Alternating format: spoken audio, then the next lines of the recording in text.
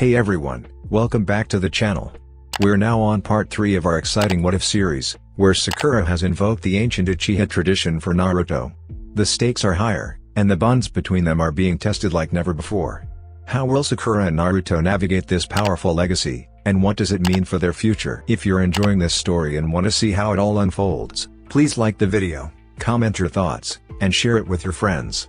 And if you haven't already, don't forget to subscribe to the channel to help us reach our goal of 1,000 subscribers as soon as possible. Your support means everything, and it keeps me motivated to create more awesome content just for you. Now, let's dive into the next chapter of this journey. It's intentionally late when Itachi invites Honoka into their home. Sakura is preoccupied with arranging bedding, offering a distracted greeting from near the back door. "Can you hold this?" Honoka asks. Before the words even leave her mouth, items pass between them. Itachi asks questions while Honoka settles in. Sakura can't catch the words, only the soft murmur of his voice. She notices the way Honoka smiles and shakes her head while taking off her shoes, the way Itachi returns the gesture, attentively responding to her. There's nothing suggestive in their interaction, nothing that hints at anything beyond polite conversation. Still, Sakura can't help but read too much into things that may mean nothing. Suddenly feeling uncomfortable, Sakura looks away. She grabs the sheets from the open downstairs closet, shaking them out, her mind wandering to unrelated thoughts. Seeing them together, she can't help but wonder when they'll tell Honoka about their plan. How much more time do I have to prepare? What else is left? Can we bring this upstairs? Itachi's voice pulls her back. She assumes he's still talking to Honoka.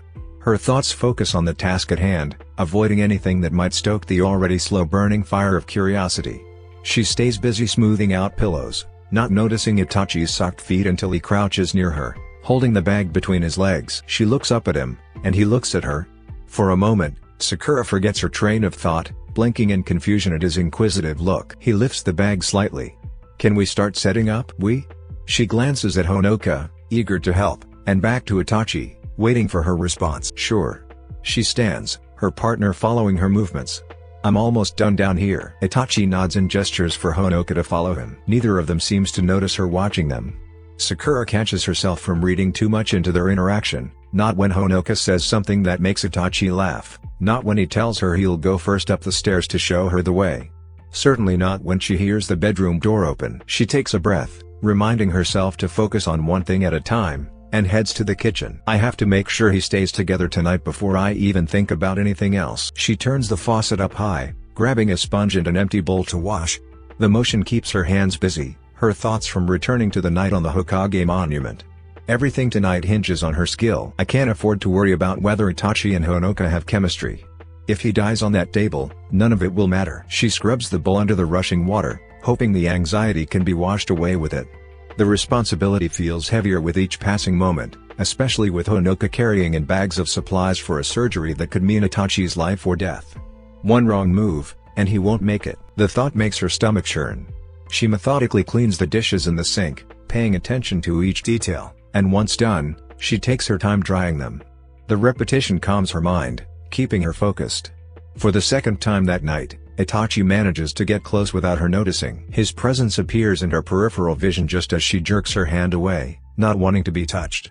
Or does she? For a fleeting moment, she wonders if he can sense her discomfort. In the kitchen, surrounded by dishes and soap suds, Itachi always seems to appear just when she needs support. He'd done it that night in the cemetery, whispering encouragement, toying with her hair. Sakura looks at him, silently hoping for reassurance, just like that night.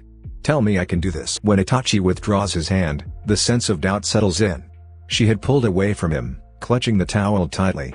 Despite her face, her body language must have betrayed her. She swallows hard, chiding herself for overthinking. Itachi watches her, an unreadable expression in his eyes, assessing her reaction, perhaps drawing the wrong conclusion. Wait. She wants to reassure him, but it's too late. He steps back, giving her more space. "I didn't mean it like that." "Let me help you," Itachi offers, holding out his hand, waiting for her to accept. The situation is spiraling out of control because she's not in control of anything. Sakura tries to relax, tries to smile, tries to show that she didn't want him to leave. "I'm fine," she reassures him, tossing the towel over her shoulder. "I just have a few more dishes, then I'll clean the counters and sweep, maybe mop." Itachi narrows his eyes slightly, making her self-conscious. She looks away, focusing on putting the bowl in the cupboard and finishing the task at hand. As she does, she feels the towel being pulled away, presumably by the person she just refused help from. She doesn't feel a thing, just the towel dragging across her shoulder. Itachi, her complaint is cut short when he turns away, taking the cups with him. "You shouldn't waste your energy on things I can do," he says. "I'm not." Sakura watches his back, frowning.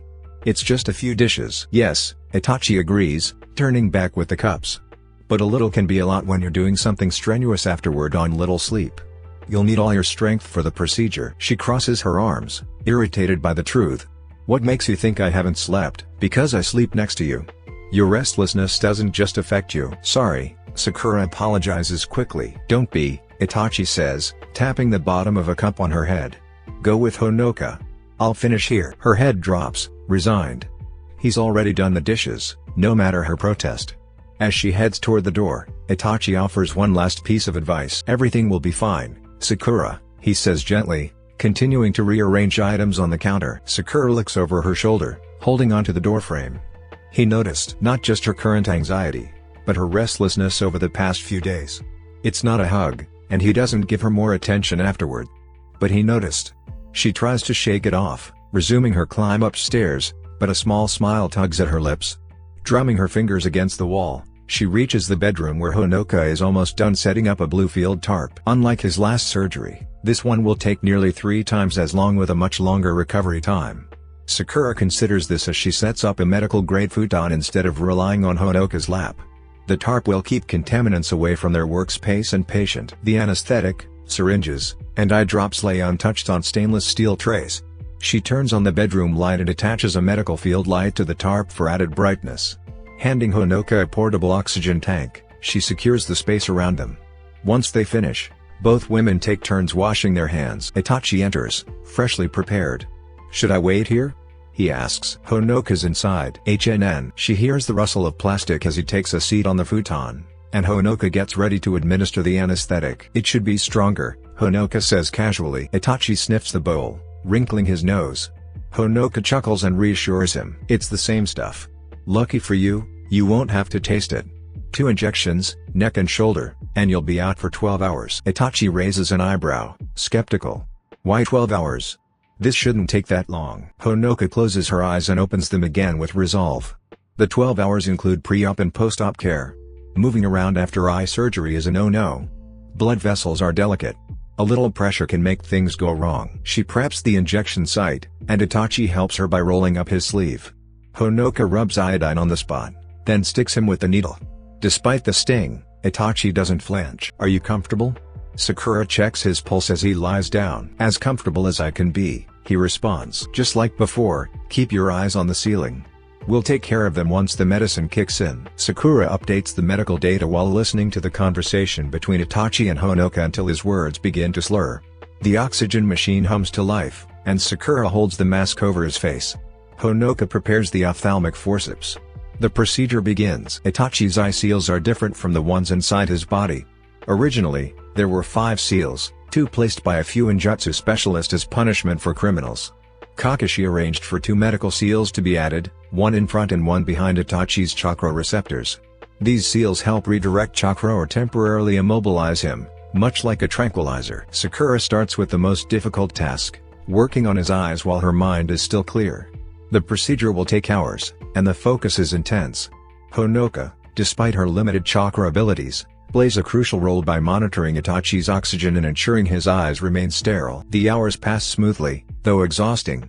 Honoka volunteers to handle the bandaging, giving Sakura a brief break. Back upstairs, the 2 women finish cleaning up, packing away supplies, and preparing for the next step. "Could you help me with one more thing before you go?"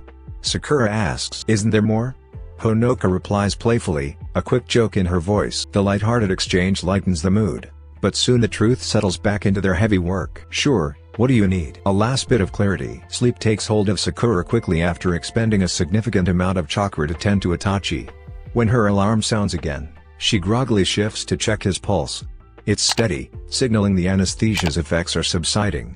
With barely open eyes, she changes Itachi's bandages, removes the oxygen mask, and applies a cold compress and cream to reduce swelling. She performs a quick body scan, ensuring everything's fine before she lays back down, no intention of waking anytime soon. Itachi, blindfolded, cannot gauge whether it is early or late when he awakens.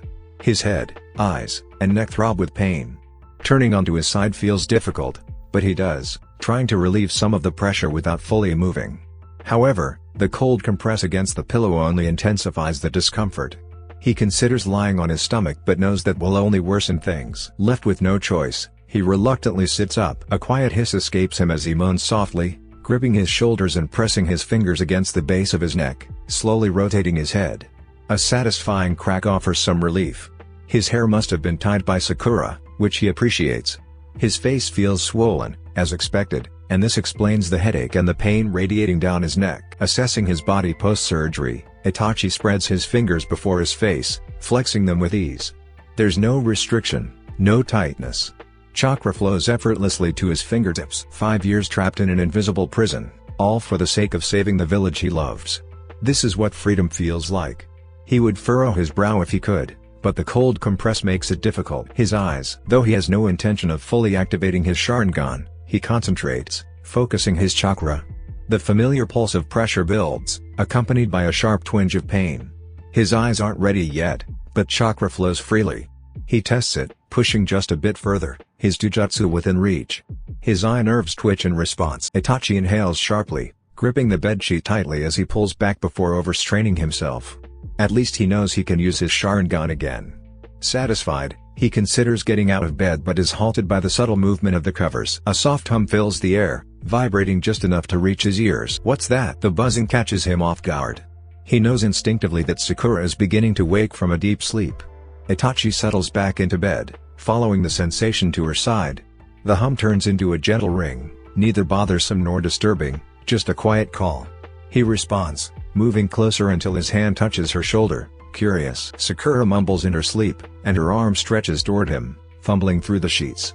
Itachi wonders if she's searching for him, so he makes himself easy to find, though he maintains a respectful distance. Her hand brushes against his hip, and she groans softly. Sakura, Itachi whispers, "Are you awake?" The sound of his voice brings her some awareness, and she shifts toward him, momentarily content to feel his presence before adjusting once more. Her hand moves to the other side of the pillow. Itachi holds still, focused on the sensation. "Itachi?" Her voice is rough from sleep. Curious fingers explore their position, leaving a trail of sensations that distract him from his thoughts. "Yes?" he responds. Her hands move upward, resting on his arms that encircle her. "Are you leaning over me?" "Oh." Itachi expects a negative reaction, but instead, Sakura squeezes his biceps, sending a rush of electricity through his arms. Her touch leaves him breathless, and his body reacts to her in a way that consumes all other thoughts. Itachi struggles to hold himself in check, aware of how difficult it is to resist the pull of their proximity. Sakura gently pats his arms. "Are you hurt?" Itachi grips the sheets, unsure how to respond. Hurt doesn't seem like the right word. He feels a heightened awareness, the sensations overwhelming in their intensity. Sakura's concern is both comforting and unsettling. Itachi wants to be fine, not for himself, but for her. "The headache," he murmurs. Sakura cups his face and gently pulls him closer. "Come here." Without hesitation, Itachi lowers himself onto his elbows, making it easier for her to reach him. Healing chakra flows from her fingers, adding another layer to his already fragile state. Itachi concentrates on breathing slowly, but each sensation heightens his delirium, making it harder to stay calm. His actions only make her more concerned. Sakura runs her fingers through his hair, making small, soothing circles that don't seem to ease his tension. This is bad. Sakura doesn't know. She seems unaffected, and he feels the urge to tell her, but he falters. "Saku," he begins, but the words falter as her hands move down his face and neck, tracing his chest. Itachi tenses, every touch a spark of sensation. His body demands more from him, and he struggles to suppress it. The impulse is natural, but dangerous. Sakura continues with her routine, oblivious to his internal turmoil. Her hands move carefully, examining his condition, but he can't help but react to every touch. Itachi braces himself, holding onto the sheets for support as an overwhelming sense of dread starts to unravel him. His stomach churns, and he gasps as his body weakens. The panic in Sakura's voice breaks through his control. "Hey! Itachi? Hey!" Her alarm is the final push. Itachi's strength fades, and he falls toward her, unable to keep himself upright. Sakura catches him, her arms wrapping around him as she struggles to lift him. He tries to move, but his muscles won't cooperate. He tries to speak, but his words come out as a garbled mumble. "No. No. No. Sakura shouts, her efforts to lift them both proving futile as she stumbles. Finally, she rolls out from under him, and he falls back onto the bed, his head spinning. His vision fades, and the last thing he hears is Sakura flipping the light switch. What's wrong? Her hands grab his face urgently. Can you talk? Are you in pain? Itachi tries to speak again, but his words slur. He bites his tongue, unable to communicate. Sakura moves swiftly, her panic growing as she examines him. The world around him narrows into dark silence, his mind slipping in and out of consciousness.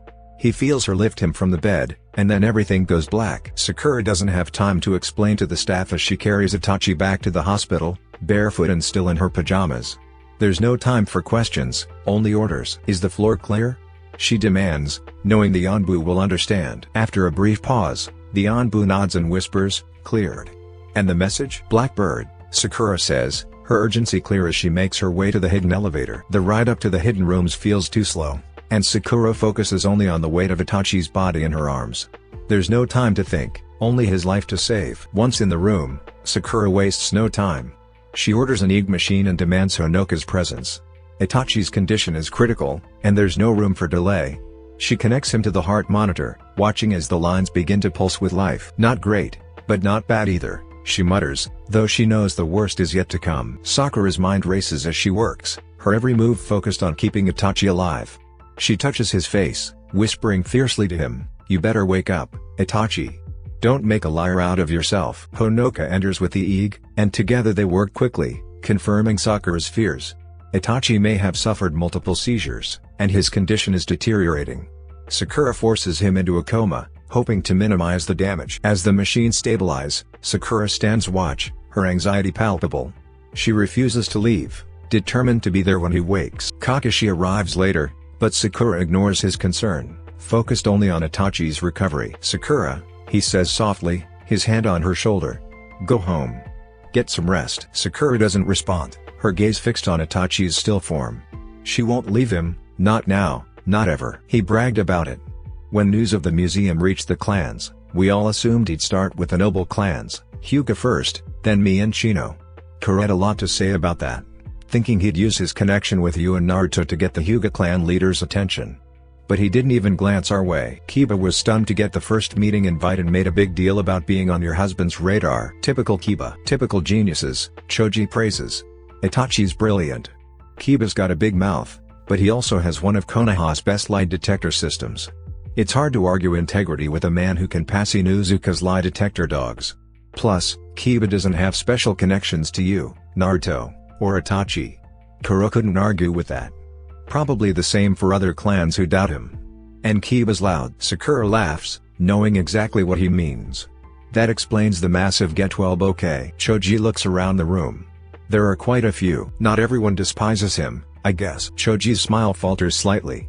You know I don't have anything against you too, right? It's just the people I trust him with. That's enough for me. But my family's well-being comes first. I know, Sakura answers somberly. Happy wife, happy life. Give her more time. I'm not holding my breath, Sakura admits. People still look at Itachi as if he's about to slaughter the village any moment. Kuro's not alone in her feelings, trust me. We can't change minds of those who haven't in 5 years. It is what it is at this point. I don't hold it against her or you. Choji nods. Sakura tries to shift the mood. How's the little one? His face brightens immediately. Sakura listens intently as he recounts everything from her birth to the words she said yesterday. Since they don't see each other much anymore, she soaks up every second of their conversation. They don't schedule another meeting, knowing it might never happen outside business. They agree to set an official clan meeting once Itachi recovers. After Choji leaves, Sakura goes home for the first time in a while, showering and cleaning before heading back to the hospital. Several brain scans come back normal, though they show evidence of previous disturbances. Any lingering inflammation is quickly dealt with. Sakura remains attentive to his care. An extra cot is set up in Itachi's room for her to sleep in, something not typically done, but the nurses make an exception. This gives her a place to rest while also keeping a close watch as Itachi is slowly taken off the sedatives. Sakura brings several books to pass the time, checking on him every so often. She cleans his face, changes out his fluids, checks his vitals, and eats. Never gone for too long. As she settles in with a hot cup of coffee and a book on poisons, she watches the heart monitor, noticing a slight change in rhythm late in the afternoon. She's by his side the moment his eyes begin to squint open. The heart rate monitor spikes, but Sakura keeps her attention on him, trying not to draw attention to it. He struggles to blink, and she smiles at his efforts. Keeping her voice soft, she leans into his field of vision. "Hello there. Look who decided to wake up. Welcome back." "HNN. You were out for a while, almost a week," Sakura informs him. "Do you know where you are?" He looks around the room briefly before meeting her gaze again. "It's you," Itachi whispers. Sakura frowns, unsure of what he means or where he's coming from. "Can you see me clearly?" "Yes." "Do you know who I am?" Itachi pauses for a long moment, closing his eyes and sighing. "This is the third time I've woken up to you at my hospital bed asking if I know who you are. A terrible habit you've formed." "The third time?" Sakura trails off, recalling their previous situations. "Yes, this makes 3 times, each a little different from the last. This time, though, it's the second time." She's thrilled to see his eyes open. Sakura laughs and offers her hand as he tries to sit up. "Wait a second," she says, leaving his side to grab more pillows for him to rest on. While she rummages through cupboards, she hears his light gasp. Sakura quickly turns around, only to find nothing wrong, actually, something quite right. "Oh yeah," she calls out. "Forgot to mention those." "What is all this?" Itachi asks, leaning forward as she adds extra fluff to his pillows. "This?" Sakura gestures to the room. "These are what people would normally call get-well presents." Apparently, news of one Uchiha Itachi being hospitalized spread across Konoha, and people wanted to show their support. She walks over to a small vase of pink camellias. "I know in Uchiha courtship speak, some of these are questionable. Like this person who clearly misses you a lot." "Fair enough. And this one," she plucks an orchid bud. "Either they're extremely optimistic or onto our plan. Best not to think too much about it." "After this guy, I gave instructions on appropriate flowers to send without giving away family secrets, or letting someone else express interest in your baby-making abilities." Sakura returns to him, sitting next to him.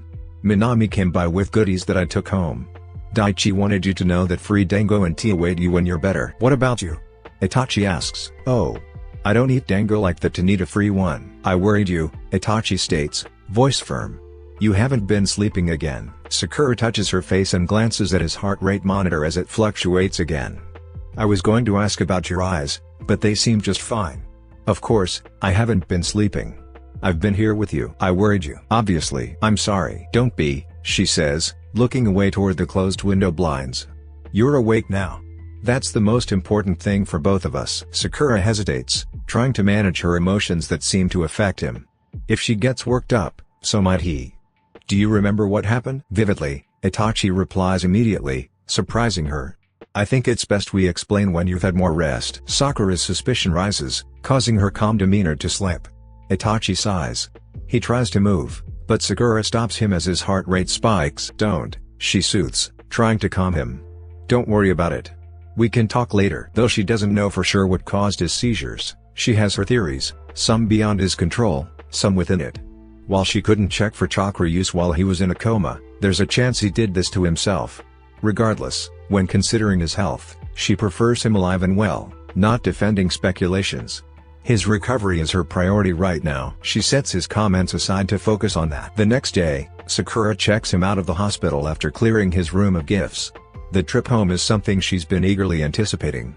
She makes it a point to keep his movements minimal, helping him clean and feed himself, despite his protests. "You don't have to do this," Itachi tries to argue, but Sakura pushes him into a wheelchair as they prepare to leave. "I most definitely do. I can walk on my own." Sakura opens the door for the cleaning crew, takes his chart, and begins wheeling him down the hall. You know, most men would be ecstatic that their wife is willingly giving up time to take care of them.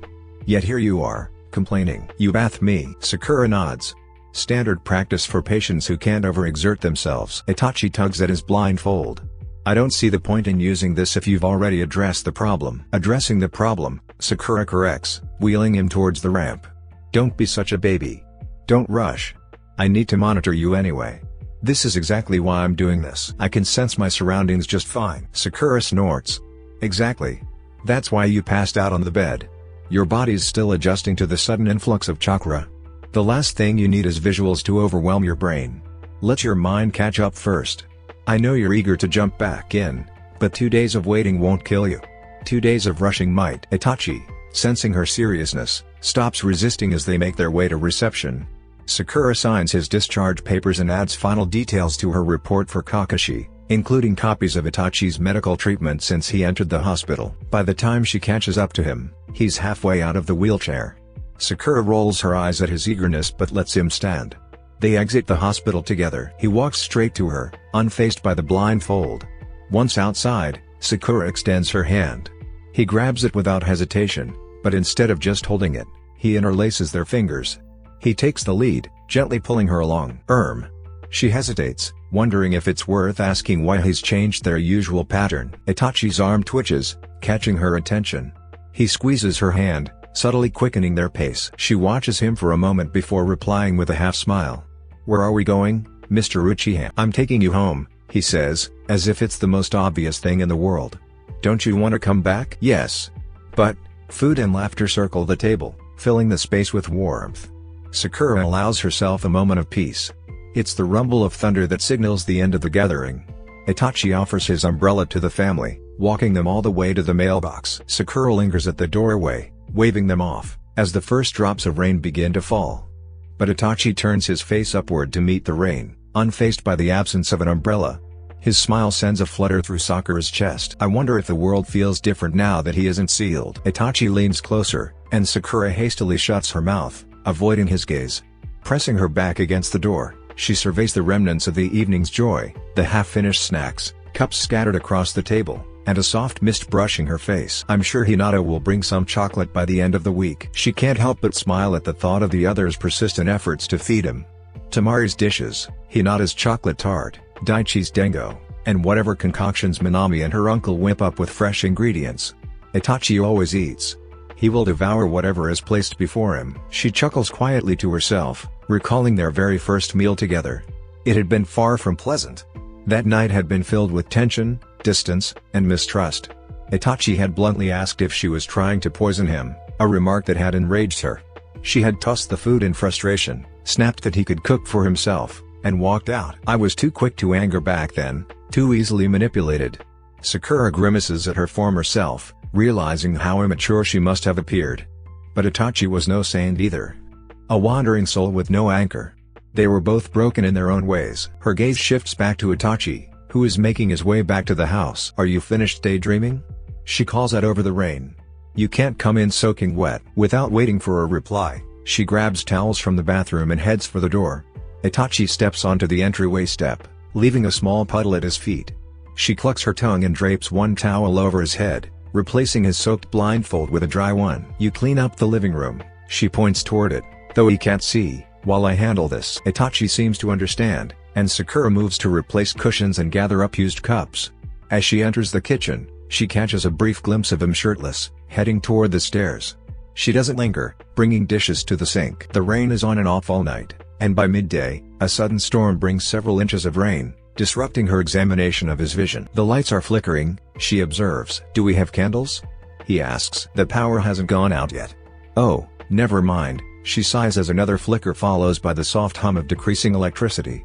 "Power's gone." Sakura resumes removing his last binding, muttering to herself.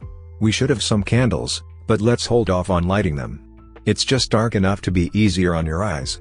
No peeking yet." She dashes to the kitchen and back, taking his hand and placing his medication in it. "I know we did the injection earlier, but take these just in case," she says.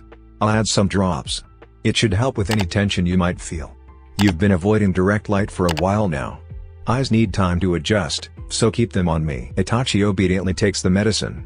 "Yes, if anything feels off, tell me," she adds. "Of course. Don't push it." "I remember." Sakura fidgets restlessly, her usual composure slipping. "Absolutely no chakra unless I..." Itachi turns to face her, knowing that focusing on her will calm her nerves. "I'll be careful. Can I open my eyes now?" Her slight tension ebbs as she huffs, though still slightly closed off. Her concern is genuine, even if unnecessary in his view. He feels fine, and he's sure that seeing the world won't change that. But he waits for her to give him permission. When she does, he opens his eyes. After days without sight, the world is sharply detailed.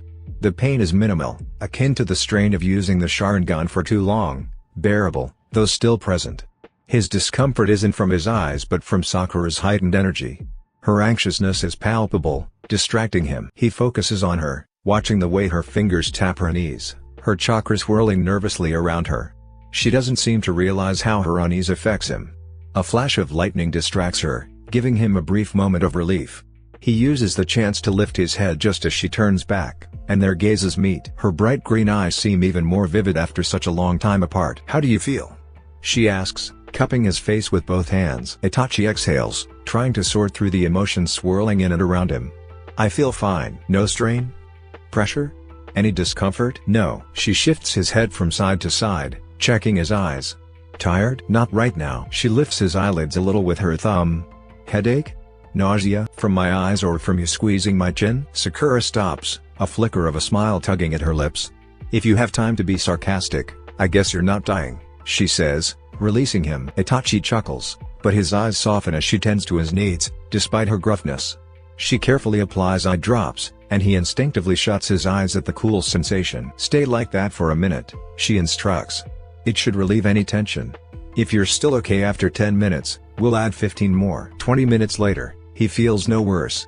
The rain continues to pound outside. They spend the evening cleaning the house, checking on his eyes periodically. After the electricity returns, they prepare dinner, and the blindfold goes back on. The next day follows a similar routine. When the rain lightens, they venture outside, and Itachi requests to visit the Uchiha compound.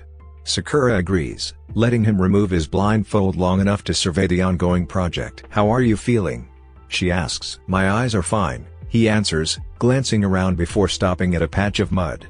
But this is not. They continue their inspection, discussing the progress and plans for the compound. Sakura, however, is distracted, her thoughts clouded with uncertainty. "I feel like we're running out of time," she admits, her voice barely audible. "In what way?" Itachi asks quietly. She pulls away slightly, her shoulders tense. "We have 9 months left to get Honoka to marry you. You're leaving in 2 weeks for who knows how long. We still have so much to do." She cuts herself off, walking away to clear the distance between them. Itachi stands there, uncertain, feeling her internal turmoil. He knows she's pushing him away, but he doesn't know how to comfort her. Eventually, she forces a smile. "When are we going to start working on your childhood home?" Itachi nods, agreeing to her diversion. "As soon as you allow." "I think we can start at the end of this week," she says, trying to focus on the task at hand. "It'll be good to ease you back into work." Is that all you wanted to see here?" she asks, moving toward the gate. Itachi follows, his gaze soft. "I've seen what I needed to." "Okay, well," Sakura starts walking. "Lunch? We still have so much from Minami and Oji-san. We could make something." The question isn't truly for him. Sakura is already moving away. Itachi follows her back to their home, where they settle in to prepare a simple vegetable curry, a dish that Itachi can help with, even without sight. Itachi's thoughts aligned with hers. He nodded silently. Sakura laughed softly, turning away, resting her chin in her hands, her green eyes fixed on the flowers. Itachi observed the subtle changes in her expression, the way her face softened as she picked each flower, arranging them without any clear order. Her thoughts were visible on her face and in the way her aura shifted, settling into a calm and serene rhythm. Itachi felt the delicate tug of peace in the air as she quietly snorted, rearranging the flowers before letting out a long sigh. Whatever thoughts crossed her mind seemed to bring her a deep sense of contentment. He looked away, unsure of how to intrude on the moment. Women, it seemed, often cherish this stage of courtship. Sakura was no exception, enjoying the attention and promises. Being the focus of someone's efforts, seeing those promises fulfilled over time, was a powerful thing. "Well," Sakura said lightly, "I wouldn't be mad. There are other things I want too, but I'd still appreciate these." It's the suitor's way of showing his intentions, and the woman's way of revealing her desires, Itachi explained. "Do you remember how courtship begins?" "Daffodils." "One daffodil," Sakura corrected herself. He nodded, confirming her answer. "Daffodils signify preference, but courtship bouquets are where the real exchange begins," Itachi continued. "They represent the suitor's offerings and are given with the go-between, the intended, and the woman's family present. She has the option to accept, reject, amend, or postpone the courtship." "Got it," Sakura replied, "accept, reject, amend, postpone." "It's essential to be clear before courtship starts," Itachi added, "otherwise, any unmet expectations will be ignored." "And if the man can't fulfill the woman's requests?" Sakura asked. "It's simple," Itachi explained. "The woman can postpone until he's able or reject if the request can't be changed." "Sounds about right," Sakura tapped the table. "I think your mom said something about that too. If a man can't keep his vow, he shouldn't present it." And the woman can't complain if she doesn't get exactly what she wants. She has a chance to amend it. "And what about you, Sakura?" Itachi asked. "Me?" she replied, looking at him curiously. I don't understand," she admitted. Itachi shifted in his seat, reaching across her arm to slide the bundle of flowers closer to her. "Bouquets are personal for both the man giving and the woman receiving. I'd rather do this properly. I can't give you everything at once." Sakura's eyes widened. "Is this really for me?" He nodded, gesturing to the flowers in his hand. "If you want it to be." "These are your vows." "For me?" she asked, her voice tinged with surprise. Itachi took a moment before replying. "Technically, these are your vows, chosen by you. I am simply offering them. You've amended my bouquet without seeing the original, creating what you desire." She glanced at the flowers, then at him. "So, you plan on proving these vows to me?" "I will try," Itachi nodded, "unless you have more objections or amendments. You need to give me an answer before I can continue. There's no go-between, but I trust you believe in my ability to do this. Do you accept?" "Can I ask a question first?" Sakura countered. "Of course." "Would you have these in your courtship bouquet?" she asked, holding up a few flowers. "Yes," Itachi answered without hesitation. "Along with a few others." She laughed softly, though it didn't reach her eyes. There was a shift in her chakra, and Itachi leaned in slightly, sensing the change. "I guess I know you better than I thought," Sakura murmured. "Perhaps," Itachi replied, watching her intently. Her mood had shifted from pleasant to reserved, and he could sense it. "What am I supposed to do if I accept your courtship bouquet?" she asked, avoiding his gaze. "It's not hypothetical," Itachi corrected her, "we're living it out. What would you want to happen next?" She hesitated. "What should the intended do?" "Be honest," Itachi replied, his voice firm. "If you're displeased, speak up. As the suitor, I don't decide the order of vows. You set the lead. These are your vows now. What would you like me to prove first?" A shift occurred in her mood, something that intrigued him. Sakura tucked her hair behind her ear, pushing the ferns aside, then slowly moved the sweet peas as well. She sat up straighter, leaving one lone white chrysanthemum in the center. Itachi grinned softly. He had a feeling she would pick that one first. Home, food, and truth, values that mattered most to her. Turning away, Itachi gazed at the wall before speaking. "Ask me anything. Tell me where you want my opinion." "Okay," Sakura replied, though Itachi felt no pull of her chakra as she toyed with the flower. She was physically close, but her aura had tightened, coiled in uncertainty, distant. It was as if her presence was there, but she was holding back. "Anything?" he asked again, waiting. "Anything," he repeated firmly. "Why did you choose Honoka?" Sakura whispered, her voice barely audible. At the question, Itachi's focus shifted, sensing the weight of it. His partner's aura was clouded with curiosity, yet distant, as if something deeper was at play. He resisted the urge to overthink, then slowly answered, "There were several reasons: time, convenience, connection. I chose Honoka because I know her." "That's your only reason?" she asked, her voice sharp with edge. "No," Itachi replied. "I considered others too. Daichi, for example. But in the end, it was about what we needed, and Honoka has many of those qualities." Sakura played with the flower, clearly processing his words. After a pause, she asked, "So, Honoka has the qualities of the ideal woman you would marry?" Itachi took a moment to reflect. His thoughts shifted, as he considered the layers of his feelings, things Sakura would never know to ask. Finally, he exhaled, his tone soft but honest. "Honoka reminds me of the person I had every intention of marrying." Sakura's eyes widened, her chakra dancing in a mix of surprise and confusion. Her voice trembled. "Excuse me? You were planning marriage? When?" "It wasn't official," Itachi replied, his voice low. "But I had every intention of courting her once I came of age." Sakura threw her hands up. "Who was she? Where is she?" Itachi paused, memories flooding his mind. He rubbed his thumb against his fingers, reflecting on how to answer her questions. The memories were bittersweet. His mouth opened before he could stop it. "Uchiha Izumi." "An Uchiha?" Sakura asked, disbelief evident in her voice. Itachi couldn't help but smile at her reaction.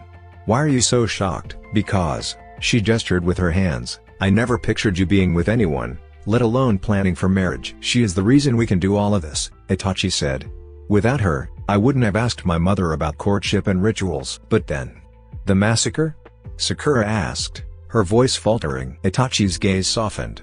"Her death was peaceful." Sakura leaned in, her curiosity piqued. "How so?" "By genjutsu," Itachi explained quietly. "In the last moments of her life, we lived all the years we could have had." In her mind, She died of old age, surrounded by her husband and children. In reality, it was just us, in the street. Do you miss her? Sakura asked, her voice gentle. Yes, Itachi replied, his voice tinged with sorrow. If you asked her, she'd say I'm too sentimental. Sakura's expression softened. Is she the other ghost? Yes, Itachi said, both Izumi and Shisui visit me often. Would you like to know more about her? Sakura nodded slowly, and Itachi began telling her about Izumi, about their shared memories of Dengo, secret conversations, and dreams of a life together. He spoke of a love that could have been, a love that never came to be. By the time he finished, Sakura's tears were evident. Itachi gently wiped them away and pulled her into a hug. She'd be flattered to know you cried for her, he whispered, holding her close. Sakura sniffled. Could you tell her I'm sorry? It won't be accepted, Itachi replied softly. Why not? Because, Itachi said quietly, Izumi lived and died as an Uchiha. Her clan was her pride, and dying for it was an honor. Your apology would diminish everything she stood for. Sakura shifted in his arms. You Uchiha and your pride. It's dangerous, Itachi agreed, his voice barely a whisper. Sakura was quiet for a moment, but Itachi could feel her thoughts on him, her warmth and concern drawing him closer. I'm sorry you had to go through that, Sakura said softly. I know what it's like to lose the love of your life. It hurts. It does, Itachi replied quietly. Sakura pulled away, meeting his eyes. Can I see her grave one day? It's not a place for you to visit, Sakura, Itachi said, his eyes soft. But if you still wish to, I'll take you there. Sakura nodded, then let out a long breath. Thank you. Itachi, his voice warm with sincerity, whispered, you're welcome. What about Honoka? That kind of happiness comes with time. Sakura knows what she wants to ask next, somehow it seems wrong to do so. She looks down instead, crumpling the tissue between her fingers. Maybe she makes a face or stays silent a little too long, which causes Itachi to pull back. He lifts her head by the chin. Quite carefully she notices, then watches her closely. She has a sneaking suspicion he is being so gentle with her because she has been crying. She only cries because of him. The fact that Itachi wants to comfort her seems a little bit unfair. Sakura shrugs helplessly. She is not sure of what he means but is too confused to know where to start. I'm a little lost, she finally says. Itachi does not change his expression at all.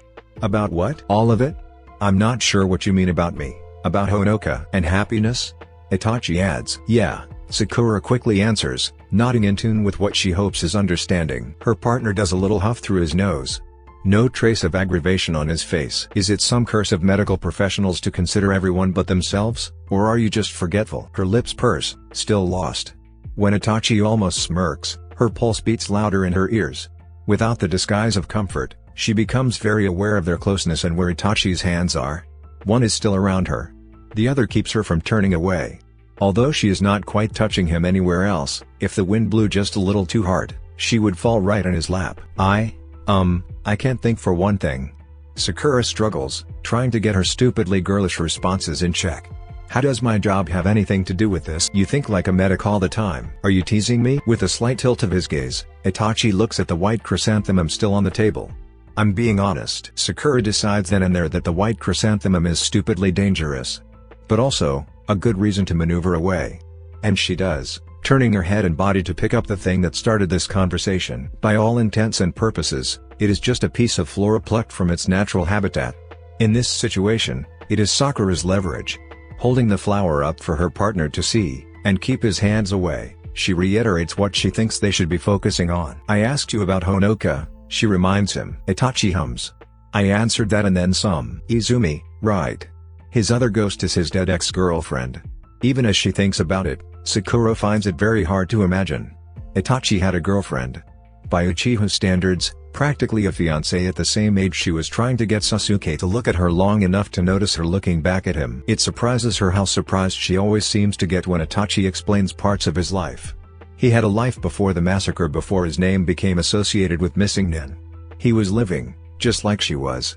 Doing the things shinobi his age would do, like falling in love for the first time. Being happy.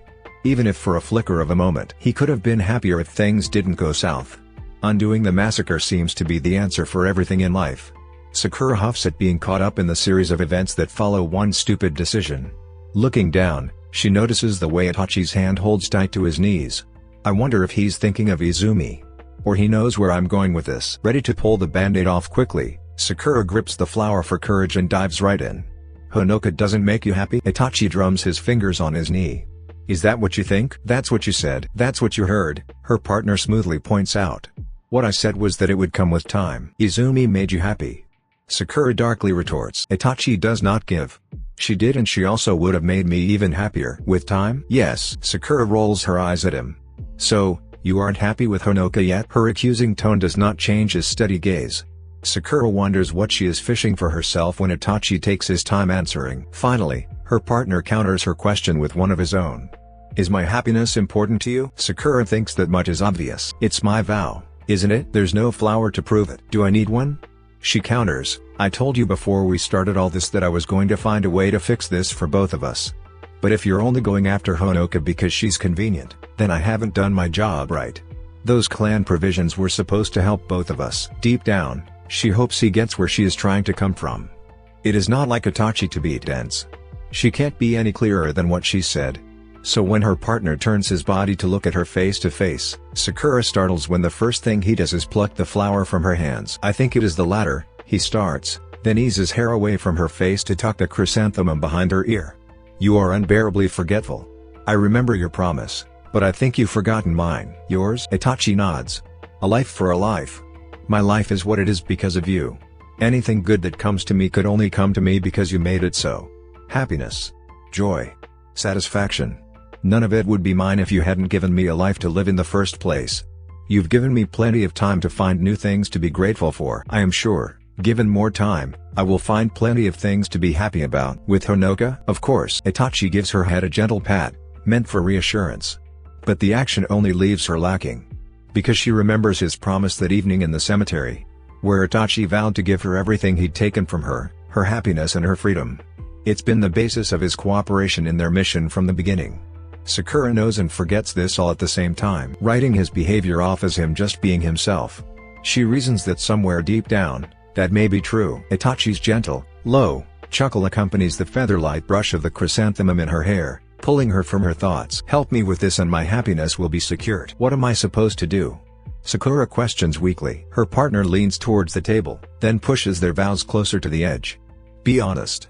If you are displeased, say so. Right. I've been truthful, Itachi continues by picking up the fern leaf. If you have more questions, ask. If you need something, tell me. In the meantime, I will work on these. Sakura is not sure how he plans to give her what the fern represents. They already have a home. She finds herself watching her partner closer. At first, the only thing Itachi does is find a vase for her flowers, asking where she wants it to be displayed in the house. The living room table? With no complaint or suggestion, Itachi clips the stems at water and arranges the flowers in the vase just as they were in the bouquet. Then places them where she says. Does it count as providing a home and shelter for her?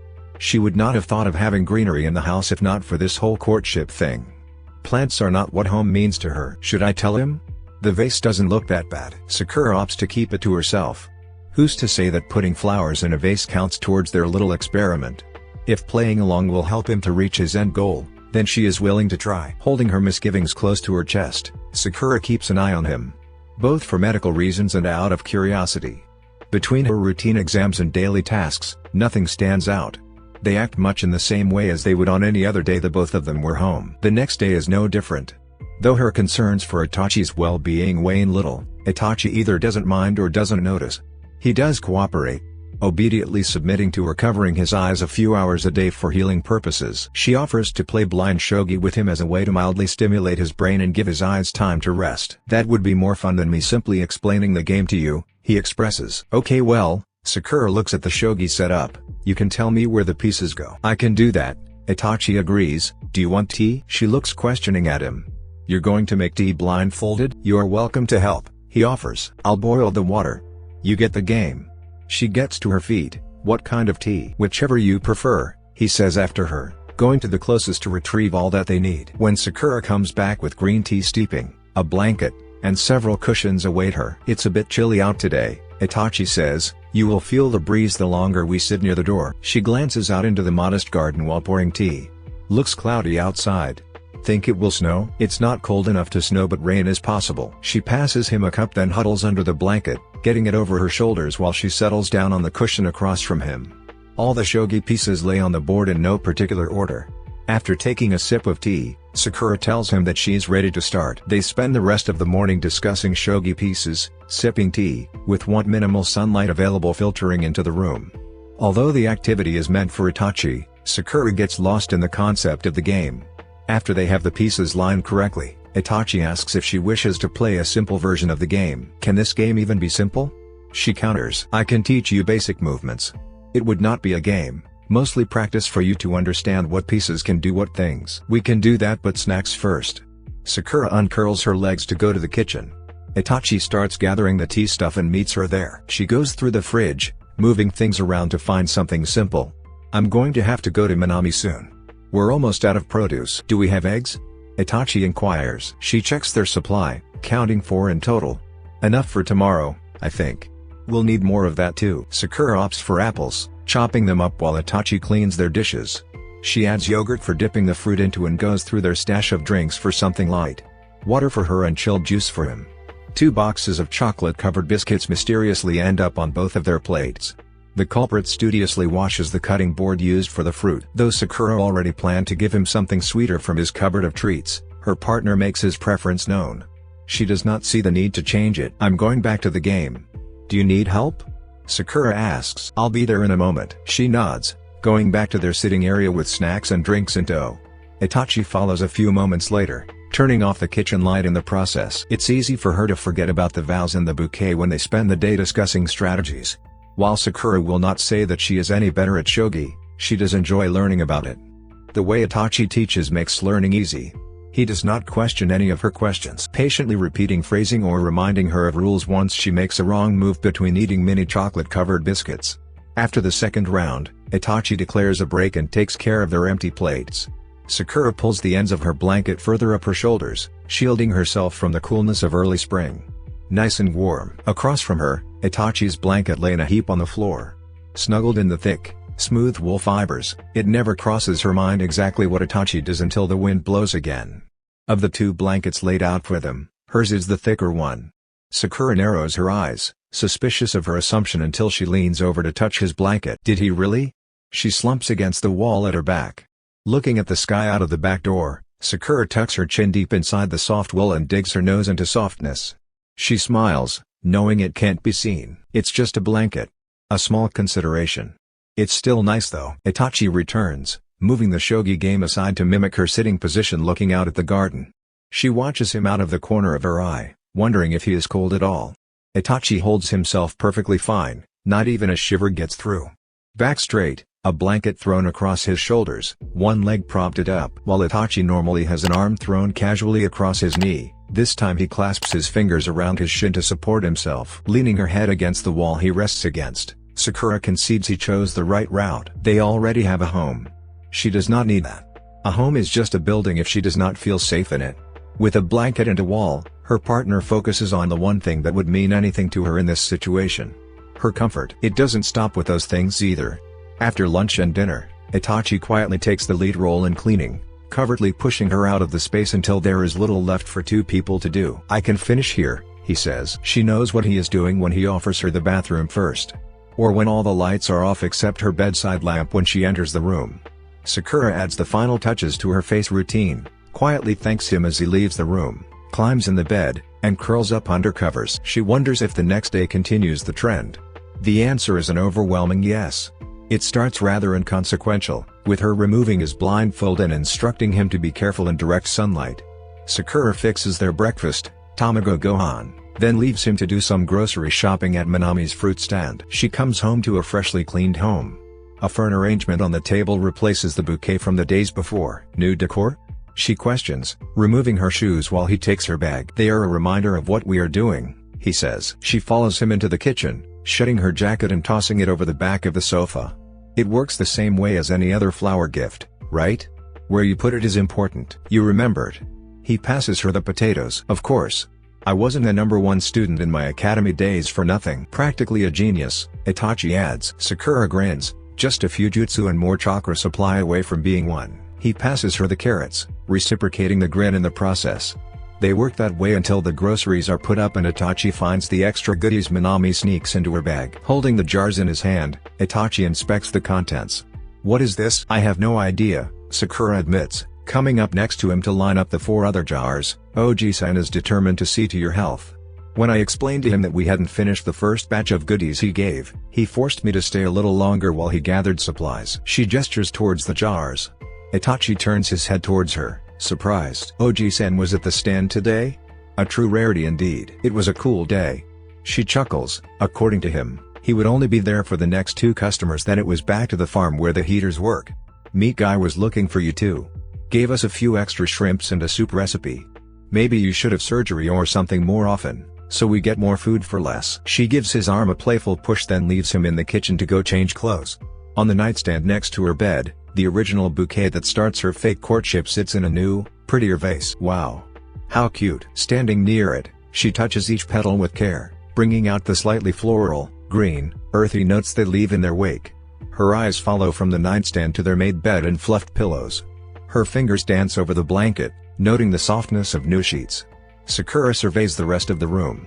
Everything is in perfect order, the way she likes it to be. Although their room is rarely messy, to begin with, it stands out more in light of everything. The faint hint of a cleaning solution means he may have dusted and polished the furniture. Cleaned the mirror of her vanity set. The open window lets in the fresh air and soft sunlight. The lights are off, another thing that she tries to keep up with. There's no point in keeping lights on in rooms you are not in. She prefers natural lighting anyway. He remembered that too. She huffs pleasantly, leaving the matter where it is. At this moment, it is his job to know what things please her. So far, he has not missed keeping her home homey. She changes clothes, carrying her dirty ones to the laundry basket before joining Itachi downstairs. The ingredients for their lunch lay on the counter. Settling down at the kitchen table, Sakura curls her fingers under her chin, resting her elbows on the tabletop. The sizzle of tempura batter hitting hot oil fills the silence in the room. In the yellow glow of the early afternoon, she watches her partner keep his vow of feeding her. The familiar scene of him making their food sets the atmosphere at ease. It puts her at ease. When Itachi asks if she wants fried sweet potatoes, Sakura agrees with a lazy yawn. Folding her arms on the table, she lays her head down. Concerns forgotten. Whoa. Kai gets to his feet and takes a precarious step towards the battlefield. Sakura instinctually grabs the back of the shirt. A swift but gentle tug gets the boy to look away from the scene and back to her. She smiles kindly, a silent reminder to stay back. Oh, right. Kai scrambles back but does not sit, choosing instead to stand next to her and watch the scene unfold. They're so fast, he exclaims. You think so? Sakura questions, looking on at the fight between Itachi and Naruto. Who do you think is faster? The young boy concentrates on movements. Sakura does as well, mapping the fight in her mind and on paper. It's a clear day, the residuals of spring rain evident in the slightly damp grass and muddy terrain. None of which seems to bother her guests.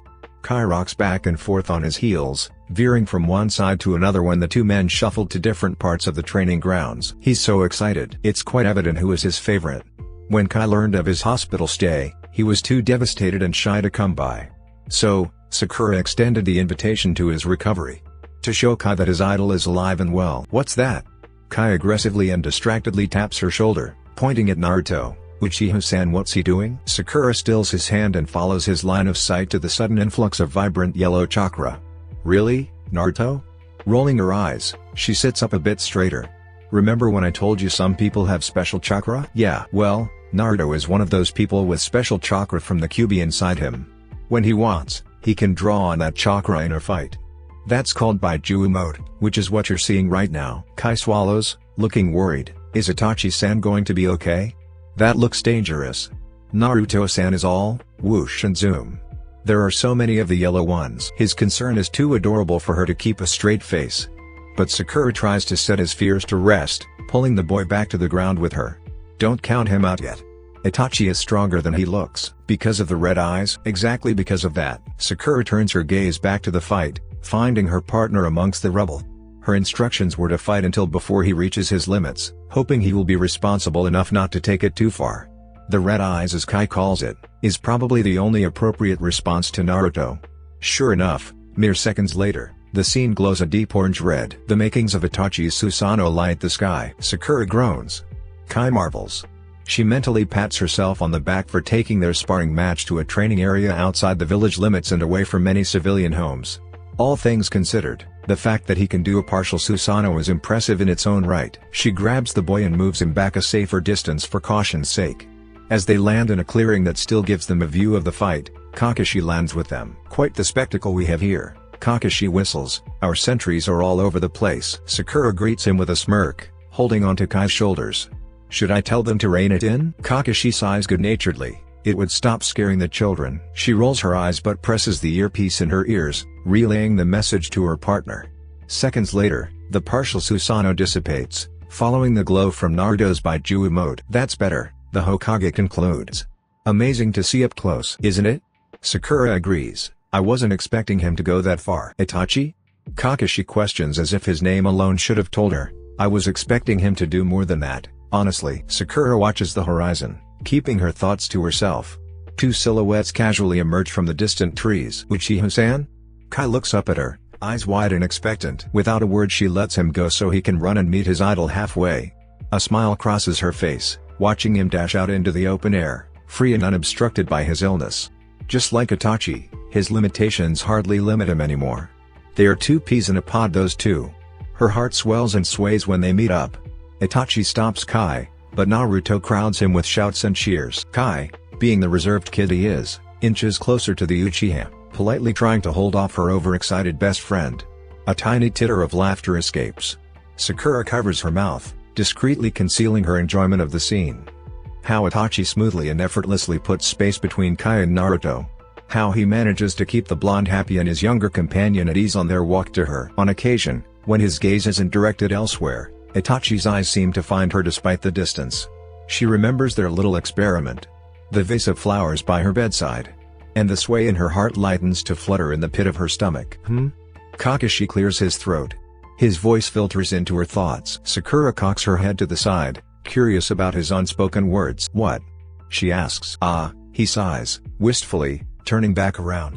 "Just observing." She follows his line of vision back to the three males headed their way. Not seeing what has him so upbeat all of a sudden. "Observing what?" "This and that." The Hokage answers elusively, smiling for real. "Just keep doing what you're doing, Sakura." Sakura tries to piece together where he is coming from. Drawing a blank, she looks to him again, hoping his body language will give her some hints as to why he's grinning at the sky. "Kakashi?" she calls, and he waves her words away. "Don't overthink, remember." "I wasn't." "We're still meeting after this." The abrupt change in the subject makes her brows furrow. "Of course." Kakashi smiles a slow, easy smile. Good. Good." Slightly uneasy now, Sakura turns fully to him, prepared to grill him on his odd reactions. The Hokage doesn't seem too concerned about the coming verbal assault. Eyes slide her way, flicker off into the distance, and then back again. Her cheeks puff, words at the ready when he cuts in with the simplest and quietest phrase of the day. "Itachi's coming." It is just enough to pull her attention towards the field. Just to see. Itachi is coming. They all were walking back that way.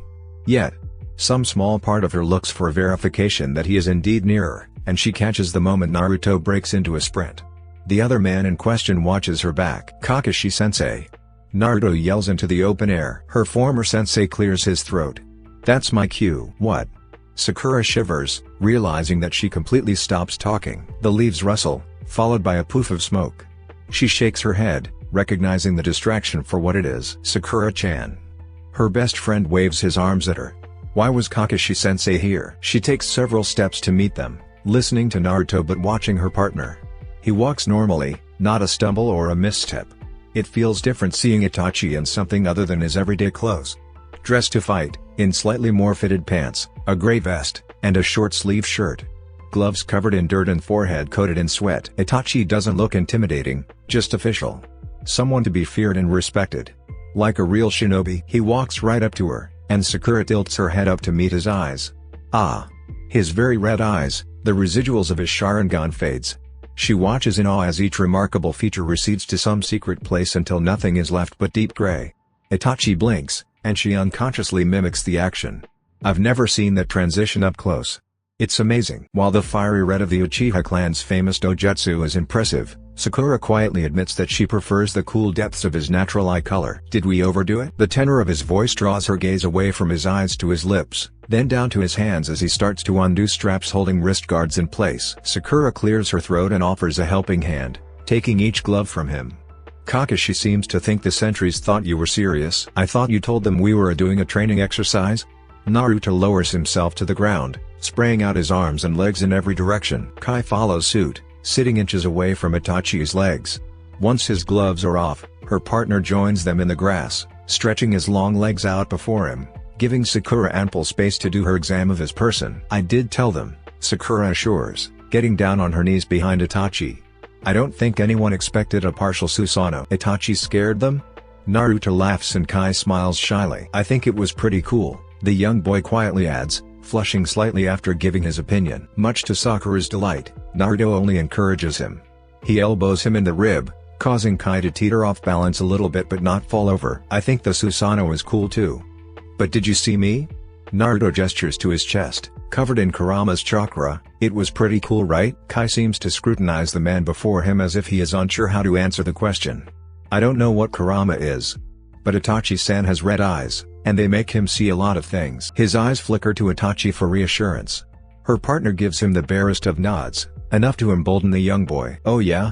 Naruto challenges. "Yeah," Kai says with a bit more authority now that Itachi seems to be on his side. Sakura snorts when their modest conversation turns into a friendly debate. She moves Itachi's hair out of them to get better access to his back. In the process, gives his ear a mischievous little tug. "Look what you started," she quietly teases, green chakra warming the tips of her fingers. She presses them against Itachi's shoulders, and he seemingly relaxes. She can't tell if he huffs or sighs. When he speaks his voice is just as low as hers. "His mind was made up before I did anything." Sakura shakes her head knowingly. "He's only speaking so much because you're encouraging him. Kai's a shy kid, and you know how Naruto is." "I do." Itachi tilts his head back. Those gray eyes once again come into her view. "That's what you wanted, isn't it?" Instinctually she grabs his shoulders to keep him from falling backward. Watching him from her slightly higher kneeling position, Sakura stops working and listens to the other two near them. "You mean with Kai?" She isn't sure if she needs clarification or reassurance that they are on the same page. Her once only recently became a concern for both of them. There is little correlation between their courtship practice and her medical profession. And yet, at this moment, Sakura is not sure. The word want conjures images of flowers. Flowers remind her of make-believe vows with real-life consequences. Itachi inhales deeply, turns around, then exhales. Yes. The answer both fits and does not. Something about his tone makes Sakura feel as if she missed something somewhere. Just as quickly as it is there, it is gone. The rest of the world comes into focus when Itachi's full attention is not on her. Seconds tick by, discrediting the sensation with every passage of time until Sakura is convinced that she imagined it. A spring breeze shifts the grass around them, adding a soft rustle to the commotion in the field. Itachi's hair gets caught in the movement, blowing back and brushing over her wrist. She smacks her teeth more out of habit than annoyance and scoots a bit closer. She takes the mischievous little ponytail, which is a handful of thick black hair, and twists it into a cute little knot at the back of his head. Despite the mixture of dirt and grass speckles clinging to the sweat on his skin, his hair still smells like shampoo. It is soft to touch. She has to try 3 more times to keep the knot from unraveling. It's like playing with literal silk. Itachi doesn't protest when she twists and pulls his hair into submission. Sakura takes advantage of her nearness to his face and chooses to inspect his eyes. Her hands move from the back of his head to his temple and pull. He leans in, giving her full access to the side of his face. With a perfect view over his shoulder, she catches the moment his fingers twitch. Should Itachi try to do what he did earlier, his head would rest neatly against her collarbone. She presses her fingers along the sides of his eyes. A quiet but shaky inhale grabs her attention. "How does it feel?" She deepens the pressure just a little, trying to get a better read of his optic nerves. This time he shivers. Sakura chalks it up to the breeze, waiting for him to give her an answer. And it only appears after she pauses. A barely audible "fine," and Sakura resumes, willingly overlooking his somewhat distant behavior to keep going with her assessment. "Everything looks good so far. Normal strain, nothing out of the ordinary." Nimble fingers ease further up into his hairline, brushing back bangs in the process. Itachi looks down. She catches a glimmer of sweat on his eyelashes, thick, straight, and not easy to see through from her vantage. She cannot tell where his eyes look, only that they aren't moving around. No joggling of the eyeballs when he blinks, which leads her to conclude he's staring intently at whatever caught his attention. Perhaps because, on some unconscious level, Sakura ignores any unorthodox behavior on her partner's part. That the stillness of his gaze means nothing until she realizes that it radiates through his whole body, save the occasional twitch of his pointer finger and thumb. He breathes in slow, measured increments. Sakura could have attributed it to him catching his breath. But they have been sitting for minutes now. When her hands return to his back, The stiffness in his muscles becomes even more evident. Concern now creeping up in her thoughts, Sakura doubles down on her efforts. "If something hurts, let me know," she instructs. He only nods, still tense as hell. Sakura rolls her eyes at him. Men. Regardless of who the patient is, the males always seem the least cooperative. Her chakra can only scan so far, but patients know their bodies more than any medical tool she has in her arsenal. Asking what feels out of the norm is one of the best indicators that something is off. But Itachi does not say much of anything. She presses her fingers into his traps and gets the tiniest little gasp. Half tempted to dig into his back if that will get him to loosen up, she tries to work around whatever he is doing. Feeling, probing, scanning for damage, the most she comes up against is stiffness. She keeps at her work until his twitching turns into tiny fidgeting that distracts her enough to pull back. Frustrated, she leans over his shoulder to get a better look at his face. "Are you okay?" "Yes." It's barely an audible murmur that has her narrowing her eyes suspiciously at him. Sakura growls deep in her throat, right in his ear, so he knows she's not buying it. "Oh yeah? Then why did you flinch?" "It's nothing." "It's something," Sakura accuses, and to prove her point, digs both thumbs into his lat muscles. Itachi gasps and instantly arches his back away from her touch. "Something," she stresses.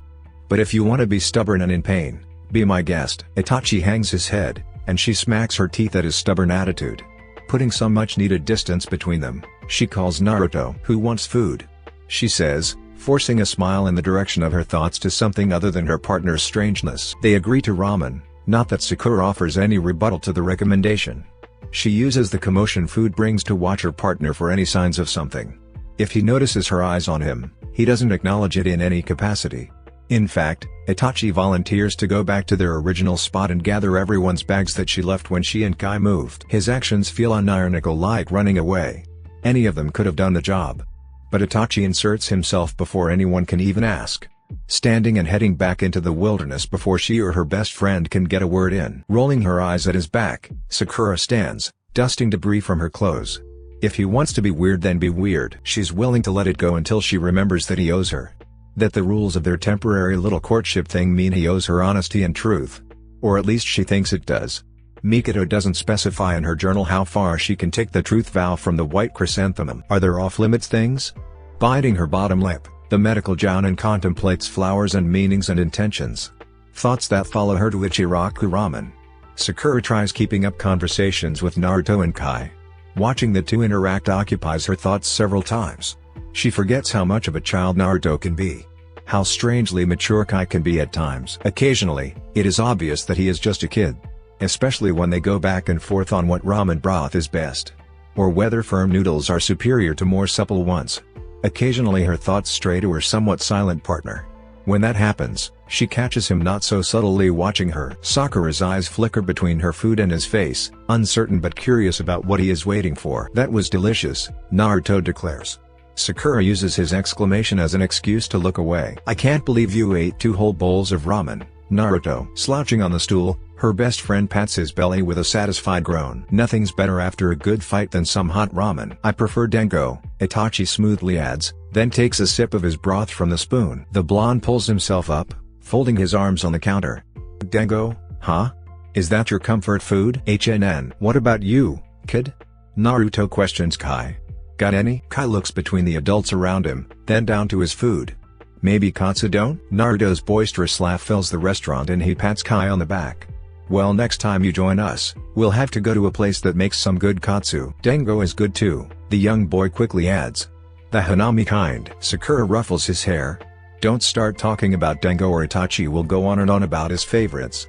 Which is all dango if I'm being honest, but then he'd just go on about dango forever." "I suddenly have a taste of Mitarashi," Itachi mutters to him. "Are you serious?" Sakura challenges. "We can all get some."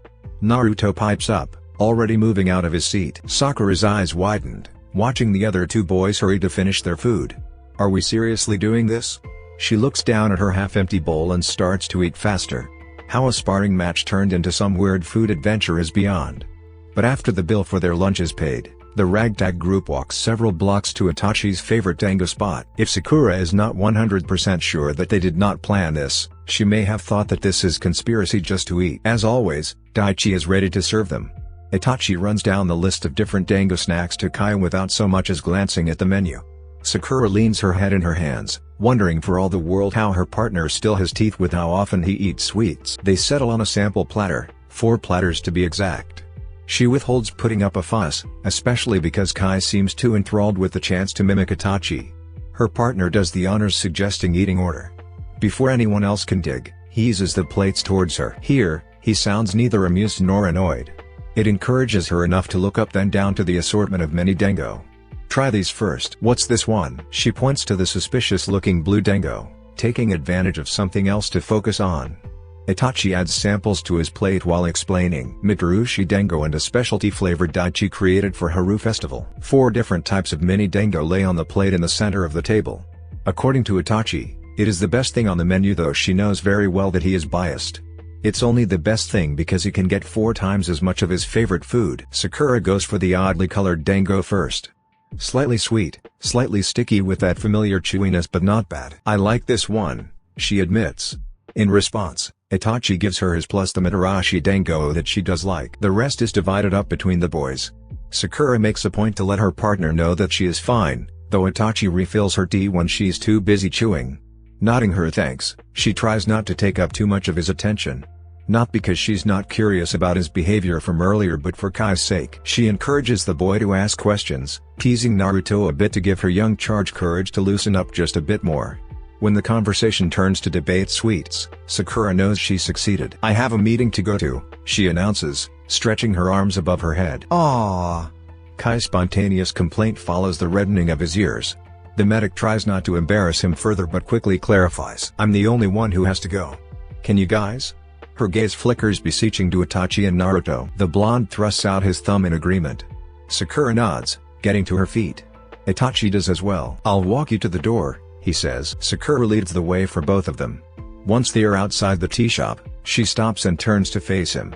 I shouldn't be too long. You're going to meet with Kakashi, Itachi says in no accusing tone. Sakura licks her lips reflectively, setting aside a nervous jitter in the process. Yeah. Normal stuff. Are you going to walk Kai back? I told his mom we should be done by afternoon and to meet at the hospital. Not at his house? She chuckles lightly, looking at the tea shop's flap covering. I don't think she wants me to know where they live. She trusts me enough to keep her son alive, but she's leery of shinobi as a whole. Chancing a glance at him, Sakura eases into the thing she really wants to address. Once I'm done, I'll go straight to the compound. Itachi raises a brow. Did you bring your stuff? No. I left it by the door this morning. Could you get it for me? Another nod and nothing more. Sakura sighs internally. He'll never say if I don't say something first. Regardless of what their truth vow can and cannot do, it shouldn't be too hard for her to just ask.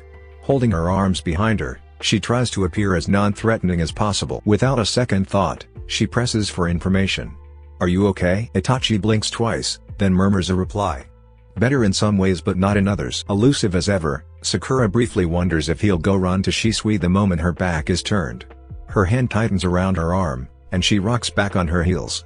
Though Itachi does not explicitly say it, all she hears is Sasuke's voice berating her for prying when he isn't willing to share. Itachi never outright called her annoying, but that does not mean he does not feel that way. Sakura looks down, uncertain but determined. It's my job to ask. Just give me a little and I'll let it go. Was it the training? No, Itachi's answer comes quick and curt, sending goosebumps across her skin. He sighs. We can't talk about this here. Sakura chances a glance at him, noting the pensive press of his eyebrows. Oh no. Okay, Sakura takes a cautious step forward. We can talk at home. We don't have to go to your family house. Her words cut short when Itachi's shoulders sag in obvious disappointment at her suggestion. We will go there and talk after. Itachi declares. You'll be late for your meeting if you continue standing here. He pulls her into the briefest hug for show and, without a second glance, turns around and goes back into the tea shop. Twice today she gets the feeling that her partner is running from her.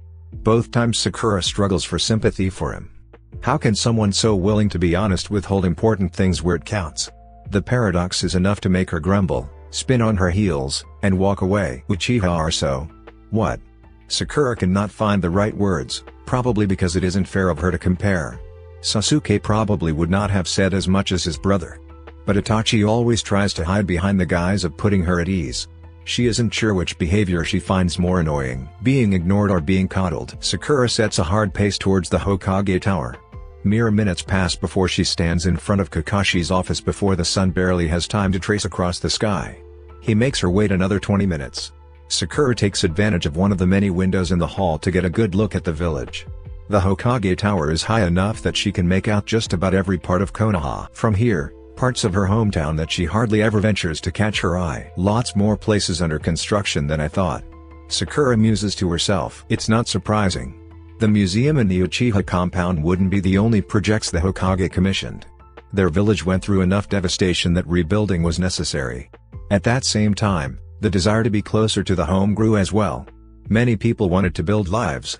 And this meant an expanding Konoha, something she's sure her former sensei anticipates in the near future. I can just barely see the compound from here. She wonders if Itachi and the others left the tea shop. With a sullen grunt, Sakura hunches her shoulders. Just when I think I know him, I run up against another wall. It is not as if she wants to know him just because.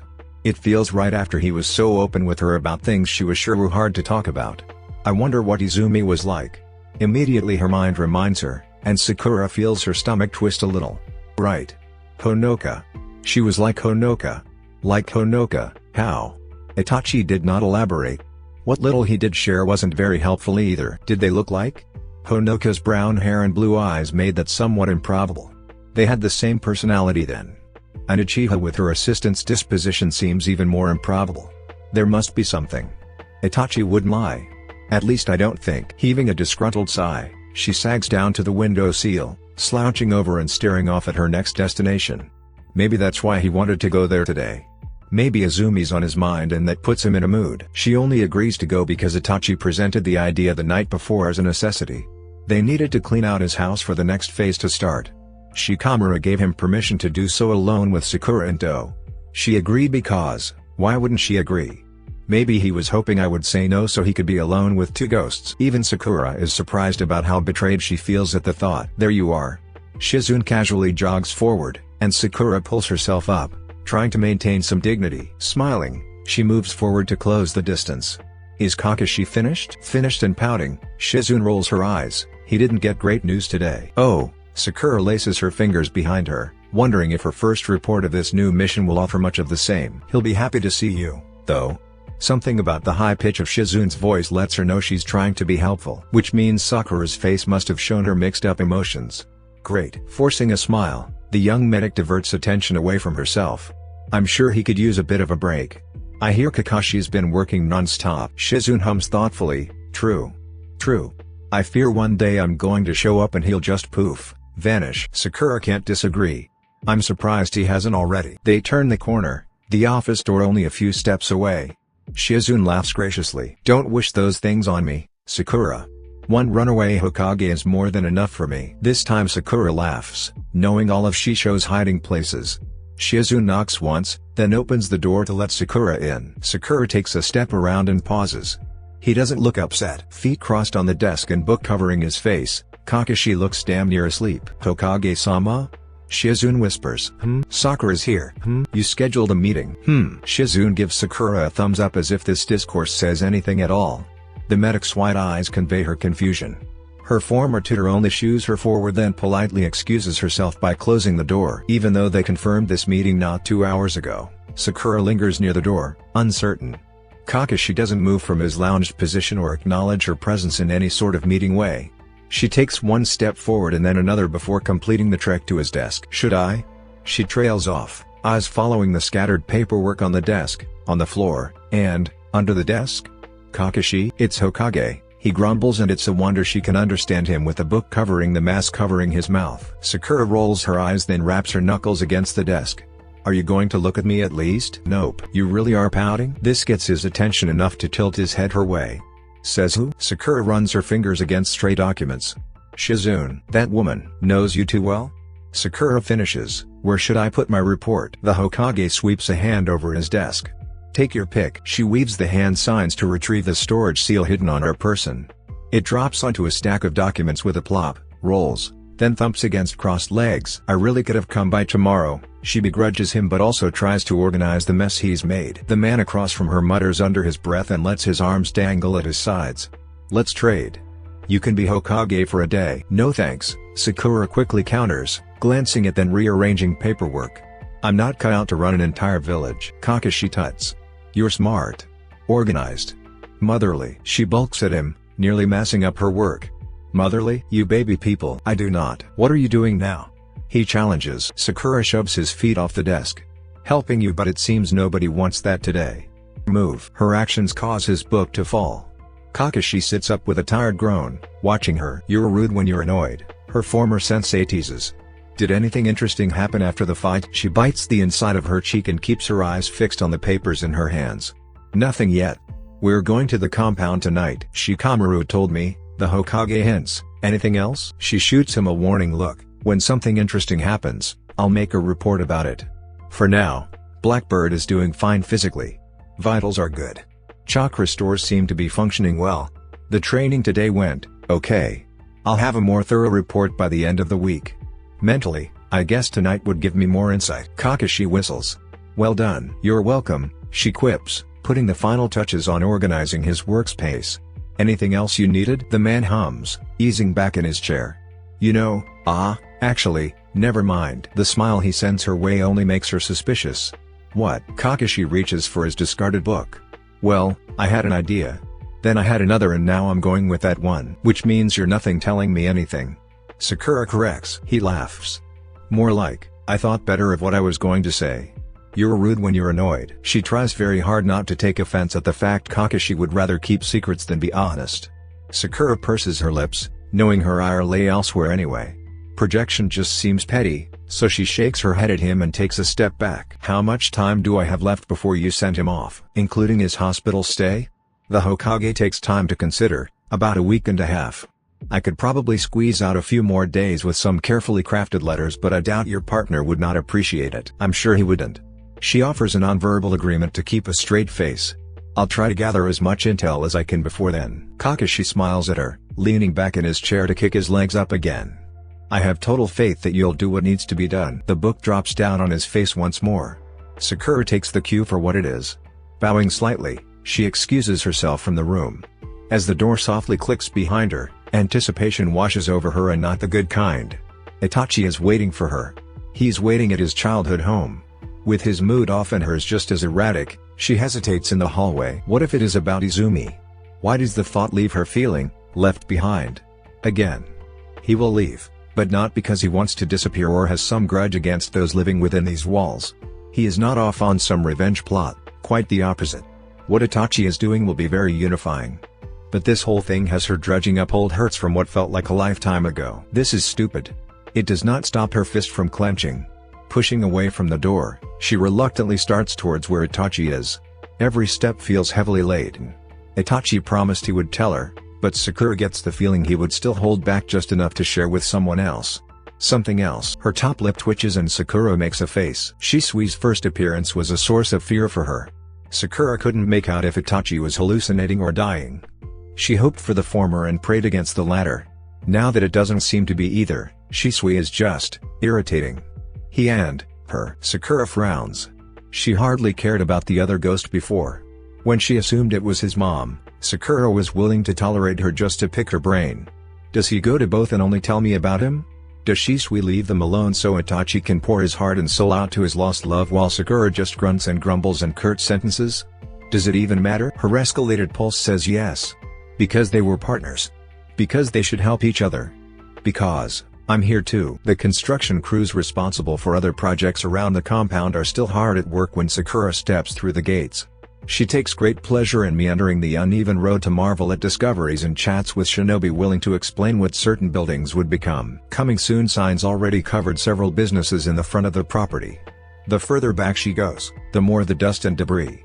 As soon as she crosses the yellow tape that demarks where their progression stops, the compound feels deserted. Homes lay empty with evidence of neglect. Even with the noise of workers shuffling around and barking orders, an underlying silence reminds her that no one is with her. Not yet. She walks the now familiar route, passing overgrown patches of grass, dusty windows, and empty lots. Itachi's house sits towards the center back of the compound. Not completely at the edge, surrounded by enough foliage to give the family some privacy. Spring greenery peeks out at her on the overgrown lot. Some trees already have their leaves, and she glances at one towering orange blossom tree showing signs of renewed life. Though the air still carries a bite when the wind blows, it no longer smells of crispy barrenness. Instead, a sweet, Clean, green smell hangs on the wind and whispers past her as she weaves through the streets. I bet this place is gorgeous when the trees come in bloom. If she could walk these streets back then, Sakura wouldn't have been the wiser of why certain plants were present. Now, every flower tells a story and whispers secrets for truly listening ears. Sakura learns to listen, catching glimpses of gardens on the sides of houses. The Uchiha compound in spring would have been a dream to admire. Who vowed what? Who was courting or being courted? She smiles despite herself.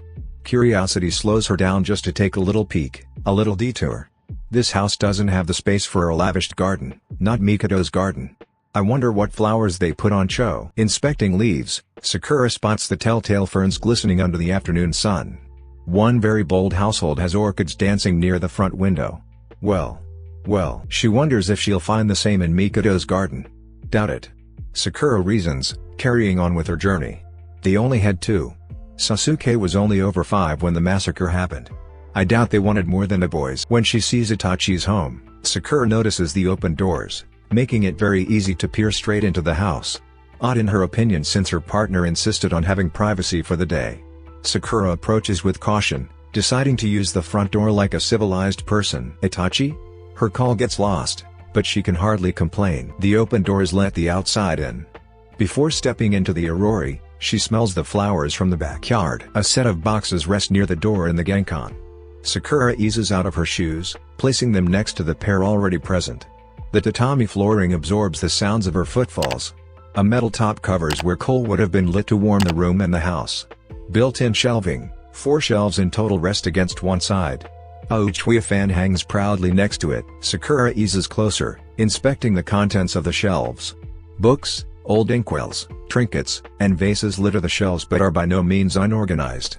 Dust covers everything but also reveals where Itachi must have removed items already. Speaking of which, she turns towards the set of Fusuma doors Itachi went through the last time they came here.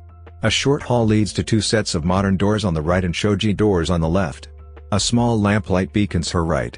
The door is already slightly ajar.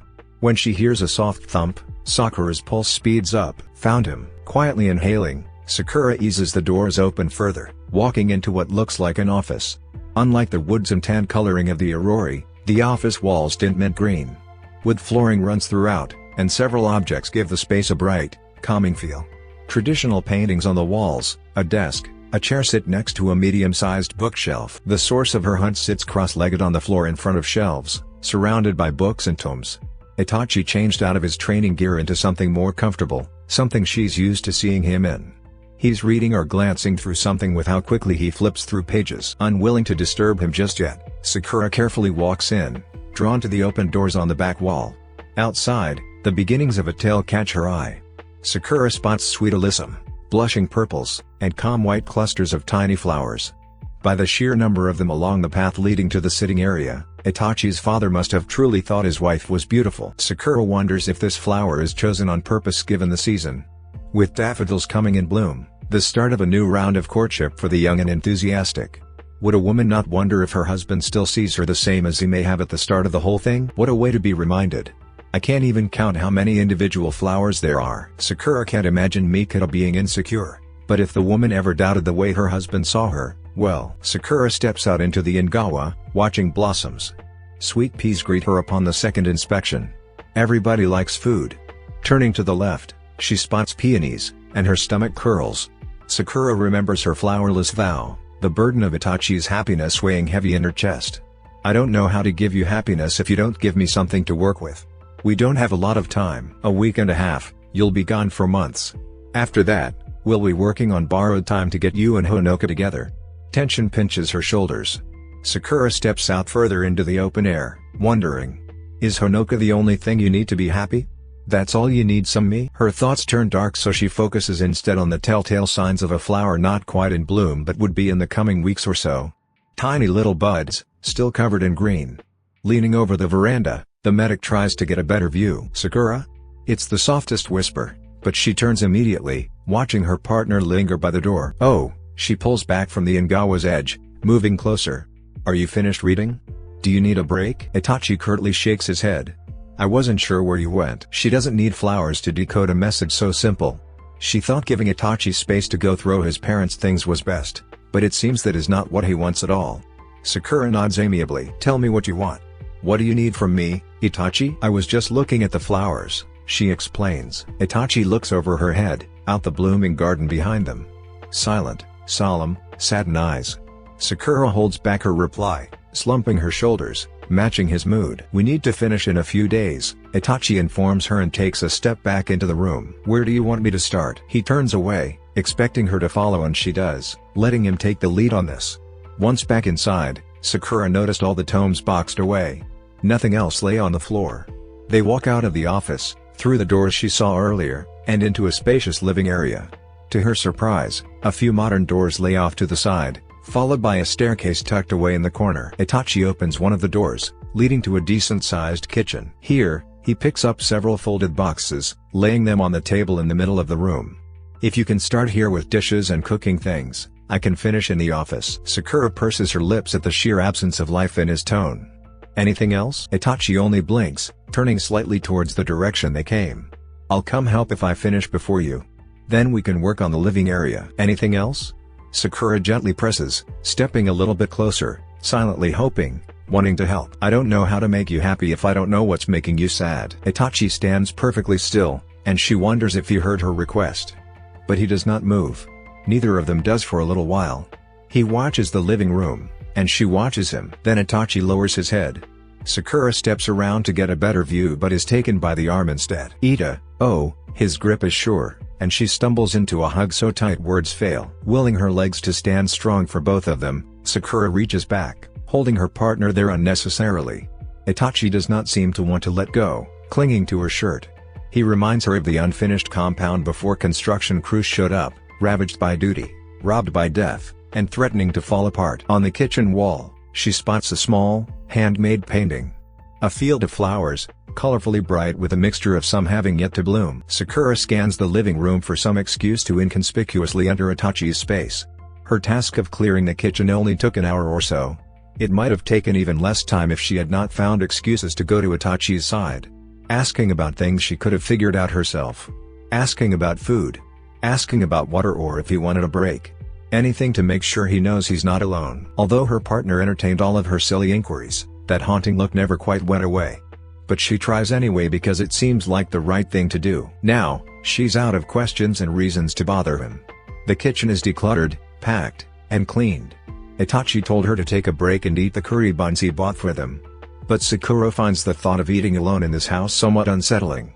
She does try, opening the package of takeout and laying out both of their shares. She stares uncertain at them, unable to shake the notion that something is wrong. The sound of Itachi moving around in the living room filters through the otherwise silent kitchen. Sakura lingers near the counter, thoughts drifting back to the man who seems to want space but probably shouldn't be left to his own devices for too long. So, she stands in the doorway, watching, trying to come up with a reason for him to come to the kitchen. Or for her to go into the living room. Itachi's adding the last items to a small box perched on an end table. As the evening turns to night, the low yellow light of the living room lamps highlights the cozy, homey atmosphere it probably had. The Ingawa doors remain open, carrying the scent of night and spring flowers in the air that occasionally blows through. In contrast, the slightly musky, weathered, and dusty scent of a house that hasn't been lived in for years. Watching Itachi pack away pieces of what this place once was without so much as a word only adds to the contrast. The promise of spring. The scent of dead memories. She spots the packing tape on the floor. Taking advantage of the opening, Sakura grabs it and silently crosses the room once Itachi closes the box. Without a word, she takes the end of the folded top, presses the two halves together to make taping it shut much easier. Thank you. Itachi's words are too soft and too surprised for her liking. Sakura forces tape on the side of the box to keep herself from making a face. Did you eat already? Nope. Her cheery tone attempts to compensate for both of them. Set the food out though. With a loud ripe, the tape pulls from the roll. Sakura drags it all the way across, slowly stepping around the box and easing Itachi away from the stuff. She purposely lays it crooked. Shoot. Huffing in mock frustration. Sakura turns to Itachi with a forced smile and a crinkle that mimics her former sense. The food is kind of cold. Could you warm it for us while I fix this? She turns away, hoping he'll take the bait and take a break. Sakura lifts the tape again, forces the halves together, and proceeds to lay the tape down as slow as possible until her partner finally heads towards the kitchen. She glances at his back, relieved. What should I label this? She calls out to him. Photos. Sakura pulls back from the box, realizing why it takes him so long to walk away. I can't imagine how hard this must be for him. She follows him to the kitchen, pausing near the door seal. Itachi's already started warming the food. Focused on his task, he never turns his gaze in her direction or greets her approach. Always with a straight face. His brief display of distress earlier that day had been just that, brief. 1 minute he was holding onto her. The next minute he let go, apologizing for his action before resuming their work. Sakura waited for the moment he'd reach for her again. Itachi kept his distance. Did you finish the box? He turns with plates of food in his hands, heading towards the table. Sakura meets him there, pulling out a chair as her food is served first. Yeah, I did. Are you going to take that box with you or leave it for the movers to store away? I haven't decided. Itachi admits, there are several photos in there I would like to keep. I didn't properly sort them when packing. It's the most talkative he's been all night. Sakura wants to pick his brain and get him to open up at least a little. Which do you want to keep? She tries to make it sound casual and nonchalant, not like she's fishing. Itachi keeps his eyes on his food, fanning the curry bun to cool it down. There's one of us after Sasuke was born. The picture of my parents on their wedding day. Pictures of Sasuke and me getting our first kunai. For a second, she thinks she sees him smile. A small flicker of a curve of his lips that could very well be a trick of the dim overhead lighting. But Sakura holds hope that perhaps he's remembered something pleasant. How old were you when you got your first kunai? Itachi reaches for tea. I was 3. Sasuke was the same. He tried to eat it, thinking it was chocolate. Towson acted quickly. Okasan thought it was funny. Sakura smiles at the picture it makes. Knowing her friend never liked sweets only makes it funnier. Perhaps his aversion started when mistaking metal for chocolate. Sounds like a good picture to keep, she concludes. After a moment, Itachi nods slowly. The outline of a smile fades, face settling into the same blank mask from moments ago. He takes a bite of food and gazes at something she will probably never see. Sighing to herself, Sakura picks up her curry bun and eats in silence with him. That night Itachi lights the Aurori, and they sleep on futons in the living room. Sakura keeps watching for any sign of distress. In the darkness, it is hard to see anything but white sheets and Itachi's outline under them. Her partner keeps his thoughts and feelings close, which is significant enough that he is not okay. Itachi is quiet but never this quiet. She knows the difference between his default and thinking.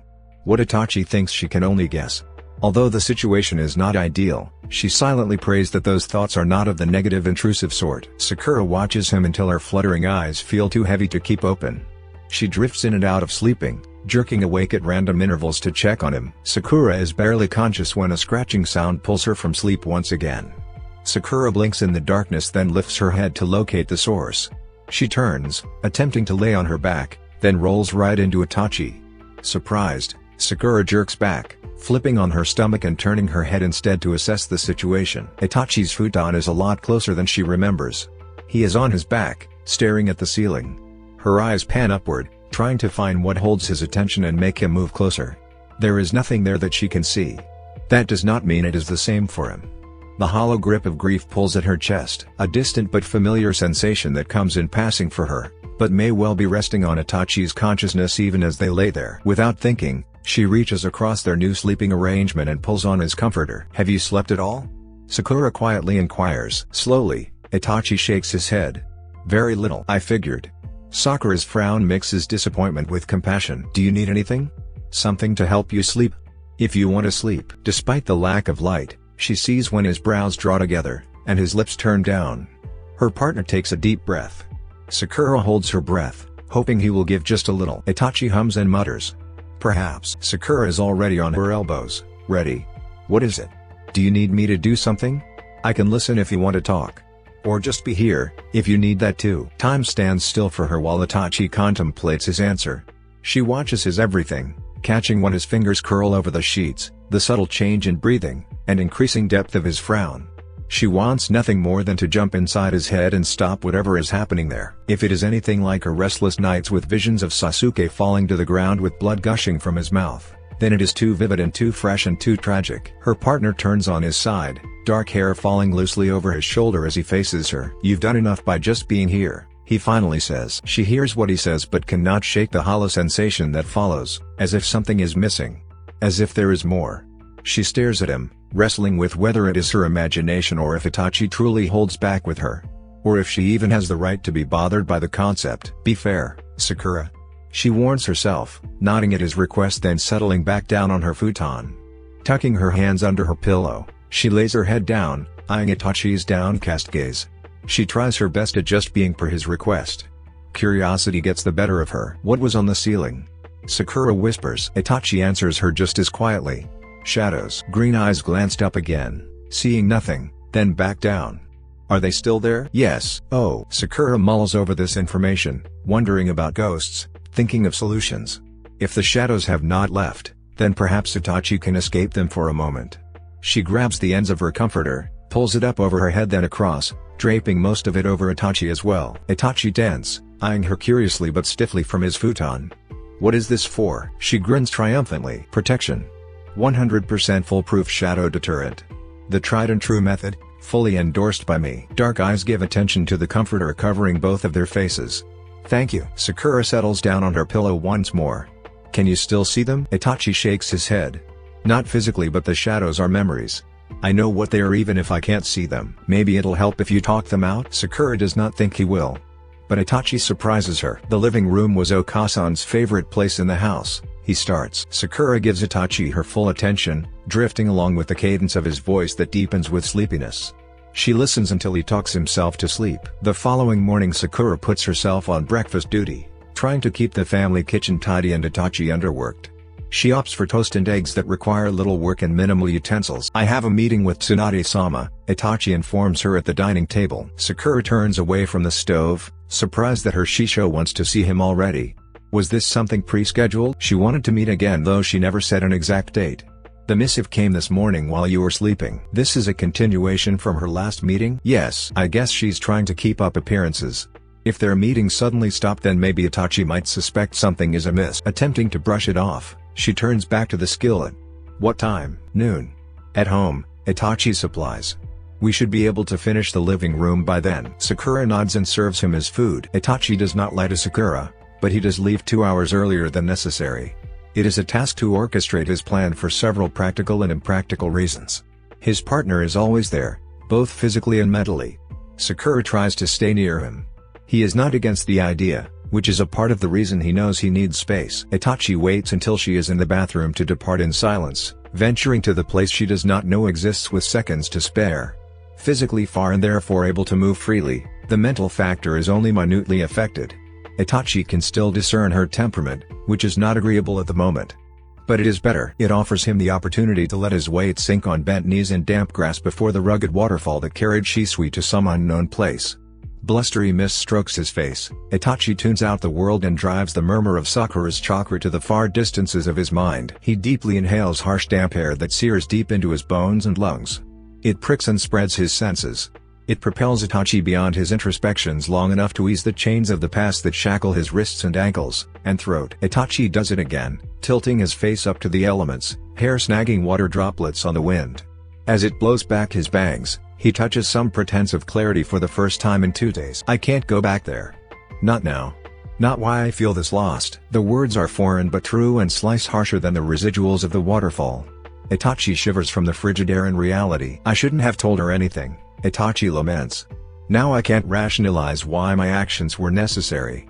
They were necessary. I'd always believed, but I am lost. He is not just lost. He has lost and carries it with him to some bottomless place in his soul. Itachi would have assumed such a thing was impossible 2 days earlier. For many years before and after his death, Itachi told himself he was fine. His determination was sure. He regretted ways but not actions. He told him these things because he accepted them to be unconditionally true. I am lost. I don't know anymore, because his mother is gone and his father is gone. And his house is so empty and so full. The emptiness inscribes a vacant cavity in his chest while the fullness threatens to crush him under his weight. He cannot shut his eyes without seeing them. He cannot open his eyes without shadows following. Shadows. Despite himself, Itachi thinks of Sakura and the insistent tugging of her desires to be nearer, to help him. Some aspect of this bond entreats him to respond, yearning to return. To go back to her. To stay. To hide. He grits his teeth and curls his knuckles, defying and resisting because it is all too much. It would be too effortless to give in, to plunge into whatever waiting embrace Sakura offers. Itachi can. He wants to but does not know if these wants are his own or the temptations of an incomplete jutsu. What he does know is that being in his childhood home punctures old wounds he thought were sutured and healed. They are not. Every passing second tears the thread apart one by one. Itachi catches flashes and sensations for a night in his past life. Blood on the walls, in the halls, and blood on the floor. No matter how many times he closes his eyes, he opens them to the reality that death transpired here. A death that still torments even after dying and resurrecting. A death that appeared critical then but debatable now. The sentiment is as visceral as it was when he shoved that sword through his mother's heart. Itachi's chest constricts. He dry heaves, suffocating on cold air and thoughts and rememberings. It seethes. He clutches his collar, tugging and pitching forward, coughing with his face to the grass until blood comes up. Itachi attempts to stop it by holding his breath. His eyes water. No. His harsh command to himself leaves him quivering. Itachi tumbles to his elbows, hair drifting over his shoulders with his nose planted in wet dirt. He digs nails into his collar, eyes still misty, battling himself in too many ways to keep up. Itachi does not want to cough up blood. He does not want to cry. He does not want to stay. He does not want to leave. He does not want to remember or return to that house and see flashes of life he cherished but will never have again. He does not want to believe what could have been if only he had taken a second look.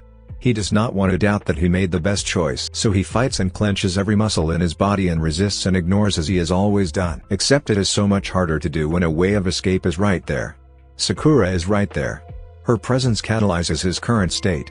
Should he drop to his knees before her, she would gather him in her arms without a second thought. Itachi could, but it would cost him his word. He promised her years ago that he had no reason to take advantage of her, to use her for anything. He didn't then. Now it is different. Right now, Itachi buckles under the weight of his choices and the things he stole from those he loved and himself.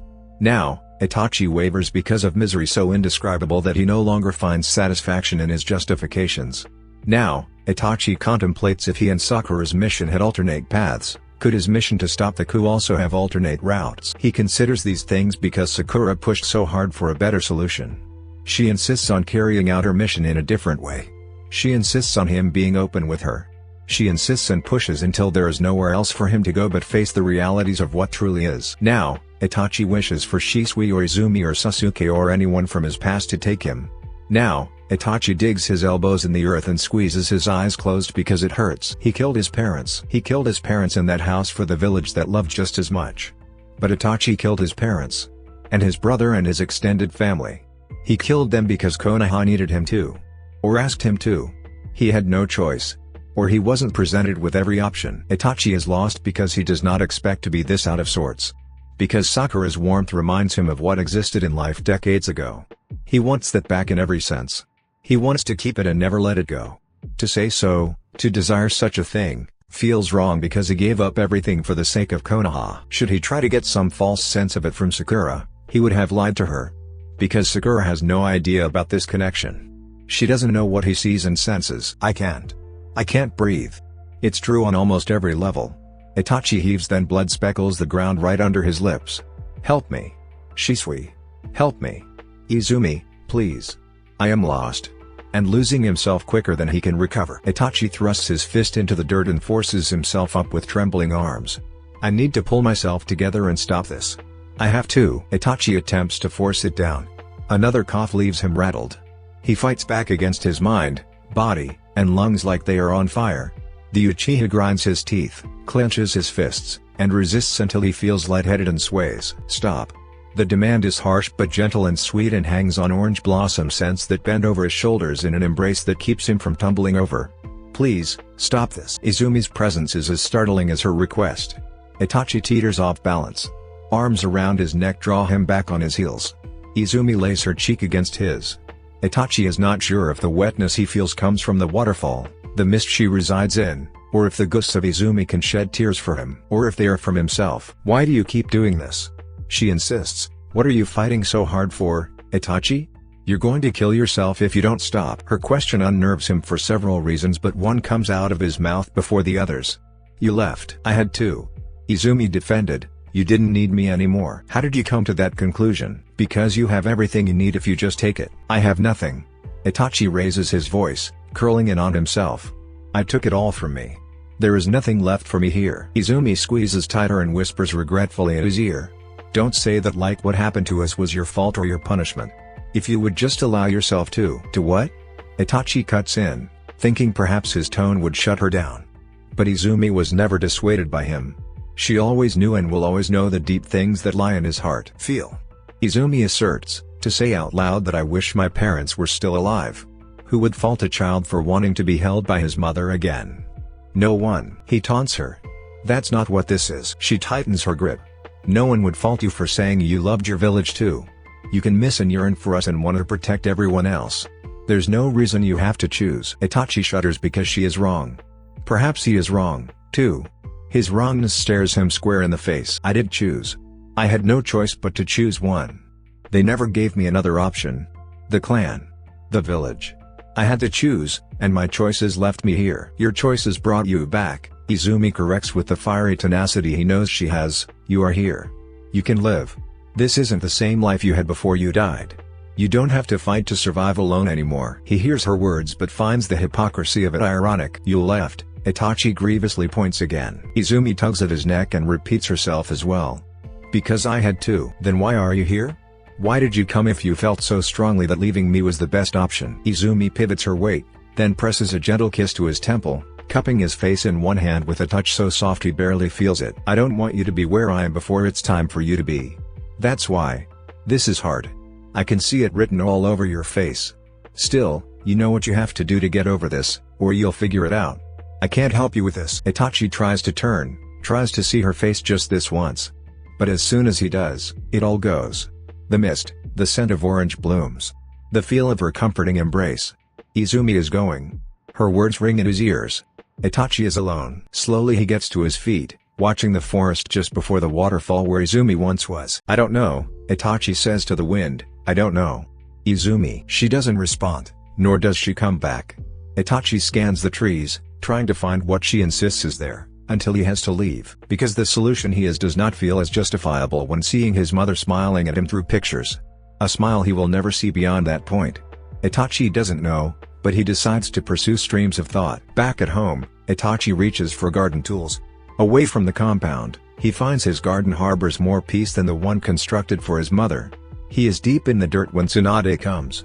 As she wanders around the back, Itachi automatically slips back into the role he held for years. When it comes to Konoha, there are no emotions or worries. There is now and what is necessary. Mere minutes ago, he was on his knees coughing up blood and yelling at the wind. When Tsunade notices him, Itachi settles his features and his feelings, standing to grab a chair for her to sit. Once she is settled, Itachi tries to find what he lost and capture whatever Izumi is sure he has. Can I ask you something, Tsunade-sama? Itachi asks, sitting on his heels to get a better view of the new layout of his garden. That's what we are here for, she replies. Her words are his question. Itachi furrows his brows. Why are we here? Care to clarify, Uchiha? Tsunade prompts him to continue. How does he explain his internal crisis if he does not even know what it is? These meetings are to understand why I'm seeing ghosts, correct? Itachi states matter-of-factly. What purpose do they serve? I am here. I am alive. What good does it do to continue discussing things that have little bearing on those two facts? Her brows slowly come together. Tsunade hums, leans her chin on her knuckles, then looks out at the horizon beyond him. Why didn't you give Sasuke a headstone like all the others? No one would have been the wiser. Why would I? Itachi's answer is as mechanical as his movements. Surprised at his own quick response to the sudden change in topic, he received the great marker of a traitor, which is as it should be. Only a handful of people will ever see it though. Itachi is not sure if she is indignant at his decision or his attitude behind it. He looks up, searching her face for something well hidden. Tsunade only stares down at him from her vantage in the chair on the porch. Waiting. Itachi huffs then make plain his train of thought in choosing the thing he did. I've granted my brother a little mercy in giving him a stone at all. Sasuke's path chose his fate. If not for Naruto and Sakura, the only thing there would be a tree and a bench. Tsunade tuts at him then questions him. Small mercy with a traitor's burial, huh? Interesting choice of words. That's the only way you see him? This time he frowns, annoyed, unsure if the former Hokage means to insult him. He is my brother. I love him. That will not excuse the fact of his actions. This is what he deserved because of what he chose. Yes, he chose this in the last few moments of his life. Tsunade sighs, voice softening. We teach you from the time you enter the academy to make decisions independent of emotional reasoning. We teach you that loyalty to Konoha is above all. But it's possible to do all of these things and still be a victim of circumstance. Itachi, where is she coming from? Why is she bringing this up instead of answering my questions? Itachi makes a face, suddenly tense with the pulsing of a headache near his temples for the second time today. He turns his head to catch her eye. Tsunade gazes at the clouds. You believe Sasuke was such a victim? He questions her. Tsunade never moves, but he sees the crease in her brows. Does he feel guilt over his death as well? He heard the lengths she went to get him back. Several failed missions and a civil war later, perhaps Suan felt she failed his brother. Lord Third promised to care for him in Itachi's absence. After his death, that task went to the woman contemplating clouds on his back porch. In many ways, yes. This time Suan walks to the edge of the porch, arms crossed. Although I'm curious as to why when I said that you didn't immediately think of yourself. He blinks back his disbelief. Me? Yes, you. His headache presses closer. Itachi withholds a twitch. Why would I consider myself? She shakes her head with a haughty huff. You asked why we are meeting. What's the point if you are living and doing what needs to be done? The answer is because you are a shinobi and such a life is never simple. We can speculate all day about ethics. If we went down that road, then everything Konoha has done is up for debate. We train you to protect the village at all costs. And I did, Itachi tersely interjects. So did your brother. Tsunade retorts. In his way. He betrayed Konoha only because Danzo betrayed us first. Danzo seized an opportunity, used you to steal from your clan because of his version of loyalty.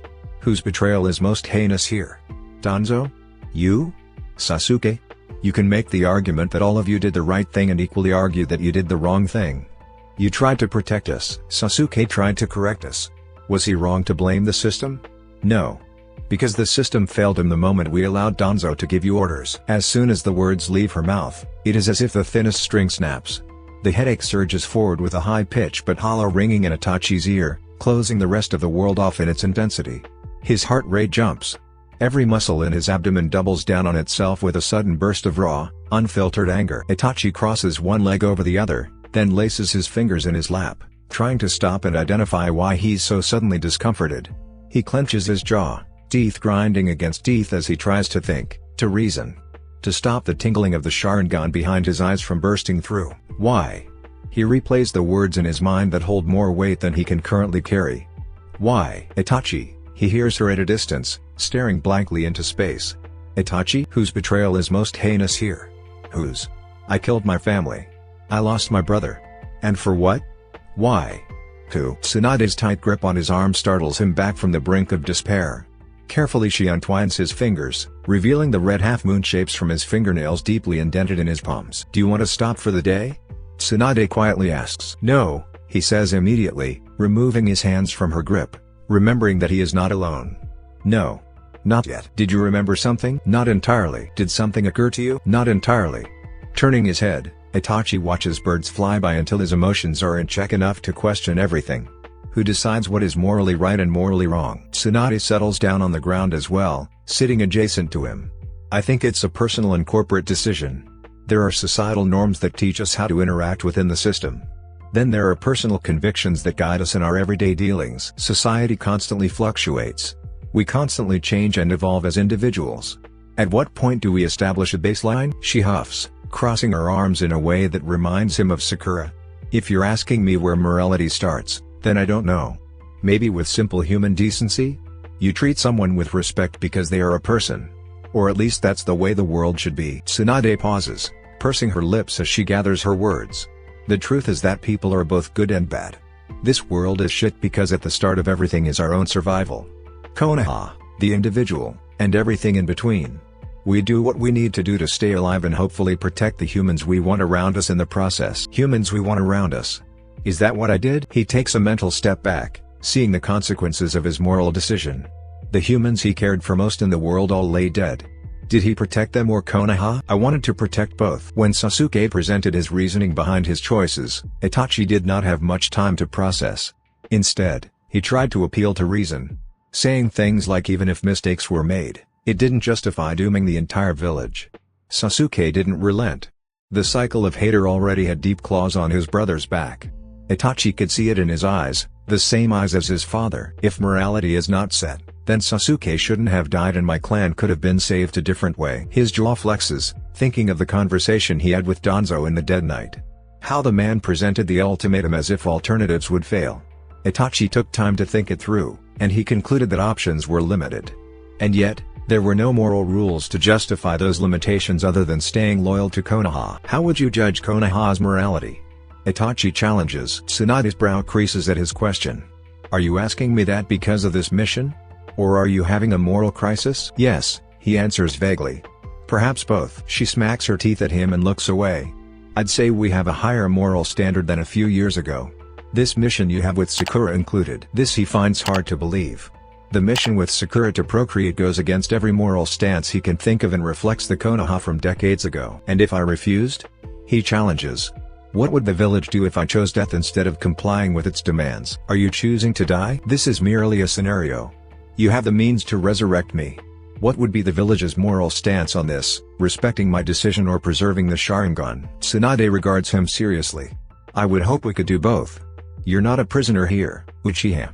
You make it seem as if there weren't other ways. Sakura has shown us that there are. We adapted. We wouldn't use you that way even if we had the means to. But it is important to the safety of Konoha that the Sharingan doesn't go extinct. You did use me in different ways. He did it because that's what shinobis do. Because he loves those who live here. Could there have been another way? If other means exist, why not just use those from the start? Why put the burden on Sakura and me? Tsunade's sigh is long and tired. Sometimes, the easiest way is the best way. The easiest way was simply fathering a child yourself with someone with whom you already have a relationship. If complications arose from that, then we would handle them accordingly. She looks over her shoulder at him. Have further complications arisen? Itachi shrugs his shoulders.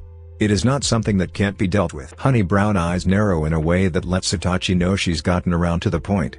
It sets him on edge with the way she analyzes his every breath. It's true that your brother is a byproduct of his decisions. He is equally the byproduct of others. That other being you. And your choices were the byproduct of a clan and a man with too big of ambition. If Danzo didn't lust after the Sharingan, things could have gone differently. I don't care how much of a genius you are, that was too big of a decision to place on a child's shoulders. These are things we take into consideration, Itachi. It's why you're still here in Konoha. However, and the way she drags it out makes Itachi tense. If you've decided you don't want to be here anymore. If you've reached the point where this isn't the life you would have chosen for yourself, then perhaps other means of preserving your dojutsu may be necessary. Itachi can't fix his face to hide his displeasure. What are you trying to say? I would desert the leaf? I'm saying that I think you don't know what you want. She firmly corrects. There's nothing in the jutsu that explains the effects of an untoward soul. If you prefer death over your current life, then maybe it's why death has yet to let you go. Maybe you don't want it to. When Itachi comes back from his meeting with Tsunade, the only thing he says is that he is ready to continue. Although she cannot entirely put her finger on it, something feels very off about his demeanor. Did your meeting go well? She tries. Itachi nods stiffly as the haunted expression shrouds his face. Sakura bites the inside of her cheek, conflicted on whether to inquire further. What happened to you? Even if she wants to inquire, Itachi does not give her the opportunity. He takes off up the stairs without another word. She frowns at his back and follows silently. She follows him, knowing something needs to be said but not knowing what that something is. They make it to the top. Itachi hesitates before a large set of shoji doors. Gray eyes gaze blankly at the doors as if they would open before him without ever having to touch them. Sakura moves to stand next to him, which goes completely unacknowledged. Should we start here? Her query is cautious and earns a wince from her partner. If possible, his expression grows more pensive. Not you, Itachi curtly responds. I will do this myself. Sakura fights back against the sudden tightening in her chest. She takes a step back from him, giving him space. I can start in Sasuke's room if you want. That's fine. Itachi agrees. She expects him to offer more resistance. She expects Itachi to request the same thing he did the night before. But her partner is sliding open the shoji doors, stepping into a dark room with darker memories. She cannot see much around him, save a tall structure that looks like a dresser. Sakura manages to get him before he disappears completely. What should I do if I finish first? Itachi offers her a look that she cannot quite read. Green eyes widen. She holds back a flinch. Itachi's being so rough as if her very presence is a nuisance. Whether he means to or not, he is. She doesn't know what she did to cause his ire. He's not telling her anything. Sakura wants to make demands but finds her tongue stuck to the roof of her mouth. Clutching her hands together, she forces herself to be okay with his silence. Itachi is not in a good place. He needs my understanding, not my annoyance. Her partner turns towards the hall. Start there. Is that your old room? He nods. Sakura pulls her brows together, turning towards his face. Don't you want to do that? What if there's something in there you want to keep? I don't want to pack anything that may be of sentimental value. Her partner's frowning more by the second. Sakura wisely shuts her mouth. This whole house is of sentimental value. Her words sound stupid in light of that revelation. You can pack everything, Itachi finally says. I will go through boxes later. She finds his plan redundant when he could just do the packing himself. But she nods because that's what he asks. Itachi only waits a few more seconds before leaving her in the hall, closing his parents' door behind him. Shutting her out again, Sakura swallows the nagging in her gut that this is a very bad idea. She pushes herself beyond herself and walks the yellow-lit hall towards Sasuke's room. Opening the door, she flicks on the light to find nothing save empty furniture. Years ago, when she was young, this would have been her dream. To be in the Uchiha Sasuke's room. To touch his nightstand and sit on his bed. To have the honor of knowing she may have been the first, hopefully, the only. Younger Sakura would have been over the moon with so much joy and too many nerves and not enough self-esteem to think herself pretty enough to be here. Younger Sakura would not have been able to see past her fantasy to pick up on the sad emptiness this space holds. Not only because there's nothing here but because there is nothing for Sasuke here. This place must have been a misery after the massacre. How long did it take for them to get him to leave? Who packed his things? Who aided him through grief? She paces the room, pushing aside dust to open drawers that have not been used in decades. His clothes are gone. There are no imprints of recently moved items. This room was cleared before she ever stepped foot in it, by a boy who lost everything. I'm sorry, Sasuke, she whispers to the void, I couldn't save you. The words hold less grief than years ago, more maturity from someone who has seen a lot. Who knows pain, craved revenge, fell into the darkness, then crawled out one struggling limb at a time. Who had Naruto and Kakashi and Ino and Itachi all waiting for her to find herself again. Sakura took her time in the beginning, then ran from the darkness when duty required standing on her own 2 feet. She fell many times, but she got it. In the bright room of a boy who only knew that his parents were killed by his only brother, Sakura pities her friend. So she apologizes again, gives the room a once, and leaves. There is nothing left to take from there. Sasuke left a long time ago. Quietly she shuts the door. Per Itachi's request, she crosses the hall to his old room instead. Tentatively turning on the lights, Sakura's eyes adjust to her new setting. A bed with a dresser, a nightstand, and a desk lay waiting for her. The room is simple and unassuming. Sakura grins at how familiar and foreign it all seems. A young Itachi, barely out of teens, once inhabited this place. A boy with too sharp a mind to remain a child for long. Thrust into the shinobi world before Sakura knew how to properly throw a kunai. Taking a breath, she starts to assemble boxes, preparing to pack up his childhood. Sakura tries not to overthink, starting with books left on the desk, covered in dust. The topmost is an academy textbook that was probably barely used since he graduated from the academy at such a young age. She thumbs it open, scanning the material for what children Itachi's age may have been taught. The book barely touches on the Third Shinobi War, which makes sense. It was probably just starting when this book was written. It's a sore reminder that there's some gap between them. By the time Sakura became an academy student, the fourth Hokage and his sacrifice, the Third Shinobi War, and its atrocities were common lessons. Itachi witnessed what was all just history for me. Sakura reverently closes the book, laying it at the bottom of the box before going back to the desk. There were other books too, things she's seen on library shelves. Books about shinobi weaponry, ninjutsu, and genjutsu. She knows Itachi is smart. His reading habits as a child are hardly a surprise.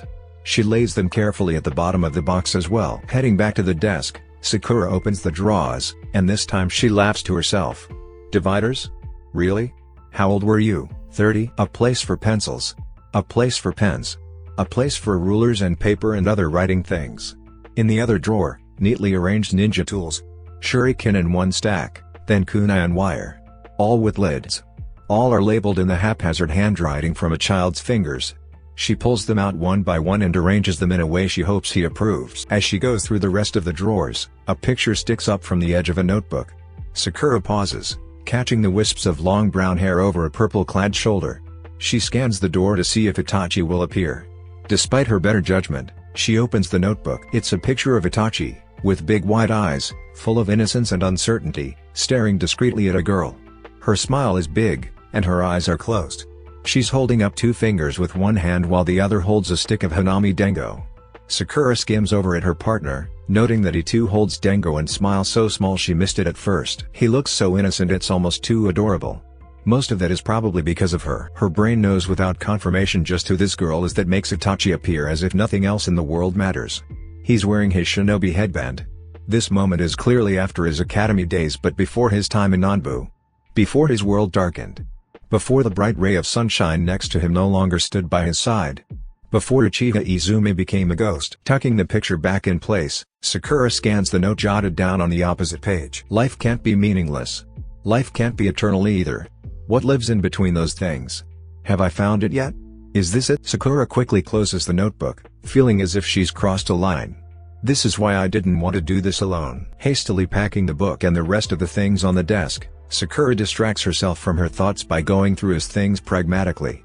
Every time she takes a moment's pause, she sees Izumi smiling at her, reminding her of a life she will never know.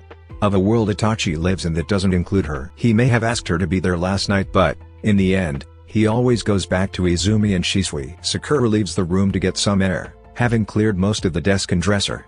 I need a break. She closes the door behind her, preparing to go downstairs for a snack. As she walks past Itachi's parents' room, an eerie quiet greets her.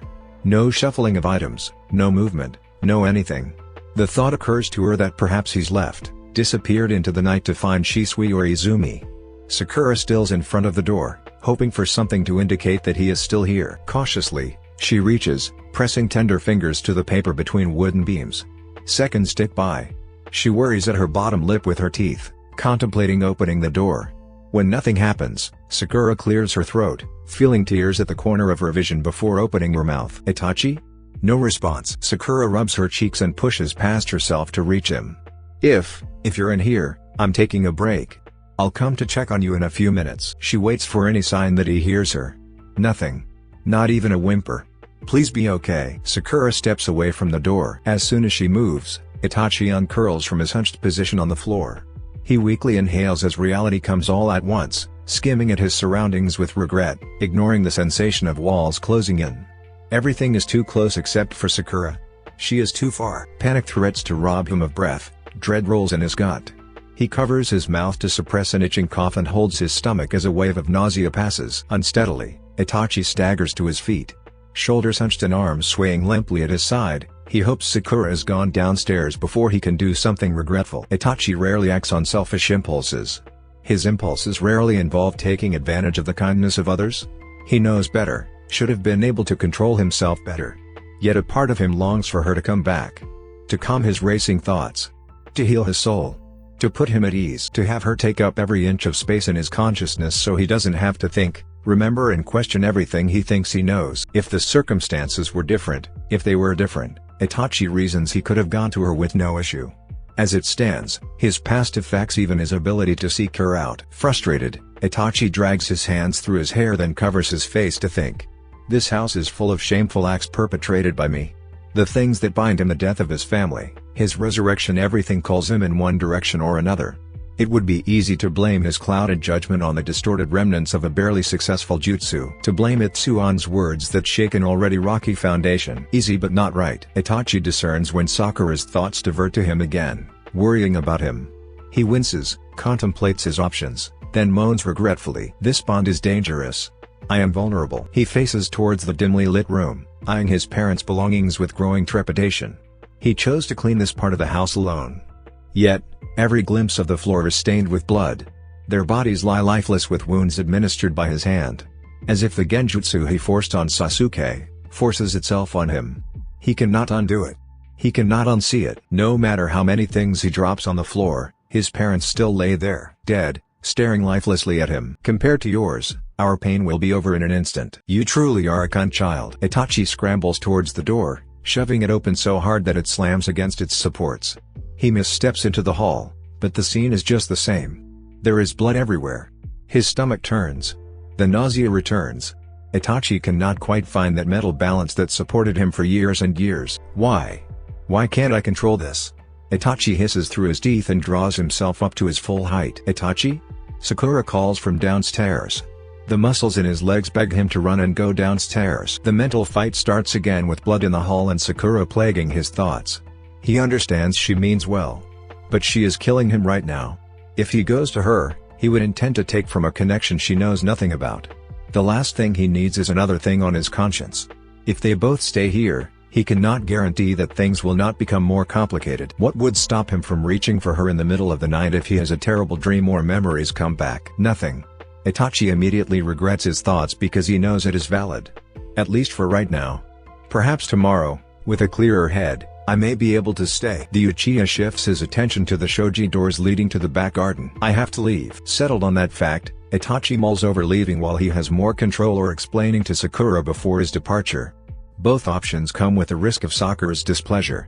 Leaving without context would give him clarity in every regard. Sakura. His grief.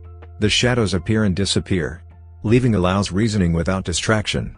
He has to come back. He has to tell her regardless, but he does not have to do it when he is emotionally compromised. If he stays, then Sakura gets the chance to decide, contingent on him not slipping backward. Itachi cannot confidently say that he wouldn't because he already has. Depriving Sakura the right to lash out at him seems selfish and cowardly. Perhaps a walk. He mutters to himself, then looks at the door. A walk could settle both sides. He can get space. Sakura gets her explanation when he comes back. If he goes through the garden, there's a better chance of her not seeing him leave for a few minutes. Itachi straightens, steels his nerves, and goes back into his parents' room. Quietly, he looms near the door to a medium-sized balcony that leads to the garden below. Forgive me, Taozen. Okasan. Itachi jumps, touching down the grass in a soundless crouch. Drawing himself up, he glances at the house behind him then towards the garden for the quickest exit. The roof, perhaps. Itachi readies himself to jump when panic stops him. The sense of panic that is not his own. What? Too late. The Ingawa doors slam open. Sakura stumbles onto the porch. The darkness of night does nothing to hide the expression on her face. Sunken and soured, Sakura's green eyes hold him still. She takes a step towards him. Are you leaving? She whispers, are you going to Shisui? She accuses. Itachi flexes his jaw at the sharp edges of her unspoken request, layer in distrust and unspoken apprehension. Threatening to rip him apart. He drops his head to collect thoughts, to think through the best approach. He needs to think, to reason, to not be swept away in the torrent of wills pulling him in every direction. But Sakura's sentiments are loud, dragging at the chains wrapped around his soul. I have to. He manages, weak and skeptical, recognizing immediately that his words only make things worse. His partner huffs bitterly and flippantly replies, then I'm coming too. No. I'm coming back. We both are. Sakura airily contradicts him as if it makes sense when they both know it does not. Come on, let's go. Itachi swallows down a retort to her somewhat condescending attitude. It isn't fair for him to have negative feelings about her response when he instigated it. Thinning his lips, he says her name, trying to get her to come to reason with him. I don't need you to come, Sakura. How far are we going? His efforts go completely over her head as she starts looking around the room for slippers. Just outside? To his house? The street? Where do you see him? Sakura. Do we even need to leave? I mean, he follows you around like a sick puppy sometimes, so maybe he's here? Shisui? Sakura calls out sarcastically, Shisui. Shisui, are you here? Can you make your presence known? Sakura, stop this. What? She snarls, her tempestuous mood coming to a head. Do you want to go gallivanting in the night chasing ghosts and shadows on your own, again? And I'm supposed to let you go on this counterproductive goose chase? I knew it. I knew it. I knew you would try to leave. Just like you did this morning. Her anger hurts him, but not more than the weight of her mistrust. When was the last time bore this stone with him? As if any moment he will endeavor to unbind the very foundations of the village.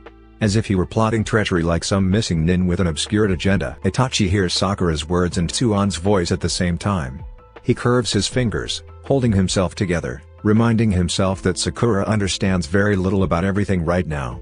Not because he doesn't want to tell her, he does. Just not at the moment. And the reality that she leaps to the conclusion about Shisui insults all of his efforts. This isn't about Shisui, Itachi says, severer than he means to. Her voice cracks. Then what is it about, Itachi? You constantly do this. You always leave without so much as trying. That makes him narrow his eyes. I am trying. To do what, exactly? Sakura demands. When he cannot effectively articulate how hard it is to be reasonable when she is being unreasonable, Sakura stomps through the garden towards him. Itachi tenses. She clutches his shoulder, forcing him to look at her properly. A shock rippled through his body. Itachi winces. His distress must have shown on his face as Sakura's fiery expression dies almost instantly. She yanks her hand away just as quickly. For a fleeting moment, He wonders if she senses it too. Her green eyes are wide and glistening with care and uneasiness for him. Behind that is a scarcely veiled layer of guilt. Her face contorts into indecisiveness. Sakura glances off and back again. Itachi cannot decide if this is better or worse. The way her lips tremble, fighting tears on his behalf. The reluctance in her actions. When shaky hands cup his cheeks, he shuts his eyes with a vulnerable lament, falling, and failing. Not this. But also very much this. Apologetic. Comforting. Safe. Why are you trying to leave, Itachi? Sakura calmly urges.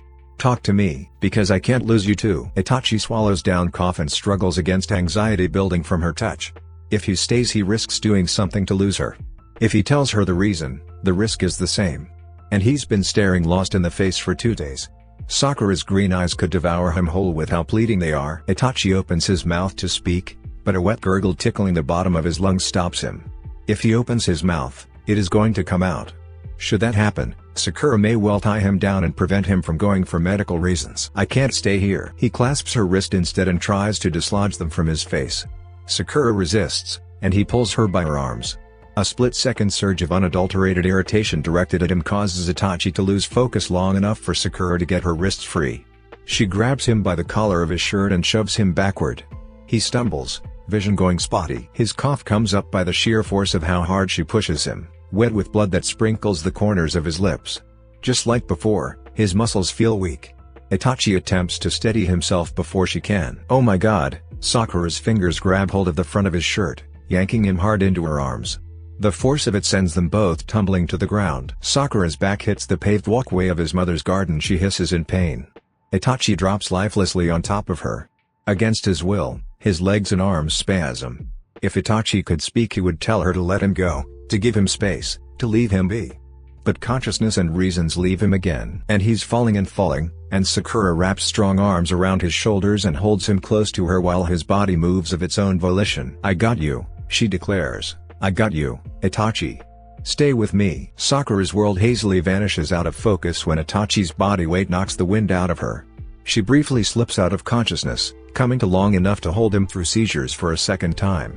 A high-pitched buzz from deep inside her head obstructs any sound trying to penetrate her left ear. Sakura winces, hissing through her teeth while closing her left eye in hopes of stopping the noise. It's just enough effort to make it somewhat tolerable and easier to focus on Itachi. The sky is dark, with a crescent moon hiding among stars. Sakura visually tracks a passing cloud, embracing Itachi every time he twitches. Just a little more, she reassures them both, knowing that moving him now would be detrimental. Something scooping into her lower back, probably a rock. A deep ache forms where the back of her head must have hit the ground. The ringing in her ears continues. She blinks slowly, assessing herself while rubbing Itachi's shoulders. Lots of bruises. Am I bleeding? Maybe a mild concussion. It's listless thoughts accompanying twitchy fingers discovering ways to soothe her partner while cloud gazing. Sakura chooses to be slightly distracted at the moment because the reality of the situation is too much. A month hasn't gone by, and already Itachi's life hangs in the balance. She can rationally come up with 20 different reasons why this keeps happening. All of them could be real possibilities. None of them have 100% positive outcomes. So Sakura withholds thinking about it, humming to herself and to Itachi. When he twitches, she only hums louder until her lungs burn. Can't breathe. Super heavy. She tucks her chin to lift her head, grinding her teeth when her headache intensifies. Itachi's head blocks much of her view.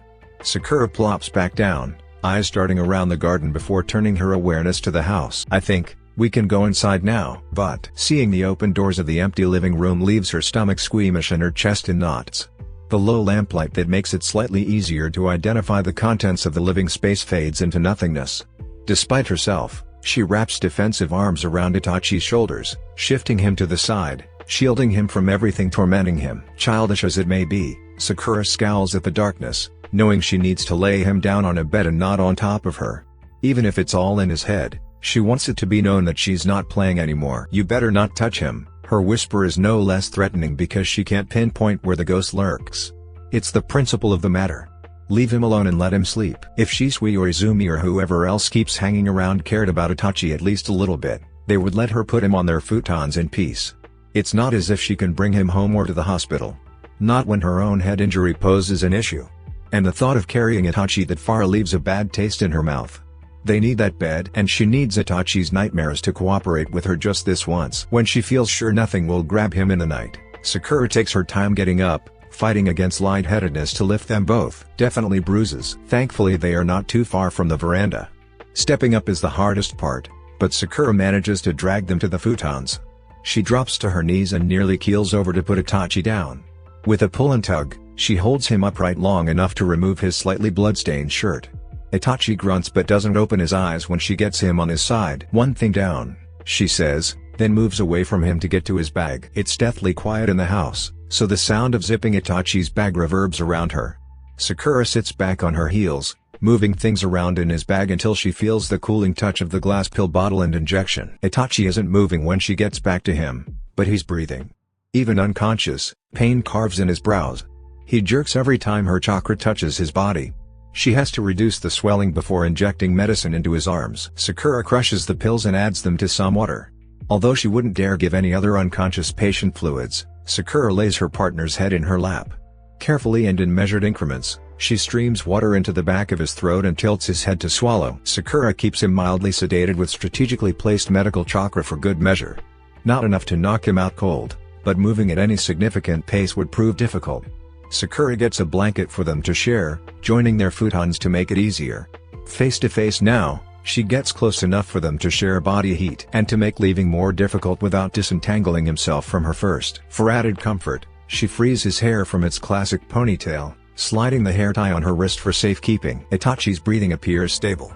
Sakura brushes flyaways from his cheeks and gets a better look at his face. "You idiot," she mumbles into the darkness, "you scared me." Again, hands glide into his hair, gently massaging his temple and scalp. Itachi twitches again, and the tension in his face eases some. Sakura smooths his slightly furrowed eyebrow with the barest brush of her knuckles. "I know you may not feel it, but try to relax. Please," she thinks. Her fingers trace the curve of his ear, then feathers along his jaw. Itachi curls into her touch, leaning in, searching for her. So Sakura moves closer, taking liberties by placing his arm around her waist so she can hug him better. "I'm right here," she whispers. Itachi responds with a faint tug on her shirt. "It's me. It's Sakura. Everything's going to be all right now, okay?" Sakura cups his cheek for reassurance and finds it increasingly damp. In the darkness of his old living room, she realizes that Itachi is crying. Sakura's never seen Itachi cry. Yes, he's been sad, somewhat mournful even. But every time, he was just shy of tears. The fact that he's so unpolished while half-conscious signs how much he trusts her or how out of it he truly is. Either way, she tucks herself under his chin to give him at least a little privacy and something to hold on to if he needs it. She blinks back tears of her own when thoughts and motives become harder to ignore. "Itachi, Her heart shrinks with guilt. Sakura presses her nose into his shoulder. "Sorry if I made this worse for you. I didn't mean to." Sakura stays with him all night. She stays because she knows grief hurts and takes many forms with the same person. She bears him through it as best she can. In what feels like every hour, Sakura wakes to him holding on a little tighter, crying silent tears. She rubs his back and arms, muttering half-sleepy sentiments until his grip loosens and one or both of them falls asleep. She isn't quite sure when weariness finally takes her. Sakura is only aware she actually slept when a subtle knocking at the door rouses her. She stirs and wrinkles her nose at being disturbed from a comfortable sleep, initially snuggling into the warmth that snuggles her back. She's intent on ignoring the brief interruption, but the knocking doesn't stop. With a grumble, she pulls back the covers over her head. The Ingawa doors are still open, letting sunlight in that hurts her eyes. She winces and shields her face behind Itachi's body until her brain catches up to her surroundings. Even if their current predicament came from a good place, Sakura becomes painfully aware of how intimate they slept last night and why she's so comfortable.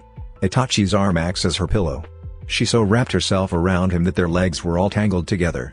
And Itachi keeps her there with his other arm secure around her waist, fingers spread against the bit of exposed skin. For a few seconds, she panics. In that same breath, Itachi sleepily mutters, half turning away from the front door and taking her with him. Her shirt pulls when he does. Itachi firms his grip on her back, drawing her against him with their faces close enough for her to feel his breathing tickle her bangs. Oh, it's too early for this, in every sense, but that doesn't stop the very fleeting thought that he really is tragically beautiful from crossing her mind. She purses her lips, forcing her mind to put every other thought right back. They are not cuddling. This intimacy is pure vulnerability. Itachi is still asleep and oblivious to how close they are. If he moves a few centimeters, He could kiss her. What would she do if he tried? The knocking brings her back to reality. Sakura blinks, turning her face away and up to look out at the Aurori. Right. Itachi was crying just hours before. She was only supposed to be supporting him through a hard time. Pull it together, Haruno. Jeez. Getting her leg from around his hip appears straightforward enough. But Sakura pauses on how to move the other leg that's trapped between both of his thighs. Pulling back slow feels absolutely scandalous. If she yanks her leg free, Itachi will definitely wake up. Sakura chooses a moderately fast pace, hoping to get it done without causing too much disturbance. As soon as she pulls, her movements stir him anyway. The arm that once was her pillow goes around her shoulders, drawing her back in. Itachi's eyes flutter open and closed. He tugs and leans closer, and Sakura's face burns red. No. No. No. She grabs his temple, shooting chakra right into the part of his brain responsible for melatonin production. Seconds later, his body goes limp, making it easier to dislodge herself. Sakura makes a quick escape towards the door to a patiently waiting Shikamaru. His eyes roam her disheveled form for a fraction of a second, then snap up and pass the top of her. I'll come back later, he declares, already taking a step back. No wait, Sakura ushers him back a bit and steps out into the cool of the morning. You don't have to. Shikamaru looks dubious at her, then scratches at the barely there stubble on his cheek. I think it might be better. I wasn't trying to interrupt. The heat in her face intensifies the minute he starts rubbing his neck and watching everything else but her. Itachi's sleeping, she quickly defends. He had a bad night, so we decided to rest. Her former classmates' brows push together. Shikamaru nods slowly. In that case, it can wait until he's awake. I just wanted to check on the progress. The guys noticed the house was completely open and didn't want to intrude. It was a bad night, she repeats. He sighs. Okay. Is there anything we can take for now? I doubt you guys will make the deadline at his rate. Sakura frowns to herself, thinking. If she can help it, she would prefer for him to get out of this place. But keeping him away is probably impossible. The downstairs is done, she informs him. Every room upstairs is done except for his parents' room. Itachi probably doesn't want you to move anything without him. Could it possibly wait until tomorrow? Not really, Shikamaru grumbles. We have to have the place clear then get permits approved for the Haru festival this week. Let me guess, Itachi needs to get those permits? He nods, then juts his thumb behind him. His property. His permits. I can get some storage down here to make moving easier. But tomorrow morning is the latest we can do. We'll take it. I figured. Tell Itachi to find me later when he has the time. Okay, Sakura assures with a soft smile. We'll have it ready tomorrow. Shikamaru is the only person she knows that can make a swift exit appear lazy and effortless. He drudges down the pathway, yawning, slouching, and moving quickly enough to be gone in seconds. Once he's gone, Sakura gently shuts the door, taking a step back and eyeing the few boxes in the Genkan. Did Itachi have a chance to finish before? Sakura's gaze pans to the ceiling in the living room where Itachi still sleeps. Cleaning will take half a day for 2 people and a full day's job for 1 person. Things will go much faster if he's here. Something can also go wrong. I can't do that again. Nursing him through another set of seizures bothers her more than having to work alone. Although she managed to keep him safe, to say she wasn't scared for him would be a lie. Sakura was terrified but didn't have time to act like it. Itachi needed her to be alert and rational. He needed the part of her that could withstand uncertainty and fight past negative emotions to do what was necessary. She'd done that and stayed by him all night through wave after wave of grief-ridden thoughts. Now that the sun's out and she can see him breathing, it's Sakura's world turns on its head. She stares at him with relief and discomfort. Her thoughts volley between what they need to do and the feeling of waking up secure in Itachi's arms. It felt nice. Tempting enough to want to go back but sober enough to realize she probably shouldn't. It's not like yesterday when Itachi needed comfort. Some part of her does what to keep him safe. But the hollow feeling in her gut has nothing to do with that. Sakura unconsciously takes a step back, bumping against the step of the Aurori. It takes her attention away from Itachi and things that could cause complications. She stares at the step that sobered her thoughts, biting her lip to concentrate on this brief moment of rationality. Okay, Haruno, think, Sakura orders and sits so Itachi's out of her view. There's the house and the festival and then. Sakura frowns at the front door. Haru festival is next week, which means Itachi's departure isn't far off. How is he supposed to complete a mission like that if he barely stays conscious? Then there's my mission. Wait, she has a mission, and a duty to report on her understanding of Itachi's mental and physical condition post-seal removal. As far as she can tell, her partner can barely sustain normal brain function. At the very least, something seems to be triggering his seizures. Itachi isn't ready. They need to know that. The thought gives her some semblance of hope, something to stand on. I don't think he should go just yet. She thinks. The risk of him not being here is too high. I need him here with me. Even as she thinks so, the night before reminds her Itachi may not wish for her to be with him. Specifically, he did not want her to come with him. He did not want her help or her company. Sakura folds her arms on her knees, sighing. He basically told me to go away. In so many terms and ways, Itachi reminded her of Sasuke. She had acted the same with both, pushy and overbearing. You think I would have learned after being told how annoying my attitude can be. But no. I just push and push and push and, the hollow feeling returns. Sakura frustratedly lowers her forehead on her arms, muscles tightening as everything goes to what she's supposed to be putting off for later. Why? A bitter laugh seeps from her soul. Sakura rolls her eyes and curls her toes against the cool wooden floors. You know why, idiot. You know why. She'd ignored those tugs all night, bidding her mind to stay on task and just be there. Sakura huffs, annoyed and frustrated at her own antics. If a mirror were in front of her, she'd shake her head and maybe fist at how foolish she could be. Sakura's arms come undone, forehead dropping to her knees while her fingers weave between the strands in her messy bun. Don't get swept away in silly things, she chastises. You're not, he's not, and this isn't that. It's just emotions that come and go. Let it go, Sakura. Her thoughts push back and ease towards memories she'd rather not touch. Had Shikamaru or Naruto pushed her away last night, she'd be peeved, true, but not saddened. She'd want to help, maybe feel bad about not being able. But nothing like this. Never like this. It hadn't been like this since she last tried to convince a certain someone to let her go with him. Sakura knows if she were to give any of these concepts the time of day they probably deserved, things would get complicated. The last thing she and Itachi need are complications. I'm not doing this right now. Keep your eyes on important things. Send Kakashi the report, then clear the house. She chants it twice more, then lifts her head in sheer determination. Glancing once more at Itachi, Sakura bites her thumbnail, entertains a wild notion for a millisecond then goes back to her mantra. Send a report. Clear the house. Sakura gets paper and ink from her bag and then disappears into the office for privacy. Starting the report helps with organizing her thoughts. Sakura has the frame of mind to consider what actually happened last night, ruling out the Sharingan as a potential cause of neurological imbalance. She writes, then details the timeline from the night before. Itachi did not have his dojutsu active at the time of the seizure.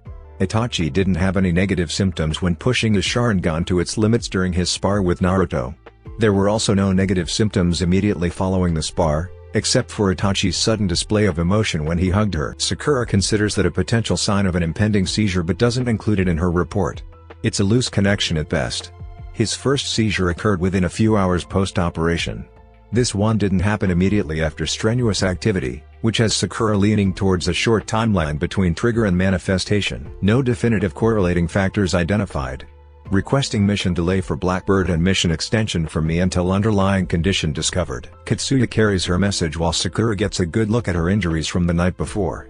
She is bruised, but nothing that requires her to waste chakra on healing. Itachi is her next order of business. After checking him, she settles on bringing him to the hospital to be sure. Seizures come in clusters. If things follow the way they did before, Itachi may have another one today. Sakura keeps him sedated the entire time, taking to the rooftops for added privacy. Oh my, Sakura-san. The receptionist jumps from her chair, eyes widened at the ready. I'll get a gurney down. We can get fluids started. Is Honoka on rotation today? Sakura asks. The woman searches her desk for the schedule, then flips through pages to find Honoka's name. She was on night watch and should be getting off soon. I don't want to ask her to stay. What rooms are available right now? She asks. I don't want to put him in ER. The receptionist gets to work on locating an empty bed. Sakura surveys her surroundings, noting the shinobi security watching them discreetly from the corner. Other than that, the entrance remains empty, much to her liking. All shinobi floors are occupied, with some discharges scheduled for today. There are about 20 rooms available on the civilian floors, some on pediatrics and a few in more specialized wards. What's the nearest civilian floor with a corner room? 3. The last one with great views. The medical Jounin nods. 1, I'll take that one. Get fluids ordered up there. Page Honoka. When she comes, tell her Itachi is here. In what room? She'll know what to bring. Yes, ma'am. Sakura politely bows her head and then goes to the elevators, again carrying Itachi through the hospital. The fluids arrive after she does. Sakura dismisses the assisting staff, informing them she can set things up. She's taping down the newly inserted 4 needle when the door slides open again. Sakura bites her cheek at the breathless huff and quick but quiet shuffles to her partner's bedside. Honoka's cheeks flush, probably from running from where she was to hear. "The receptionist told me you guys were back. Did Itachi-san have another seizure? Was it worse?" Honoka calmly inquires, her blue eyes wide with concern and shock, taking in Itachi's unconscious form. Pursing her lips, she lays a hand on his forehead, looking at Sakura for some sort of instruction or confirmation or something. "I have machines on the way. Do you need anything else?" Sakura opens her mouth and then closes it, looking away from the one at Itachi's side. The last time they were in this situation, she refused any additional help from Honoka. The same resistance rears its head. She considers staying in the room just so Honoka doesn't need to. Sakura fists the edge of her shirt and then forces a smile on her face. "Actually, would you mind staying with him? Or at least checking in on him every few hours?" "You're leaving?" Sakura feels her heart twist, but she ignores it. "We didn't finish some work that needs to be done. I think he would feel better waking up to a familiar face instead of being alone." "I get that, but..." Blue eyes pan towards Itachi, then back to her, a frown on her lips. "Don't you think staying with him is more important?" "I do, but I can't. I shouldn't." Sakura's lips thinned. She swallows and resists the urge to turn her eyes away from Honoka. Her fingers curl even more around the edge of her shirt, hoping it will help give her more courage than she feels. But the only thing running through Sakura's mind is how gentle her former assistant is. When Itachi finally opens his eyes, Honoka will be the first thing he sees. That's good, right? The thought sounds wrong in her mind, though it shouldn't. One day he's going to wake up to her every morning. Sakura takes a sudden but cautious step back. "I trust you, Honoka. I'm sure Itachi will be happy to see you. If you could." Honoka's frown deepens, but she nods anyway. "Okay, Sakura-san, thank you." Sakura looks down at Itachi with a strange finality bubbling in her chest. She leans over the bed and brushes her lips against his forehead. "You stay right here," she whispers into his bangs. "I'll take care of everything." It's a promise Sakura fully intends to keep. As she pulls back, something feathers over her wrist.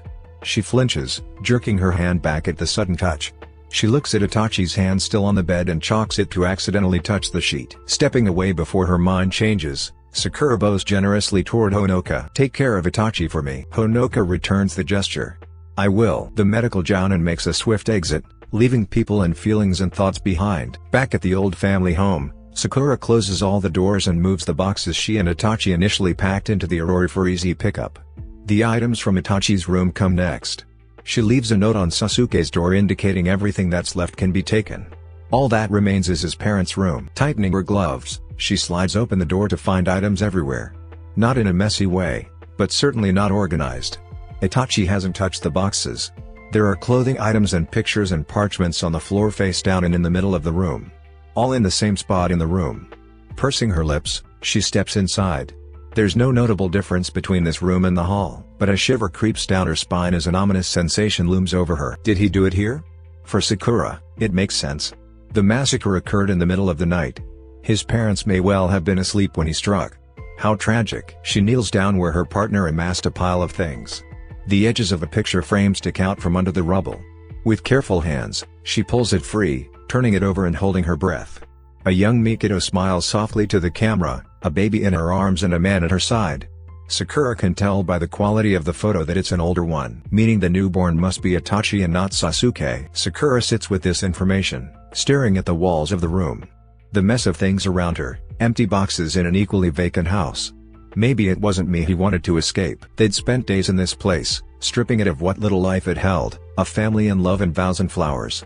She nestles the picture to her chest and draws her knees in. Light from the window shines bright.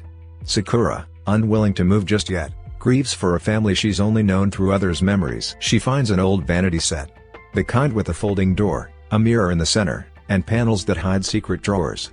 It's covered in red and black patterned silk, with flowers and nature scene motifs throughout. Sakura sits it on the floor, then tugs at the small brass handle to open the double doors. A thin veil of dust coats the mirror, pieces of silk fray where it's been repeatedly touched. She pulls at the center drawer, finding hair clips and sticks for everyday wear. Just above on the right, a smaller drawer contains fancier kanzashi hair decorations, with a particularly sparkly Uchiha hairpin sitting on top. Sakura reverently feathers her hands along the decorative silver wire hanging off the edge of the fan. Just under that, A white kanzashi peeks at her. Sakura knows these must have been Mikito's wedding pins. She closes the drawer, opening several others holding beauty tools and older-style makeup, still with dents and dips from use. In a hidden panel by the mirror, Sakura discovers a dried daffodil that crumbles slightly under her touch. The sight of the flower gives goosebumps with several jarring thoughts all at once. Mikito once used this mirror. Mikito put this flower here that was given to her by her husband. Itachi was also going to give this flower to someone. And it would be Honoka. The idea turns her blood cold. Sakura eases the daffodil back in place before closing the panel, avoiding glimpses of herself in the mirror as she does so. She adds the vanity set to many other memories sealed that day. By the end of it, Sakura is exhausted but satisfied. She moves the last items to the Aurora with a note to Shikamura that they can load them up in the morning. It's already late evening, nearly nighttime. Sakura grabs dumplings with sour soup for both her and Itachi, figuring he'd be about ready to wake up once she returns. Except Itachi is already awake and not at the hospital. Sakura stares in disbelief at the paper the receptionist hands her. Itachi left a note stating he was going home. Any concerns over his whereabouts could be taken up with the Hokage. And how long ago was this? She questions. A few hours now, the woman confesses. Honoka tried to protest, but the Hokage told her to leave. He also said he would talk to you about the situation. Sakura's jaw clenches at that. What did Honoka say? The woman sighs, shaking her head at the memory. She wasn't happy about being forced to leave and even stayed in the lobby to watch Itachi go. But she did listen. I'll have to apologize to her. Sakura nods, taking the note, and her leave, heading straight home. Sure enough, Itachi is there and awake, moving around upstairs. The smell of food tells her he's been awake. A covered plate and sealed missive from Kakashi wait for her on the counter. She sits the bag food down, staring at the sealed envelope with growing trepidation. Does Itachi know? She wonders. He had to know where I was. How long was he up? Did Kakashi bring up what I said? Unsteady fingers grab the folded beige piece of paper and then, with her nails, cut through the wax seal bearing Konoha's insignia. Kakashi's marginally legible handwriting greets her, followed by a folded note falling onto the counter. She opens the note first. Scratch what I said. Maybe a sparring session instead? I could use a good stretch, and you could use a break. A sparring session? Sakura wrinkles her nose and then glances back at the missive. Interesting theory. Normally I'd be quick to agree, but there are mitigating circumstances that we must account for. I'll discuss this with Tsunade-sama and get back to you. In the meantime, take care of your patient and update me on his health status. Okay, she understands why he'd negate the last part. Kakashi must have gone to the hospital after receiving her request. But why he'd recommend sparring doesn't make sense. She needed answers, not something to punch. Well, the wooden stairs creak, and Sakura hastily shoves the missive into her pocket. Grabbing the bags of food, she starts unpacking and adding the items to the fridge when Itachi turns the corner and peeks into the kitchen. Oh, Sakura plays off her rapidly increasing heart rate by moving around the kitchen. You're awake, huh? HNN. Itachi doesn't approach her, choosing instead to linger near the door. Sakura glances at him through her lashes while folding the plastic bag smaller than necessary. He watches the ground first, then her, and then behind her. There are lines under his eyes and weight in the way he blinks. Itachi exhales through his nose, using the doorpost to keep himself upright. He stays there for a moment longer before deciding he's finished here. It's hard for Sakura not to notice his feet dragging across the floor as he turns. He's not at 100% by any means. Something about his weakness makes her relax a little. Itachi stops, facing the living room and away from her, gripping the archway. She realizes that he does not intend to leave. The situation is as comforting as it is unnerving. Because he's not saying anything, Sakura knows several things should be done. Is he waiting for me to talk about it? Carefully, she lays the now triangle-shaped bag on the counter. What can Itachi really do to her but voice his disagreement? It's enough to make her uncomfortable, but these things pass. Sakura undoes her gloves, laying them on the counter next to the bag. How are you feeling? She starts the conversation with something simple, hopefully non-invasive, and to the point. Itachi, for his part, barely moves a muscle when shrugging one shoulder. In what way? He groggily replies. Sakura takes steps in his direction, concerned with how he's leaning heavily against the post for support. Whatever way you feel like talking about for the next 20 seconds or so. Her approach elicits some sort of reaction from him. Sakura blinks back in shock when Itachi tilts away, venturing further out of the kitchen and towards the stairs. I was sedated for most of the day. Itachi murmurs, currently, I'm not in the best physical condition. Her fingers twitch at his words. Sakura can feel her defenses wanting to raise. What he says is true. All of it's true. And for good reason. But still, that's all? She asks. You gave me a choice. Itachi retorts. True. I did, didn't I? You also told Kakashi. His accusation comes much sooner in their conversation than she expects, throwing her off balance again. Sakura's inhale comes much sharper against the lump in her throat. Green eyes dance around the room as her fists clench with hesitation and determination. She hasn't done anything wrong. It feels like she has, like her actions slighted him somehow. I did, Sakura admits, forcing herself to stand up and stand by her decision. As your medic, I thought it was important to let him know about any changes to your condition. Especially because you have a lot of things coming up and, being healthy is important when you— And that's your only reason? Itachi cuts in, stopping her mid-sentence. To ensure that I was healthy? Sakura's mouth opens, then closes, and a sudden pressure in her chest leaves her mute but not speechless. On the contrary, lots of words and retorts, and reasonings cross her mind. The first and perhaps most prominent is how disconcerted she is by his tone of voice. Itachi is tired but also very much annoyed with her. She feels it in every slightly slurred syllable punctured by stern accusations. The second thing that comes to mind is Kakashi's warning to be careful about her new mission. She doubts Itachi peeked at her missive but suspects he might suspect her of something. Both situations put her on the defensive. Even if he's not fully aware that she's meant to be observing him closer for this exact situation, Itachi knows that Kakashi knows. Considering the last time she informed the Hokage of the ghost, Itachi's work life was cut in half. His current mood suggests he remembers this as well. The young medic licks her lips and swallows all the doubt attempting to permeate her thoughts. Itachi has a right to be unhappy. I was justified in my actions. Neither of those things cancels the other out. Sakura repeats it to herself a second and a third time. It doesn't help as much as it should. Deep down, Sakura knows the reason has everything to do with her expectations and wants. Itachi isn't giving her any of those things. Probably because he gave it away to someone else. Sakura inadvertently pictures the moment Itachi wakes up in the hospital with Honoka there. Did he smile at her and soothe her fears of being told to leave? Did he reassure her that everything would be okay, that she didn't need to worry? Was he gentle with her? Did he at least look her in the eyes? The tightening in her chest burns in her throat. Sakura curses under her breath, blinking back unwanted tears again. God damn it, Sakura. Stop it. Stop. She reaches for composure to at least get through the conversation. Not wanting to confront the back of Itachi's head, Sakura walks up beside him and leans against the wall his hand isn't holding. Itachi slightly shifts away from her.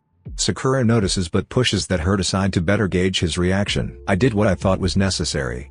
What other reason would I have? She challenges. Itachi's brows draw together as he lazily blinks and quotes her words from earlier back to her. To take care of everything in the way Sakura takes care of everything. Sakura's eyes widen, then narrow, gaping at Itachi in disbelief. You mean, the way you do? As in, making decisions without talking to the other person first? Putting one's life at risk because it seems like the right thing to do in your mind? Itachi's shoulders slump. His forehead tiredly rests on the doorpost. I don't want to argue with you, Sakura. She can't keep up with where he's coming from or what he's getting at. What did you mean then? Only that we have terrible habits of doing things our own way, Itachi answers. Perhaps we are good at seeing this flaw in each and not ourselves. So you're mad at me about that now? Itachi perks up a little and observes her from his peripheral. When I did the same, were you mad last night? Itachi questions. Sakura blushes and bites the inside of her cheek. Maybe for a minute, but that's not why Her eyes drift towards the floor. Sakura clutches her fist tighter, recalling things that should mean nothing. Like the panic of seeing him coughing up blood for the first time in a long time. Her instant reaction of catching him before he could hit the ground. The desire to protect him from invisible threats. Her restraining tears at seeing him cry for the first time. Every time he held tighter, every whispered sentiment and soothing touch. Itachi's low grumble catches her attention. She looks up at him and furrows her brows to show her confusion. Her partner repeats his question. Were you afraid for me? Sakura snorts softly and shakes her head. What kind of question is that? One I'm sure I know the answer to. Then why even ask me? She whispers. To be sure, maybe, Itachi replies, the reason is not what you think. I want to be sure. You were scared for me. Sakura reluctantly nods, which satisfies Itachi enough to turn his eyes back toward the living room. After a few seconds, he whispers just as softly. You are sensitive to others that way, I think. You are not foolhardy, just stubbornly passionate, going beyond to help those around you.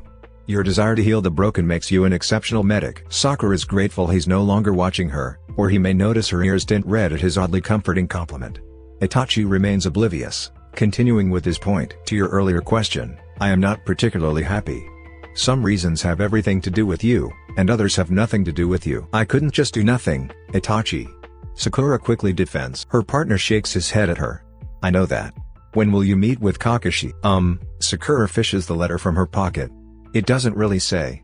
I'm guessing it will be in the morning. Itachi nods, taking a carefully measured step into the living room. I have a meeting tomorrow to discuss the festival. I want you to come. Sakura wants to protest all sorts of things with his directive. Itachi doesn't let her, slinking off towards the stairs and ignoring her as she follows after him. She stops at the base, watching him take careful steps, using the rail to keep himself steady. When he gets to the top of the stairs, Itachi closes the bedroom door behind him, leaving the conversation where it is. Itachi sleeps for most of the day, waking up occasionally to use the bathroom. Every time, Sakura tries not to make a fuss. The medical inside wins out over her desire to talk things through more. But she keeps her eyes on him well into the night and the morning. Where Itachi typically wakes before her to make breakfast, Sakura purposely beats him to it. She warms the soup from the night before and makes her signature breakfast of tamago gohan as an accompaniment. He's still asleep when she leaves for the Hokage Tower. A note greets her at the office door, informing her to go to Tsunade first and then meet him at training ground number 3. Why do I feel like I'm being taken on a wild goose chance? She grumbles. Finding Tsunade doesn't make anything remotely better or clear. Her Shisho regards the letter in her hands with evident skepticism. As she does, her face settles into increasingly disgruntled features. Then Tsunade sighs, licking her lips and plopping her back against the couch. You want to keep him back from his mission? The challenge only makes Sakura painfully aware of how little they actually communicate and how right Itachi was about both of them. Blackbird is not in a good place right now. Considering his first mission out of the village is in less than a week, I doubt he would have recovered by then. And you came to this conclusion how? His medical condition seems to have worsened. I put the information in the request. His physical condition, right? Nothing to do with ghosts? Sakura grimaces. It's hard to say. He didn't directly mention any but was beyond agitated last night, which translated into me having to nurse him through a seizure. Tsunade glances at the form again, vaguely gesturing to where the information is mentioned. This happened after our meeting? The muscles in her face twitch, begging to contort into features that show her true feelings on that matter. But Sakura resists, pursing her lips for a moment, then answers. Yes. There's a pause where her former teacher seems to recognize her error. A hum of vindication sings in Sakura's soul. Tsunade sighs, letting the paper fall between her fingers onto the table. I think I pushed him too far. The older woman admits. Obviously. Everything was fine until that meeting. She'd made progress. Itachi had given her a little peek inside his mind, sharing memories and things he saw. Then Tsunade took him, and Itachi came back as a hollow shell. The wall returned, and Sakura was shut out in favor of a dead girl. Shisho, I thought my new mission was to collect information on his physical and mental health? Sakura questions. It is. I'm not undermining that, Tsunade asserts, mood shifting as if she were waiting for such a challenge. I still have to investigate these phenomena he's experiencing. I had a hunch and followed it. It's the same hunch I've had all along. Except now Itachi knows. I thought that was the opposite of what you wanted. Tsunade shakes her head. Itachi needs to face this and then choose. I hoped I was wrong. I really did. If I'm not, then we have a bigger problem. This time Sakura frowns, having had enough secrets these past few days. She demands answers from at least one person. What do you think is going on? Her Shisho puckers her brows at her. You're his physician. What do you think is going on? The medic squeezes her hidden hands to bare knuckles. I think he's suffering and is too stubborn to ask for help. His mental state is negatively impacting his physical health. Does he want help? Tsunade challenges. Or does he want something else? I don't know what he wants.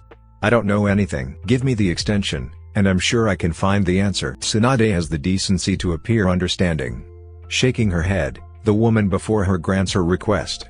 2 days, Sakura. I can't do more than that. We have medicine to treat seizures.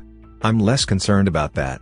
Removing the seals hasn't physically destroyed him, but they've done something mentally. What that something is and how much we can actually do about it is only something you can find. Do what you have to do, Haruno. She responds by blinking once, confused and far away. The relief she should be feeling right now never comes. Instead, a sudden heaviness creeps in around her heart. Her calm veneer wavers in favor of pointed disappointment. Sakura fights against the wisp of hopelessness that colors her thoughts. The hands behind her back became undone. She drags a foot forward to get closer to Tsunade. Shisho. She's not sure what to say or where to start. Only that it's not enough. 2 days? What can we do with the extra 2 days? She thought that her more medically inclined Shisho would have advocated for at least a few weeks. But she's wrong. Tsunade halts her steps with a raised hand. I know what you're going to say, Sakura. It's 2 days. Sakura cuts in anyway, trying to get the woman to see reason. I know what I said. 2 days, Shisho? I can't heal anything in 2 days, let alone find the cause. What have you been doing all this time if not finding answers? Her former teacher challenges. Sakura balks at the question, furrowing her eyebrows in confusion and anger. Keeping him alive, that's what I've been doing. It seems I'm the only one trying to do that here. And who commissioned you to do that? Huh? Tsunade nearly threatens, people who want to see him dead? Is that what you think? That you're the only one that wants his best interest? I'm the only one who wants something, Sakura argues, stepping closer. Ajanon could see that Itachi is unwell and unfit to go on a solo mission outside the village without a medic. Shisho, if this were any other shinobi, you'd put them on the reserves list until they were cleared. Yet I'm the only one trying to convince you and Kakashi that Itachi needs more time. He's not ready. Would you have said the same thing if he hadn't had a seizure? Tsunade asks. Sakura throws her hands up, turning away in utter amazement at the absurd question. I'm asking because he had a seizure, Shisho. Itachi is not okay. What happens if he seizes while fighting enemy nin? Or traveling between countries, and he falls over a freaking cliff because of uncontrollable muscle spasms? He'd be dead. And the only person who seems to recognize how possible that is me. Which is freaking ridiculous because you're a medic too. Instead of Tsunade responding with equal tenacity, the woman before her sits back, crossing her legs. She nods in a way that says she understands but disagrees. That's a bold statement to make, Sakura. Tsunade concludes, now answer my question. Would you have said the same thing if he hadn't had the seizure? Were you willing to send him off with his lung condition? Don't answer that. I'll do it for you. You were. Itachi's illness didn't draw complaints from you. Why? Because we have medicine to deal with that. As a medic, do you have nothing to stop seizures? Nothing? You don't send a shinobi with a possible debilitating condition out alone. Tsunade snorts. Debilitating? Is it chronic or acute? This is Itachi's second seizure since getting those seals undone. Have you found the common denominator? Sakura's annoyance gives way to misdirected anger. She's mad at Tsunade. That's true. But she's also upset at other things and other people. The common denominator is that no one seems to be taking my advice as Itachi's medic, Sakura shouts. I can't believe I have to argue how stupid this is. Itachi is not just a dojutsu. He's a person, damn it. The only reason you're sending him on this mission is to test a theory that you've found the answer to already. Itachi is a shinobi, Sakura. Tsunade cuts in. You are one too, last I recall. Like every other shinobi, he has a duty to this village and our missions. Sakura glares. Not when he's sick. Why is everyone inconveniently skipping the fact that Itachi is not well? He's not okay, just good at pretending like it. Who is everybody? Tsunade challenges. If something happened with you and Itachi, then have the conversation with him. As your fellow medic, I understand your concern. However, as someone who also knows Itachi is a special case, I firmly believe this is not just physical. On what basis? Tsunade shakes her head disapprovingly. If you can't see that there are psychological components beyond his somatic symptoms, then we have a bigger issue than Itachi's seizures. I'm not a therapist, Shisho. Her Shisho only shakes her head. Itachi doesn't need you to be that, and neither do I. I'm handling that part. Just gather the information, and I will do the rest.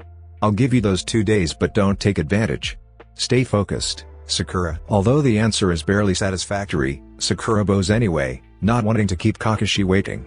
Also, realizing that a sparring session may be much needed. Even if the suggestion is probably some excuse to leave the Hokage Tower, Sakura takes it without a second thought. She just might need to punch something. Spotting him on the low spreading branches of an gnarled granddaddy of a tree, the Hokage gazes contemplatively up into the overhead branches, lost in his thoughts. Sakura smiles at the scene, then gets a sneaky idea.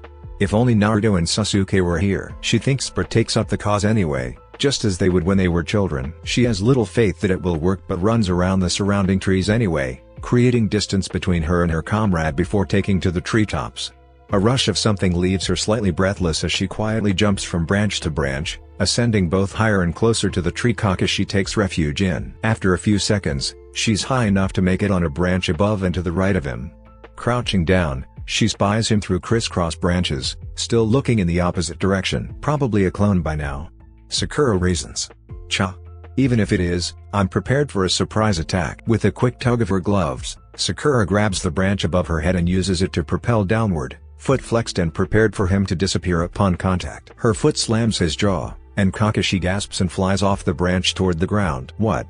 Sakura exclaims, wide-eyed as blood gushes from his nose. Disorientation throws off her form. Sakura flares in the air for a few seconds, watching in horror as the Hokage hurtles toward the dirt below. He was supposed to be a clone. Or substitution, at least. Realizing she is also headed straight toward the grassless dirt, Sakura attempts to brace for impact when a puff of smoke draws her attention. That wasn't very nice, Sakura. Kakashi drawls. Shocked, she turns and narrowly misses the punch before tumbling to the ground. Kakashi hits the ground running, literally. No time to wince at the pain in her side. She gets to her feet, fumbling to stand and dodge the barrage of offensive strikes. A solid kick to the ribs sends her tumbling again. Sakura takes the hit as a moment of reprise, allowing the distance to grow between them as she rolls along. Gathering herself, Sakura gets to her feet in time to go blow for blow with him. Kakashi doesn't train light. He never has. For his age, he moves with ungodly speed and agility. Not as fast as Naruto, but enough that letting her guard down is not an option. As a child, she would have loved this kind of consideration in training. But Sakura knew she wouldn't be able to handle it then. Not because of her lack of skill. But mentally, the physical abuse would have pushed her over the edge. Today it motivates her to keep up and keep him guessing. She does just that, not making the friendly spar any easier for him. Kakashi may be fast, but she is strong. Frustrated. Confused. They shuffle through a series of defenses, keeping the other at bay. It's always a toss-up for who will give or take the most damage. Landing 100 blows means nothing when you can land the right one. Chakra sizzles as she readies the strike. When his guard slips, she moves. Kakashi jumps backward, and she does the same. The dust settles enough for her to see him holding his left shoulder. Sakura preens in triumph. Kakashi slums, left arm dangling temporarily paralyzed and uselessly. Weaving hand signs as hard with one working hand. She counts on that to keep him at bay for a half second. Kakashi offers her a lazy blink followed by a cheeky grin that lets her know the fight isn't over. The ground rumbles, and she barely has enough time to get out of the way of him bursting through the dirt. The clone across from her disappears. Sakura curses, once again on the defensive. They are at blows again. For Sakura, the strain keeps her from thinking of earlier conversations. Kakashi takes up all of her focus, allowing her to forget. Their fight spans most of the training grounds and takes up most of her morning. Neither she nor Kakashi stops until they're covered in dirt, breathless, and unable to move without grimacing. Sakura flops on her back, arms spread wide, knees bent with one glove missing, and slashes in her shirt and shorts. Kakashi slumps against the tree trunk, arms still paralyzed with half a mask on his face and flattened hair. Around them, there are downed trees and craters on the ground. Sakura takes a cursory glance at what she can see, then chuckles breathlessly at the mess they made. Above her, evergreen leaves sparkle in the sunlight, casting shadows across her face and the ground below. She blinks with heavy eyes, taking in the smell of disturbed grass and dirt and the promise of spring in the air. She's covered in sweat, dirt, and a little bit of blood. The grass sticks to the underside of her arms. Sakura is sure there's a bug crawling on here somewhere. Kakashi looks half dead beside her. But Sakura feels very much alive in herself and free. Her muscles twitch from overuse. Her chest still burns from pushing so hard. Sakura feels the residue of chakra on her fingertips and lays her hands flat on the grass below. A low hum of natural energy responds to the little she has left. Amazing. The leaves gently sway, lulling her into deep relaxation to the point she forgets Kakashi is there. His foot nudges her ankle. Sakura grunts in protest. He laughs a little. Feeling better? I was until you touched me, Sakura grumbles teasingly. Not in a talkative mood, I take it. She turns to lean on her side, offering the Hokage her back. Depends on the topic of conversation. Itachi, Kakashi answers automatically. Considering your husband paid me a visit, I'd say there's plenty to talk about. Sakura's muscles tense for a different reason. She gazes blankly at the grass near her cheek, a frown on her face. While it shouldn't have been a surprise that Itachi would advocate for himself better, Sakura feels cheated somehow. What did he talk to you about? Oh, Kakashi softly hums to himself. This and that, missions and such. You. Sakura's head quickly turns over her shoulder, brows furrowed in confusion. Me? Yes, you. For personal reasons, I think. Personal reasons? She blinks in disbelief at the odd picture of Itachi seeking advice about her from her former sensei. Can I offer a piece of advice? He asks. From someone familiar with the type of darkness Itachi may be wrestling with. Hearing Kakashi calls it darkness only reaffirms her feelings of selfishness the other day. Sakura folds in on herself, laying back down on the grass. Yeah, sure. In a patient tone, he tells her. Staying is the most helpful thing and hurtful thing you can do. If you stay, he is not alone. If you stay, you are one more thing that can be taken away. How is that helpful? Sakura quietly challenges, I may as well do nothing. Yes, Kakashi responds, that's exactly right. Sakura nearly pouts, hunching her shoulders with a heavy sigh. I can't afford to do nothing. Also, yes, her former sensei elusively responds. Funny how two opposing things can exist together, isn't it? She doesn't find the sudden duality of roles in Itachi's life funny. Itachi started as a prisoner, then became her partner. She concedes that, along the way, they became something like friends. At what point in this whole mess did I become his emotional support? No. It's not that I am. I want to be. Don't leave, Sakura. Kakashi's voice filters through her thoughts. That's the whole end of the matter. When I say don't leave, I don't just mean physically. You have to stay in it mentally and dedicate everything to stay. Itachi needs you as his partner and on the same level as his friend to stay. Darkness is only as dark as the absence of light will allow. Take away the light, and nothing stops the darkness from spreading. Her uncertainty only complies. Kakashi is right. But what is Itachi to her? A friend? A partner? I don't want to think about this. Sakura silently laments. Everything Itachi does sends her from one feeling to the next. The happiness she was just as visceral as her sadness. All of it was because of him. I care. It's not wrong to say that I care. Even as she thinks it, Sakura's mind comes up with a million whys and hows and what ifs. She groans and throws an arm over her eyes. How did this become such a disjointed and convoluted situation that gives me headache after headache? She whines. The Hokage takes his time with answering. Reasons and becauses, I guess. As long as you're aware and work to fix it, is it really a problem? Yes, it's a problem. Sakura objects, what happened to simple? 5 years of probation, and that's it. You don't want to help him, then? Kakashi questions. That's not what I meant, Sakura quietly confesses. AAA, Kakashi pauses and summarizes, you want to help but don't want to help? Maybe. The Hokage's airy chuckle does not help. If Sakura were less mature, she'd stick her tongue out at him. If Kakashi were anyone else, he might have tried to give her something more. Instead, he stays with her until her mind runs out of thoughts to think. She rolls onto her back, watching him gaze blankly at the horizon. I'm supposed to meet him for a clan meeting or something, Sakura says suddenly, gauging his reaction. Kakashi merely tilts his head in her direction. It's a start, Sakura notes, rolling her eyes at him. Yeah, I guess. The man behind her stretches his arms over his head, finally getting his full range of motion back, and changes the subject. Such a short sparring session. Maybe we should do another one? Maybe get Naruto too? Kakashi's shoulder sags at his own suggestion. Maybe not. Sakura's smirk feels a little more real this time. She reaches her heel back to nudge his ankle this time. Kakashi accepts her thanks with a mask-covered eye crinkle. They stay together until time forces her to leave and prepare for Itachi's meeting. Sakura half expects him to still be in bed when she gets home but finds the house completely empty. Considering he visited Kakashi this morning, she's unsurprised to find a vacant house. Some small part of her wished he hadn't left. But Kakashi's words ring in her mind while walking up the stairs to their bedroom. All I can do is support you. She reminds herself, going to the closet to find something appropriate to wear to a meeting like she's never been to. She may not understand everything. Although truthfully, Sakura wishes she could. Itachi asked her to be there with him for a reason. I can't do much, but I can do this. Recalling Itachi's attire from the meeting she remembers, Sakura thinks to compliment. She flips through clothes, dismissing anything that seems too casual or unorthodox. Think like a clan member. So, something blue? Maybe traditional. Green eyes pan up to the top of the shelves where she stores her kimono in boxes. As she takes a mental inventory of her items, Sakura gets a silly idea. She has a dark blue kimono with flowers sprinkled on the hem.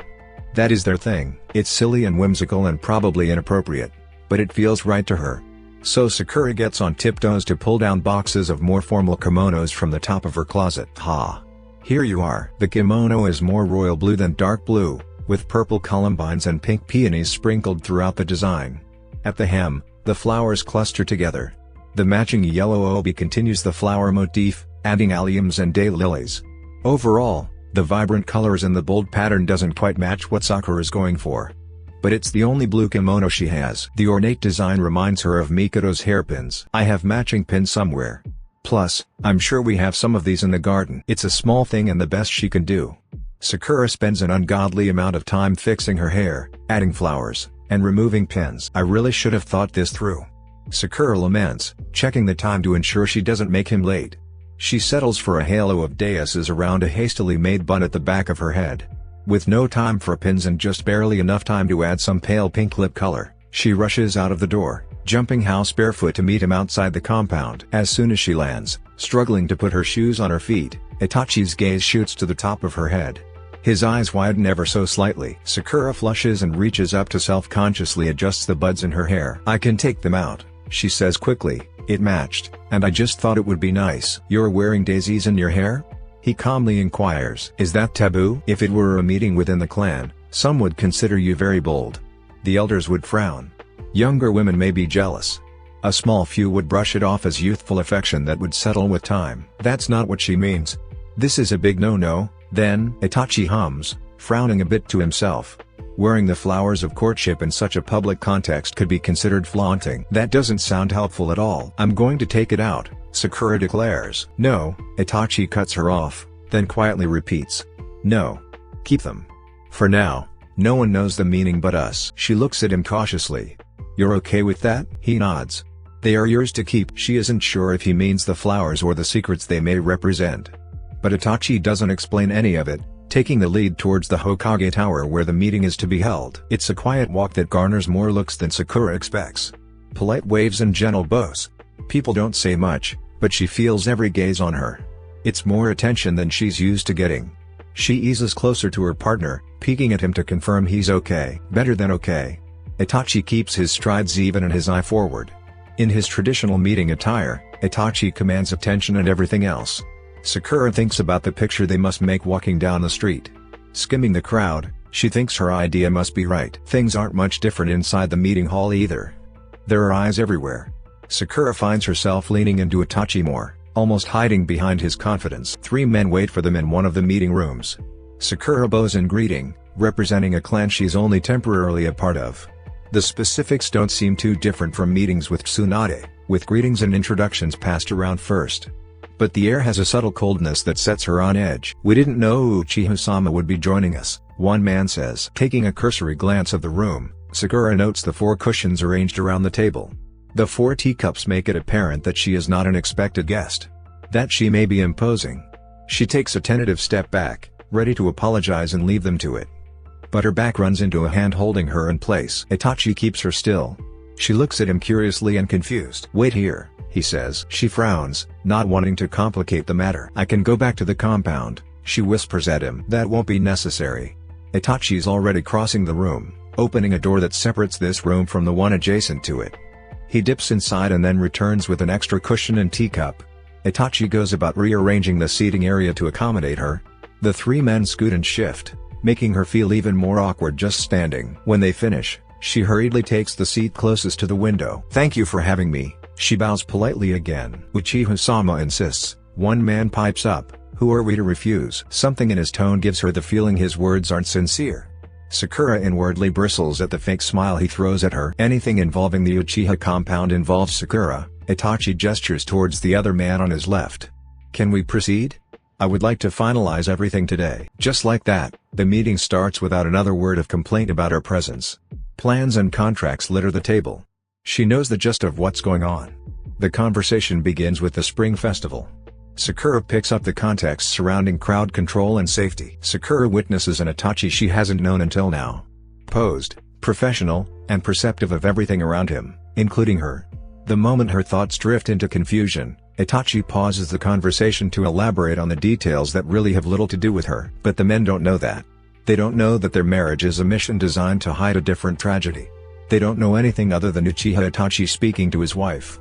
Despite their faces and subtle glances, he proceeds until he's sure she gets it, then turns back to the men to continue the business. Sakura feels the weight of Itachi's attention and feels the effects of the authority in his voice. He doesn't say much, and he doesn't need to.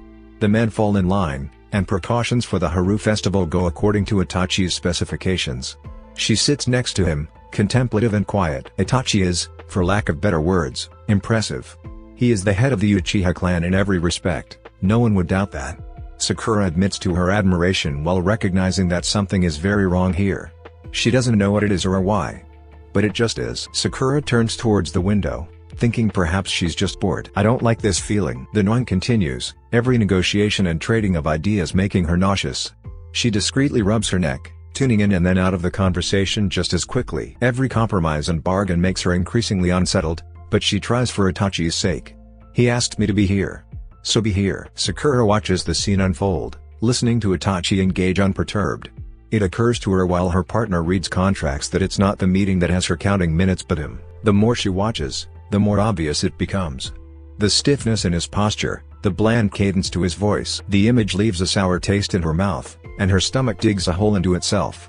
For all she knows of Itachi, she knows absolutely nothing. What kinds of happenings could cause a man to cling to her so tight days before but then conduct business with such smoothness that one would never be the wiser? How does one put aside that much feeling as if it never existed? Watching Itachi now is like watching a completely different person. There's no life in his eyes. There's no feeling. There's no anything.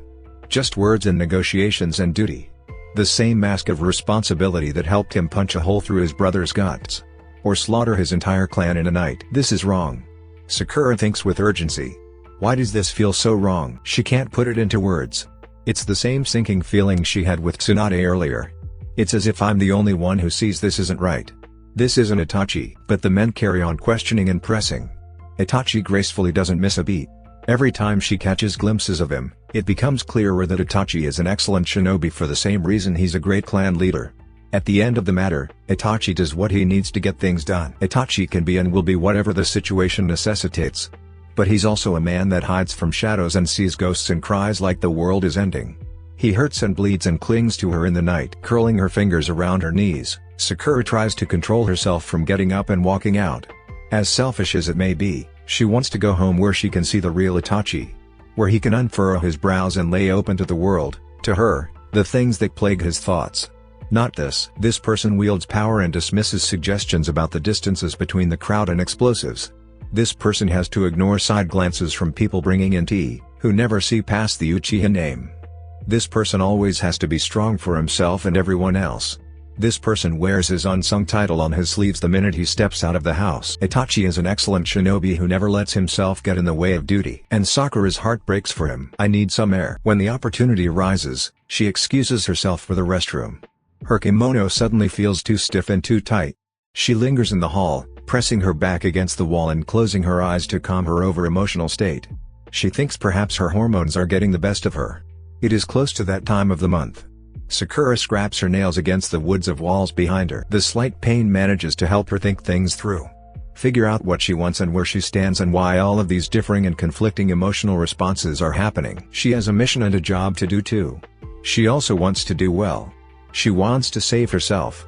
But she also wants to save Itachi. That's what they've been working towards this whole time, right? They are there. Right there. Sakura is one conversation away from unleashing the tendrils of courtship on her former apprentice. She's several months away from no longer needing to bear the name Uchiha. She is so close. At the moment, she just feels utterly lost. A tiny lump pushes past her defenses. Sakura wants to cry. She doesn't know why. But it's heavy in the back of her throat. She squeezes tight to make it stop. She hasn't felt this out of sorts in a long time. I can't keep doing this. Voices from down the hall pull her back into reality. Sakura's eyes shoot up, ready to run, to hide. She anxiously glances at her surroundings, trying to find where the people are coming from and where she can go before anyone notices. She turns away from where she came, thinking perhaps their voices are that way. She's already grabbing the side of her kimono when someone grabs her arms. Sakura's heart beats triple time. She knows without knowing. His grip is sure but not tight when Itachi eases her around. Sakura feels something in her break when she comes face to face with those dark gray eyes. Itachi's watching her closely. He blurs out of focus when the tears come. Sakura blinks too many times to stop them. She doesn't want to cry. She doesn't know why she's crying. She doesn't like the fact that Itachi's response is quick. He cups her cheeks to catch tears and wipes away new ones that just keep coming. Please stop. Please don't. But she can't bring herself to say it. She leans in and lets Itachi hide her face when the other shinobi pass by. Their hushed tones at seeing them hug in the hall only make Sakura want to scream. Because Itachi's doing it again. Protecting everything, being strong for everybody, and taking on the burdens of the world, of her. She just wants him to stop, breathe, and let himself go for once. But she clings tight and buries her face in his hauri because she doesn't know what to do. She doesn't know how to help him. She doesn't know how to say that. All she knows is Itachi's arms are comforting, his chest is firm, and his hauri smells like home. She wants to conceal him from everyone who keeps taking things from him. She's more than aware of how hypocritical that sounds. She's taking from him right now. She's taken from him in the past. All Itachi does is give. Give until he has nothing left. Who's there to fill his cup again? No one, not even her. And it sucks. And it hurts. She feels like she failed him because she can't even save him from herself. Sakura, Itachi's concern makes her want to simultaneously disappear and cling to him. What's wrong? Everything.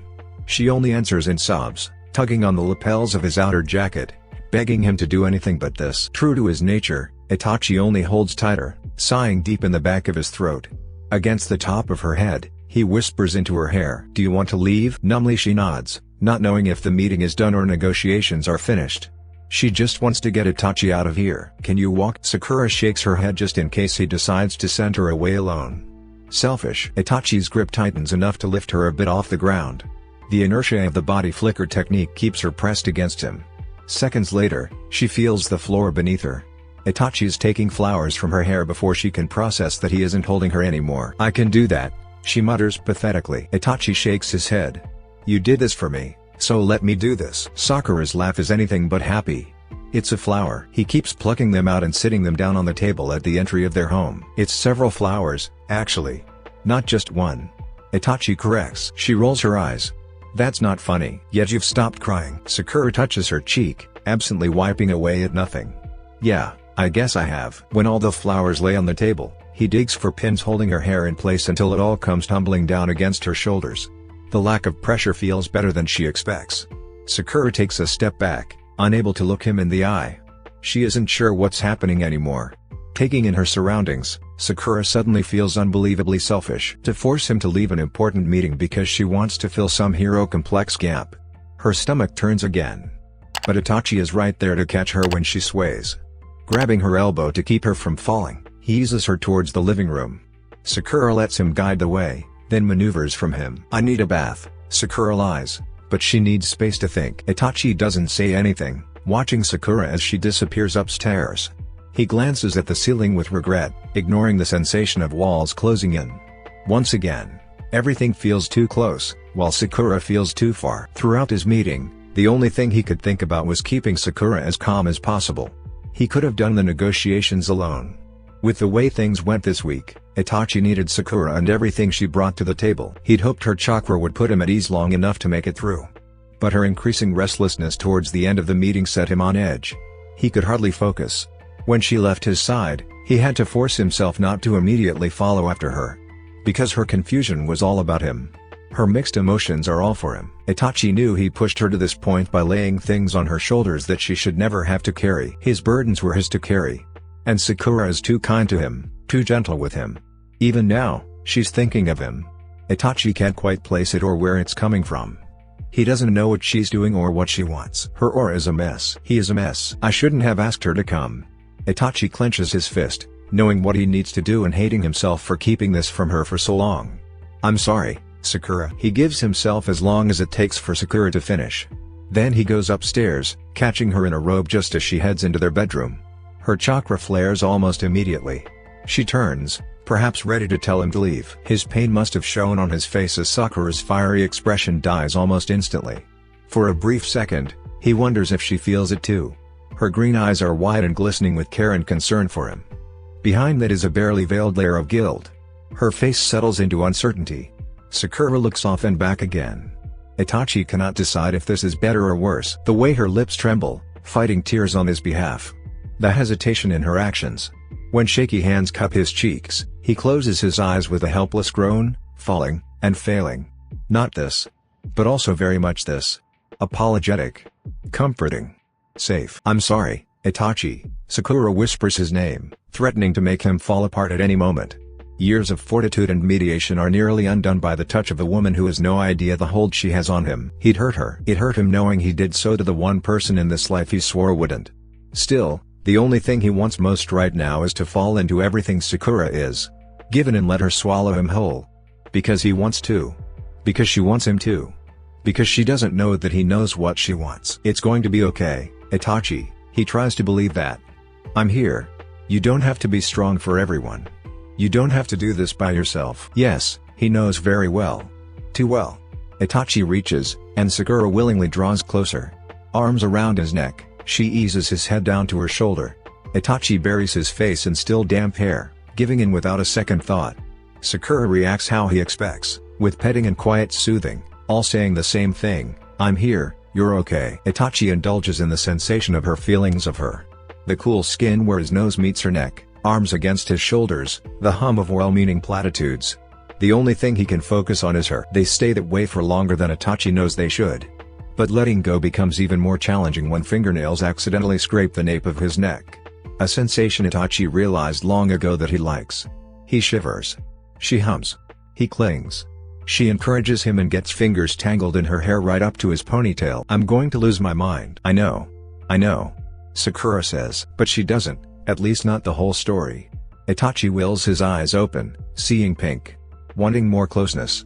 Knowing that it wouldn't be right. You don't know, he quietly admits, searching for control and finding little. Tell me what I don't know. Sakura beckons. What if it is something you don't want to hear? Sakura halts her petting, fingers stopping mid-scrap, pulse slowly escalating. Like what? Something that could make you lose faith in me. Itachi holds back another shiver when she detangles her fingers to touch his shoulders. Sakura pushes but firmly. Let me go, she quietly demands, a quiver in her voice. But Itachi isn't ready. Can I tell you first? Sakura turns her head away from his face.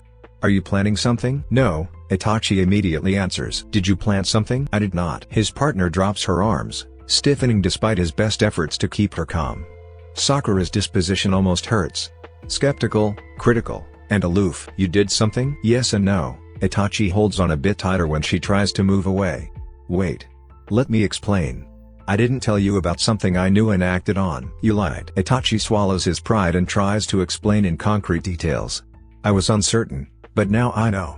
We are connected by some residual of the reanimation jutsu. That is my theory. It is the only way to explain the things I feel. I know you are thinking of me. Every time you think of me, I know. Realization comes in the form of a near-perfectly concealed alarm. Itachi grimaces when Sakura forcibly removes herself. Even if he doesn't want her to, she unhooks his hands anyway.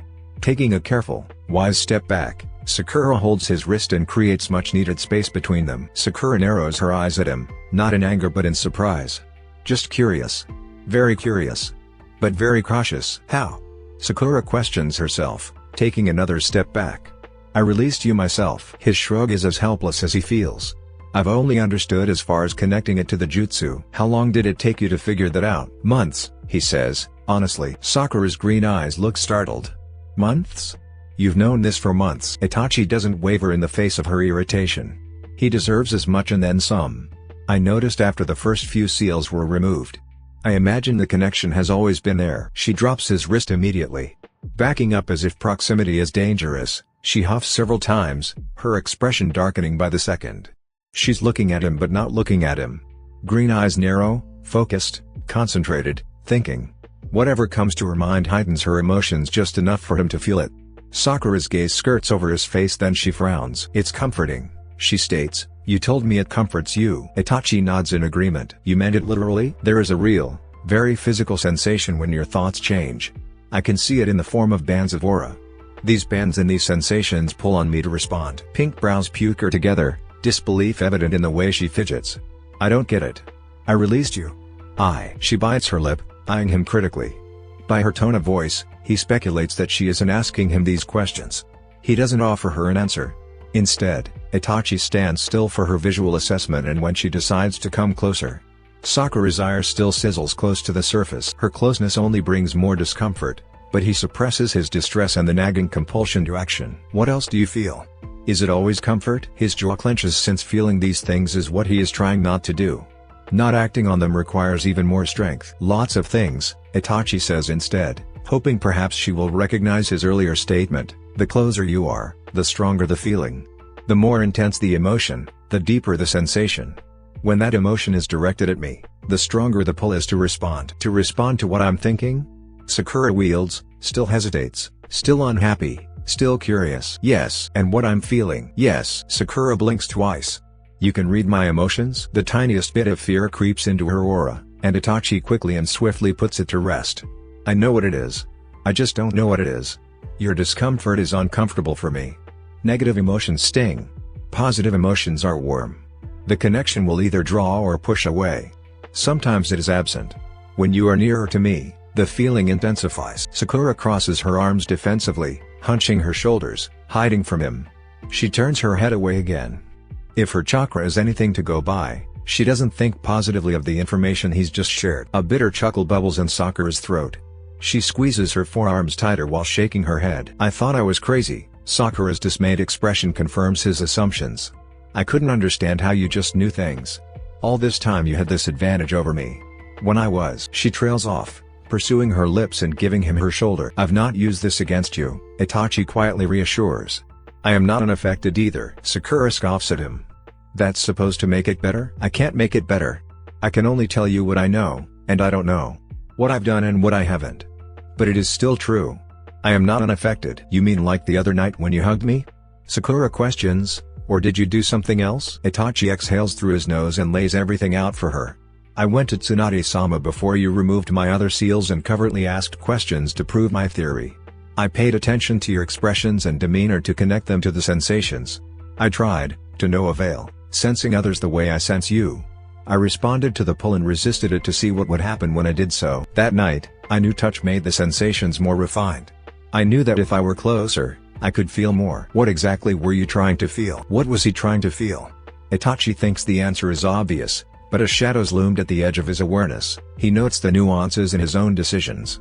Sakura sought to be his pillar in the moments they cleaned together. As nice of a feeling as it was, comfort wasn't the top priority. No. He had no issue with feeling uncomfortable. He could stomach being in distress for some time and he had done so for many years. Sakura's care was pleasant and added a buffer to what he truly needed. Itachi's fingers flex. When Sakura takes a small step closer, the residual sparks of her aura filtering his thoughts, he finds the thing he wants most when she whispers at him. What did I make you feel? Itachi knows without knowing how he does it. A few words come to mind, but only one truly encapsulates what he was after. Safe. It implies everything: protection, trust, comfort, and home. Itachi is safe with her, physically and mentally. If he chooses to hide from the world, some unconscious reassurance lets him know she will let him. Sakura's chakra unfolds in layers too quick for him to catch any one thing. He does see her take a step. Green eyes search him, open but not angry. In the shine of the afternoon sun, his partner looks almost sad. Safe from what? Itachi wordlessly turns towards the door. Sakura grabs one of his wrists. Because Itachi knows her better, not from this thing that binds them but from years spent in her care. He knows that she's doing so on purpose. Because she gets what he says and what he doesn't. Being in my old home is hard, he finally admits. I keep thinking of things, seeing memories of us living there. Sakura responds by giving his wrist a gentle tug. This helps? When you intend to do so, yes. His partner sighs, keeping her emotions close to her chest so that it barely makes a ripple. With her hand on him, he knows that there are fluctuations. A pleasant sharpness flutters across his skin, letting him know her thoughts are not wholly negative. A healthy mixture of good and bad, as unyielding as her expression, keeps Itachi leveled. This is so unfair, Sakura complains. I want to be mad at you. I am mad at you, actually, for a few things. You should have told me about this sooner and in more detail than just my chakra tingles. I can't be mad at you right now, not while you're like this. He nods back because it feels right, not because he thinks he is. I'm sorry, Sakura. You have every right to be angry with me. TSK, Sakura smacks her teeth. Yeah, I know that. Trust me, I am not happy about this situation. But I guess you already know that. She pulls on his wrist to emphasize her point. Itachi counters by taking her by the hand. I never truly know, Itachi corrects her. You are not so simple that I can boil you down to mere sensations and auras.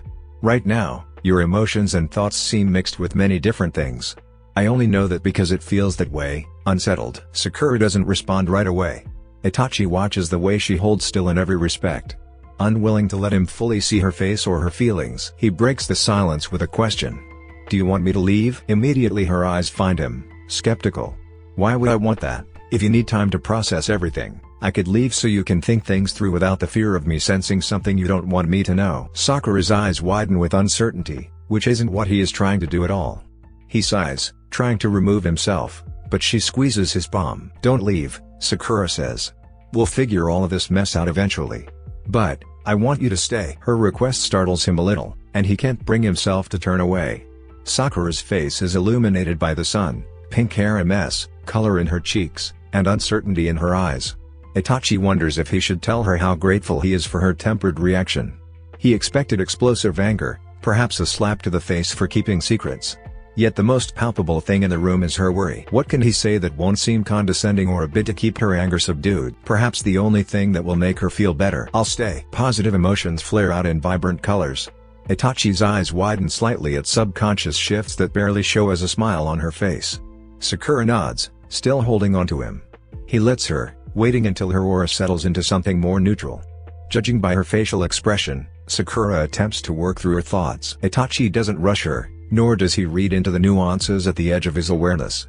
After everything, it seems unfair of him to expect anything. He keeps himself from wanting too much. Selfishness has done enough. Instead, Itachi holds his breath when her chakra wavers in a different direction. Did you? There's hesitation and reservation in her tone. Sakura purses her lips, unable to make eye contact. Were you able to finish your meeting, or did you leave because of you? He finishes, raising a brow for reassurance. Her reluctant nod says enough. Yes, he tugs her wrist so she will look at him. I don't like when you are restless. Sorry. Don't be, Itachi tries to reassure her, to soothe her slightly ruffled feathers. Those meetings are tedious at best. Sakura shakes her head and removes her hand from him, a sulky pout on her lips. That's not it. I wasn't restless because of the details of the meeting. Itachi stares uncertainly at her. Then why? Sakura's ears turn bright red, matching the changes he feels deep down. She fidgets and sighs, then rubs hands through her hair to her shoulders. Because, her voice sharpens, and then she grumbles and lowers her voice. I don't like seeing you like that. Like what? He presses. She huffs. When you do that thing. I get why you do it. We're shinobi. We have to be like that. But still, Itachi is still confused, but he thinks perhaps he may understand a little. You were troubled because of me? Sakura throws her hands up. Yes, because I was doing the thing you always do. Itachi airily chuckles because he still doesn't understand even with their shared connection. But he gets what he suspects is probably the essential bit. Details could be ironed out later when Sakura is ready. For now, he addresses other concerns. She tenses when he approaches. Itachi thinks she will recoil when he reaches for her, but she doesn't. He wraps his arms around her shoulders.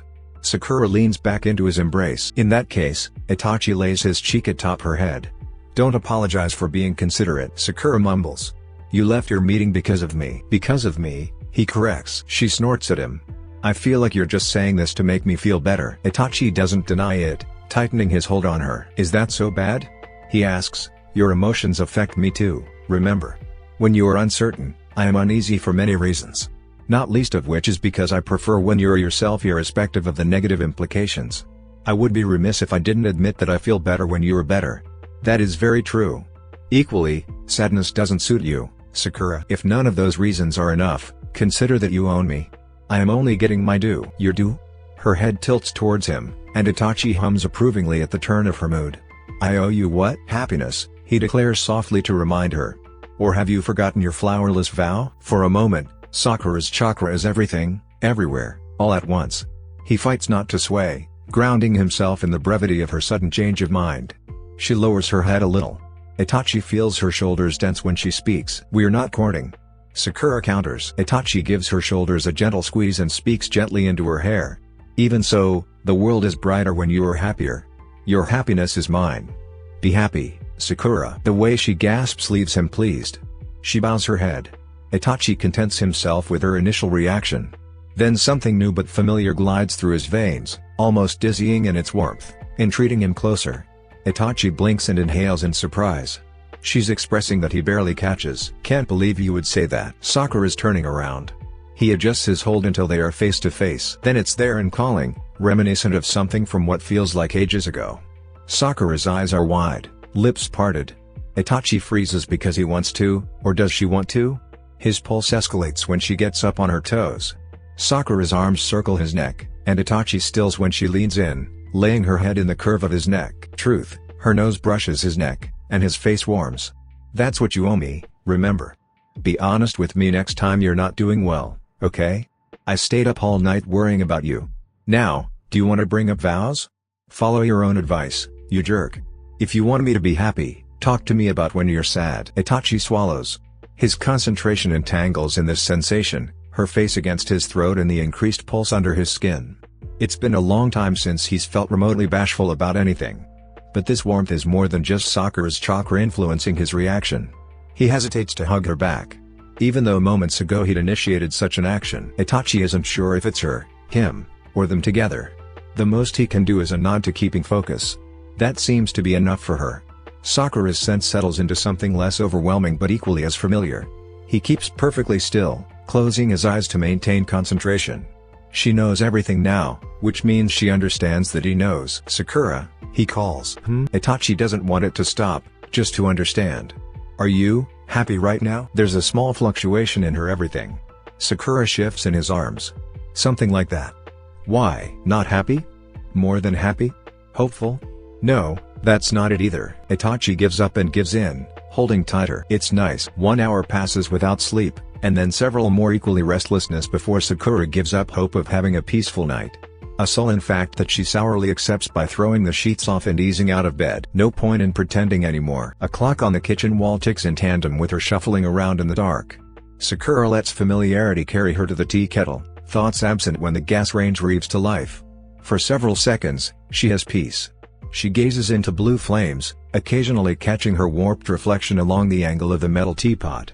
Sakura exhales, as groggy as she is restless. The duality of the two seemingly opposing feelings doesn't slip past her, and she grunts out a laugh even as her eyes burn from sleep deprivation. Sakura is tired and needs at least 8 hours of sleep before being anywhere near fully functional.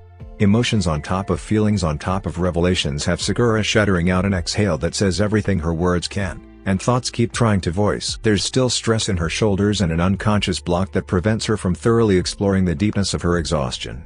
Knowing why she can't relax lessens some helplessness and tension, brows pinched and lips thin. She massages her shoulders and the base of her neck, thankful she's always had a mind capable of compartmentalizing. Recognizing that such a thing only engages when she is backed into a corner. The kettle whistles and cuts through early morning silence. Sakura goes through the motions of making herself something warm to drink, then leaves the kitchen for the sofa. She doesn't bother with lights, finding ease in the shades that play on the walls and doors. Sakura curls up against the couch cushions, resting most of her weight against the back. The tea heats her hands and lap. Sakura allows her mind to morph from nothingness to scientific theories to searching for meaning in what should not have been an issue. Why didn't he tell me sooner? Why did he wait so long? Her lips twitch, frowning in discomfort at reasons that cross her mind. She considers first if Itachi just doesn't trust her. Currently, doesn't make sense until she takes a wider view. Their history together makes her first thoughts seem more plausible. I was so terrible back then. Childish and ignorant and rash and just stupid for what I did. If it's been there from the beginning, even Sakura can see why he'd try to figure it out on his own. She bites down on the backside of her pointer finger, heart heavy with memories. I don't think I ever apologized. Even if I had, I think Itachi knew I wouldn't have been able to receive it without freaking out. He has reasons. Sakura concedes that his justifications would have been valid. She may have been young and grieving, but those were not valid excuses for the abuse Itachi had to suffer at her hands. Irrational conspiracies and suspicions with no basis. Sakura practically gave Itachi a reason to be wry. I wouldn't be surprised if he wasn't over that yet. No wonder he wanted to test the waters first. Is that what everything was? Just a test? Did we make any strides? She laments to herself, questioning every time Itachi held her hand, stood too close, hugged her, and joked with her. Did he know then? Was he experimenting then? Or did those things come from a place of genuine closeness? Then there was the other day. Sakura acted on impulse, rash and stupid, and forgetful of possible consequences to herself, to him, to them. If he could understand her feelings, then Sakura wanted to give him the full extent of the trouble he put her through. She unleashed all her worries, fears, hopes, and relief on him in one hug. Itachi said it felt nice. If he truly understood the depths of what she was trying to say, Itachi might change his admission. Except, his cheeks were dusty pink when she pulled away. Sakura's face felt just the same. And that's what kept her up all night. I don't have a right to question him, but, I want to believe that there was more than just a jutsu holding us together. Her face warms up from more than just her drink. Sakura sips slow, savoring flavors for some reassurance or hope that everything is not hopeless. She drinks more because the implications for her are as bad as they were for Itachi. Both of them were a liability to each other. If their mission ends and Itachi does marry Honoka, Sakura will still be tethered to him. Itachi will still be bound to her. I could live my life 100 miles from here. Itachi will still be able to map my day simply based on how I feel. I'd never be safe enough to be myself.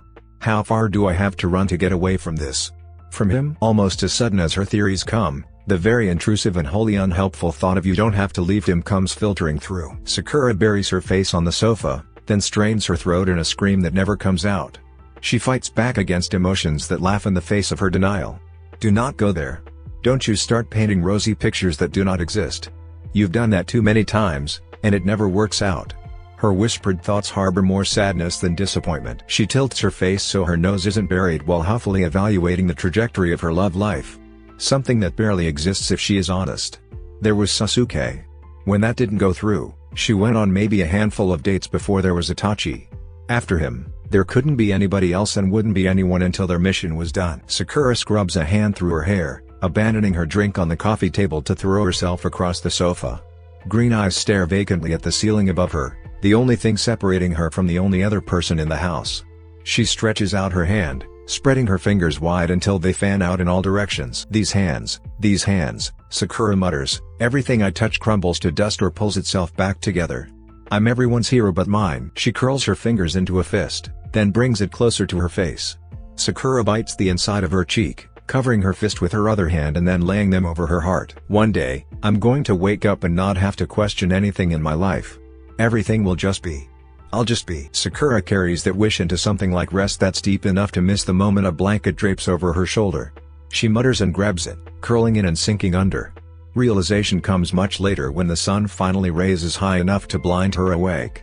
Sakura unfurls like a cat, blinking back drowsily to find a note resting against her abandoned teacup. Itachi left early to help the construction crew.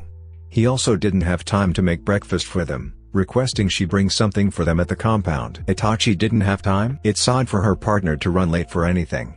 Sakura obliged his request, getting dressed with the full intention of finding a simple late breakfast. But she's stopped almost immediately by Minami wavering her down. Sakura's too kind to turn them down. So with a smile and greeting, she crosses the road to find several bags of food waiting for her. Are you sure you don't need help carrying these? Minami's eyebrows raise with speculative concern. I could walk with you. The hell you can. Oji-san barks from behind his book, glaring at his knees. Who's gonna work the customers if you're off gallivanting in the streets? Sakura flinches at his gruffness, but Minami's face puffs with a retort that she snaps back just as harshly. You, Oji-san. You work here too. Too damn cold to be outside talking to people. Minami's lips curl into a sinister smile. She places her hands on her hips, then huffs nonchalantly. Itachi-san will have to wait forever to get the specialty tea and soup you made for him. Who knows? Maybe he's coughing as we speak. Minami-san, Sakura quietly chides, that was low, don't you think? Oji-san almost gets off his stool at that, snapping his book closed so loud it draws the attention of the neighboring stall owner. Sakura. The medical jounin squeaks and flushes, taking a cautious step back at having been addressed. Yes? The older man's fluffy eyebrows wrinkle together, and his lips crinkle just the same before he glares at her for no reason she can think of. You're a shinobi, right? He demands. Sakura nods at him. Of course, Oji-san. Can you run? I can. Oji-san scoffs, opening his book again as if she's of no importance to him anymore. Minami snorts in laughter at how obvious the old man cares about Itachi. You get him his food, Oji-san tells her, run if you gotta. His words warm her heart, spreading upwards into a smile that hides nothing. I'll get this to him, don't worry. Humph, Oji-san grumbles, hear that, lazy child? She's gonna run to him. You can just stay put right here. Minami rolls her eyes but doesn't argue, turning back to Sakura with a slightly sarcastic smile. Please let Itachi-san know Oji-san has been worried about him, and we hope these help. Sakura nods. He's doing much better now. I'm making sure he stays healthy enough to try that pudding fruit dessert at the festival. The rather loud cough from behind them has both women exchanging knowing looks. Sakura departs with too much food and a smile from feeling unspoken kindness. Both she and Itachi will benefit from the soup, which isn't what she initially went to get for them. But she isn't complaining. Both she and her partner prefer home-cooked meals over anything else. Oji-san always makes something that heals the soul. Soup is perhaps the most soothing thing she can think of. With the Oji-san's eyes on her back, Sakura does just as he requests and runs towards where Itachi is. At the Uchiha compound, early blooming cherry blossoms, decorations, and signs let people know what to expect for the Haru festival. Sakura marvels at the number of bystanders loitering around the place. Months ago, the only people in sight were construction crews. Now, public interest draws crowds of people. Some watch, some pass by, all kept at bay by short barricades. Two shinobi stand at the entrance of the gate. When they notice, let her through. There are so many people, Sakura mouths to herself, but a young lady beams at her. Shikamaru-san's been pushing the demolition. There are signs all over Konoha. Have you noticed? Sakura blushes because she hasn't. The time she and Itachi came, it was too early for others to be around or too late for people to linger. She missed the efforts her partner and his partner have put into this. She doesn't admit as much, smiling wider and agreeing with how exciting it will be to see the walls come down. Inside the gates, shinobi and civilians alike hustle materials around. Sakura barely makes it past the first row of shops when Itachi walks around a corner, startling her with how different a change of clothes can make. The construction hat, gloves, and vest over his typical attire contrast his formal or inside wear. He's carrying a box of things to another person in an orange vest. Not wanting to interrupt, she loiters a little ways back until their conversation concludes. He hands over the box and starts to remove his gloves. Itachi scans the property with a blank stare that she knows means he's paying far more attention than others may perceive. It's not quite like Sasuke's scowl. Itachi's brow isn't knit like that, though there is the tiniest little twitch when he spots something of particular interest. He doesn't necessarily seem approachable either, eyes narrow and low, deep and dark, unwavering. From the side, his lips have the slightest downturn that draws one's gaze towards his jaw. Itachi's face is all angles, similar to that of his mother, sharp and defined with soft cheekbones and a triangle nose. There's something almost feminine about it. It only makes his expression more pronounced and fearful to others. Sakura sees otherwise in different ways, and gets a different expression when his eyes sweep in her direction. Everything softens. The lines of his frown level out, eyes rounding just a little, just enough. His overall expression doesn't change much, but Sakura notices. "You're early," he voices over the noise. "Did you get my note?" Sakura laughs sourly, raising the bags of food in her hands for him to see. "Oji-san made my hunt easy. I can wait until you're done." "Do you know where the pond is?" No." "Come with me then." Itachi guides her in the right direction, taking some food from her hand in the process. Sakura follows closely behind him, looking at the sights of things being transformed. Coming soon signs, contractors, and businessmen crowd around different venues. Some of them are more complete than others.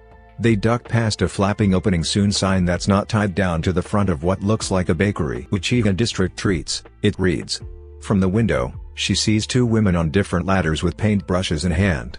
From her vantage, it's hard to see exactly what they are doing except for a glimpse of white and red. Another barricade separates the front of the compound from the interior where they are still clearing some buildings and tearing down others. Temporary direction posts indicate where it is safe to walk and where shinobi are restructuring the earth to make new roads. All of it is extremely loud and busy. Sakura is surprised that Itachi still has the wherewithal to come home and cook dinner after being in such a frantic and physically demanding job. They stop so Itachi can speak to a man. He tells him he is taking a lunch break and to find Shikamaru on the westward side of the compound. The man glances back at her, and she waves at him. After the brief exchange, they continue toward his family home. Just beyond that, the gate ends in the open air. A small hill with steps carved into nature leads to a sparkling blue pond surrounded by green grass and forest trees. Near the water's edge, a granddaddy of a cherry blossom tree sprinkles petals on the lake below it. Itachi leads her to where he's already set up an area for them to sit on flat ground. "Wait for a moment." She does as she's told, getting comfortable on the blanket. Itachi discards his vest and construction hat, sitting the food down. Then walks to the pond and kneels, presumably to wash his hands and face. While she waits, Sakura removes the contents of their bag, soups, and tea with seasonal fruits. Oji-san complains about the cold, but Sakura relishes the cool temperatures. "I've never been down here before." Beyond the pond sits rows and rows of dense trees and foliage. At the edge of the grass, flowers dance with the wind. All of it is Uchiha land. What does Itachi plan to do with that? Sakura slides over when Itachi comes back to sit next to her. He is in the mood for a picnic. "You don't want to eat inside?" she asks him. Itachi shakes his head. "I would rather not." Itachi starts on his vegetables without offering further explanation.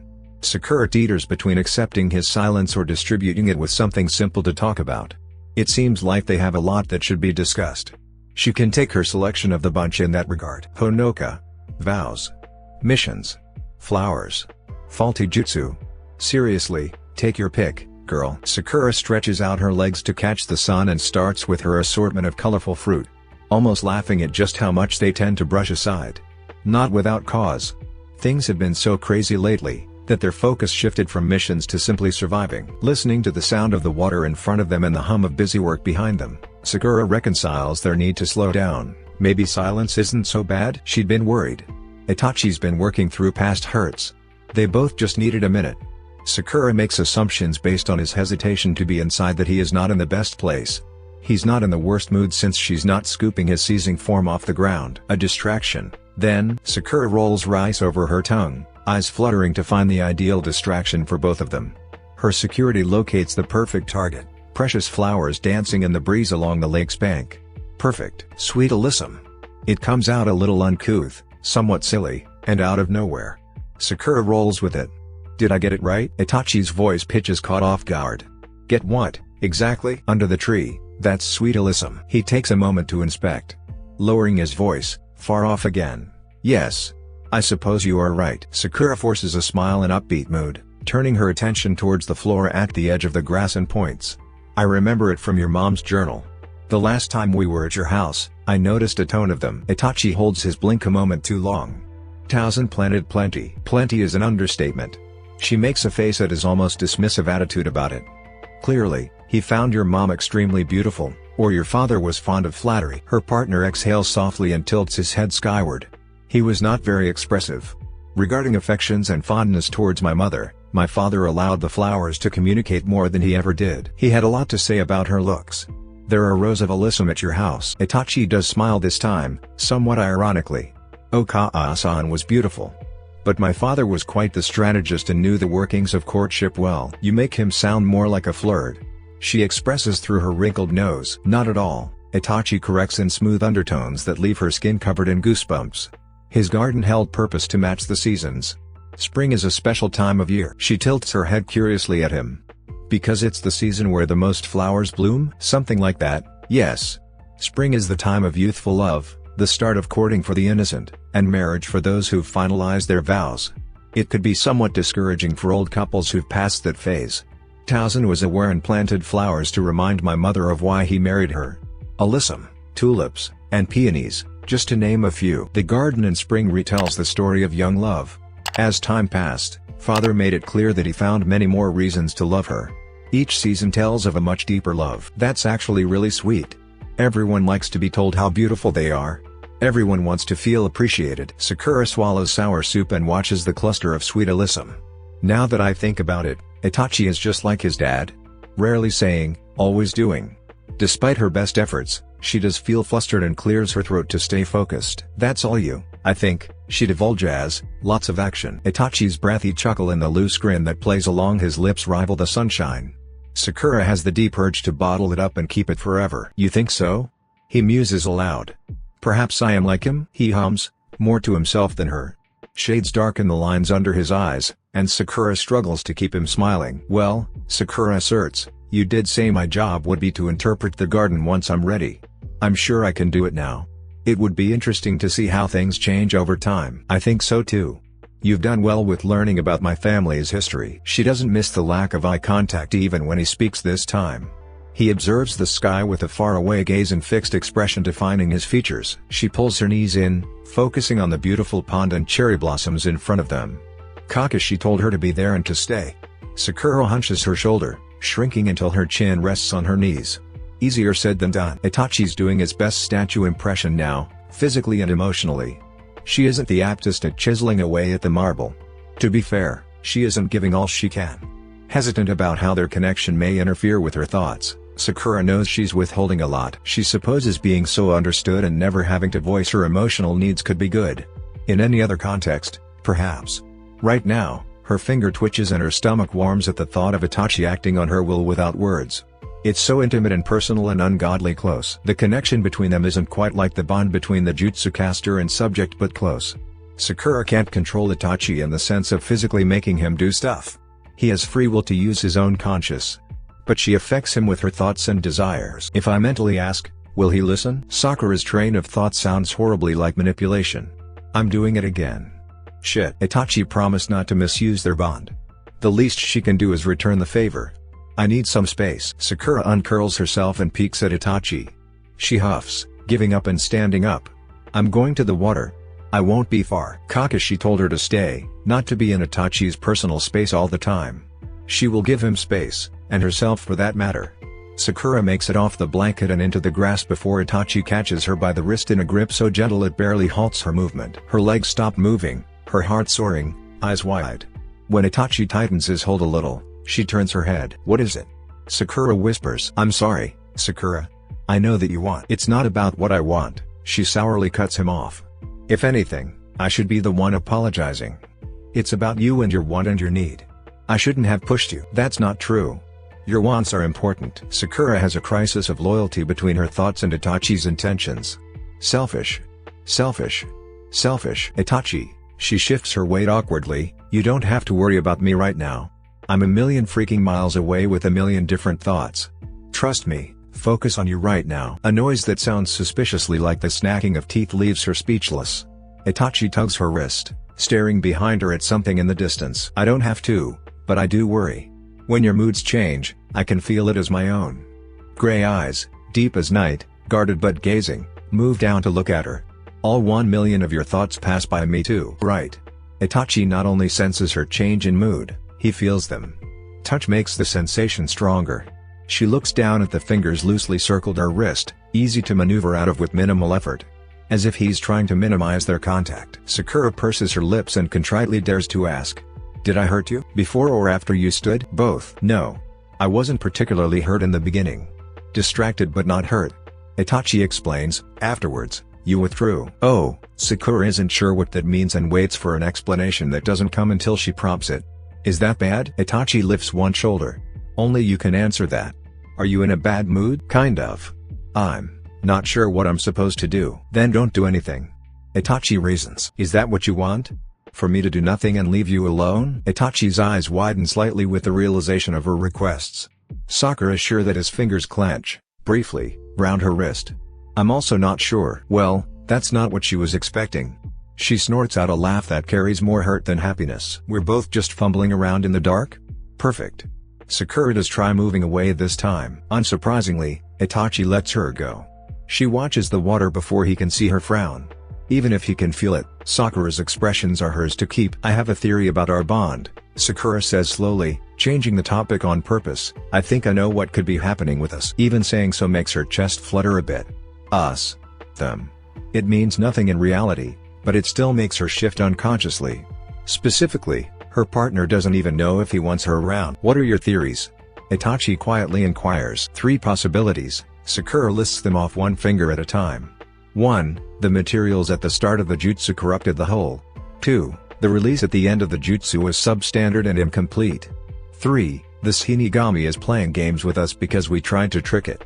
If it's the first 2, we might get around it. If it's the last one, I'm not sure of any solution that wouldn't involve Orochimaru. I would prefer not to get Orochimaru involved. Then, let's hope Shisho and Kakashi will understand enough to give us the hand signs to release you. When do you want to inform them? I haven't decided, she confesses, turning back to find a worryingly blank expression on Itachi's face. Are you concerned about something else? Her partner's lips barely parted wide enough for a puff of air to get through. Itachi's emotionally repressed expression suddenly becomes quite sullen. She sees before his hair falls over his face that Itachi grimaces. Sakura tries to keep her reaction neutral, not wanting to influence his confidence in sharing. She does take measured steps in his direction that, thankfully, are not rebuffed. When you first reported me seeing Shisui and Izumi, Tsunade-sama theorized some hidden part of me wished to remain dead. Because of the materials used, the jutsu may not have been able to overcome my will. With your theory, I think it would be more accurate to say some part of me resisted being fully alive. Itachi pauses, taking a breath. If you are correct and the last that needs to happen is the release seals, then everything will be over. I will be fully here. Sakura's thoughts fill in the gap of words left unsaid. Itachi isn't talking about her or the mission or Honoka or Kakashi. If they release his seals, Itachi is no longer attached to death. He'd lose them all over again. No Shisui. No Izumi. No more connection to his family. Reason says this is the best course of action. But compassion softens Sakura's disposition. She pities him. Years upon years and all Itachi's been given is one impossible choice after another. Are you prepared for that? Sakura inquiries. The silence stretches on. Sakura holds still until Itachi's shoulders sag. His voice just barely carries over the breeze. Itachi slowly shakes his head. Would you fault me for being hesitant? It's more of his soul than she thought she'd ever get. Sakura's eyes glisten and glaze over. She blinks and blinks until those tears disappear. That same desire to hide him from hardship drives her feet to step into his personal space. How do I say I never want you to feel like this again without being demeaning? Please don't say that. Sakura searches for his eyes. When she doesn't see them, she lays a tentative hand on his cheek to get Itachi's attention. I couldn't fault you for not wanting to let them go. How could I? If I or any other shinobi had the chance to see our friends again, we'd hold on to them for as long as we could. You shouldn't be so generous, Itachi mumbles. Why not? There are consequences for you as well. Sakura knows that. She knows there's a chance she will be under Itachi's spell for the rest of her life. But her silly little whims make her snort softly at the insinuation he makes. So? She intones, does it matter if I'm willing to take on the consequences? It's Itachi's turn to snort. And with it follows the gentlest pressure on her wrist. Sakura actually forgot that he let go until he held her tighter. You'd endure even more consequences? She furrows her brows at him. That depends. Are you saying no forever? Not if it makes you uncomfortable like this. With earnestness, Itachi makes a humble request. Give me time to say goodbye to them. I was going to do that anyway.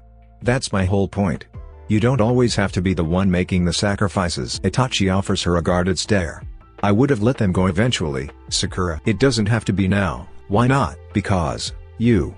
She doesn't know how to explain. Do you feel guilty? Itachi gently inquires. Thrice caught by the very thing they're speaking of, Sakura considers feigning ignorance. How could she when he is looking at her, finally looking at her?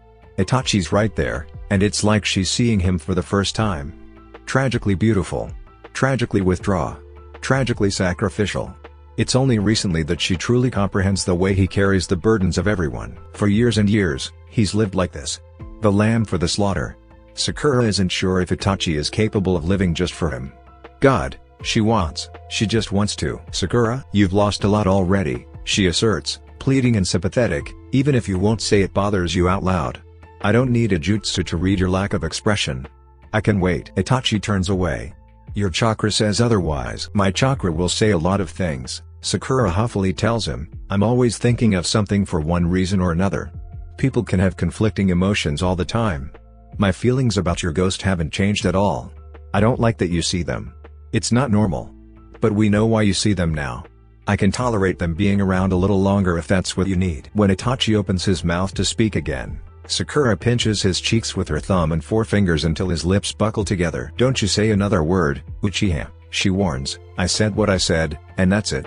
We'll talk to Kakashi and Shisho later. He doesn't react to her tone, keeping that unyielding and frustratingly blank expression. In the quiet, with the sound of faint voices from the construction site behind them, Sakura realizes their lack of distance. When did he move closer? Or did I move? That sends her heartbeat spiraling, and she drops her hand guiltily. Itachi's brows twitch ever so slightly in response. Deep down, Sakura knows he's reading her chakra, using the bond as she intended but better. Oh god, don't. She can't come up with words fast enough to cover her flustering imagination. Just don't be rash, Itachi, okay? We can work something out. Itachi says absolutely nothing, standing perfectly still and staring at her with an unreadable expression. Each second has her dying inside because the more he watches, the redder her face gets. The less her thought makes sense. She's only a few more awkward seconds away from exiting the situation altogether when both shinobi are alerted to a presence. Sakura thanks her lucky stars and contemplates several rewards for her unintentional savior. Duty calls. She beams and scurries towards their picnic area. Itachi finally turns his head to investigate. While he talks business with the construction worker, Sakura makes herself busy packing away their things. In the process, she reassures her conscience that the only point of skin-to-skin contact between them is not tingling. It takes 2 days to finalize the transfer of the official Uchiha home and several surrounding structures to Konoha for public use. At a makeshift meeting table in the middle of an otherwise empty office, Itachi adds his initials to the last document and then seals the contract in blood. A pleasure doing business with you gentlemen. And milady, of course. The city planner beams, I swear to ensure this place is well taken care of when construction time comes. Don't you worry, Uchiha-san, not a touch of space will be wasted, nor a trifle of disrespect added. I appreciate your attention to detail. Nonsense. I'm old enough to have remembered your father when he served as chief of the police force. I owe a great many good conversations to that man. It would do me honor to serve in this capacity as he once served all of us. Sakura gasps in mild surprise. A great conversationalist? An Uchiha. The older man offers her a cheeky wink. Don't let his son fool you into a false view of him. Fugaku was a reserved man, but an amicable drunk. He could spin a tale better than Jiraiya-sama. That I find hard to believe. No one could better stories or more inappropriate ones. Sakura laughs. Itachi rolls his eyes. Don't exaggerate. The village planner laughs, slapping the table in merriment. Many good things can be learned over sake. Perhaps one day you would join me in a meeting between men. Uchiha-san? Perhaps. Itachi concedes, standing up from the table. If Shikamaru is invited. The brunette perks up from the piles of paperwork in front of him. No, thanks. Aw, come on. The old man complains. I have enough of that to deal with at home. Before the words can properly form, the door to Fugaku's former office fling open. This is a kidnapping. Ino's voice shuts everyone up, except for that of her equally blonde accomplice. More like a usurping of power, Tamari wields, pushing past Ino to direct her request at her husband. We're taking Sakura. Excuse me? The young medic asks. You heard Tamari. The predatory gleam in Ino's blue eyes spells nothing but devilish mischief. She flips her hair in a way that most would mistake for flirting. Itachi discerns that it's more of a persuasion tactic than anything else. We'd prefer a peaceful transfer of power, but I am willing to battle if we have to. Shikamaru's already on his feet by Itachi's side against the women. A sigh in his throat and a hand on his hip. You asked if you could come after we were finished. Did they pre-arrange this? It explains why his friend takes an even more leisurely approach to the interruption. Itachi's eyes slide toward Sakura, noting the frazzled nature of her chakra and the utter shock keeping her eyes wide. She was unaware as well. I thought you would wait outside the gate. Itachi turns his attention back to Shikamaru glaring at the women. Tamari's smile turns sickeningly sweet. Aren't the documents all signed, dear? Were you standing at the door? In good reconnaissance, a woman never tells her secrets. Ino asserts. Where's your son? Shikamaru quips. All the kids are accounted for. Ino retorts. They are in the tender care of my lover. Sakura rolls her eyes. Shikamaru groans. Tamari dares him to argue. You left Shikadai with Sai and Naruto and Boruto. Tamari corrects. Sakura gets to her feet. Naruto's here? Ino tries to crowd into her space, but Sakura backs into the table, taking a sidestep behind him. Hiding? Ino notices, unsurprisingly considering her rank and their relationship. Itachi knows that, taking subtle steps backward until Sakura's hand brushes his elbow. See? Proof. Ino accuses, you didn't even realize your second best friend was back in town. I'd say that's all the evidence we need for this kidnapping. And, fix your face, forehead. I know you don't have anything to wear to the Haru festival. All of the attention turns to the medic standing just behind Itachi. She flushes but stands her ground, teeth clenched as she raises to the challenge. I have plenty of yukata. Yes, but this is a special occasion. Don't you want to wear something befitting of honoring your husband's hard work? Ino winks mischievously at him. I know you. You are the queen of overwork. If I asked, I bet Itachi would confirm what you've been doing for the past few weeks. Sakura's aura goes through several intriguing waves, sensation skirting along his skin. He turns to check on her. Sure enough, guilt clouds her features. She bites her bottom lip, looking away. Ino is right. Sakura has done nothing but work this entire time. When she grimaces, Itachi acts. He moves to stand directly in front of her, blocking everyone else's view so that Sakura only sees him. Lowering his voice, he leans for her to hear. Do you want to go? Her eyes take inventory of the room while she vaguely gestures to the documents on the table. In equally low tones, she asks. What about all this? Most of it is done. We still need to do the festival stuff, right? Or was all that finalized at the other meeting? There is that. If you choose to go, Shikamaru will help with whatever remains. He points at the man who is definitely hiding behind documents. Sakura's frown relaxes a little bit. She glances over his shoulder with a long-suffering sigh and places her hands on her hips. Her best friend huffs impatiently. Tamari clears her throat. She's just going to keep pushing. Ino won't take no for an answer. Ino can wait for whatever answer you want to give her, Itachi smoothly counters. For now, talk to me. It's simple words, a simple truth, but Sakura's stunned reaction makes him slightly nervous. Her green eyes spark with surprise. Whether from his words, the concept of the words, or the fact he said it, Itachi doesn't know why she looks at him that way.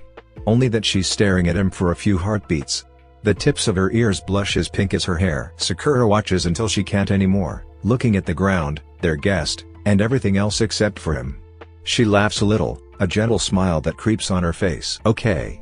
It's the quiet confidence that catches him off guard. Sakura doesn't give him a moment to recover, deciding in the next moment. After a word with his project partner, the young woman pulls him away from the prying eyes of her best friend. I won't be gone long, she reassures him, maybe an hour or two at the most. Take your time. Itachi insists. She squirms a little, glancing at the space around them. Her green eyes linger near the Ingawa doors. Itachi tracks her line of sight while mentally mapping the muted notes of her thoughts. If you guys finish early, maybe you can visit Daichi-chan? Reward yourself with some dango. Her side profile spells quiet concern, and the fixed line in her jaw gives everything away. Underneath her statement is an expectancy to take the bait. I haven't seen Daichi in some time. Itachi whispers. Sakura's reaction is as he expects, bright and hopeful. You'd go to the tea shop perhaps? After signing papers. When she smiles, her relief brightens the atmosphere around her. I'm sure she'll have something to spoil you with. Itachi huffs at her. She doesn't spoil me. Oh, please, Sakura teases with a casual bump to his hip. If Daichi could keep you in there to try a new dango recipe every week, she would. And you'd stay. A mutual agreement. Spoiled. Itachi gives in, surprised at how her pleasant mood lightens his attitude. The way that easy smile steals his words. Try not to eat too much dango, Sakura jokes. Or at least have some proper food first. Sakura, come on. Ino's voice carries even from around the corner. It's not like you two can't flirt and make out later. We have to stop by your house to change. Shut up, Ino pig. Sakura hides her face from his view so he can't decipher what she's thinking. Her hands slip behind her back, and she rocks to the side, away from him. I'll just, Sakura coughs. Itachi catches a glimpse of red on her ears. I'll see you at home. She's off before he can say anything. He watches a trail of subtle sensations in her wake. The same as the day before, tasting of happiness with the undercurrent of something else. Sakura's berating Ino all the way out of the door. Itachi stays where he is until her voice disappears. When Shikamaru comes grumbling from around the corner, the Uchiha finds himself blinking several times. It escaped his notice that he'd been staring at where Sakura last stood. Ready? Shikamaru asks. Itachi pulls his eyes away, realizing he'd been listening. Not to Sakura's voice but the low hum of chakra even from a distance. Itachi shakes his head to concentrate better. Should we go to the Hokage Tower? Shikamaru nods. Kakashi's waiting for us. Sorry about Ino, by the way. I couldn't stop her from barging in. It's fine. Sakura deserves a break. I think we all do after this. You included. Itachi agrees. They step out into the open air, and a lock secures the entrance from intruders. Itachi grips the key tight in his palm, taking a step back to take in the sight. There's a finite but bittersweet pull gnawing at his soul. Itachi doesn't fight it and equally doesn't show it. Not here, at least. Not now. Shikamaru doesn't rush him. The crew that moved his boxes stand far enough out of sight that he can't see them. Itachi catches the scent of greenery and pans his gaze towards the rows of ferns. He sees his mother and father, and brother. If he could, Itachi would have allowed himself to cry right then. A tight coil of self-restraint keeps from dwelling any longer. He exhales slowly, pivots, then turns away. Catching Shikamaru watching the wall, the same wall that holds the imprint of his kunai. Can you smell that? Itachi questions. Shikamaru throws him a dubious glance. What does it smell like? Ferns. Shikamaru doesn't comment after that, only following after him towards their final destination. Itachi does take a moment to pass by the tea house. Daichi is overjoyed to see him. He stays there for several hours, noting with amusement that Sakura's 2 hours came and went about an hour and a half ago. He doesn't fault her or Ino for enjoying themselves. Take some to Sakura-san, Daichi insists, handing over a small white box once Itachi pays his bill. He takes the box with gratitude, promising to pass the desserts along. Sakura still isn't home by the time he makes it. But Itachi can tell she's in quite the jovial mood. As such, he ensures some pills and water are at the ready, assuming her delay may be due to time spent at the bar.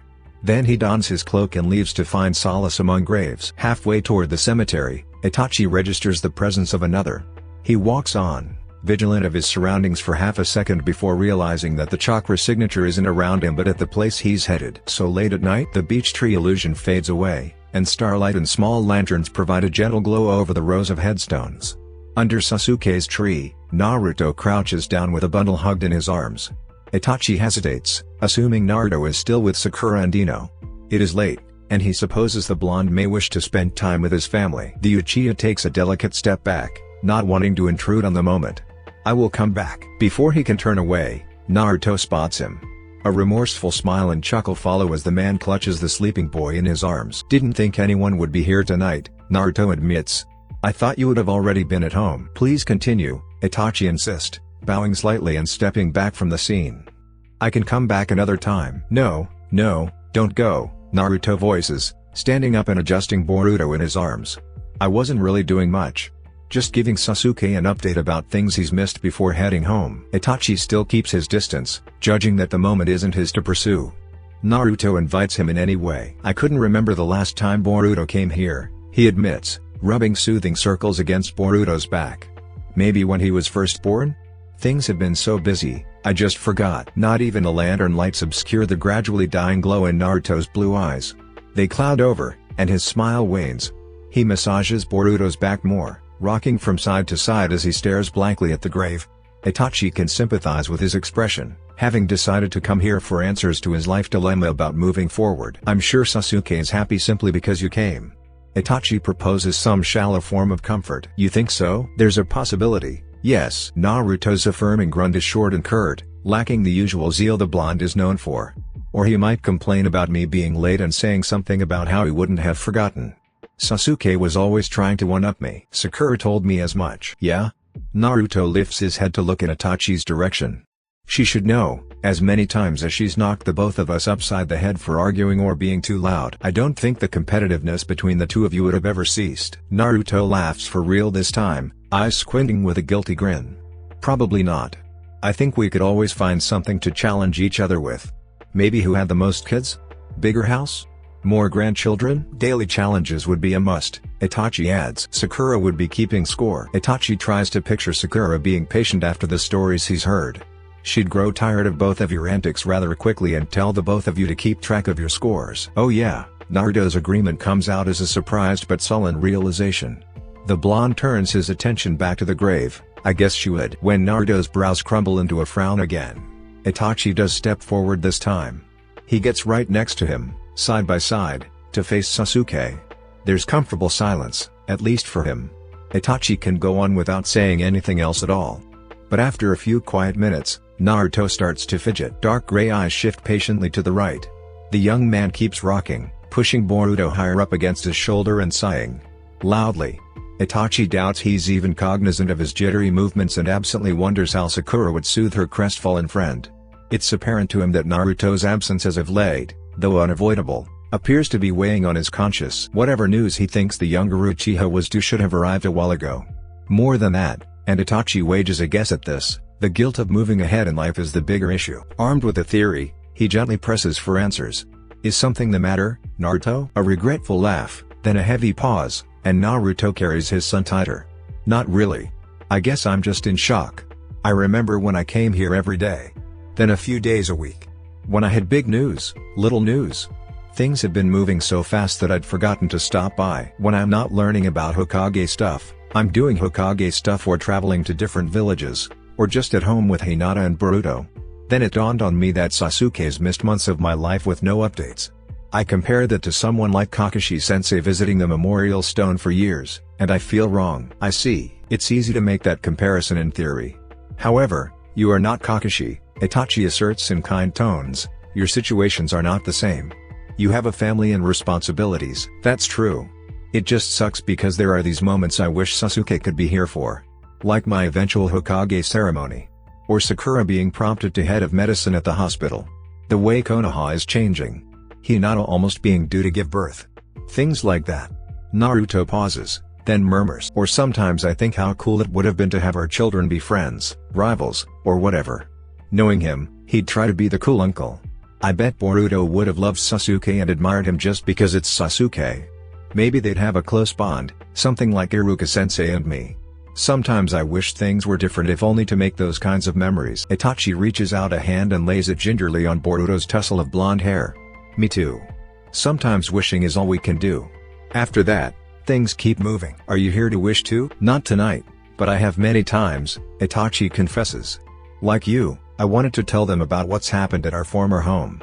Everything is clear. From this point, it is no longer a home for us. Naruto casts him a sympathetic glance. Everything's done? Yes. Wow. He smiles a little, feels like you guys just started. It's already spring. Time doesn't wait for us. We are the ones trying to keep up. K. For better or worse, I suppose. For better or for worse, Itachi mentally agrees. Sadness hangs over him, bringing grief and pain with a regret that laces his soul. Itachi also takes solace in Boruto's innocence, absently rubbing the sleeping child's head. Indeed, he whispers. He doesn't offer anything else. And he and Naruto watch Sasuke's grave marker with similar expressions, hopes, and wishes. When Itachi leaves the cemetery, Sakura is sprawled out on their bed, still in her evening clothes and sake lingering in the air. Itachi moves around the legs dangling off the edge of the bed and turns on the side lamp. This can't be comfortable. And is severely impractical for them to share the bed. Itachi considers the best way to wake his sleeping wife without startling her and settles on the lightest brush of knuckles against alcohol-flushed cheeks. Without even opening her eyes, Sakura reaches for him. Itachi stays until her fingers find the front of his shirt. Itachi? He bends closer, making himself easy to reach. Yes. Her fingers twist and tug him into her personal space. Sakura peers at him through her pink lashes, cross-eyed and dozy. She is not fully awake. A sense of déjà vu calls his awareness to delicate tendrils unfettered by rational thoughts, clouded with sleep but conscious enough to find him in the dark. Itachi picks up on the similarities to the first genuine introduction to their bond. That's something that caught him by surprise in the early morning after his surgery. Too tender to touch or turn away from. Once again, it freezes him in place. He watches as she attempts to find wakefulness while equally unwilling to let him go. I waited, she endeavors to turn herself over and barely makes it. You didn't come back. I've always come back. Sakura grumbles at the light and then buries her face into the bedsheets. Help me. Itachi holds back quiet laughter. With which part? Shoes, please. Itachi obliged, moving back and bending over to take hold of delicate ankles. He braces her foot on his thigh, then unhooks heel straps to set her feet free.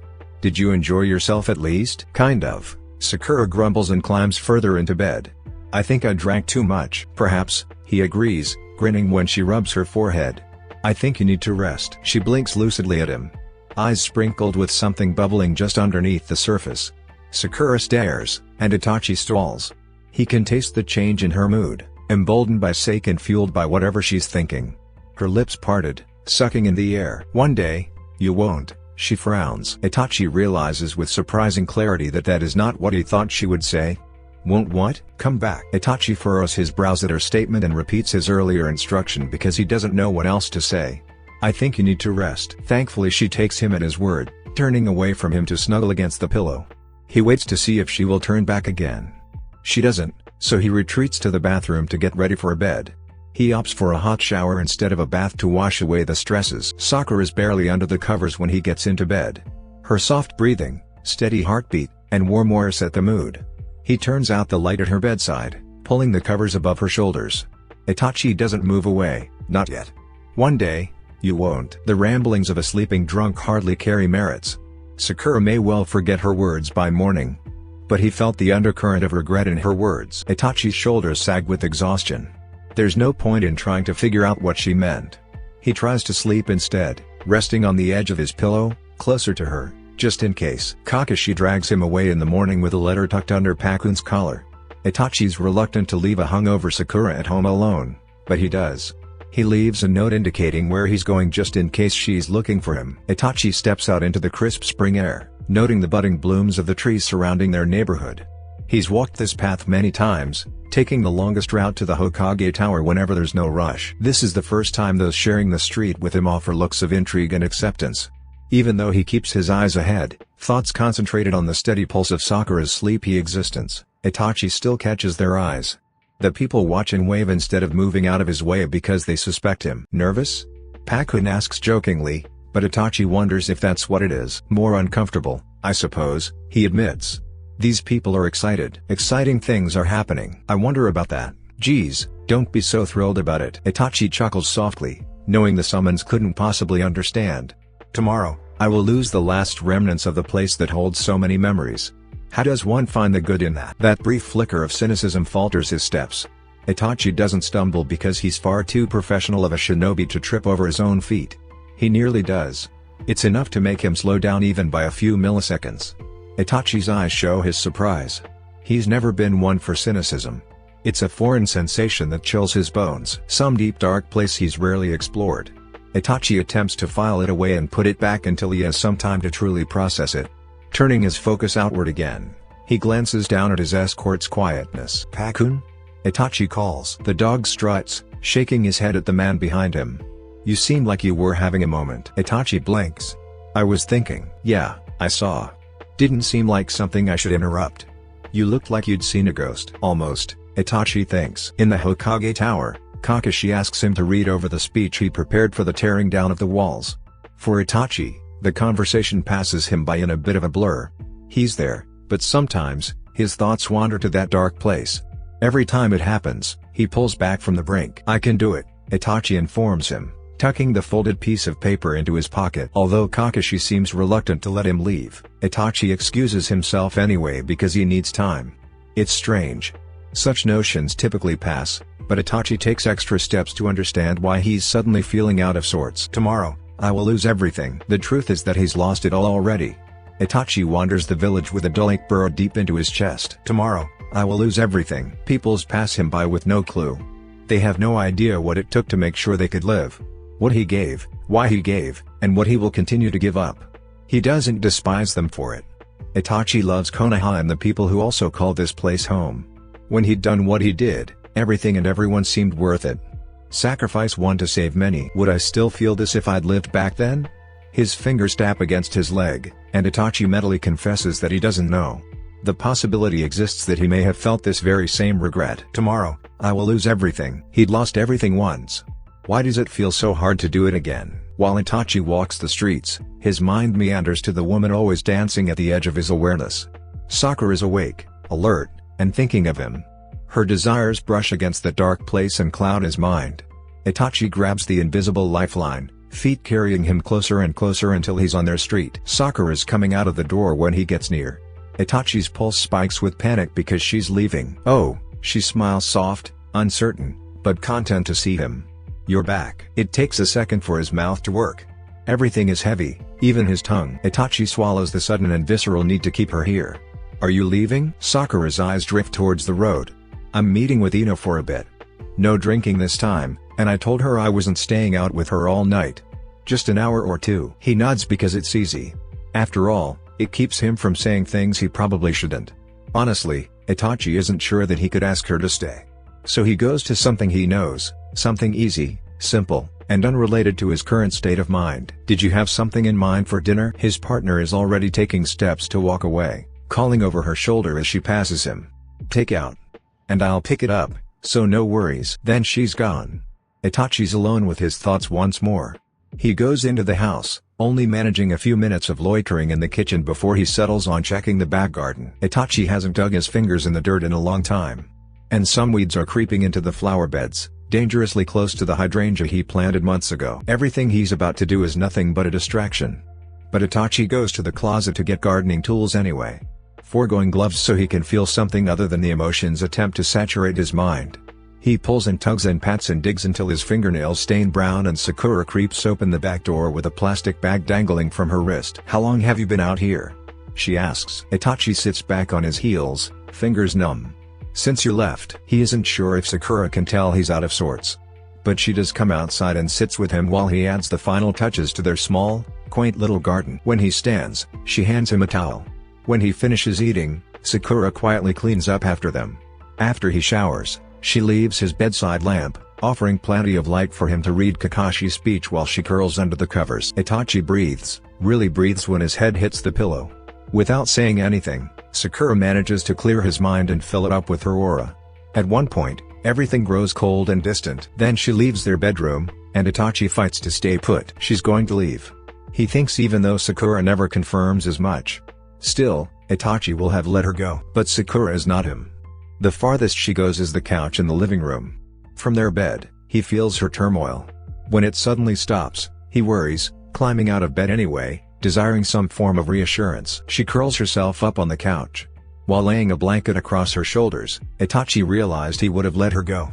Then searched Konoha 3 times over to find her again. In the quiet, In between hours, he's careful to make as little noise as possible, creeping back into the living room's darkness with a shinobi's stealth.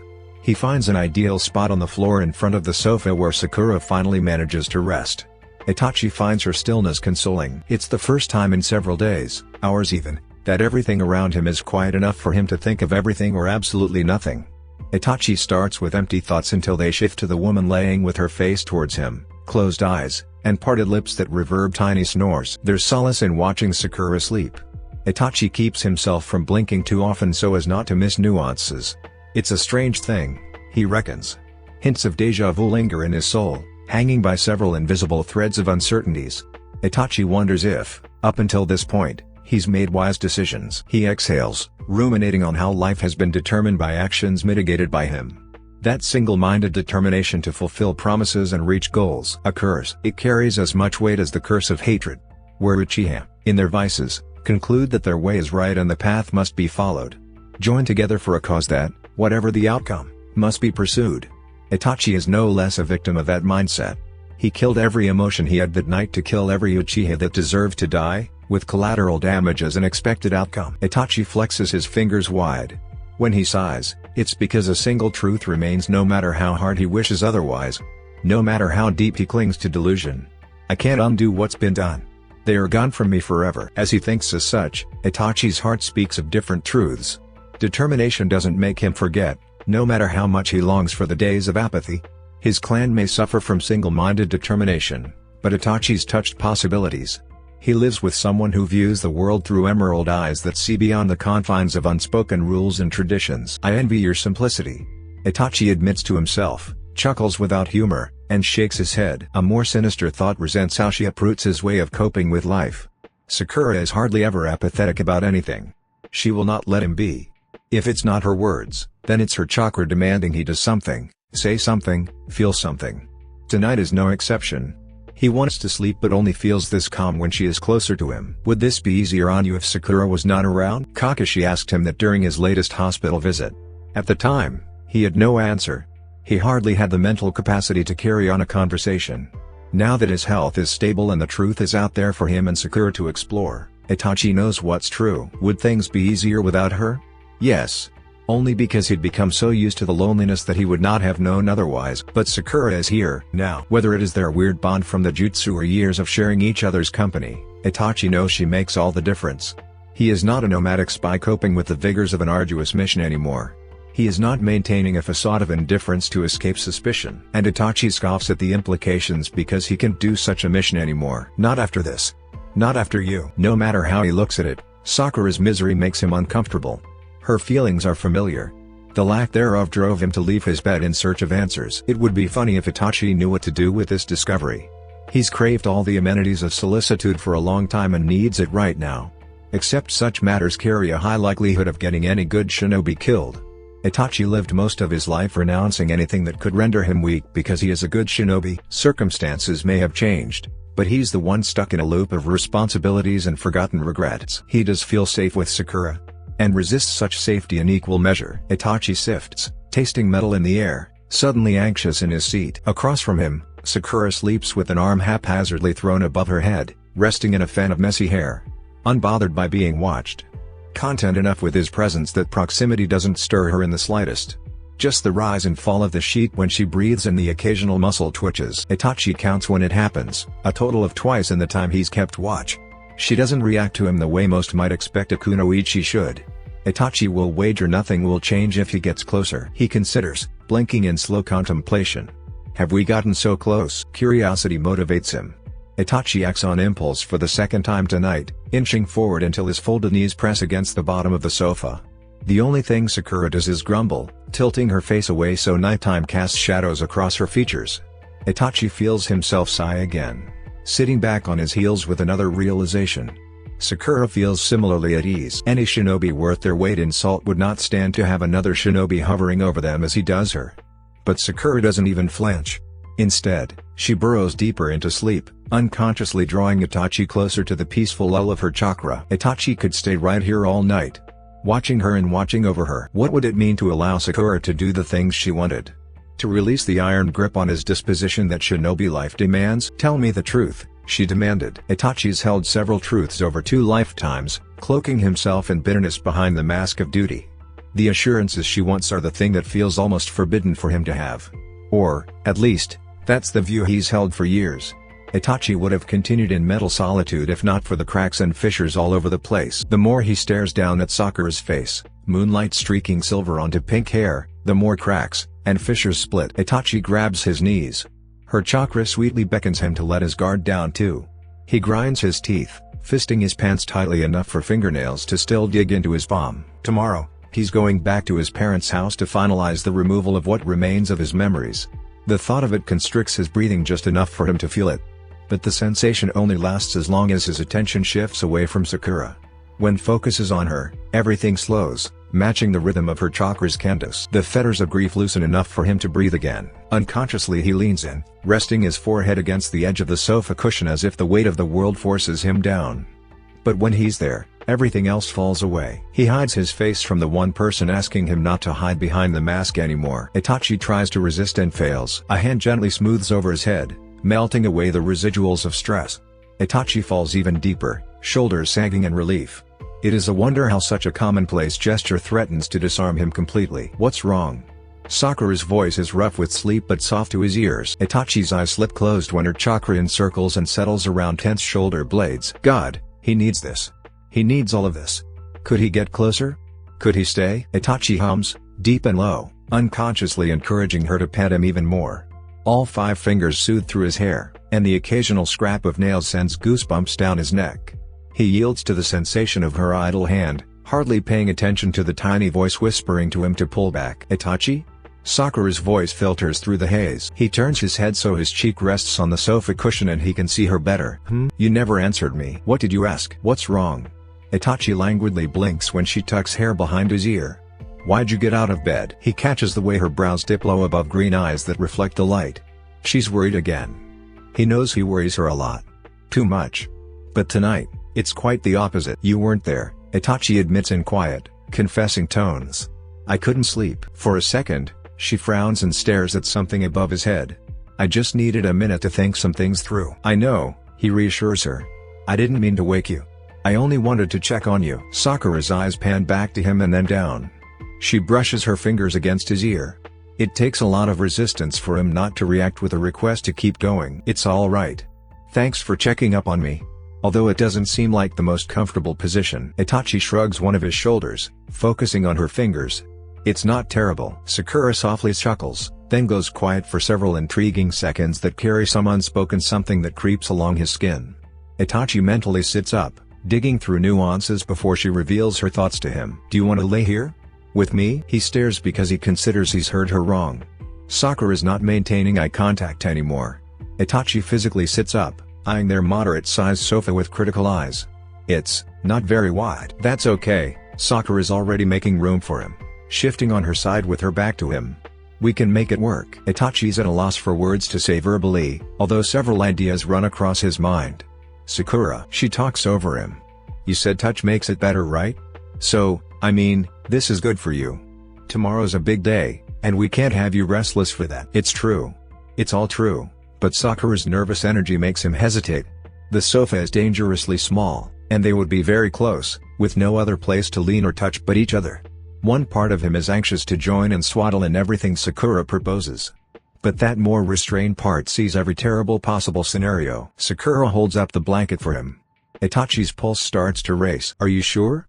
Itachi carefully inquires, but all Sakura says is, get in. Slowly, he lifts off his knees. Sakura's aura dances all over the place. And it zips across his skin in restless energy. But she keeps the blanket up and waiting. Itachi takes his time, just in case. First, he sits, then eases down to his side. Sakura tosses the cover at him without even looking.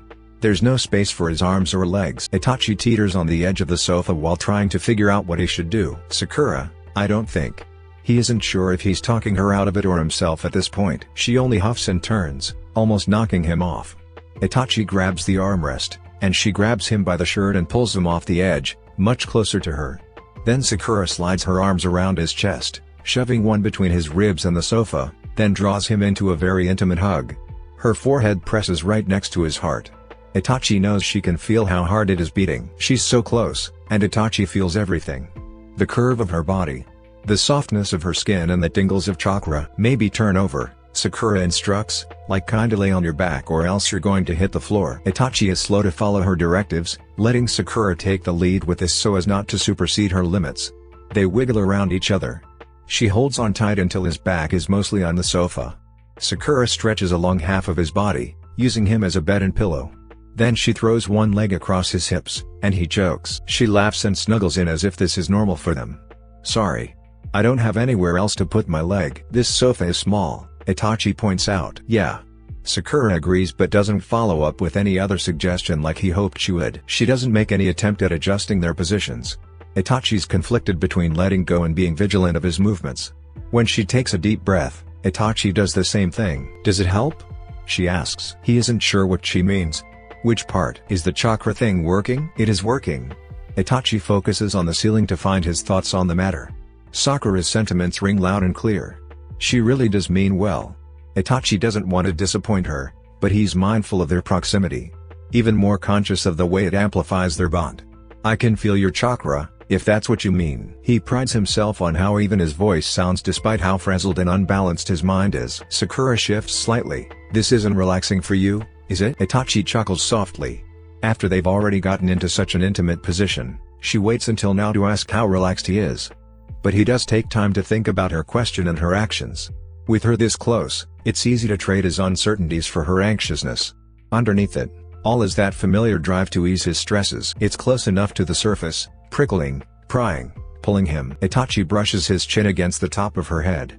Sensations abound, manifesting in kaleidoscope colors. Sakura is so bright that it's hard for him to crawl back into the dark space from moments ago. Are you relaxed? Itachi questions. She shifts again, moving slightly closer. I will be. Then I will be too. Hold still, Ino scolds, knuckling deep into her hair. I can't get the swoop right if you keep fidgeting. Sakura tries to do as she's told. Every time she stops moving for even a fraction of a second, she sees her and Itachi and that stupid sofa. All of the bad decisions she's ever made in her life pale in comparison. Itachi asked several times if she was okay. Sakura insisted and insisted. Despite Ino's protest, Sakura squirms. What the hell was I thinking? Sakura. Sorry. Her friend complained softly, adjusting the flower arrangement Sakura requested the day before. I haven't seen you this nervous in a long time, forehead. Sakura passed nervous a long time ago. Right now, she's downright embarrassed and fully distressed at her inability to keep her growing affections at bay. We'll be late if you don't keep still. She doesn't care about being late. Sakura doesn't want to go to this stupid festival at all.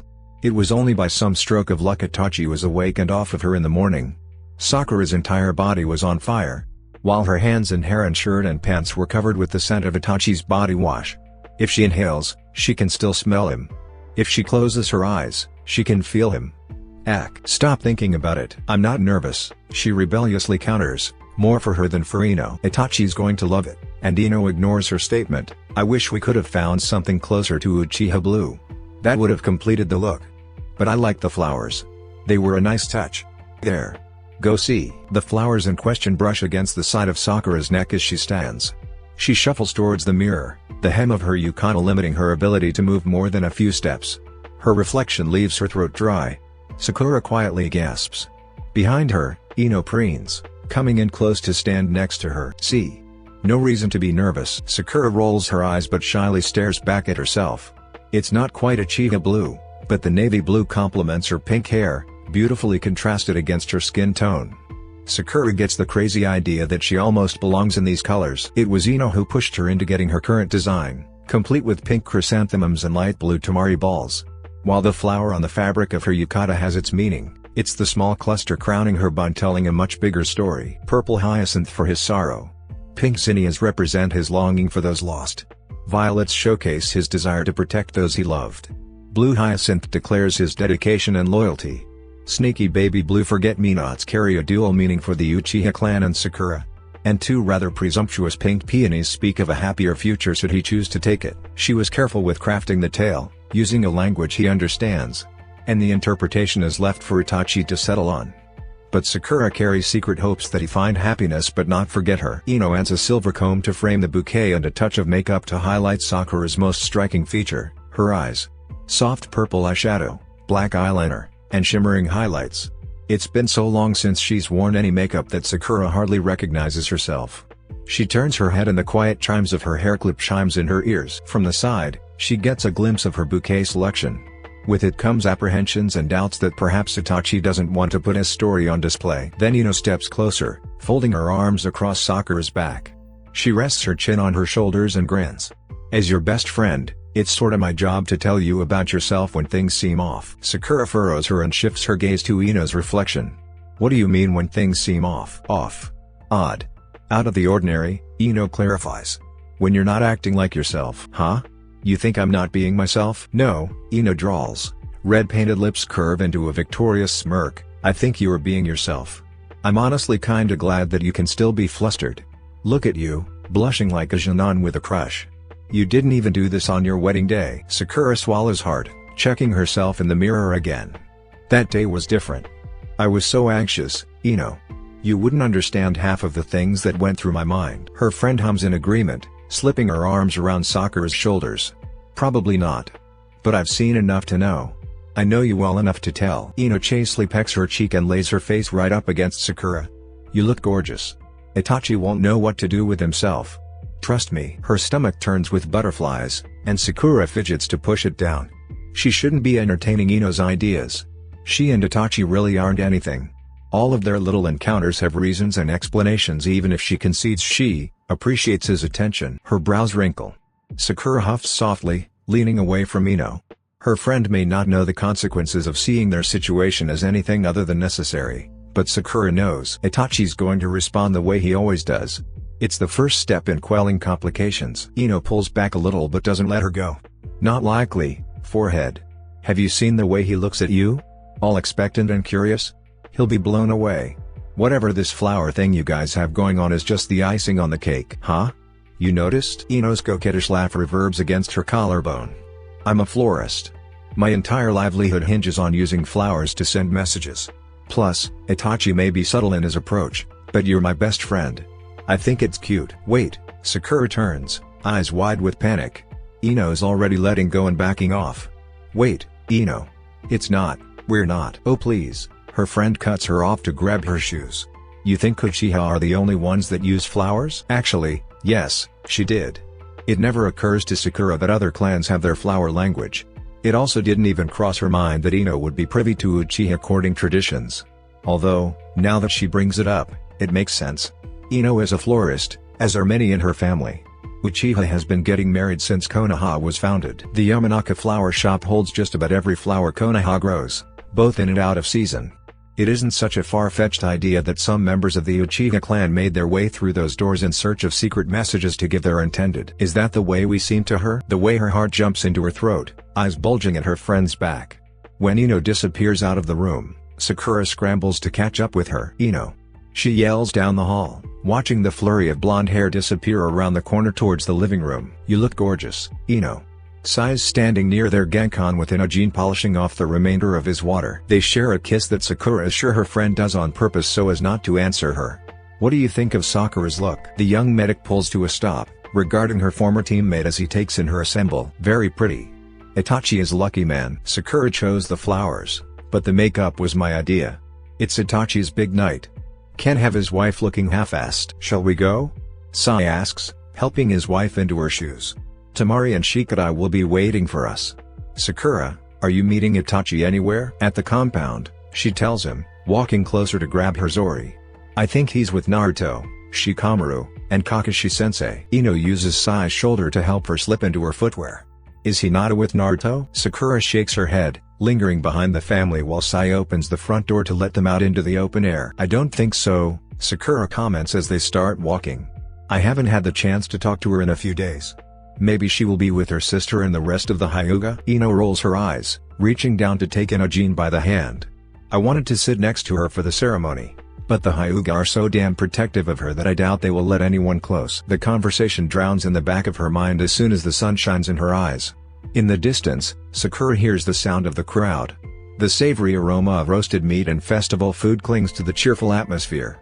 There's talk about the upcoming demonstration at the old Uchiha compound, boundless and curious. Sakura would have enjoyed spreading the good news and affirming gossip if her nerves weren't getting the best of her.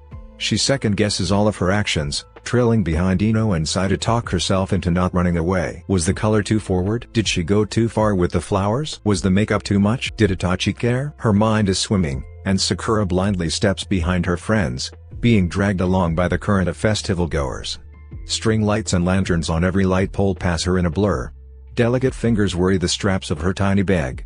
A slow buzz creeps into her ears, almost as bad as her old panic attacks. Breathe. Deep breaths, girl. She tries to follow her advice, pulling her eyes off the ground to stare at Ino's back. Just like Sai says, Ino is gorgeous. Her yukata, a creamy light blue almost matching the color of her eyes, fades elegantly into her porcelain skin. Dotted with lavender lilies and gray vines, the palette is extremely flattering. Some small part of Sakura envies how easily she does just about anything she touches. She's not trying to draw the male gaze as Ino only has eyes for Sai.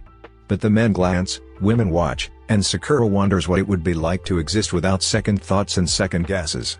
If Ino's kind of confidence will overshadow the cowardice hanging over her shoulders. Have you seen the way he looks at you? Sakura nearly trips on her own feet. You know what? Forget about everything, she said. The entrance to the festival starts right in the center of town. Most of the village heads in the opposite direction towards the old Uchiha compound. Shikamaru meets them not long after the group enters the square. Sakura half expects to see Itachi trailing behind. But her friend comes alone, dressed as he usually is in the signature Nara vest and black ensemble underneath. You didn't even try, Ino accuses him, rolling her eyes at his lack of festive wear. Shikamaru cuts his eyes to her, and Sakura's pulse speeds up a little at the way he inches in her direction. It would have been too much of a hassle trying to move around in traditional garb and work. Tamari let you use that excuse? I left before her. Sakura. Shikamaru takes several more steps in her direction. Are you going to compound? Now? There's urgency in his voice that sets her teeth on edge. I was, she says, suddenly breathless. I am. Is everything okay? Shikamaru fidgets. Well, fidgets for him, which is more of a dry eye roll and tug of his ponytail. The Hokage insists we can't start anything with you. Without me? Sakura is already making a mess of things before even setting foot in the compound. I wasn't aware I needed to be a part of this part. Neither did I. It was a sudden change in plans. Itachi is waiting for you. Sakura stands a little dumbstruck at the statement, completely missing Shikamaru turning around and bending down. Oh, she takes an awkward step back, glancing at the crowd and watching their interactions. I can walk, Shikamaru. It'll be quicker this way. He insists. We need to start before the sun gets too low in the sky. Plus, Tamari will complain for weeks if I don't offer. Trust me, this is better for all of us. If you're sure. Shikamaru waves hands behind his back, gesturing for her to hop on. Sakura does, squeezing her eyes shut when he secures her place. Don't you make the perfect ferryman carrying the princess to her Prince Charming? Ino coos. Sakura sputters for words when Shikamaru stands, a wave of vertigo making her dizzy. Or was it anxiety? Tell me about it. Shikamaru agrees. Ready? Her fingers grip his shoulders. I really can walk if it's too much trouble. Shikamaru huffs out a chuckle. Normally, these things would be troublesome. But you're surprisingly light for someone wrapped in finery and strong enough to punch down a forest. Hold on tight. And she does, digging her fingers into the soft material of his jacket. Shikamaru takes to the rooftops with Ino screaming behind her not to mess up her hair. It's been years since she's been carried about. Sakura basks in the nostalgia of seeing the world pass by from behind. Naruto carried her plenty of times. Kakashi and Sasuke, on occasion, picked her up and out of danger. This time I'm being carried toward it. The type of danger that won't leave physical scars but could mar emotions. Barely a minute after finding her, Shikamaru touches down near a crowd of Jounin and Kakashi standing in his official Hokage robe and hat. Sakura almost laughs at the sight, forgetting her concerns to poke fun at her former teacher. He looks so deflated and uncomfortable in all of the fanfare. Sakura-chan. Naruto barrels through the crowd with a smile brighter than any star. Wow. You look amazing. She's nearly breathless with relief, and the ground stops shaking under her feet. Naruto. They let you behind the scenes? Her friend offers a cheeky grin. Kakashi-sensei insisted I stand with you guys as the future Hokage. Says it'll show solitary or something like that. Sounds like he's trying to find excuses to not do this alone. Naruto leans conspiratorially and whispers. Between you and me, Shikamaru and Shizune wrote the speech he's giving. Sakura snorts. Not at all surprised at that. I can hear you too, Kakashi lightly accuses. A shame Naruto's learned so much in the way of diplomacy but still can't whisper. Naruto offers a cheeky grin, eyes squinting to mimic the man in front of them. Who says I was trying to hide? Oh? Kakashi's eyes slide her way. Trying to make me look bad in front of Sakura, then you did that to yourself. Naruto retorts. True, perhaps, I should let someone else take the reins for once. Maybe I've passed my prime as Hokage. Nice try but no thanks. I still need to pass the Chunin exams. Kakashi physically deflates, hunching his shoulders with a furlough sigh. Yes, I suppose you're right. Sakura laughs hard, clutching her side at her second best friend and former teacher. It's just so, them. And she finds relief in the normalcy they bring to her world. So Sakura laughs, and Kakashi crinkles his eyes while Naruto grins even harder.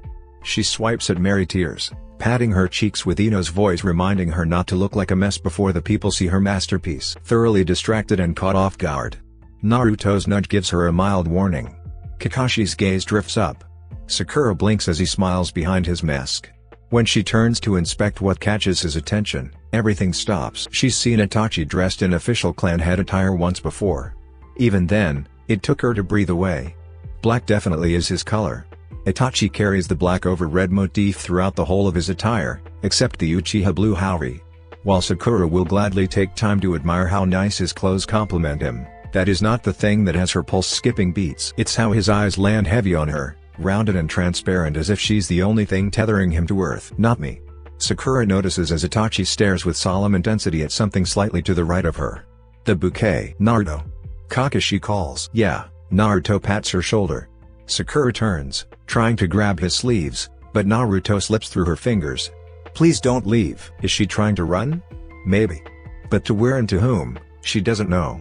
The why almost makes her sway, and Sakura thoroughly delays turning back around to face Itachi in any capacity. Come on, you can do this. She tries pumping herself up, and it works long enough for her to remember the night before.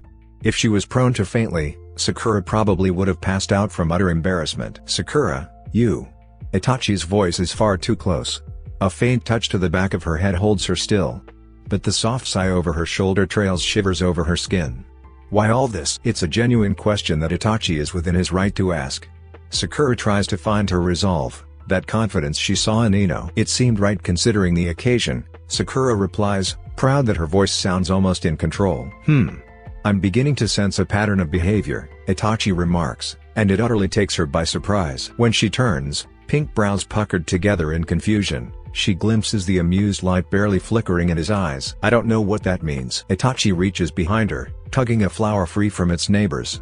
This is the third time you've assembled a bouquet because it seemed right. The second time you've paraded messages across the village, challenging and undoing years of traditions. Her defensives rise, an apology on her lips. Itachi tucks the peony inside his Haori sleeve with a smile so soft and secret just for her. Have you seen the way he looks at you? All expectant and curious. Itachi leans in, placing a chaste kiss on her forehead. Thank you, Sakura. You look beautiful tonight. Sakura is glad he can't see her face. When Itachi steps back, she turns and tucks her chin to keep her eyes on the ground. You are welcome. And thank you too. A hand finds hers hidden inside her yukata sleeve. Could you wait a while longer before I reply to your request? Sakura blushes because that isn't what she expects him to say and quickly tries to settle the matter. You don't have to. I was just using the flowers because we were the only ones who know what it means. It doesn't need a reply. Most of it is a statement of fact. She is rambling. Sakura knows she is rambling, trying to downplay her efforts for the risk of rejection. Itachi's hand comes under her chin, gingerly encouraging her head high. She meets his eyes, and the light settles into something warm and welcoming. This is my story, he smoothly corrects. I believe I should have a say in how it ends.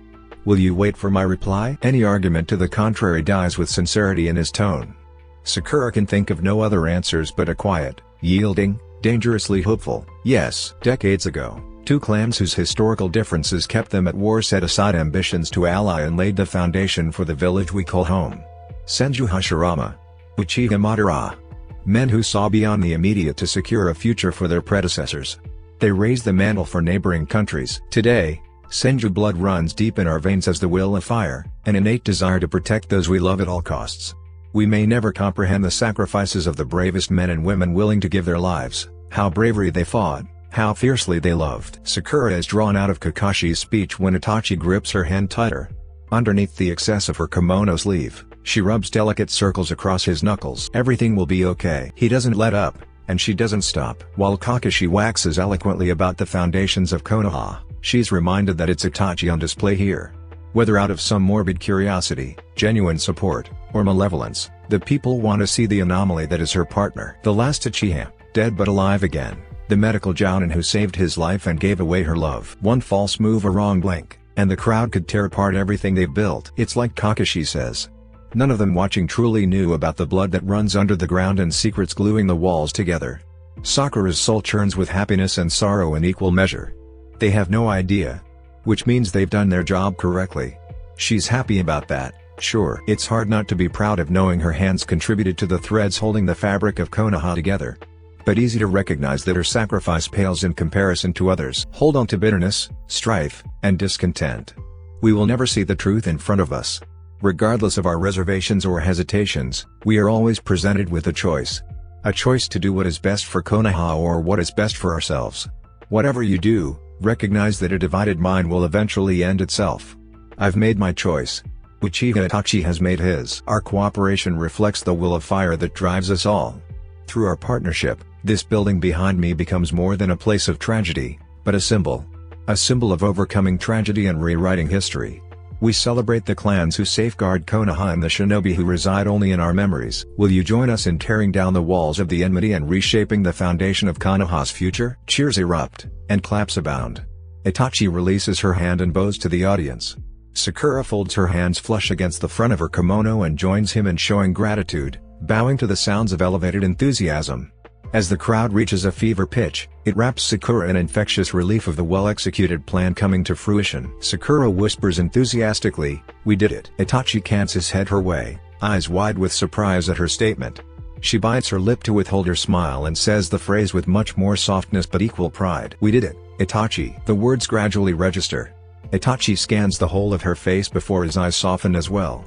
He smiles at her. "Yes, we did," he agrees and turns away to watch the ground. His bangs brush over his face, hiding the rest of his countenance but not the quiet trail of words nearly muted by the crowd. "We did it together." Weasel gets their attention as several other shinobi do crowd control. Itachi and Sakura move closer to the Uchiha compound, just behind the barricades that separate them from the larger ones keeping the people at bay. Under Shikamaru's directives, some 20 shinobi press against the wall and apply enough chakra to fissure the stone. The second wave of shinobi ready hand signs, stirring the air as a wind release looms on the horizon. For about a minute, everything and everyone goes still.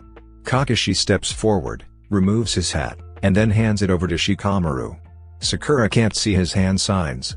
She's not sure what his plan is, only that the stir in the air grows warm, and clouds start to roll above. Blue light illuminates from Kakashi's direction towards the Uchiha compound. She clenches her purse, and the wind carries her bangs and chimes and pins in her hair.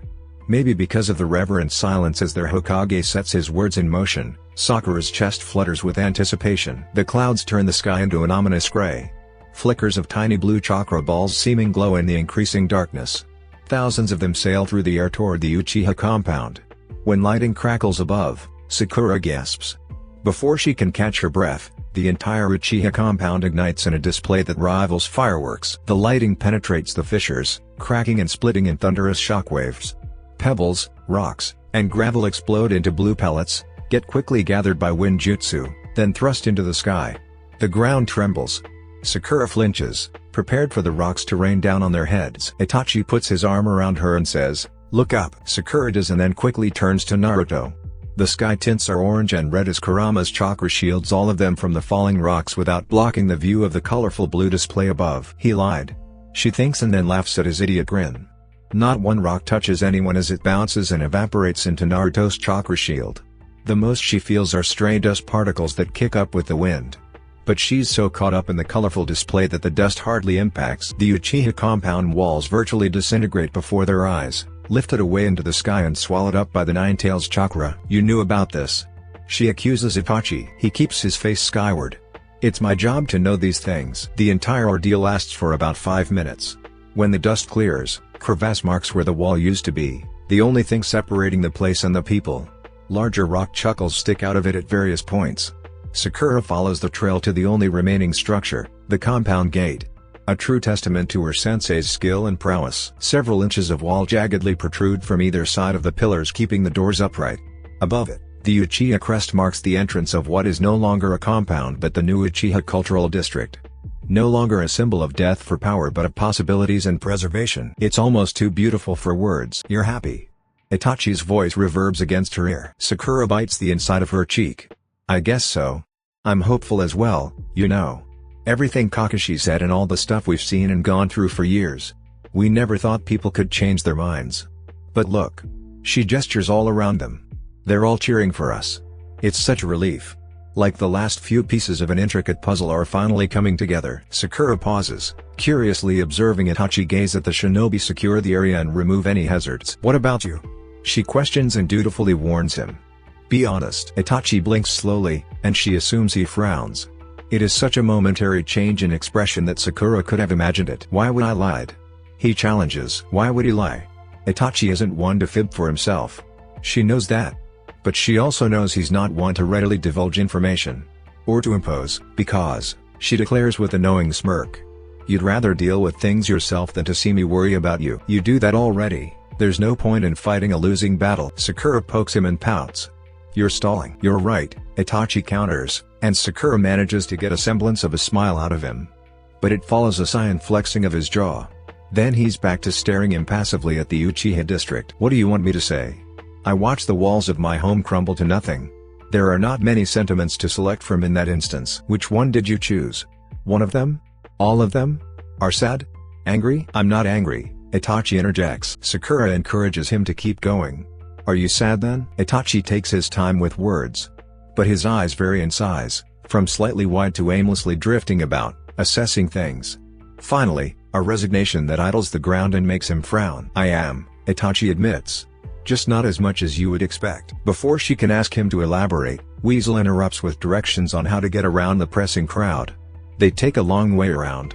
Sakura lets Itachi guide them as they cut through the field near the large lake and then back around to the grand opening of several businesses. Red and white lanterns hang from every awning flanking the path, leading the way back to the main festival street. Sakura keeps her hand secured in Itachi's hold as they stop to sample the food on display. It's okonomiyaki balls, one vendor explains. It takes all of the goodness and compacts into something smaller for on the go. Sakura is all too happy to give it a go. Itachi has to talk the man into letting them pay for the meal. It doesn't work in the end, as the vendor insists on giving it to them for free to honor Itachi's generosity. It's the same story at the bakery and the small jewelry stand. Please, Uchiha-san. The woman blushes and bows. You are a patron customer for giving our little business a chance. Itachi quietly laments, setting his features in a way that shows his exasperation. Sakura stiffs a chuckle, secretly patting his arm and stepping forward to convince the woman otherwise. Maybe we can give a donation? She suggests, to show our continued support for your shop. This building is a donation enough. It's right at the entrance too. People will have to pass through this way. That guarantees a profit. Besides, we made these pieces specifically for you, Uchiha-san. Take it. We humbly insist. For us? Handcrafted, the seller ensures. We've been working on it for several weeks now. Oh. Even Sakura finds it hard to turn down her bubbling enthusiasm. The objects in question are two necklaces bearing the Uchiha crest. Sakura may not know much about gemstones, but the glistening red and opaque white stone screams expensive. They take it. With careful maneuvering on Itachi's part, they avoid other people presenting them with free stuff. Back on the main path, the lanterns change from red and white to red and gold that weave and cross, dangling precariously from a web of gold strings. As dusk settles into the night, the lanterns dance with a cooling wind. Itachi bypasses the competitive games and goldfish ponds, making promises to return to owners that try to call them over. I'm in the mood for something sweet, Itachi mutters. Sakura makes a face and then rolls her eyes because she can guess where he's taking her to. You already know what Daichi's festival dango tastes like. Itachi remains wholly unfazed. I fail to see the point in that statement. Festivals are for trying new things. It is a new recipe. Yeah, for literally everyone else. You were the first person to taste them. Sakura accuses. Itachi, however, only smiles. A soft smile, one that rarely shows on his face and can disarm her even from jokingly teasing him. She looks away, huffing for lack of better words. Dango makes him happy. Daichi's dango specifically seems to put Itachi in a good mood all the time. Considering all of the sidelong glances and gracious offers are thrown their way, Sakura reasons they need to find something familiar. Daichi is too willing to oblige, waving them down once they spot her family's booth. "We've been waiting," she says. "I'll cook you up a fresh batch right now." She gives them warm green tea in the meantime. Itachi offers Sakura the one stool next to the booth, which she takes gratefully. She uses the tea to warm her fingers in the short reprise to give her feet a break. It's been a while since she's worn anything but her usual heels, and she finds the change problematic to walk in. Especially in her current dress, which restricts a lot of her steps. Sakura sighs happily, sliding her feet out of her zori as much as possible without being seen. Itachi grabs the tray of dango from Daichi when they are done. Sakura reaches up to grab the goods Itachi's handing down when a noise that sounds suspiciously like their names catches their attention. She groans, sitting with the tray of dango on her lap. They just sat. "This is beginning to be overwhelming." "Hiyashi-sama?" Itachi says in disbelief. "Is he coming here?" "Hiyashi-sama? As in, Hyuga Hiyashi?" Sakura asks, having most of her view blocked by him standing over her. "Yes. Him, Hinata, and Boruto, to be exact." Sakura blinks and leans over, trying to see for herself. Sure enough, Hinata's father walks a short distance behind her but definitely in the same direction. This could either be really good or really bad. "Greet Hinata for me," Itachi instructs her, handing over his precious dango to meet Hiyashi-sama a step before he makes it to them. Sakura scrambles to put her shoes on and hold all of their stuff. Wait. She leaves the tea and food on the seat and catches Boruto before he can get too far away from his mom. "Whoa there," she teases, snatching the young boy up and holding him in her arms. "Not so fast, little guy." Hinata smiles gratefully and breathlessly. "Thank you, Sakura." He's started walking, and it seems like he never stops. Sakura gives her catch a tiny tickle. Boruto chuckles while trying to stay away from her fingers. "No problem. Where's Naruto?" "Getting us some food," Hinata explains. "Father wanted a word with Itachi-san, and I asked to come." Sakura can see that, eyeing the two men exchanging a bowed greeting. "What kind of word?" "Oh," Hinata's face reddens. "It's nothing bad, Sakura. He wants to congratulate him formally. My father is extremely traditional about clan-to-clan matters. He'll appear serious, but he's very excited about the district's development." Sakura observes her husband again. It doesn't seem to be a hostile meeting. Hiyashi's giving off the same intimidating air as he always does. Itachi counters it with his veneer of calm. She may not know all of the nuances of clan culture, but she knows Itachi. His demeanor settles Sakura's heckles to step in and mediate the matter. I'm sure Itachi knows what he's doing. Their meeting lasts a few minutes before both men join them. Boruto's restlessness drags them away from Dango. Not before Itachi orders more for their growing group. Perhaps a walk around the festivity is in order, Hiyashi-sama suggests. They get as far as Boruto's fleeting attention lets them. Blue eyes wander to the lights and ribbons, then to doting people, and finally to impressive prizes decorating the shelves of the festival games. "Do you want to stop here, Boruto?" Itachi asks. The boy nods with enthusiasm. When Itachi looks to her for approval, she finds it hard to hold his gaze. If Hinata is okay with it, Sakura concedes. Hinata wearily eyes her son, while Boruto bounces with too much energy. The pregnant woman sighs. Itachi beams. Boruto knows his mother's face. As soon as she waves them off, the little boy catches Itachi's thumbs in a stranglehold of his tiny fist. "All right, which game do you want to play?" Itachi asks. Sakura assumes he'll go for the most outlandish one, too big for someone his size. But no. Boruto eyes a humble little goldfish scooping stand, a sharp contrast from the more competitive stalls. Boruto points at it. "Can I try that?" "All you can catch until your poinet breaks." Itachi reads the game description aloud, then watches the stand owner whose face is covered in an Hyotoko mask. "I suppose your parents will be okay with a few extra mouths to feed?" Hinata laughs, leaving her a little winded. "He can play. I think I will wait here for Naruto." Showing genuine concern, Hiyashi gets a little lower to be eye to eye with Hinata. "Are you in any pain, daughter? Should I find one of the doctors?" No, nothing like that. I only mean I need to take a longer break before moving again." Itachi can take Boruto, Sakura offers. "I'm sure he wouldn't mind entertaining the whims of a little boy for the next 20 minutes or so. Only if it's no trouble," Hinata states. "It's no trouble," Itachi assures and digs into his sleeve to retrieve coins for the game. The boy takes it and Itachi drags him along to be his guide for the game. Sakura stays back with Hinata and Hiyashi, finding several stools nearby. Both she and Hiyashi help Hinata get settled, which she graciously accepts along with a cup of water. "With the baby, I've been having a hard time staying hydrated," she admits. The doctors insist on more and more water. but I can't do it. Sakura has lingering thoughts about Hinata's doctors and their insistence on keeping her away. While she has the chance, she gives Hinata a soothing little chakra massage with her spare hand, using it to inspect what little she can from the woman's back, healing minor sore spots. Judging from the contented sighs, Hinata's enjoying the relief. Sakura smiles, happy to help in such a small way. How far along are you now? Well, into 7 months. This baby is a lot bigger than Boruto was. I've gained more weight too. Are you hoping for another boy? I don't have a preference. I'm just happy to carry this child and give Boruto a sibling. Naruto would like a daughter though. Naruto? Sakura asks, surprised at the knowledge. I never pictured him as a girl dad. Oh, he does, Hinata gushes. He's very taken with the idea of having a daughter that takes after his mother, red hair and all. Not after you? That would be his second choice. They both laugh together. Sakura keeps her smile until Hinata interjects a wholly unexpected opinion. I can picture Itachi-san as a girl dad. He seems like he would be gentle. Sakura almost chokes, reddening at the words. I suppose so. She watches Itachi get down on the ground in all his finery to be at Boruto's level and help him catch fish. Laying a hand over the much smaller one, Itachi gingerly lowers the poi in the water, smoothly following the fish. Rather than chase after any fleeing fish, Itachi keeps the poi still in the waters. He coaches Boruto through the process, laughing at the young boy's exclamation when it does not work the first time, soothing his wounded pride and reassuring him to try again. He rolls up his sleeves and gets one hand just as wet while the other rests confidently against the boy's back. I got one. I did it. Itachi's delight is just as palpable as Boruto's excitement. Deep, wise eyes spark with pride as if the achievement is both of theirs. Sakura sees what Hinata sees, and every other woman casts covert glances at her husband.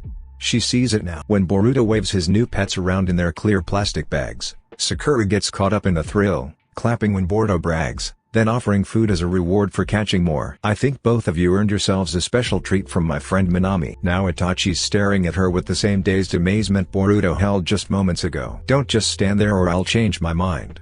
She threatens with no force, leaving Hinata's statement unanswered. That's where Naruto finds them, eating their second cup of pudding fruit desserts with a bag of 4 small little fish. Minami is all too happy to have more customers. Itachi brags about her shop, inciting genuine curiosity from the rest of the crowd. When Ino and Sai join them, Boruto and Shikadai ensure they don't stay still for too long. After 2 more game stations, several stops for food, and the promise of fireworks, Sakura's Zori reminds her that she's more used to her shinobi heels than traditional footwear. Itachi offers her his arm when Sakura stumbles slightly on her feet. Naruto suggests they watch the fireworks from the Hokage monument. She thinks she hides her pain well. A second misstep has Itachi discreetly pulling her away from their growing group. Are you okay? He asks. Initially, she thinks to brush off his concern and a small pinch sends tingling shocks in her foot. She hisses, lifting her hem to get a better look. Itachi gets down to inspect for himself. Judging by the way he smacks his teeth, her foot must look as painful as it feels. You're bleeding. Sakura blinks in surprise. Am I? Itachi taps the spot where the sandal separates her big toe from the others. She winces. Ouch. Ouch. We should go home, Itachi declares. What about the others? He eases the hem of her kimono down, then stands to face her. They will be fine. You may not be, and that concerns me more. She laughs dismissively. I'll just go change and heal this on the way. You don't have to leave the festival because I have a bit of brush burn. You'd walk all the way home on 2 sore feet to keep the rest of us satisfied? His snark leaves her somewhat lost for words. Sakura guilty shifts her weight. You haven't seen the fireworks yet. I think they would be beautiful from the Hokage monument. Itachi takes a long time to consider her words. His answering reply is to turn around and offer his back. Sakura quickly tries to stop him from picking her up. You don't have to carry me. Is that the same thing you said when Shikamaru carried you into the festival? He counters. As a matter of fact, yes, it is. Her partner wiggles his fingers impatiently. He carried you regardless. You let him do it. Itachi, are you offended that I don't want you to carry me? He dodges the question. We'll miss the fireworks if you don't hurry. I'm only agreeing because I don't want to miss them, Sakura declares, inching closer. Her mind changes when Itachi's hands wrap around the back of her thighs. Sakura grabs his shoulders when he hoists her up, then hides her face in his hair when they exit the alley. Highly embarrassed, she doesn't stop hiding until the wind catches her hair.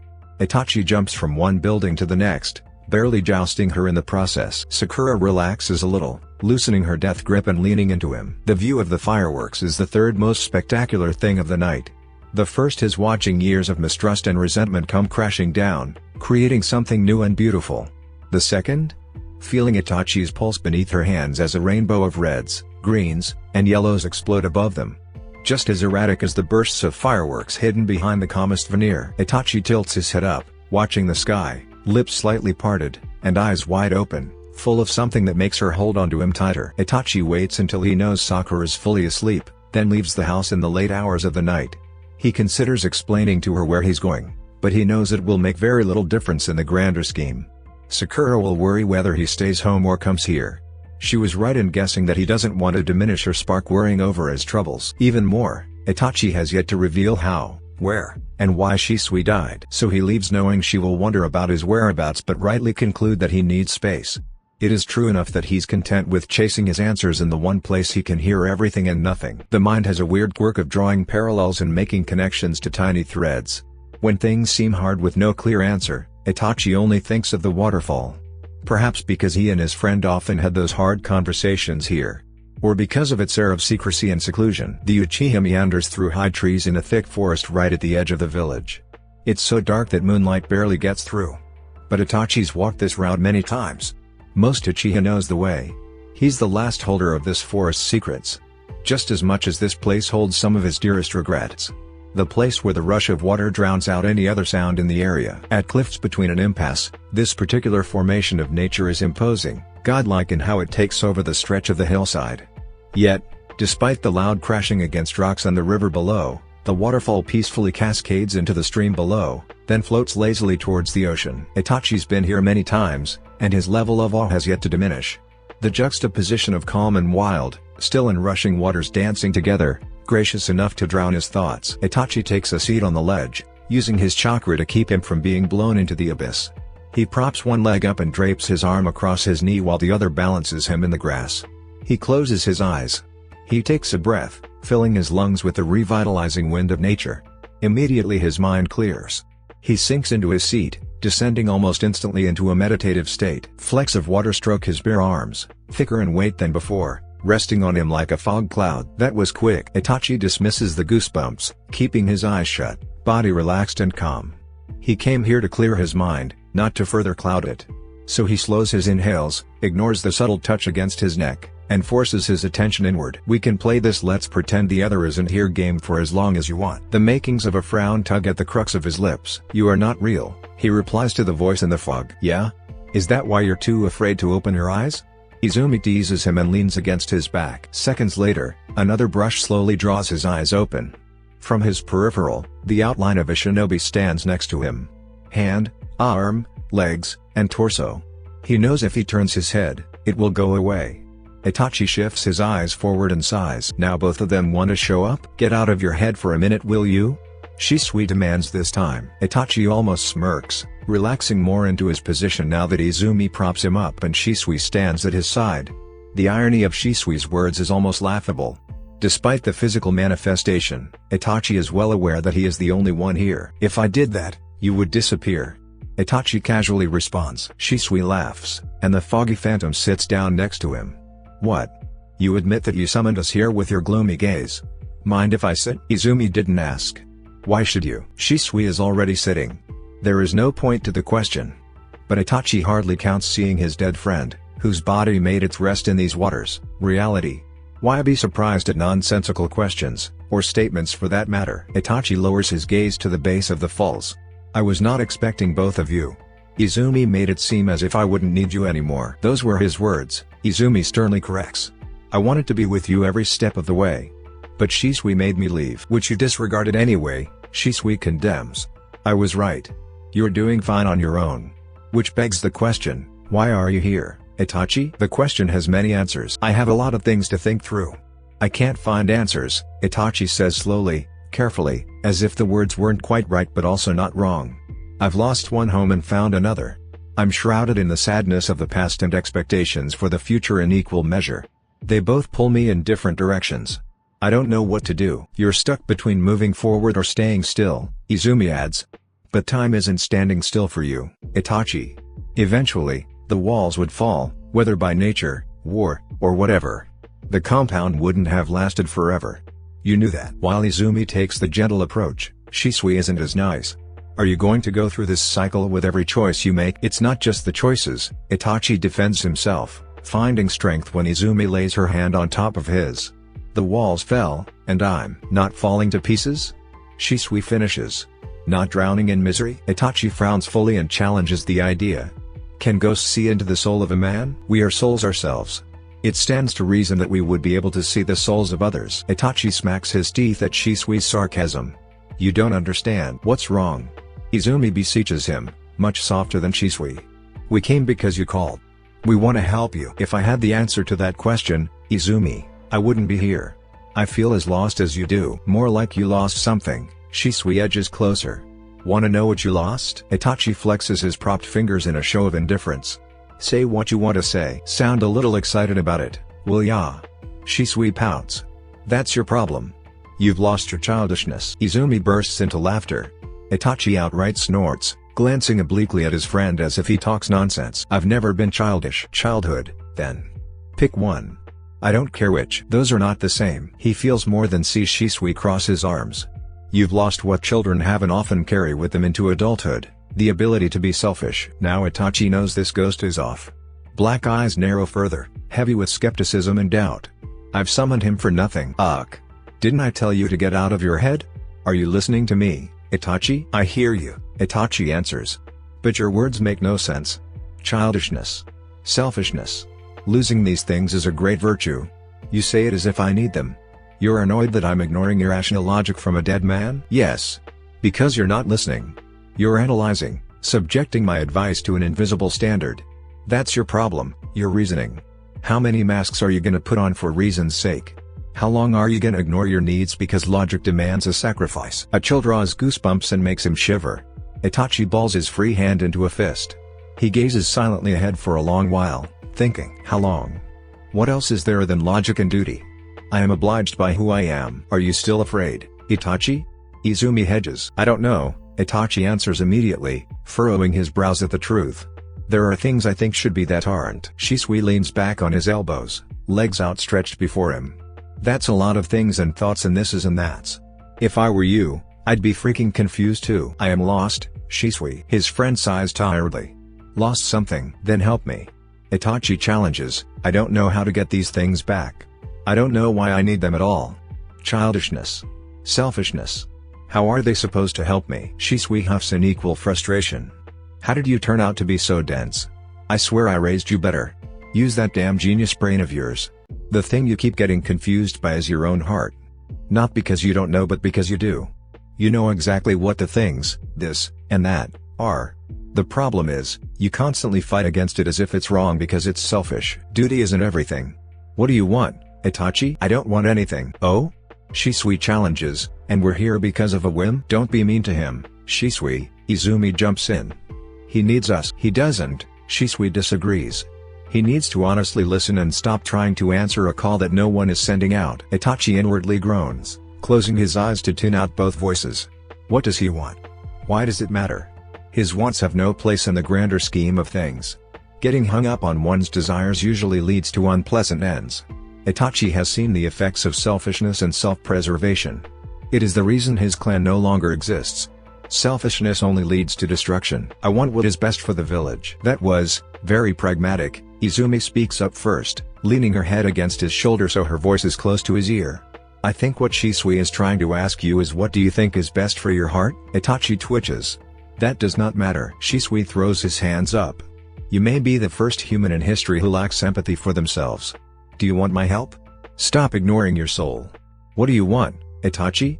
Indulge in selfishness just for the moment. If it helps, no one's here to see or hear you say the things you want. Just try. The Uchiha teeters mentally. The challenge is met immediately with a flood of long-held desires. The rush of emotions would have floored him if he had not already been sitting and Izumi hadn't held him tighter. He ducks his head, feeling all, wanting everything. He grits his teeth, fighting to hold on, fighting to let go. I can't have those things. Why not? Shisui questions. Any decision I make seems like an insult.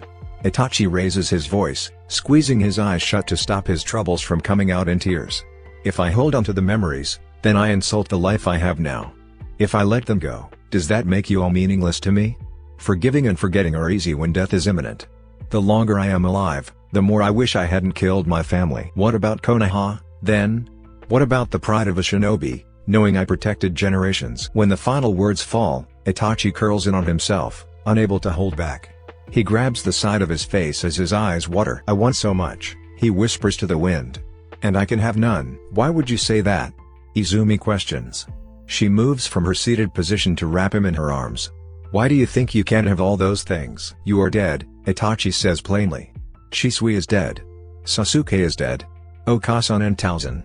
My aunts and uncles, cousins, and friends. I want the past. I want to forget the past.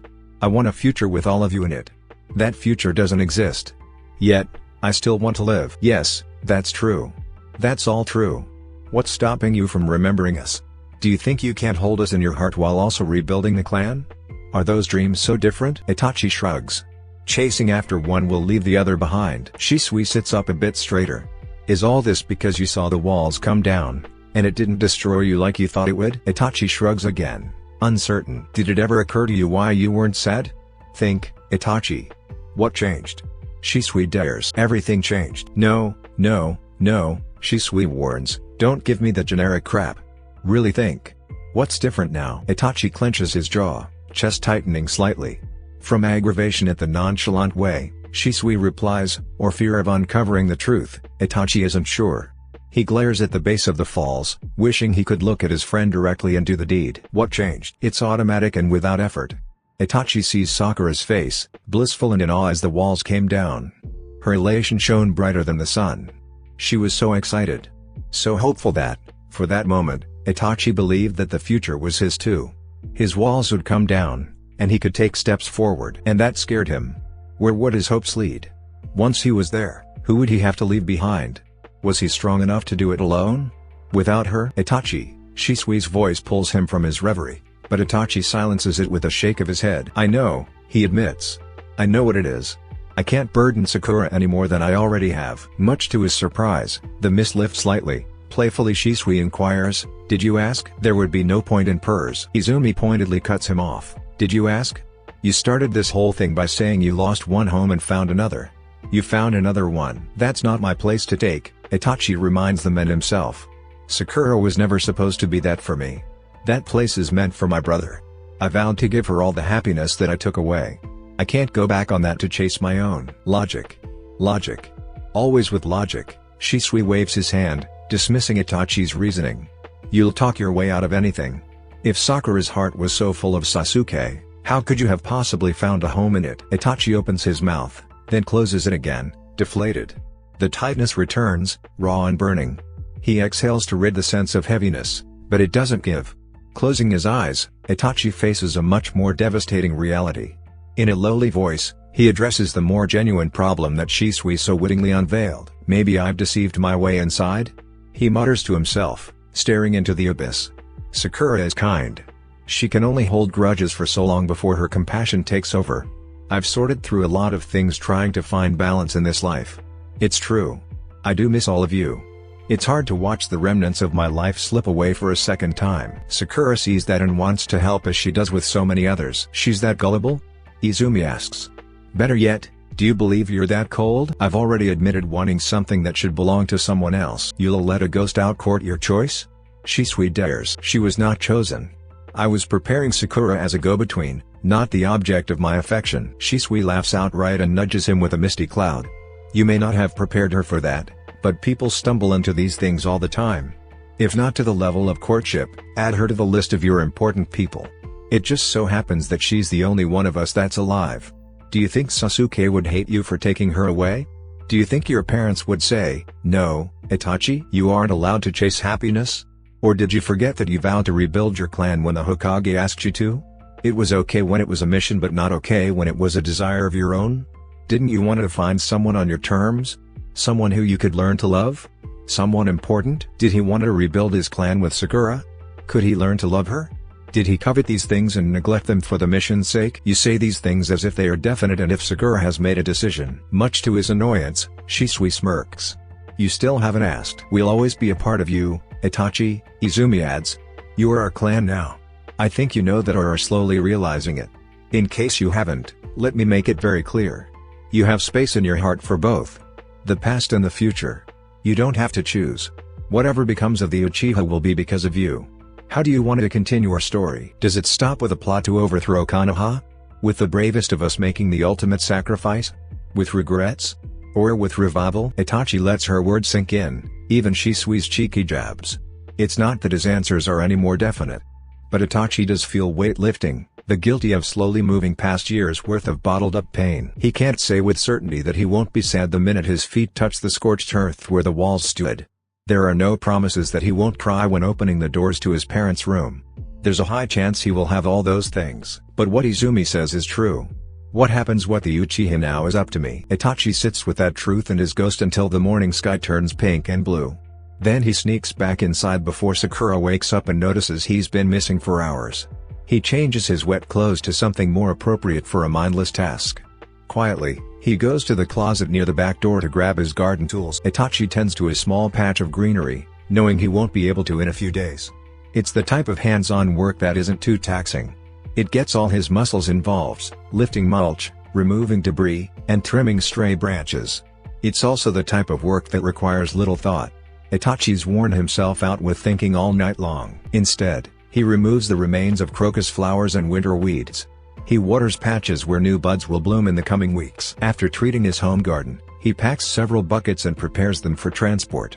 He leaves a note for Sakura's sake and takes his garden tools to the Konoha cemetery. The sun beats him there, peeking through leaves of evergreen trees, trailing behind him as he shuttles water back and forth into the Uchiha section. He fills about 4 buckets in total, then pours the water into his watering pot. Itachi starts with the grave closest to him, managing the flowers he planted months ago, and removing any unwanted growth before watering the ground. The water cleans and nourishes, removing any tiny bits he may have missed while giving the earth what it needs to survive. When it's done, Itachi wipes excess dirt and grime from the gravestone that gathered over winter months. Then he says the prayers, bowing before his brethren and informing them of what became of their home. He gets down on the ground, hands on his knees in a somewhat submissive position. The walls are down, he tells them. Kakashi was careful to preserve the integrity of the gate with our crest on it. I'm grateful for his efforts. Itachi pauses when his breath becomes uneven. He grabs his knees, closing his eyes to focus on the sensations around him. The earth under his legs, wind gathering under his clothes. The smell of freshly manipulated grass. Behind his eyes, Itachi sees the spectacle from last night. Watching the final piece of his past fall away for good. As a child, he hated that wall. He hated the way the Uchiha were kept apart. There were plenty of unanswered questions from people disinclined to talk, let alone to a child. But Itachi heard whispers and saw the glances of the elders whenever an Uchiha roamed the streets. They weren't trusted, maybe even feared. All young Itachi wanted was to keep his family whole and his village safe. Those walls stood as a reminder that Konoha would rather keep his clan contained than cooperate. But Itachi has fond memories of that place. Scaling the walls with Shisui, running along the edges while aunties and uncles yelled at them to get down. Watching Sasuke walk home. Spying Izumi leaving her cousin's store. Getting freshly made dango and anko buns on the way home from the academy. Watering the gardens with his mother. Holding Izumi's hand for the first time that night they climbed the wall together. Training with his father by the lake. Watching the stars from the porch with his parents. Carrying his mother's freshly baked goods to neighbors and friends. Ferrying messages to his father from the Uchiha leaders. So much of his life happened inside those walls.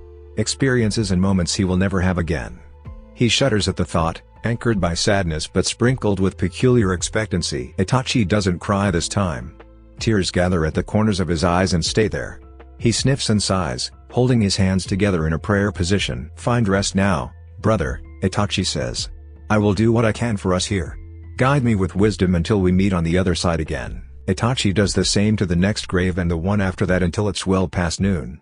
He leaves his parents and Sasuke for last, coming to the row where Izumi's grave lays. Itachi stands over her in silence. I know you've forgiven me already, Izumi. That doesn't make the guilt disappear.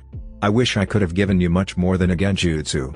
Thank you for permitting me to let go. Carefully, he tends to her grave while lingering in imagination and memories. He considers adding orange blossoms to her grave. A small token for sure, but a show of his affection for her nonetheless. When he gets to his parents' grave, the tears return. This time they fall, several droplets as he makes his promises to them. Kakashi finds him brushing dust from his father's headstone after saying the prayers. The Hokage keeps his distance and back to the scene out of respect. Sakura told me I might find you here this morning. I waited for as long as I could. Itachi stands to greet him, surprised to find a bag dangling from his wrist. Kakashi must have spotted his staring because he raises his arm to show off the contents. I was also asked to give you this. Although, I suspect whatever's in here may be cold by now. Itachi takes the parcel without a word, opening it to see what's inside. There's the blanket Sakura often uses when reading on the sofa and a canister that's still warm to the touch, probably filled with his favorite tea. Itachi ties the bag, holding it close to his side before addressing Kakashi. Is there something you needed me for, Hokage-sama? Just a mission update, Kakashi informs him, reaching into the pocket of his utility vest. Gaara informed the other cages of updates to your mission. We added 2 days to get you prepared. Your new departure date is in 3 days. You'll need to get a physical done in that time. Though, I suspect you may not have any trouble in that department. Would I need to meet with Tsunade-sama as well? Not as far as I'm aware. The Hokage hands him a sealed envelope with Tsunade's emblem pressed into the seal. She was the one who approved of the extension. My guess is, she thinks that will be sufficient time for Sakura to tie any loose ends. Sakura? Itachi questions. The Hokage nods. Well, yes. She's been spending most of her time with you these last few weeks. She hasn't been in her lab or at the hospital.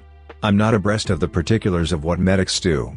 But I can wage a guess that getting months' worth of medication ready may take some time. I'm assuming you spoke to her about that already? Itachi asks and moves away from his parents' grave to sit the packed bag next to his gardening utensils. Kakashi agrees. She's at the lab as we speak. That explains her current disposition.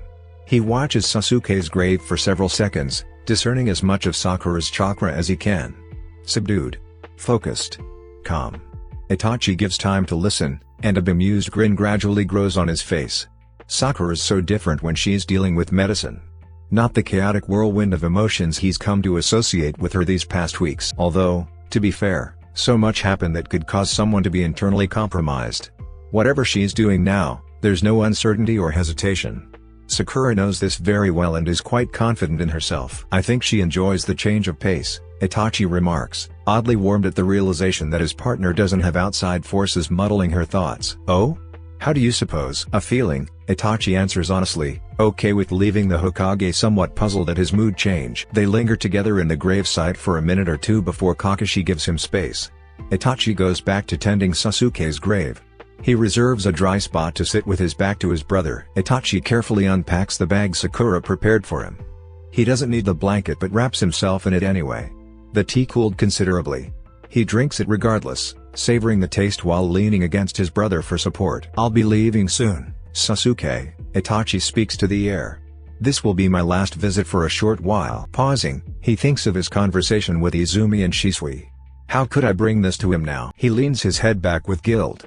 Sasuke, I should also say that I'm sorry. I've made many promises to you that I haven't kept. Would you believe me if I told you this one was not what I planned? He chuckles humorlessly. I only meant to give what I took. In the process, I may have given too much of myself. And Itachi stops himself, sensing a change in Sakura's mood. He gives his attention to her chakra, then bolts upright as it grows stronger. Is she here? Before he can wrap his mind around her train of thought, or the latency at which their connection alerts him, the genjutsu wavers in places. Sakura's heels click along the walking path. She maneuvers gracefully between the graves, surveying his morning's work. The sway of her lab coat shows off peaks of red from her traditional attire and adds just enough color and life to the cemetery to not be offensive. A strange and familiar pull settles in the pit of his stomach. Itachi ducks his head, suddenly discomforted by his confusion. Should he stand? Should he greet her? Apologize for leaving so early in the morning? Thank her for the blanket he doesn't need but uses because she took time to pack it for him. She stops in front of him. Itachi keeps eye contact with her ankles and the small bandage on 2 of her toes. He remembers carrying her up the Hokage monument. The way she held tight to him and how fast his heart beat at the sheer elation wrapped around them. Hey, she greets him, shifting her weight somewhat self-consciously. You didn't heal those, he points out, grabbing at something so simple, easy to talk through. Huh? She lifts her heels, and Itachi lifts his eyes to watch the inquisitive expression on her face. Oh, yeah that. Well, I figured it could heal on its own. They may leave scars. She brushes it off. Not all scars are bad scars. Sakura's smile is light though her chakra seems to bounce between 2 moods. Itachi nods for lack of a better response. Why would she want to have brush burn scars on her toes? He has no idea. Maybe the scars will be small. If it scars at all. If it did though, they would be visible to anyone paying attention to her feet. But he lets it go because, between those moods, Sakura seems happy about it. Itachi realizes that the muddled confusion he keeps sensing is mostly from him, not her. He doesn't know what to feel just watching her stand over him. Itachi shifts, prepared to fix at least one thing. You don't have to get up. She extends her hand to keep him still, then reveals yet another bag from behind her back. I figured you'd still be here, so I brought you something to eat. It's not as cold as I thought it would be today. Curry was a good option. There's also some croquettes in there and a castella cake. She holds out her hand and Itachi hesitates, then leans forward to take it from her hands, careful not to touch her. Thank you, he responds. Also for the tea and blanket. Her soft smile turns bright. She takes in his current position, glancing at Sasuke over his shoulder. Did Kakashi tell you where I was? Itachi nods. You've been at the hospital all day. I might be there all night, Sakura admits. There's a lot of things I need to catch up on, and then get some things ready for your mission. Should I wait to make you dinner? He offers. No, it's okay. Sakura glances at Sasuke again and then back to him. You've got a lot to do before your mission too. Don't wait up for me. I'll grab something to eat on the way home. I don't mind, Itachi says, and, honestly, he wants to. I'll be out for a while today. I can grab some things. Sakura's chakra flickers a little. He realizes she's probably holding back for his sake. Alright, she tells him, then awkwardly clears her throat. Only if you don't mind. I don't mind. I do have a favor to ask, if that's something you can do. Depends on the favor. If possible, I want to see Kai before I leave. I hope to see him at the festival and ask if he wanted another sparring session not attached to his medical condition. Sakura's enthusiasm gives her aura new light, vibrant and dazzling. It's nearly infectious. Itachi's the only person caught in the crossfires. It sweeps over him, almost as enchanting as the way her eyes twinkle, and she squeals with joy. Oh my god, Itachi, he's going to love that. I can swing by his house on the way back to the house. Actually, Sakura checks the watch on her wrist. I think his mom should be home now. I'll check and then let you know when I get home, okay? Itachi nods in understanding and Sakura leaves with a spin in her heels and a pep in her step. He didn't think she'd be so excited about a whim gesture. That somehow makes him feel proud. He smiles to himself, watching her walk away in a small hurry. Only when she exits does he start to eat his curry. In the back of his mind, Sakura's mood makes it hard to feel somber. Sakura's been so careful with him lately that he's honestly glad she can still express the much lighter side of her personality. When he's done, Itachi cleans his garden tools. With one final farewell to his brother, Itachi gathers his tools and returns home.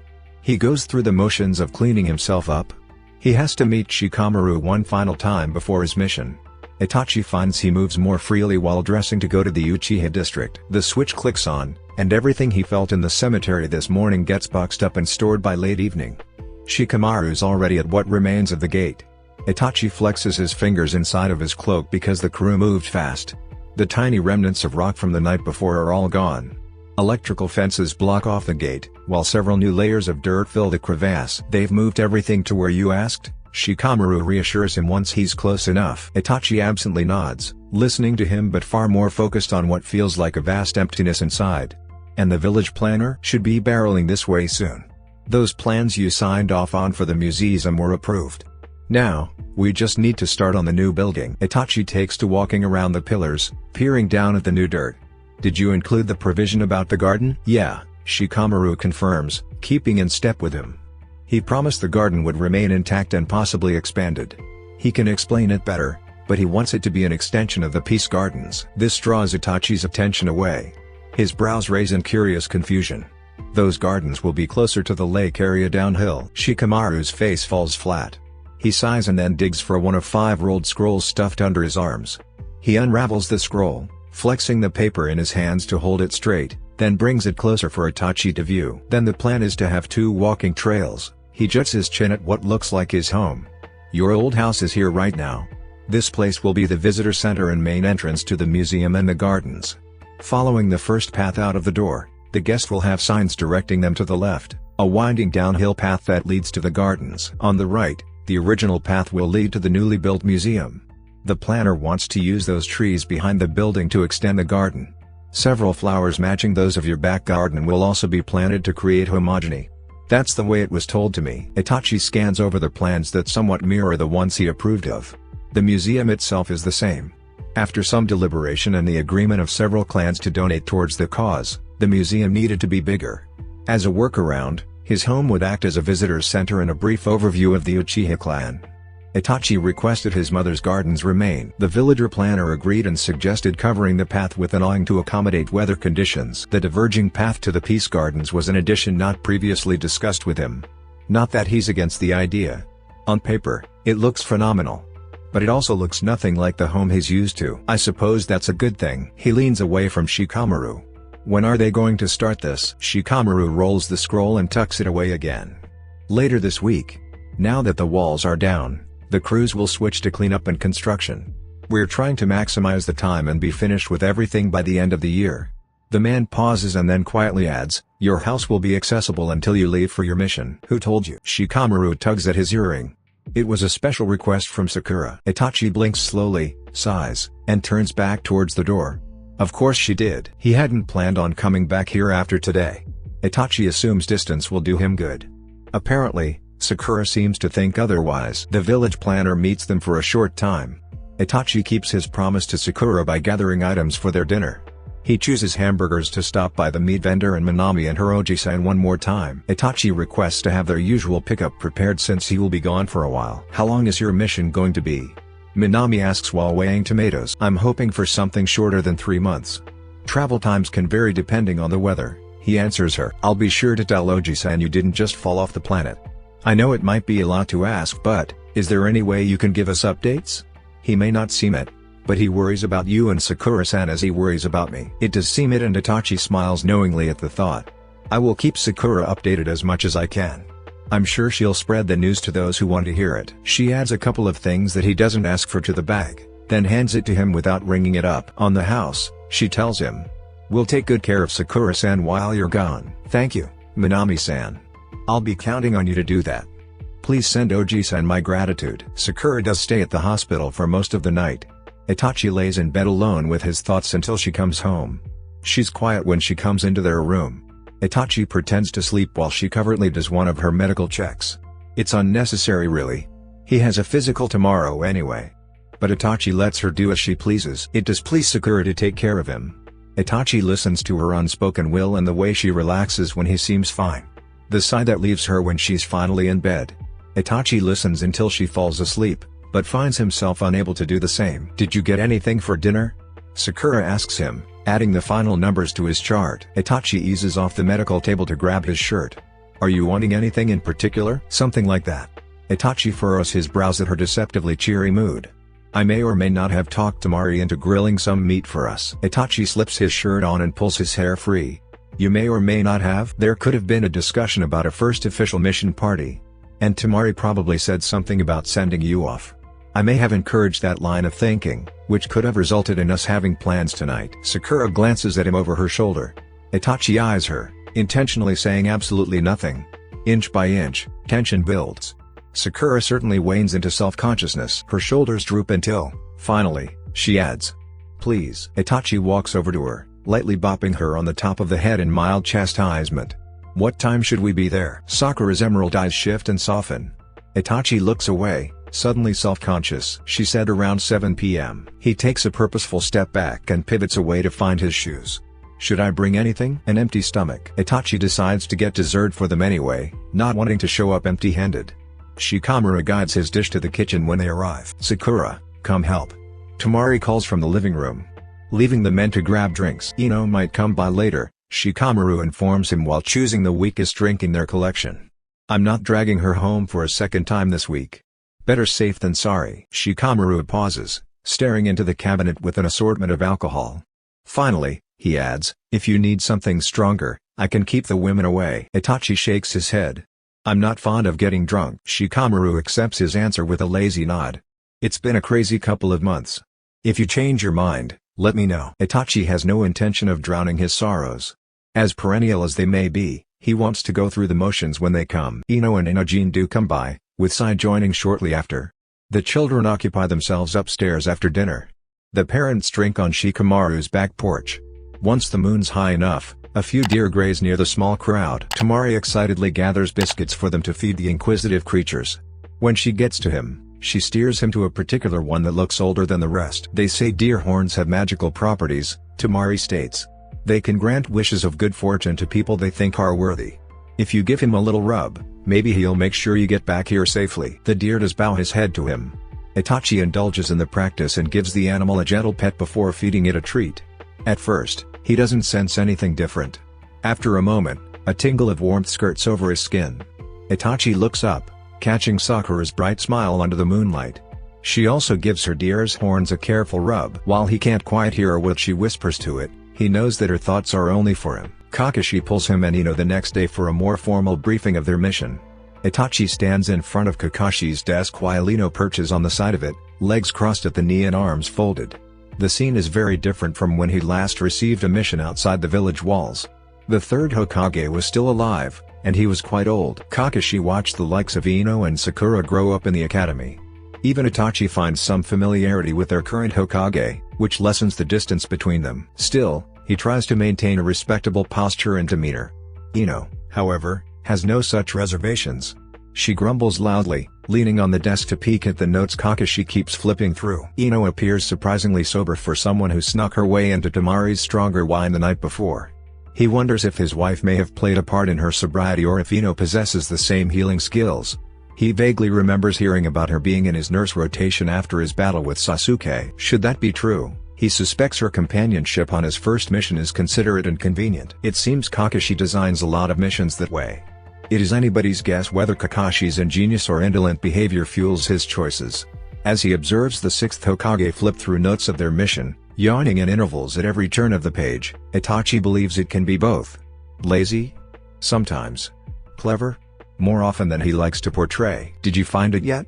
Ino asks, canting her head to the side to get a better view. Kakashi's forlorn sigh indicates he lost the briefing for their mission somewhere in the stacks of papers. Ino moved to the other side of his desk. They're here somewhere. Kakashi scratches his chin while staring intensely at the rest of the items on his desk.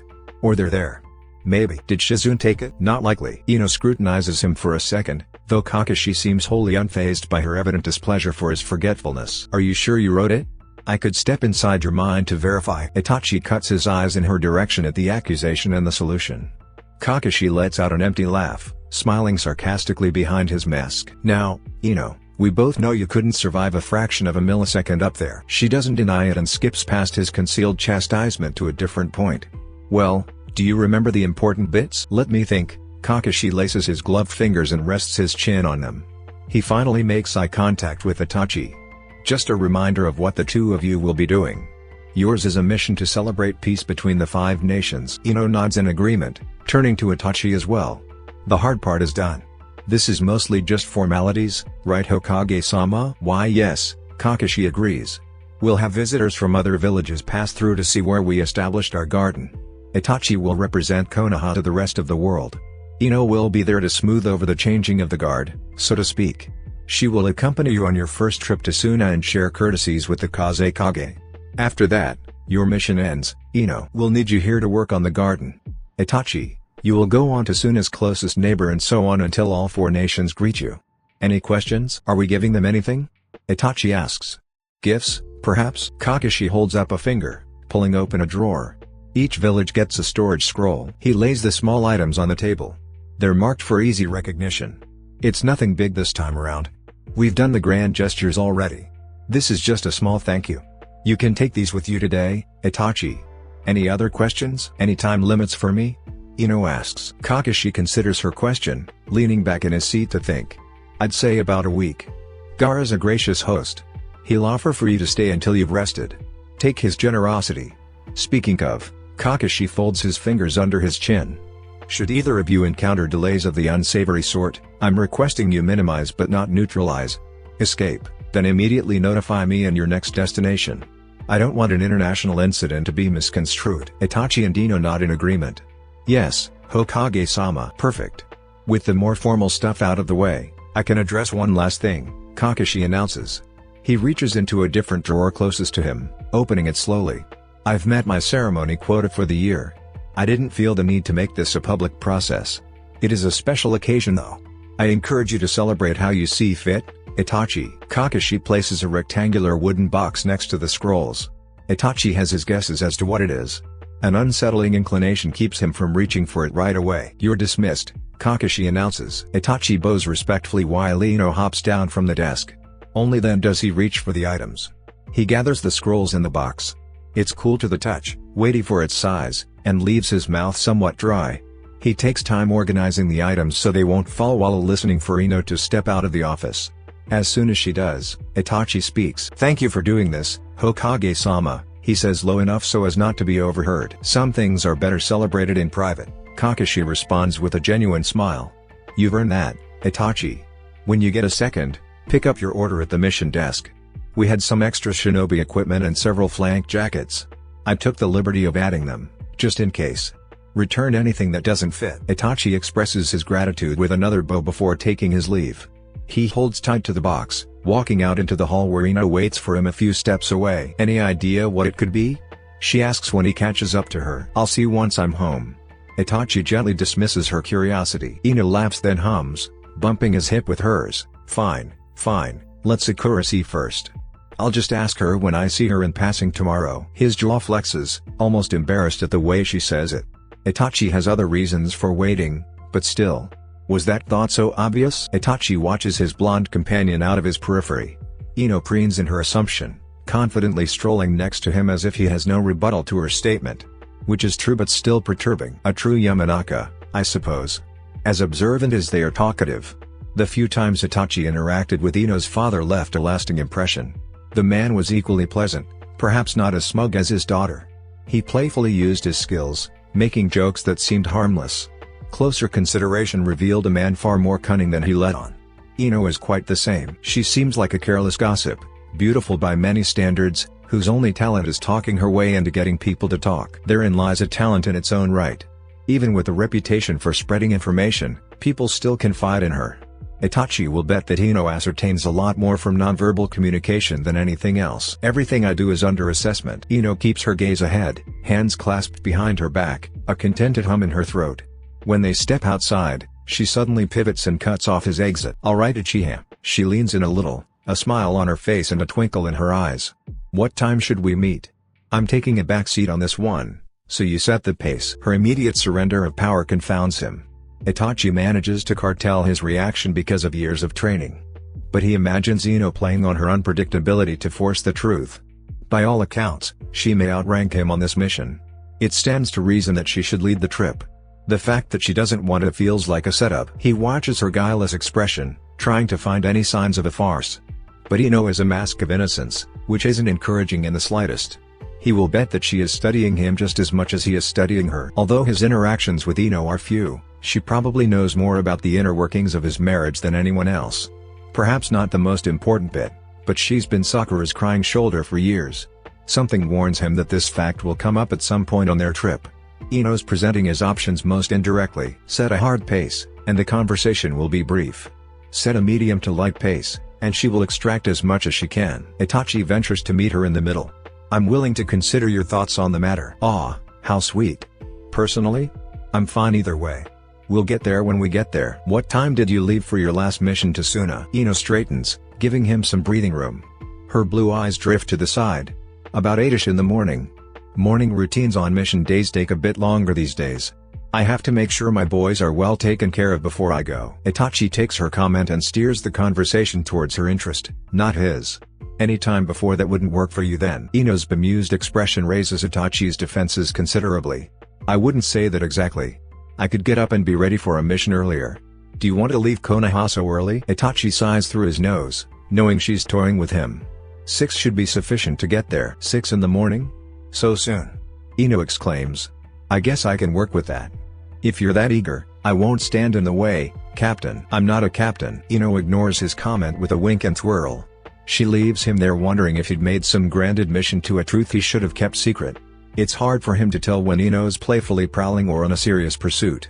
They don't spend much time together without Sakura present, meaning this mission will be the first time they will be alone. "I feel I need to prepare for sharing a mission with Yamanaka just as much as I've prepared for the mission itself." Itachi turns in the opposite direction to collect the items Kakashi reserved for him at the mission desk. He remembers the way well, noting the small changes like the walkway and new security holdouts. Even with cosmetic upgrades, Nostalgia reminds him of his first mission and his last one. Deja vu increases along with the amount of attention on him. Itachi hesitates only a moment before resuming toward the service desk. There are eyes everywhere, covert and overt, watching him walk in for the first time in over 5 years. If a breeze blew, it would sound like a rush of a tornado with how quiet the entire room gets. Itachi feels himself holding his breath because even that seems too loud. For 5 uncomfortably long seconds, Itachi walks the 4 or 5 steps toward a large counter where a young woman registers the sudden absence of noise a bit too late. He almost feels bad for her, watching as her eyes track those watching his careful approach. She seems to understand that he's causing a silent stir in the building. Now, he's bringing the drama to her. Itachi tries to break the tension and make it easy on her by cutting through the stillness with a simple greeting. "Excuse me, I'm for Uchiha Itachi, right?" She's already on her feet. "The Hokage told us you'd be coming by here soon. Wait right here. I'll go get your bundle." He nods in understanding, though the woman bounces off before she can see it. Their brief dialogue does set the world back into motion. People move along to their respective destinations. Inwardly, Itachi sighs at this increased interest in his life. It took 5 years to dim the curiosity of people wondering about the happenings of the last Uchiha. Itachi managed just fine, with a few bad actors and glares along the way. Those things didn't bother him then, and they hardly bother him now. "I have to make adjustments again." He huffs softly, sitting the box Kakashi gave him down on the service desk counter. "No amount of trying will afford me a quiet, routine life." If Itachi had his way, he'd stay under the radar as much as possible. With half of Konoha gawking at him because of Kakashi's inspirational speech at the Haru festival, there's no safe space outside of his home. Itachi leans against the desk just for something to touch, trying to sway his internal dialogue towards the better part of his fame. Namely the part it played in allowing Kai's mother to let him see her son today. That and some carefully placed words by Sakura. The woman didn't approve of the idea of sparring, something Itachi felt bad about. She did agree to supervised visits in a neutral environment, some place she could get to quickly for peace of mind. Itachi's brows slowly furrow, still trying to sort out the woman's reservations. He hums, thinking perhaps a mother's instincts to protect their child from harm increase when the child is sick. Kai is strong. He reasons. The boy obviously dislikes being coddled as much as she does. He sees the way his mother's presence diminishes Kai's personality. "It's not my place to tell her how to parent. He is not my son." The thought occurs to him that there's a chance one of his children may contract the same disease. What would he do? How would he handle the complexities of a child's zeal and the life-threatening chokehold of some unknown defect? He's mapping out possible outcomes in his mind when someone approaches. Itachi blinks slowly, lazily, refocusing on his surroundings at the sudden intrusion of his personal space. "Uchiha-san." Konohamaru leans his folded arms against the counter, greeting him in a respectable but casual tone. "Are you picking up mission equipment for Sakura-san?" Itachi acknowledges him with a passing glance, assessing his stance before dismissing it as relaxed. "No. For myself." Konohamaru's brows shoot up in shock. Itachi watches several questions fleet across the young face. After a moment or two, he cools his features into a gentle smirk. He eases back into pleasantries. "I don't know why I always assumed you retired." Konohamaru laughs a bit, shaking his head at himself. "Retired? Is that the impression my probation gave?" Itachi taps his fingers on the counter, thinking for a second before replying. Being at peace with other nations seems to have lessened the load for all shinobi. Konohamaru grunts a little, sagging his shoulders. "Yeah, I know. I've been volunteering at the academy a lot these days." The boy slouches and Itachi wonders, confused at his almost disappointment at being less busy. "You don't enjoy being at the academy?" "It's not that," Konohamaru quickly amends. "The kids are fine. Half of them remind me of me. Too excited and cocky for their good. I kinda like watching them learn new stuff and goof off when they think nobody's looking. Less exciting work. But, still feels good to do. Honestly, I'd rather have moments of being bored like I am now than fighting because we have no choice." There's merit in having moments like this. The world slows down and we grow to appreciate the mundane. Like picking up microphones for D-rank missions. Konohamaru jokes. Keeping his tiny smirk in place, he blinks at the door opening, rests his cheek in his hands, and lowers his voice. "I'm glad you're on our side again, Uchiha-san." Keeping us all focused on those mundane things, Konohamaru whispers. At that moment, Itachi sees remnants of Lord Third in his eyes. Bright with understanding and compassion are well hidden by a respectful but nonchalant attitude. "Here you go." The woman finally opens the door. She carries his flak jackets in their sealed plastic covers in her hands with a bag dangling from her arm. "It's a bit heavy. I put everything in a bag for you. I didn't want to mess up your jackets, so I kept them out. Did you want me to pack them away too, or did you get my stuff too? Konohamaru adds, crinkling his eyes in a way that very much resembles Kakashi. Her playful eye roll shows that they must go through the motions like this a lot. Wait your turn. She yells at him, then switches on a smile for Itachi. Uchiha-san, should I pack at your vests? Yes, please, Itachi answers while reassessing Konohamaru. The more he watches, the more he sees all the main influences in his life. He has his grandfather's demeanor, Kakashi's expressions, and Naruto's cheekiness. Put together, Itachi imagines he will be a fearsome opponent in battle but an equally great teacher should he take that route. Konohamaru grumbles, peeling himself off the counter in a dejected fashion. Aw, man. You always treat me like a second-class citizen when your grandfather was the third Hokage. We know. She reaches down under the counter and gets an even bigger bag. Itachi watches their cheeky exchange, a hint of memories on his mind's horizon. Good things to be sure. When the young lady finishes, she slides both bags across the counter as well as the sheet for Itachi to sign. With all official documents signed off on, she says, "Good luck on your mission, Uchiha-san." Itachi nods to her, glancing at Konohamaru nodding in agreement. "Good luck," he says as if their conversation moments ago never transpired. He has the potential to do many great things. With a brief head bow, Itachi grabs his belongings and leaves both of them with a promise he very much intends to keep. "I will do my best as you do yours." The woman looks to Konohamaru for guidance. The young man bows as well and, much to Itachi's surprise, stays that way until he starts to walk away. A show of both respect and recognition. Truly the grandson of a Hokage. Itachi also stops at the flower shop to replace the hydrangeas on Sakura's office desk. The girls at the shop know his face and smile to themselves when he steps in the door. "Itachi-san. It's been way too long since you came by. Too famous for us peasants now?" "Not at all," he answers, easing the door behind him, so it doesn't slam. "Things have been busy." She rolls her eyes playfully, stepping over to the book of arrangements already open near the register. "I'm willing to bet you got a stern talking to about the lack of floor in the house. I'm willing to help you make amends. We have some new arrangements you might like." "I only need hydrangeas today," Itachi explains. The young girl scans the display case. "Don't think we have all hydrangeas in there. I'm pretty sure I can cut you some fresh ones in the back." "How long will it take?" 10 minutes. Itachi sits his things down on the ground. "I can wait here while you work." She bounces away towards the back. Itachi scans the wall for a clock, hoping Kai will not mind waiting a bit longer. The young girl tells him 10 minutes but she's done in 8. Her face is nearly obscured when she comes back with a dozen blushing pink hydrangeas tied together with a pink and white bow. Her accomplished expression leads Itachi to believe her color choice isn't an accident. He adds one more request to his order, pays, then takes everything with him to the hospital. The receptionist tells him Sakura took a break in the third-floor lounge. He nods, detouring to her office to replace the flowers before carrying all of his shinobi equipment with him to the lounge. Kai's mother only mentioned no sparring. She hadn't said he couldn't show him things. Itachi takes advantage of loopholes in the conversation, knowing Kai would enjoy the experience. Usually, the staff lounge buzzes with activity. But when Itachi turns the corner, he only hears Sakura talking a mile a minute, probably trying to keep Kai entertained. Itachi slides open the door with the 2 fingers that aren't wrapped around the bag handles. Sakura looks up from the table she and Kai sit at, just as the boy turns around at the sound. "Itachi-san." Kai's out of the chair and near the door before Itachi can close it properly. "We've been waiting for ages." 15 minutes, Sakura corrects, standing but keeping her distance. "It may as well have been ages, though." Itachi lets the lounge door close, smiling apologetically at the boy waiting expectantly. "My apologies, Kai-kun. I needed to get some things for today." "What kinds of things?"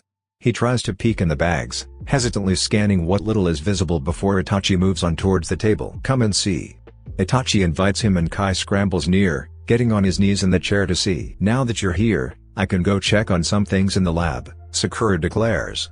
"Be on your best behavior, boys." She gives his shoulder an encouraging pat before leaving them alone to explore the contents of his packages. Once she closes the door, Itachi turns to his company.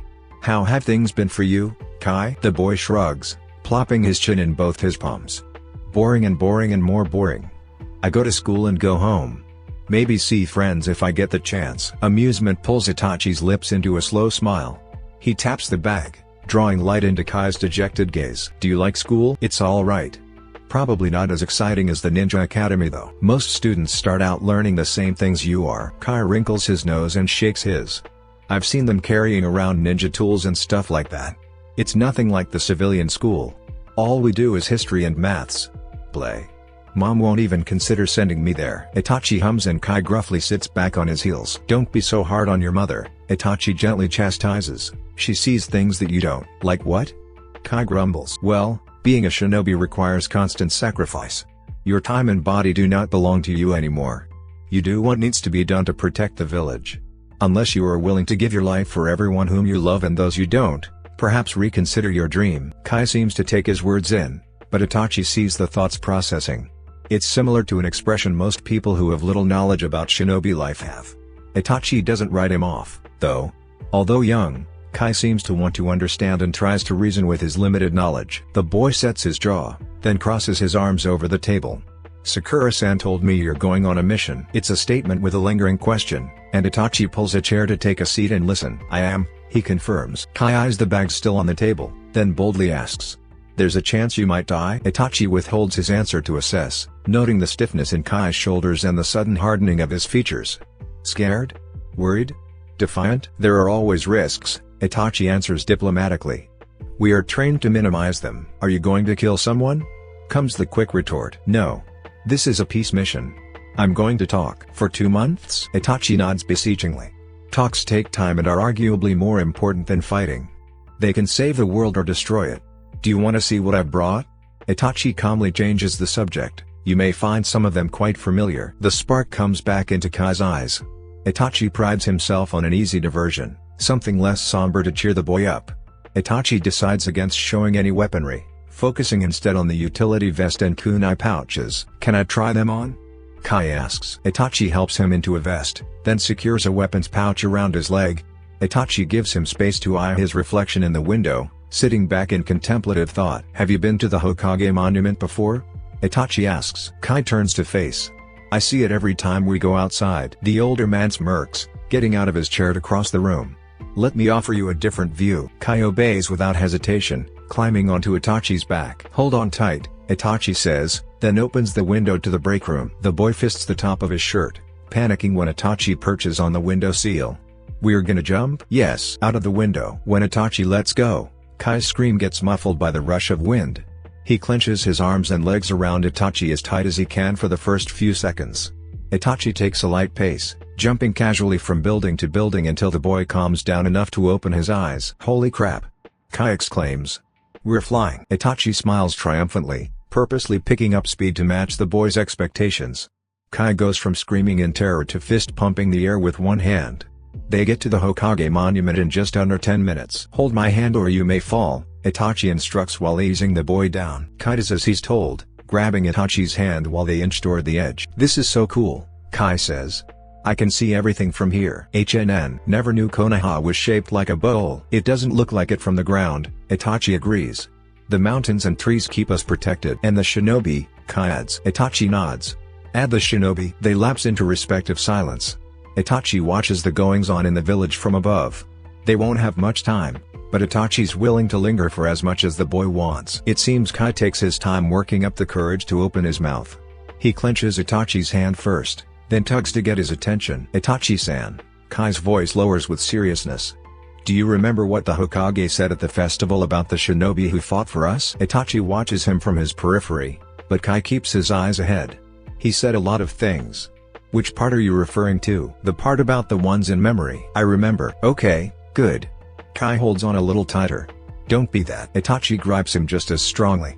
I won't be. Not this time. They stay a while longer before Itachi brings him back to the hospital. Sakura finds them as he climbs through the window. She covertly warns him that Kai's mother is on the way. Itachi hustles the boy out of his shinobi gear and is ready to present to his mother when she comes. Make sure you use your vest, Kai warns him. Talks can be dangerous too. Sakura gives Itachi a confused glance. Hajin encouragingly pats Kai on the shoulder. But Itachi nods, taking the boy's advice seriously. I will, he responds. When Kai leaves, Sakura leans into his field of view, a cheeky smirk on her face. Pink? He huffs, keeping his eye on the hallway. It was the girls. The girls? Guess I'll have to tell them to thank you. Are you going home? Itachi lifts his bags. I need to pack. Already? Sakura's shock at the inevitable twists his blood. 3 days came and went without a blink. Itachi senses her dismay. But, he sagely nods and repeats her words. Already, I guess I should start packing your medicine. Are you going to bring it home or leave it here? Home, she says, stepping away from him. It'll be easier that way. No extra stops before you leave. Go ahead. I'll get everything ready here. Itachi grabs her arm before she can walk away from him this time. Sakura's eyes grow and he wishes her expressiveness would remain. But it's only a slip before she hides it again with a fake smile and unsteady laughter. What? She questions. Itachi scans the whole of her face, wondering what and why she's hiding. Are you alright? Sakura's smile grows. There's a lot that needs to get done. Maybe I'm just tired. But go pack. I'll be home before lunch probably. He lets her go because she wants to be let go. Itachi has no desire to aggravate her by insisting on things he only speculates. When Sakura waves him off, he goes home knowing she's lying. Itachi carries his bags to the bedroom, then lays out the contents on their bed. They give him 4 flank jackets, 2 in black and 2 in green. Itachi places each one next to its respective color, noting the changes from the multi-pocket style in exchange for a smoothie style reminiscent of those worn in the Cloud Village. There are 5 pairs of pants, 2 in deep gray and 3 in black. Itachi lays them out in one section followed by the 5 shirts, all black with long and short sleeves. 2 new pairs of shinobi shoes with their accompanying bindings, 2 utility pouches and a cloak complete his outerwear. Itachi's a bit surprised Kakashi adds the cloak considering its association with the Akatsuki. He holds it up close, brushing his thumb across the seamless embroidered Konoha symbol on either side of the collar. A subtle grayish-white against the dark kinky black makes his affiliation clear. On the back, a sizably embroidered Uchiha fan. The same clan emblem decorates the back of all his shirts. Upon closer inspection, Itachi notices a smaller Uchiha fan on his utility pouch, on the velcro straps of his gloves, and on the straps of his rolled weapons cases. He must have planned this well in advance. To have all the stitching done to such a high level of detail and quality, Kakashi couldn't have recently commissioned his order. Laying down the clothing items, Itachi reaches for the familiar rolled bundle. It's heavy, maybe a good 30 pounds of weaponry. He bounces it once in his hand, testing the weight. The rich metallic scent of high-grade craftsmanship mixes with the manufactured scent of durable fabric. It's a smell that reminds him of youth and excitement. Itachi moves items so he can sit on the bed. Resting the pouch on his lap, he reverently unrolls it as if he's never opened a packet of new kunai. Unlike the first time when he excitedly laid out the gear that marked him as a shinobi, there's no thrill here. Every unfurling of the fabric reveals a new kunai and a deeper longing that blossoms into memories carried by the smells that describe his childhood. His father was the first person to give him a punch like this. He's the one Itachi misses the most while brushing his fingers along the hilt of all 10 kunai. In his mind, he sees himself doing the same thing at one of the low tables in the meeting rooms while his father explained their usage. Itachi knew those things already. They'd taught him in the academy. He watched his father plenty of times to get the gist of how to use it. But he sat there and listened for the sake of hearing his father's calm, even voice explains in great detail. Itachi asked questions that he knew the answer to just to keep the conversation going. Then they practiced all night until his mother forced both of them to go inside because it was starting to snow. His hands were calloused from gripping the leather binding too tight. His wrist hurt from throwing them at the same target over and over again until his father deemed it acceptable for the day. As sore as his body was, those were some of the happiest moments of his life. Now, they seem like some of the saddest, tainted and undercut by plots and pride. A sharp pain shoots through his lungs. Itachi reaches up to touch his chest. His heart's racing. Mentally, Itachi wrestles with pushing it aside or letting the feelings run their course. He chooses both. Moving the case back on the bed, Itachi stands and removes his clothes. One by one, he dresses in his mission gear. Black long sleeves, black pants, leg bindings, and shinobi shoes. Every new item compounds the grief bubbling to the surface. His eyes water but nothing falls. His nose runs but he sniffs it away while wrapping his wrists and hands in tape. All of the moves are as innate as breathing. He's done this 1,000,001 times before, in a life that used to feel like a long time ago. But the past is right before his eyes. Once Itachi clips the fastenings on his new flank jacket, there's no hiding anymore. He steps around the bed towards the full-length mirror on Sakura's side of the room. A full-fledged shinobi looks back at him with a straight face and vacant eyes that try not to overthink. Itachi does try to not overwhelm himself, choosing which memories get permission to resurface. The last time he dressed anything like this, he was 13 years old now, well into his 20s, nothing's changed yet everything is completely different. I've grown, he thinks with a hint of sarcasm. Time-wise, he's very much an adult. But, in many ways, all Itachi sees is the 13-year-old boy, carrying the weight of the village on his shoulders. If he turns his face just a little, he sees his father. An older man, wiser in the way that comes with scars, a silent force in the background of all the noise. A tilt of the chin, and there's his mother, proud and kind, who loved her family as much as she loved her clan. They're all there, watching him. Itachi balls his fists and rebels against the thought that it's not fair. He closes his eyes to find something solid to stand on. Starting with his toes pressed against the ground, the tight bindings around his ankles, and the brush of fabric against his legs, Itachi tracks up to his chest when the familiar buzz pushes its way forward. The bedroom door slowly opens and his mind begins to settle. He slowly opens his eyes, catching Sakura's face in the mirror. "Hi," she says sheepishly. "I came to tell you I packed your medical bag and came home early. I thought we could have lunch together." "I guess not. I haven't started lunch yet." He manages, but in a tone as sully as his thoughts. Sakura's nod comes slowly. She doesn't say anything for a few seconds, cutting her green eyes towards the bed and then back to him. "Okay," she finally says. "Minami made us some pickled vegetables and other stuff. You don't have to cook. Eat it whenever you're ready." Sakura closes the door before he can answer. Itachi watches the empty space for a long time after she leaves the room.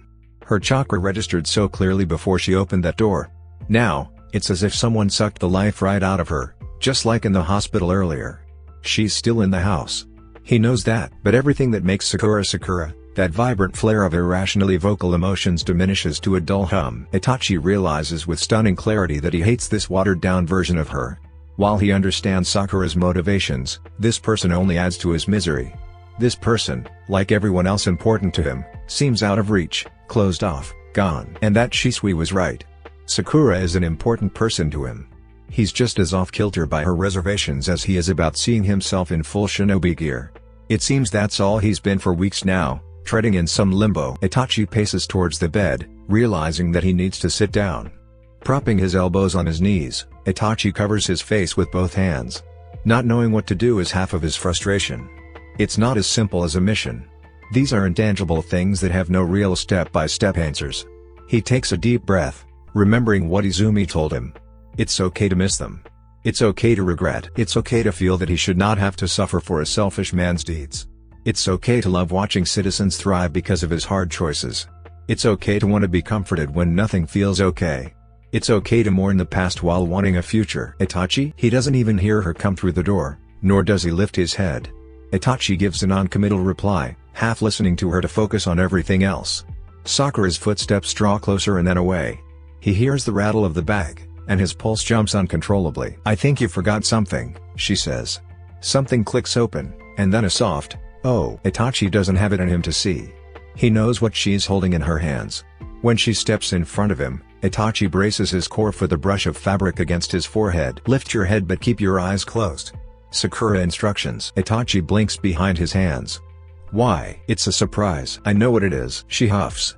"Just trust me, okay?" Itachi does trust her more than any other person on this planet. Slowly, he lifts his head, eyes closed as she asks. Seconds later, fabric touches his cheeks and then covers his eyes. Itachi sits up straight, confused when she blindfolds him. "What are you doing?" "Earlier, it looked like you were struggling with what you were seeing in the mirror. So, maybe it's a good thing not to see anything for a little bit." Itachi isn't sure what to say. She's not lying. He was struggling. Being blindfolded? It's such a simplistic way to solve his problems. Darkness is an interesting thing, one he is both familiar with and fascinated by. Unlike the looming blindness from overuse of his mangekyo, Sakura believes this darkness will be his ally. Without eyes, he can only rely on the sounds, smells, and sensations around him. Sakura's fingers brush against his hair as she ties the Hittite. The scent of fabric softens her from her shirt. The occasional touch of her knee against his leg. Her almost too quiet breathing. And a very noticeable absence of sensation. Physically speaking, she is quite close to him. So close that she creates a shadow from the light. Or Itachi can stretch his hand and touch her without hyperextending his arm. Inside, however, chakra coils tight. Without his eyes, Itachi sees the slow dimming of her aura. "There," she announces, "when you're ready, you can take it off again." Sakura takes a step back physically and Itachi reacts just as quickly. He grabs the wrist closest to his face. Under his thumb, Sakura's chakra comes alive for a fraction of a second. Itachi feels her again. "Come back," he whispers. Sakura's pulse skips erratically. She struggles to keep the tight lid on her chakra. Is that what he needs to do? Touch her? Itachi glides thumb over her skin, gently beckoning her closer until her knees hit the bed between his legs. Don't go. Please. Sakura holds completely still. Her chakra skips and twists, trying to find a balance again. What do you want me to do? Sakura's voice quivers just a little. Is she nervous? Did he scare her? Itachi switches tactics. He let go of her wrist in favor of laying her hand against his cheek. Stay with me, Itachi requests, willing to let go if she asks him. Your chakra soothes me. Yeah, you've said that before. She mutters. Does it bother you? Itachi asks. Sakura doesn't answer right away. Her finger twitched beneath his own, smaller and stiff. That depends, she starts. Am I just a walking chakra blanket to you? In quiet tones, he admits the truth. Not at all. Everyone else that's important to me is beyond me but you. I don't want you to hide from me. After several seconds, she caresses his face.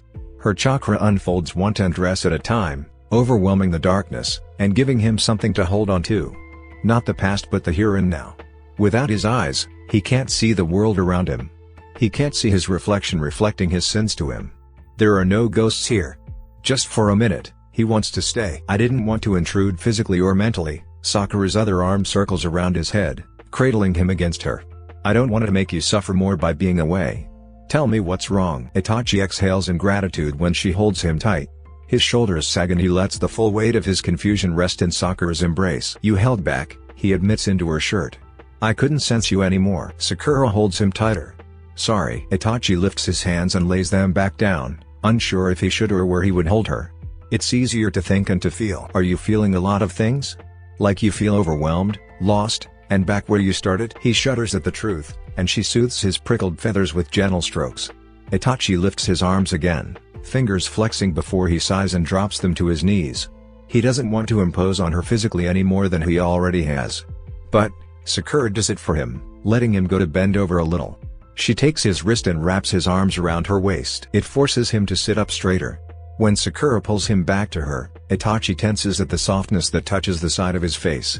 She presses him against her chest with her arms until her heartbeat and breathing are the only two things he can hear and feel. You know, there's no right or wrong way to grieve stuff. We can't pick and choose what triggers our memory.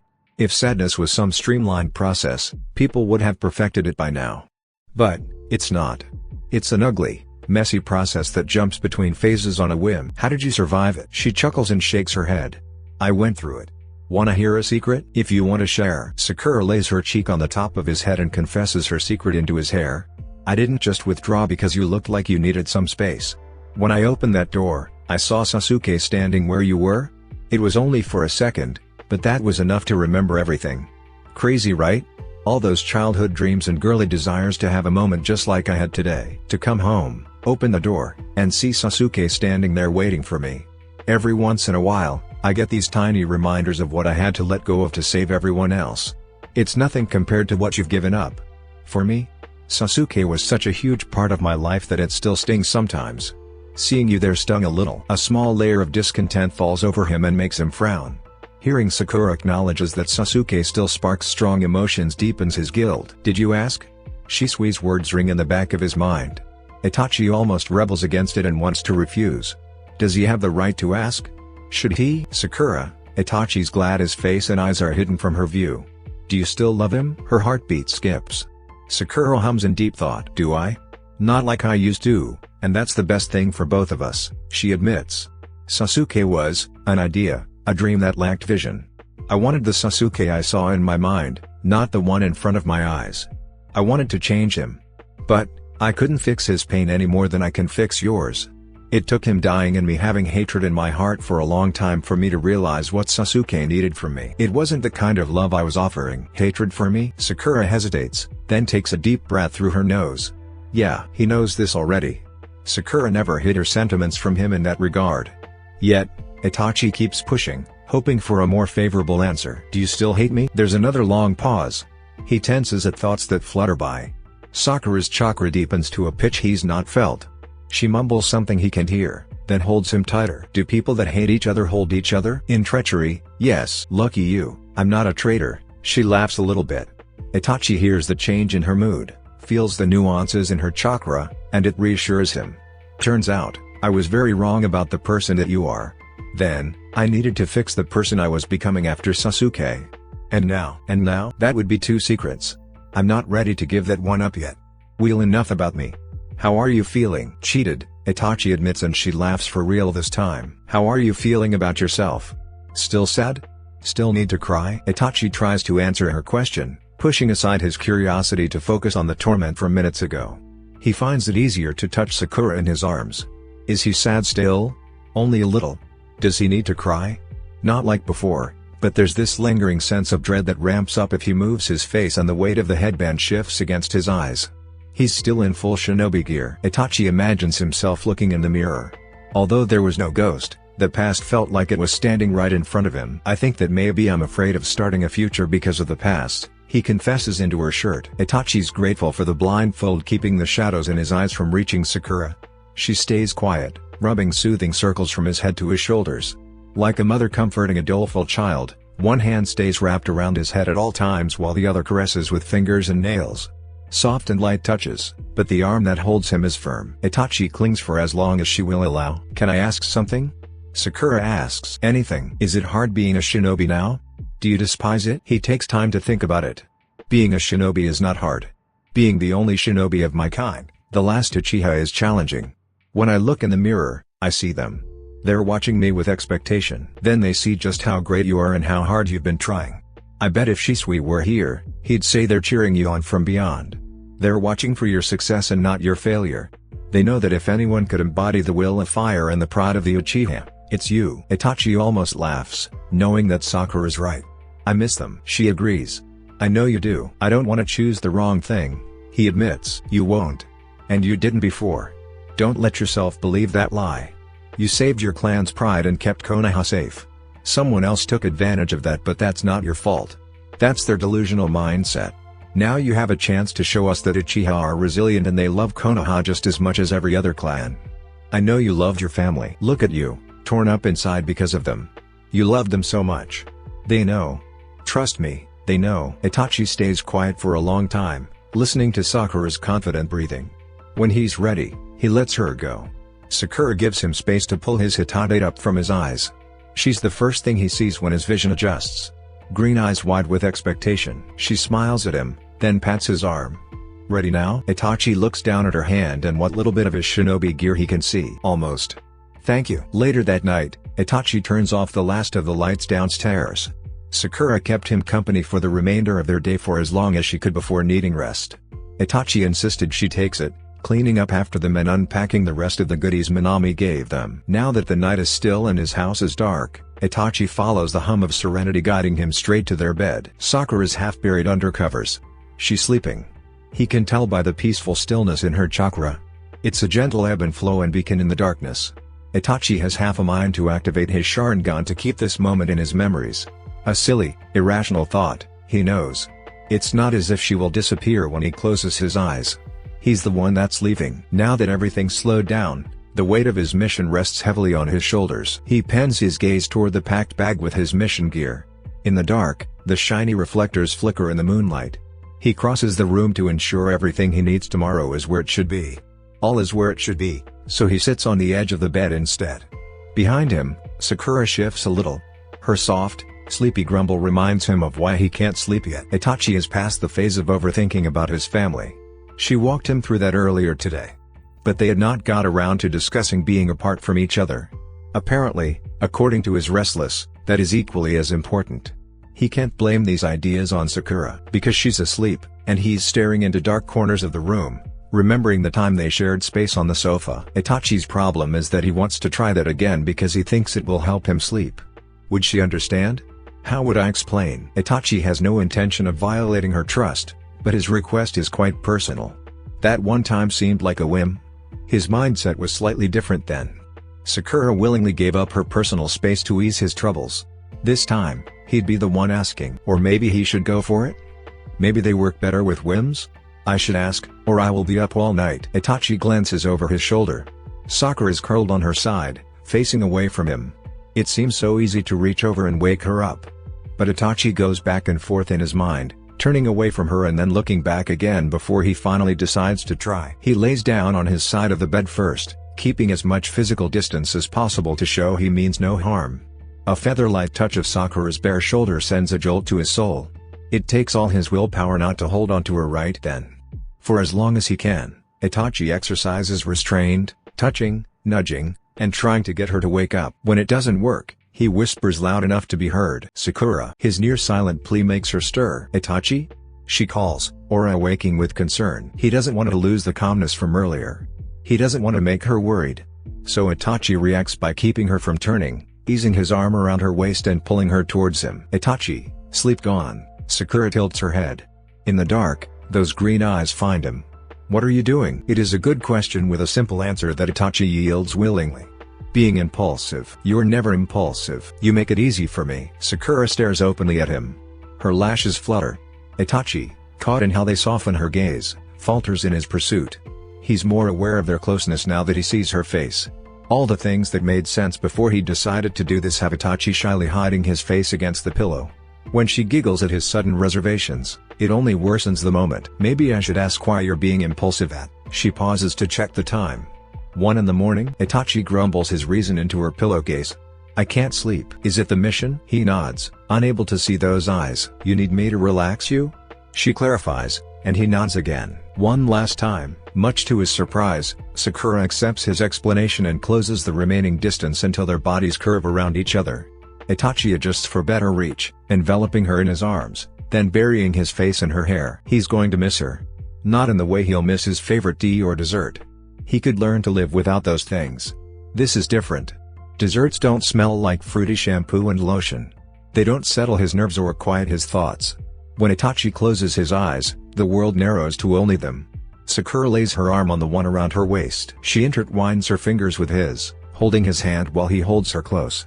Sakura's aura lures him as close as they can get, then pulls him under until the worries that kept him up all night melt with sleep. Sakura's bravery lasts for as long as dreams keep her under.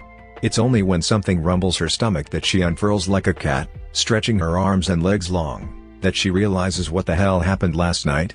Then she pops straight up after that, heart racing and hair caught against her eyelashes. She blinks several times, checking the other side of the bed and then glancing anxiously at the door. She can still feel his arms around her waist, his tickle of breath on the back of her neck. "You make it easy for me." Sakura squeals into her hand, kicking her feet under the covers. "What the hell? What the hell? On his last night here and he leaves me with butterflies." Sakura throws their covers off and then hides in the bathroom for as long as she thinks she can. It takes some chanting to herself to muster up the courage to venture downstairs. The kitchen door's slightly ajar with muffling sounds coming from inside. She doesn't need to see to know. The waft of seasoning from warm food drifts towards her, confirming that Itachi's in there making breakfast. Sakura wipes at her face, combing her fingers through her hair to give her hands something to do. Swallowing her silly nerves, the medical jounin walks to the kitchen and then slides open the door. There Itachi is, like he is every day, assembling their breakfast and his mission lunch with practice ease. Maybe it's the trick of the sun fully beaming through the window, mixing with the overlight shining down on their little wooden breakfast table that has the space feeling brighter. Or the sight of her partner rapidly tapping his Ritz with one hand while holding a skillet, trying to get the rolled eggs to slide closer to him that garners a sense of normalcy. It could very well be Itachi in an apron, his usual deep Uchiha blue pants and high-collared shirt, hair pulled back and dangling against the red and white Uchiwa fan that leaves Sakura with an odd sense of comfort. Everything is different, but it also isn't. There is him. There is her. There is steamed mackerel, rolled eggs, and rice for breakfast. Tea for him, juice for her, chopped fruits, and chopsticks. And it feels like any other day before it. The remnants of Itachi's medicine lay on the counter. There are broken eggshells and a half-emptied bottle of orange juice. A set of 2 bowls, 2 cups, and 2 sets of utensils on a table, his and hers. Sakura thinks perhaps she should be panicking more, being more anxious about his leaving this morning and cuddling in bed last night. On some small level, she reckons, she might be panicking. Itachi can read her like a book. Except he hasn't even turned to acknowledge her standing at the door. He's just trying to get the eggs out of the pan. It's so simple and so normal that Sakura sort of laughs at the absurdity of it all, grabbing her partner's attention in the process. She waves off Itachi's inquiring gaze, helping him out by cleaning up the eggshells and putting the juice away. Itachi cuts the rolled egg into cute little circles. Sakura settles down at the table, chin in hand, watching him cook. When he sits, she doesn't know where to start or if she even should. It's their last breakfast together for a while. She should say something. Sakura clears her throat, keeping her voice light and her emotions as neutral as she can manage. "What time are you meeting Ino?" Itachi spears a piece of fruit with his chopstick, keeping his eyes on his work as he casually carries on the conversation. In about an hour or so. Are you all packed? Sakura asks. Yes. The medical bag from yesterday? I haven't gotten to that yet. Sakura picks at her rice, realizing for the first time in a long time that this is truly happening. Itachi is leaving. She won't see him for months. No more cuddles, I guess. Are you coming with me? Itachi interrupts her thoughts with a quiet request but loud enough to get her heart beating fast again. Sakura silently stutters for words, grateful that her partner is too busy polishing off his fruit to catch her fumbling with such a simple request. She needs to get it together because Itachi doesn't need to see her face to know she's all over the place. Sakura tries to reel in her flicker of happiness, disguised by embarrassment at having such hope in the first place. Sakura douses the coldest water she can think of onto her pathetic little flame by injecting doubt into the situation. Are you sure? She comments, going for the rolled egg. I don't have to if you'd be more comfortable alone. I want you to come. Sakura's mouth snaps shut as Itachi adds more fuel, bypassing her lame attempts at quelling her fanciful expectations. She could refuse. But there's no reason to say no and every reason to say yes. It would be more logical to say yes. But God help her if the thought of being wanted isn't doing ridiculous things to her emotions. Sakura reminds herself that Itachi leans on her for reasons other than trying to make her blush. Even last night, they only cuddled because he couldn't sleep. Now is not the time for mixed signals and confusion. Be helpful. Be a friend. She forces a smile. If you want me to, I'll be there. I want you to be there, Itachi affirms. Sakura nods slowly, chewing on pieces of egg that go down a bit too rough. She sits her chopsticks down, having finished her breakfast, or as much as she can stomach her current state of mind, which is all over the place. She feels all over the place. Uncomfortable but not uncomfortable enough to stop, just to the point where she doesn't want Itachi to notice. But she keeps fidgeting and forgetting words and blushing like she's 12 years old again. Even after breakfast, she finds it hard to look him in the eye or openly acknowledge that he looks damn good in his shinobi gear. So Sakura offers to clean and pack the last of his things. Partially out of kindness but mostly to give both of them some time apart. Sakura pitter-patters around until she literally can't avoid him anymore, or else Itachi will be late. He holds her hand the entire walk. They move in silence though Sakura wishes she could say something, anything. Every time she thinks of the night before, her throat closes, and her face heats up. Ino and Sai are already at the front gate, checking in with the guards. Itachi lets her hand go to check in as well.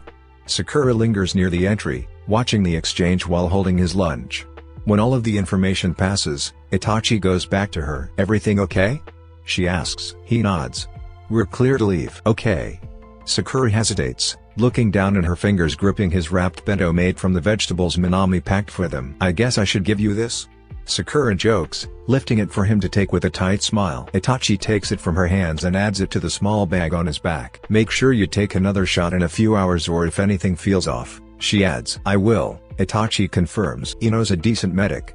If you need her to do a quick scan, she can. I'll remember that. Don't be afraid to take breaks either, she rambles on. It's just you two and this is your first long-term mission in years. So, you know, be careful. Itachi steps a little closer, and Sakura's words falter. He glances at the guards pretending not to watch. Sakura follows his line of sight and then over to Ino and Sai probably overdoing their goodbyes. They're watching us. She realizes a second after Itachi does. With the need for pretenses, Itachi draws her into a firm embrace. She stumbles into it, holding still while his weight increasingly sinks onto her. Her cheeks blush when Itachi's heavy sigh ruffles her bangs. I will be fine. You made sure of it, he tells her. Tentatively, her arms go up. Her partner adjusts his stance. Sakura slips her arms through the opening of his cloak, burying them and herself inside his outwear, holding him as tight as she can. The last time Itachi hugged her like this, Sakura wasn't sure of what to do. Truthfully, she's still a little bit uncertain about her actions. But this is the kind of thing couples do when one is leaving. Even in peacetime, there are always risks. So goodbyes are often riddled with nervous promises of return or well-concealed tears. I still don't think he's ready. A break could do him some good. There shouldn't be any ghost following him halfway through Cloud Country. It'll give him time to come to terms with everything. Sakura sighs with a heavy heart. Knowing what she knows doesn't guarantee that Itachi won't just push everything aside for the sake of the mission. He'll come home more closed off than he already was. Then we'll be back where we started. He'll disappear in the middle of the night, chasing Shisui all around the village. Sakura, Itachi interrupts her thoughts. Perhaps you should calm down some. Right. Sorry. Chakra connection and all, Sakura mutters guiltily into his clothes, leaning her forehead against his shoulder. Should I let go? To her surprise, Itachi holds on tighter. No. Sakura bites her lip, once again at a loss for what to do. Are Ino and Sai still saying their goodbyes? Itachi turns his head a little. They are. Okay. How are you feeling now? He sighs softly. I don't know how to truthfully answer that question without startling you. She blinks several times at his confusing response, thinking perhaps he's messing with her to calm her nerves. Are you planning to set the village on fire as your final act of vengeance? She jokes, trying to lighten the mood as well. Itachi does laugh a little, the tiniest little rumble in his chest. He brushes his cheek against the side of her forehead. Then where would we live? The citizen would probably be evacuated. Not them, Itachi quietly interrupts. Us. Where would we live if Konoha is gone? Sakura flusters because it sounds like one thing, but she doubts Itachi realizes the undertones of his statement. In this stupid little scenario, Itachi would burn Konoha down but save her. Only her. Wherever you want, I guess. Itachi pauses, and Sakura pointedly ignores the unintentional touch of his lips against her temple. I'd prefer if you choose. Where would you like to go? Sakura nervously toys with the inside of his cloak, taking one slow breath so as not to get overly shy. He's so close and playfully talkative, which is unlike Itachi. But she likes this little banner. Maybe the forest? Sakura ventures quietly. Find a small little town at the edge of fire country. We could live off the land. If the neighbors get too suspicious, we could move to a new place. Survive on the run? I could, but I doubt you have the resolve. I'm not the one burning the village down. Itachi tuts at her short-sightedness. You are my accomplice now that you've discovered my plan. I can't exactly let you leave with that information. The risk is too great. Sakura subtly tilts her head, giving him more of the side of her face and neck. Arson and kidnapping, you won't make it past the sentries. Itachi leans in, and the teasing quality of his voice gives her goosebumps. A moment ago, you made it seem as if you'd come willingly. I've snuck away in the middle of the night before, what's one more time? She almost says she'd go with him. Sakura stops herself from indulging in a fantasy of them being outlaws together. She'd never abandon Konoha. The thought of her and Itachi against the world conjures scenarios that she probably shouldn't be entertaining right now. Particularly because Itachi will know that she's having erogenous thoughts about them. Isn't this supposed to be Itachi's send-off? Why, then, is her gut in knots with a hollow sensation making it hard not to take deep inhales? Focus. Focus. No running away, she states. Who's Daichi going to get to test her wild dango recipes if you're not here? Minami will lose a valued customer. Temari will have to find a new cooking partner. Shikamaru may need to teach Naruto how to play shogi. Imagine that disaster. No running away or setting villages on fire, okay? There are people here waiting for you. What about you? Itachi challenges, then reach up and caress her hair. Don't discount what you do for me. Sakura is almost standing on solid ground, but Itachi pulls the rug from under her feet. I didn't do. You did everything, he insists. You encourage me, push me not to hide behind the facade forced on shinobi. I've not gotten to the place where I can touch these things fully without being overwhelmed. You keep me steady. You keep me steady. These words she never thinks will come from his mouth. Now that they have, she sways with her untold wants and truths. Sakura knows that these desires that leave her somewhat breathless when she pulls back are more than that of a partner, and deeper the friendship. Perhaps that's why her eyes water and the tears that come carry old wounds. I've wrapped my heart around an impossible situation, again. You're just as strong without me, she declares, trying to put things back in the proper places. You're the bravest person I know, Itachi. I'm so proud of what you've done. She resigns to being his mental support, with no expectation of Itachi returning anything other than kindness. Except Itachi takes her wet cheeks in his warm hands. He wipes her tears and catches new ones before they can fall. Blood thumps hard and fast in her ears. Itachi tilts her head higher and leans down until their foreheads touch. You're always crying for me, Itachi whispers. Sakura chuckles. She tries sniffing her tears away, but it doesn't work. I'm working on not crying so much. Shinobi shouldn't cry at the drop of a hat. Don't be a shinobi. Be Sakura. That's the person I need most right now. Behind her, Ino and Sai utter their final goodbyes. Time winds down, and she can't think of anything else to say to delay his departure. Are you guys done? Ino calls. No, please. Sakura presses her eyes closed, exhaling helplessly. It takes a second to swallow the lump in her throat and put away the fears of him being attacked while vulnerable. Ino will be with him. She's checked and double-checked his lungs this morning. Don't just stand there, Sakura, Ino teases. This is the first time you've been apart in 5 years. Give him something to think about for the next few months. Sakura's eyes grow wide. To her horror, Itachi blushes at the words being yelled across the path. She can't even think of a comeback. Her brain stops for several long seconds. But when it starts again, Ino's words sink deep and ring with possibilities. Leave Itachi with one thing to carry him through the next few months. One thing that says everything without using words. Maybe it is cheating a little because they have to save face for the guards in the tower covertly watching them and her best friend standing several feet away in expectation. Sakura considers giving him one final hug to satisfy the masses. But would it satisfy her?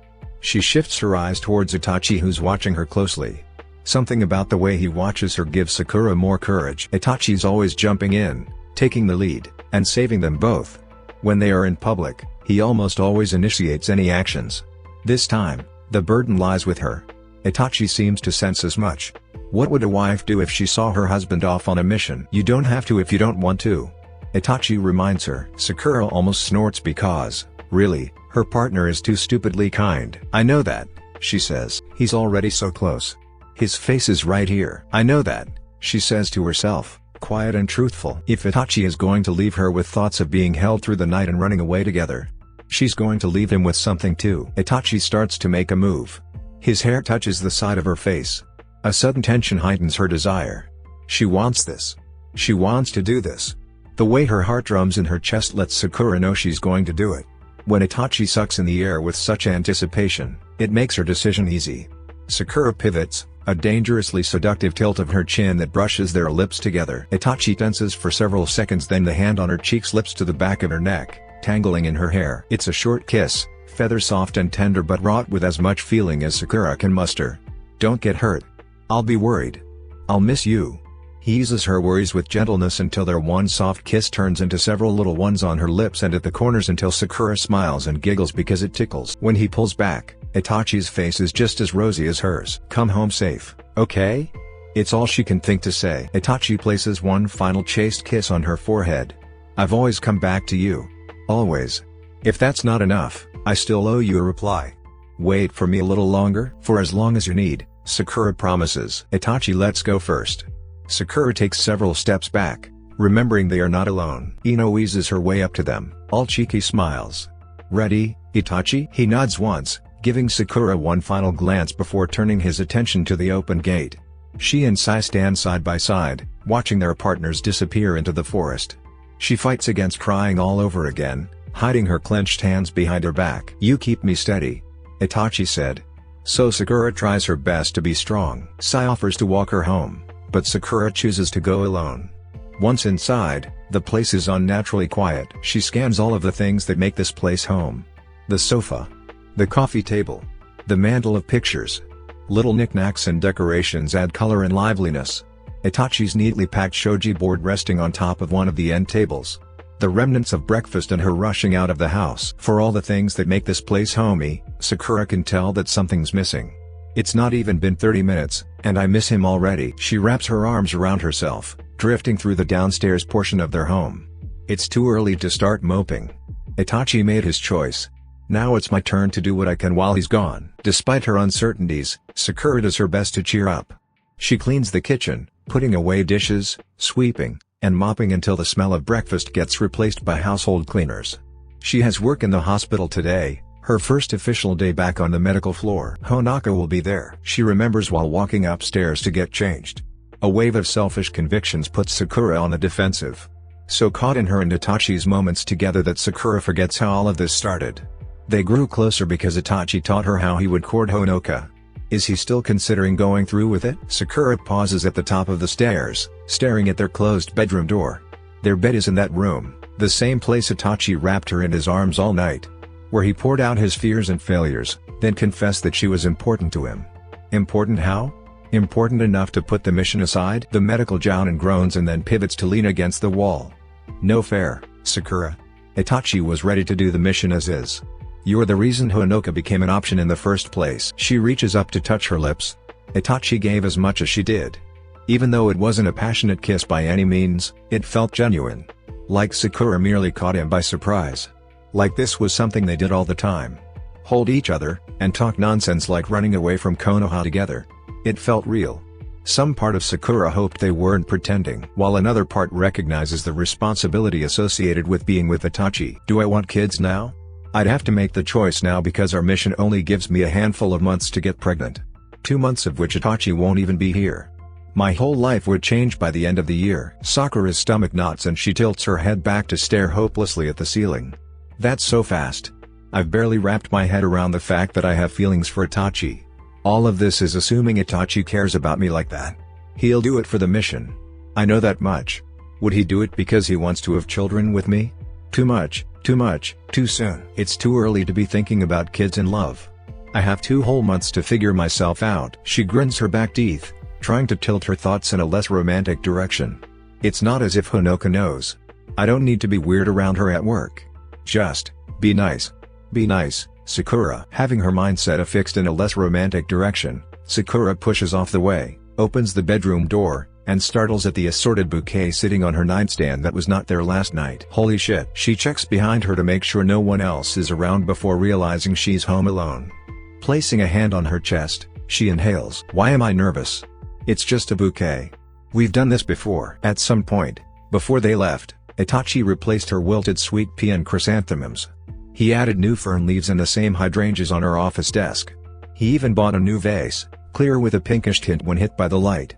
Sakura takes tentative steps toward the colorful bouquet. As she gets closer, something else sticks to her. What is this? She mistook it for a chrysanthemum. Once the vase is in her hands, Sakura knows what it is. Next to a blushing pink hydrangea is a pure white daisy sending a simple message. Sakura holds Itachi's secret, and he's grateful to her for it. She lays her nose on the flowers, inhaling their earthy floral scent. He's so sweet sometimes. When she lifts her head, the flowers shift a little.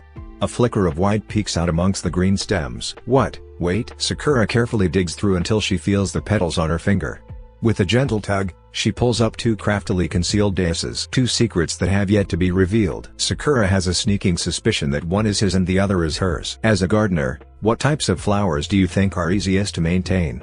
Ino asks, the latest in a series of questions from when they left through Konoha's gates. Itachi politely entertains her stream of consciousness verbalizations with the appropriate responses whenever he focuses enough to understand what she means. Unlike conversations with Sakura, who tends to have some prior build-up to her delivering whatever topic is on her mind at the time, Ino delves in unfettered and fully confident that she is justified in asking and expecting Itachi to answer. On some level, Itachi admires her confidence. It is refreshing to talk to someone unfettered by the anxieties that plague others, even in polite conversation. Ino's confidence rises and crashes over the both of them. Itachi almost steps out into the choppy water, forgetting that he can be swept away in its currents. Ino spots his caution and, with a smile, and hum, pulls back the waves and reveals the ocean floor to show that she means no harm. But water only recedes like that when a storm brews on the horizon. Itachi stays put, fixed at his spot on the sand. He watches, though, carefully, for his own reasons. First, Ino has an incredible shape-shifting ability to modify her tone and questions to whomever she's speaking to. Through subtle trial and error, she shifts the phrasing of her questions to a more favorable format, something that has a higher chance of soliciting a response. He finds this trick of hers curious and uses the conversation to study Ino's tactic. Second, and of more importance to him, it is distracting. Because inside of him is a different kind of storm that keeps banging on doors and pulling on handles. Because it doesn't work, it whispers over his shoulder, dogs his steps, and hums like a wisping wind, more ghostly than Izumi and more real than grass tickling his toes. Itachi is determined to ignore it for as long as he can. So he cants his eyes at her, watching hope spring to life with the slight upturn of her lips.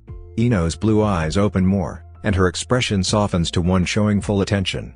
She wants him to know she is patiently waiting and willing to wait for him to come up with an answer. As if to say she is not a threat. Her methods are somewhat simplistic. And yet, it benefits Itachi to play along. I wouldn't say I am a gardener, Itachi starts, and Ino perks up even more. He sighs. I prefer perennials because of how easy they are to maintain. Hydrangeas, among others. Yes, you buy hydrangeas a lot, Ino points out. Itachi offers just enough to keep the conversation alive. They are popular flowers, versatile with colors, and easy to source. You mean sourced from my flower shop? He feels the corners of his lips turn. How lucky we are to have such a skilled and capable botanist in Konoha. Ino chuckles sarcastically, fluttering her blonde bang as she calls him out. Deflecting with flattery, Uchiha. Itachi scans the horizon, noting the lack of trees 3 hours into their journey. It's not flattery if it's a statement of fact. You never denied deflecting, she states. I did not, Itachi agrees and redirects the conversation to a topic he feels more comfortable with. Anything more in-depth may distract us from being vigilant. Ino skips a few steps ahead, gliding a hand through her hair as she suddenly takes the lead. I'll let you sidestep this conversation this time because we're close to where I want to go. Itachi raises his brows, checking the trees and clearings to understand her meaning. Go where? We're a few hours away from Suna. I know, Ino replies, a hint of playfulness in her tone. Then what do you mean by we're close to where you want to go? She gestures him along, picking up speed on the dirt road and creating a small distance. Just follow me, it's right past these trees. Artificial light flickers between branches. Itachi listens for any clue as to where she's trying to take him and if it is worth stopping at nearby hidden shops. As they get closer, the road widens and smoothens, as if it's been maintained and traveled on many times. A signpost comes into view, pointing in the direction Ino makes a sudden right turn towards. Itachi's senses heighten, taking in their surroundings and scanning for signs of danger and places to take cover. Which does little good as his partner shouts back to him, "We're here." "Why are we? What is here?" Itachi makes the bend, then stops behind Ino, brows furrowed and frowning. There's no need to stop at this place. The place is relatively spacious and nestled between two towering trees. A sign bearing bold kanji characters for shinobi hangs prominently on display. Adjacent to the inn are several quaint homes, bustling shops, and eateries, forming a small but lively village on the outskirts of Konoha's sprawling forest. Charming and quaint as it may be, the place exudes an air of foreboding, and Itachi questions Ino's suggestion that they spend any amount of time here. There is need, Ino counters. Have you not noticed the lack of bandits on our trail? Itachi both noticed and ignored their relatively smooth travels thus far. He dismisses their good fortune due to their proximity to Konoha. It is an easy feat, considering Itachi's mind had been rather preoccupied from the moment they left. An expected coincidence, he tries to dissuade her efforts to walk off the road. If we stop now, our luck may not be so fortunate. But there's no danger around here, Ino replies. Unexpected situations can arise at any moment, Itachi warns. I hate to break it to you, but we're hardly in a position to defend ourselves, Ino teases. Seriously though, no one will jump out of the trees and attack us. It's hard to believe, especially since bandits and rogue shinobi were a common concern the last time you were out and about. The world is different now, she states while gesturing at the post that caught his attention. That symbol represents universal peace, and these day stays are neutral grounds across the shinobi world. Think of it as a one-stop shop for checking in with your village and finding much-needed rest. Do you believe we should check in with the Hokage only 3 hours into our mission? Itachi's eyes flicker with doubt as he observes the people, scrutinizing every face for any indication of other shinobi aside from themselves. In response, Ino offers a gentle tilt of her head and a coy smile. Do we need to check in with Kakashi? Absolutely not. But I'm beginning to suspect I am not the company you wish you had. My self-esteem can only take so much of you deflecting my attempts at conversation. So, to save myself some heartbreak at being so boring for you, I think a stop is necessary so my partner can focus. Yes? His fingers twitch involuntarily. A gentle gust of wind brushes against the nape of his neck, causing the strands of his hair to dance softly. Itachi does his best to conceal any signs of distraction or hesitation that might confirm the accusations against him. Instead, he keeps the focus on Ino and her wants. Why this place? He questions as she leads them to the inn's front door. Inns like this are like little sovereign territories with their own rules, she explains. There are always at least 2 shinobi guards from different nations stationed at each day stay. We never know who, even if they are from Konoha. Who gets what posts runs on a lottery system. Who manages the lottery? Itachi inquires. Nobody knows, Ino replies. 2 small steps lead to Nari uncovering open shoji doors. Ino instructs him to remove his hitayate before entering. They'll know we're from here, but removing headbands is customary to show goodwill. Itachi follows her lead, carefully folding his headband and tucking it in his backpack.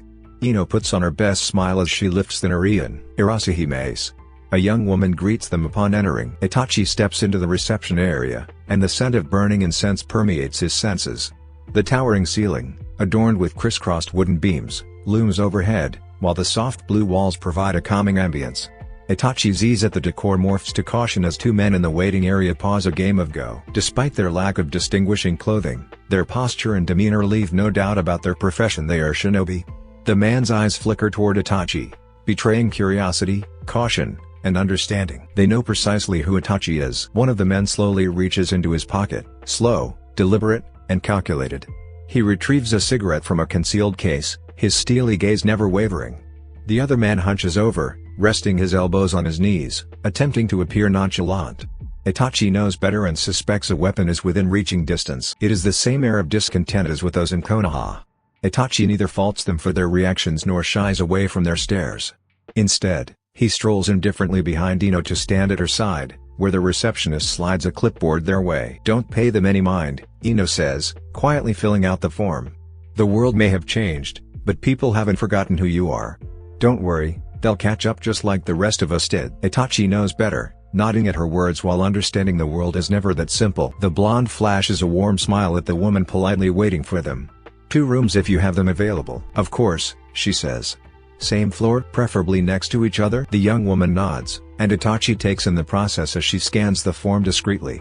She walks to a set of keys behind her, checking the wall for 2 next to each other that match their pay. In his opinion, everyone knows they are shinobi from Konoha. He reckons they have this process to make things as non-threatening as possible. "Will you be dining with us?" she asks. "No," Ino answers for them. "Do you offer laundry service?" The woman nods. "Yes. There are instructions in the bathroom of each room. I will send one of our housekeepers to your rooms in 30 minutes. "Sounds perfect." The receptionist shows them to the stairs, indicating they are on the 3rd floor at the end of the hall. When they are out of earshot, Itachi corners Ino in the hallway. "Laundry?" he questions. "It's only been 3 hours." She sidesteps him, still with a smile on her face. "Did you know they washed your laundry?" Itachi shakes his head. "Obviously," Ino says dismissively, taking his hand and dropping his key in his palm. "All of this is new for you. I can only show you what to do if I actually show you. Now, go to your room, rest, and clear your mind. We only have this place for 3 hours. After that, it's a non-stop trip." Itachi does as he is told, entering the small but adequate room and securing the lock when the door closes. A bed, a small desk, and a chair are next to a window. Itachi unloads his bag and then sweeps the room for risks or hazards. His Sharingan whirls to life, and he clears the space in seconds.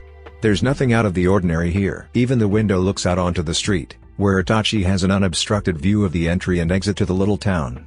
If this place caters to shinobi, then Itachi quietly admits that the hostess chose well. Sighing, he closes the curtains, and an unnatural breeze gently passes him by as he does. Itachi shivers and bites his tongue. Then, he stops because there's fathom sweetness dangling in the back of his throat and banging against his chest, tugging and pulling impatiently against the doors. Itachi closes his eyes to stop the assault and focuses on his hands, still holding the curtains, on something tangible and real. And it works. His heartbeat slows, and Itachi thinks he's in control again. Then, something asks if he wants to turn around to speak to Sakura and explore what happened in front of that gate. The phantom over his shoulder takes shape, a familiar figure both there and not. Unlike Shisui and Izumi, this one is very much alive, just distorted. Because Sakura feels gone, even though he knows she's not.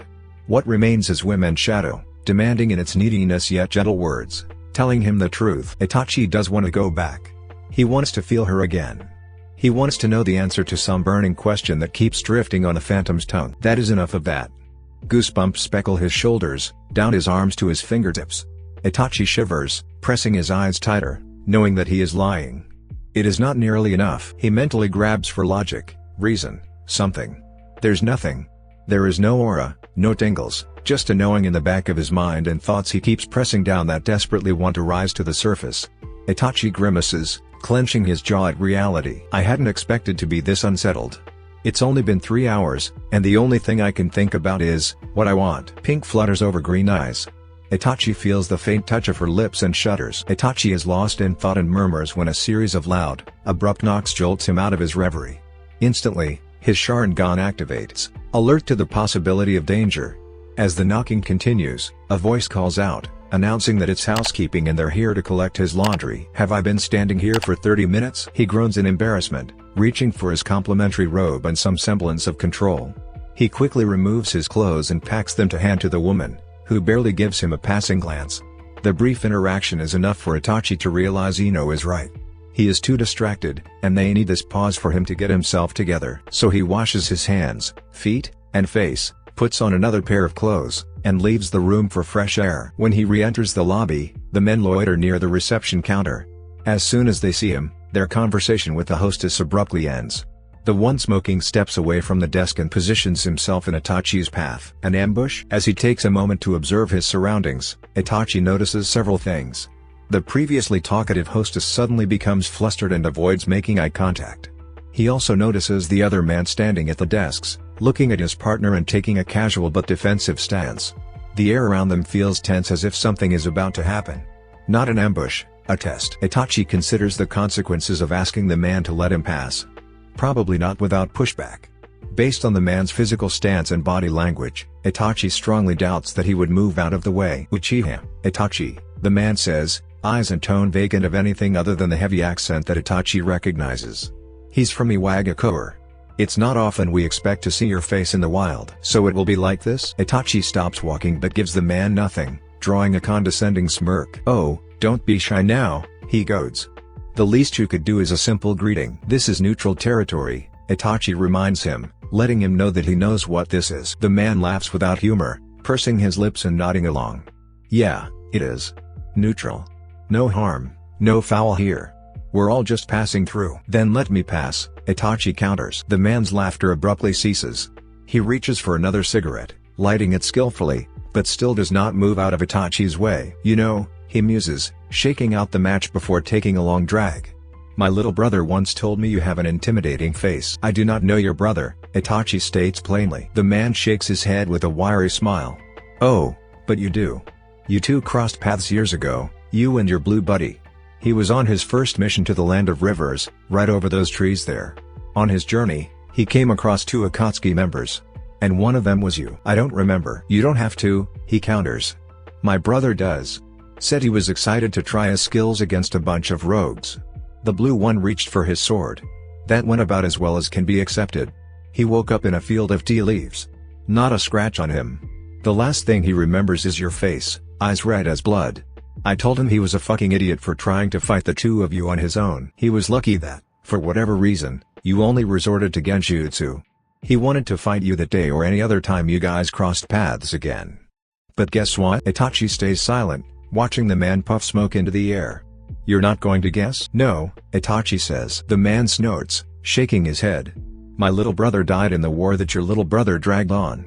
Funny how now it's only the eldest left, crossing paths nearly in the same spot. This is foolish. Itachi honestly does not remember, judging from the man's demeanor. That's not the point he wants to prove. They are all the same. Itachi wants to go outside. So he cuts across the bravado and asks the question that needs to be asked. Are you looking to avenge him by fighting me? The man answers as if he knows but considers how to get those words out. Finally, after stubbing out the remainder of his cigarette, he levels amber eyes at Itachi. This is neutral territory, as you say? Shinobi don't fight here. I figured expressing gratitude for you sparing him that day would be as good a time as any. The man at the counter scoffs, grumbling at his partner. Because of that, I got to fight side by side with him, held him in his last moments of life, and buried him in the family grave. There are hints of sarcasm poorly concealed underneath his thin veneer of gratitude. A missed opportunity to be sure if you'd killed him on some random road in rivers. The woman starts to fidget with papers, clearly uncomfortable with the line of dialogue. She occasionally glances toward a point beyond Itachi's line of sight, which quickly morphs into something that appears like desperation. Ino said these places are protected.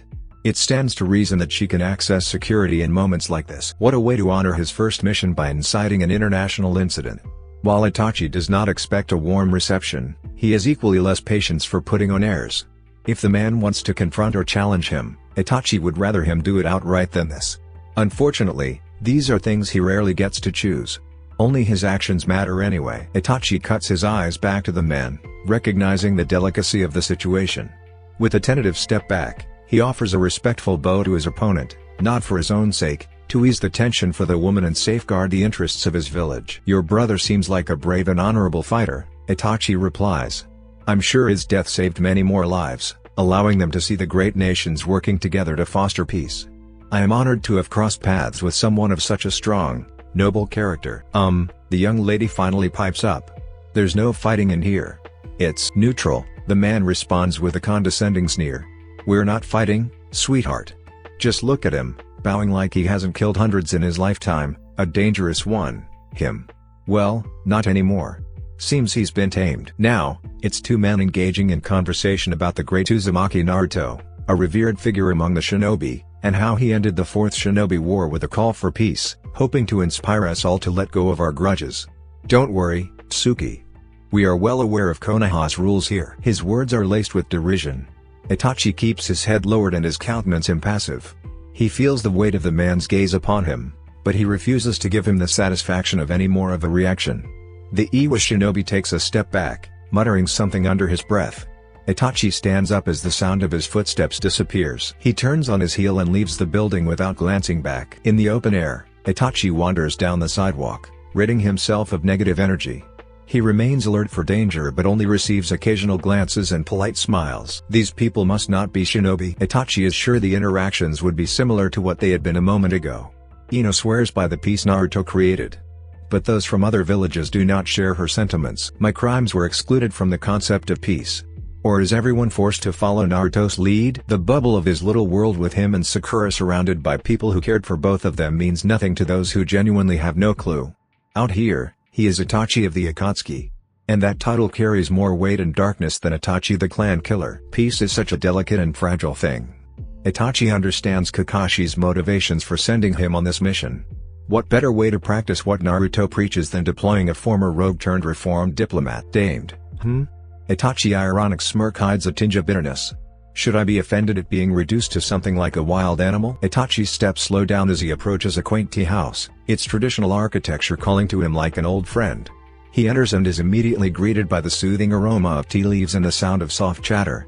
He goes to the counter and orders a small plate of delicacies and a warm cup of oolong tea. With his order in hand, he moves to the open-air seating area, where he sits and takes in the serene surroundings. As he sips his tea, he occasionally nods in acknowledgement to passers-by. Lost in thought, he gazes at the trees facing the land of rivers. Ino's presence is a welcome interruption to his peaceful solitude, and he turns to find her quietly sitting beside him. "I don't know what you did or didn't do, but the receptionist is antsy for us to leave." Ino groans, reclining in a way that still manages to appear graceful. "I am pretty sure those guys are following me. What a pain." Itachi casts his gaze over her head and down the road toward the inn. "Are they still around? Did they say anything to you?" he asks. Not out loud. People's body language says more than words. "I didn't think he'd be stupid enough to try something." She leans her body into his. "I feel like they are making me into a liar," Ino says with a hint of sadness. "There is peace in this world, Itachi. It's not your responsibility to control other people's actions," he reassures her, maintaining a slight distance between them. He doesn't push her away but doesn't encourage her physical contact, either. Ino's laughter rings in his ear. "Ah, I understand now." "Understand what?" "They laid the bait, and you sidestepped it. That must have been frustrating for them, not being able to go you that way." Ino springs up from her seat, brushing off the dust from her skirt.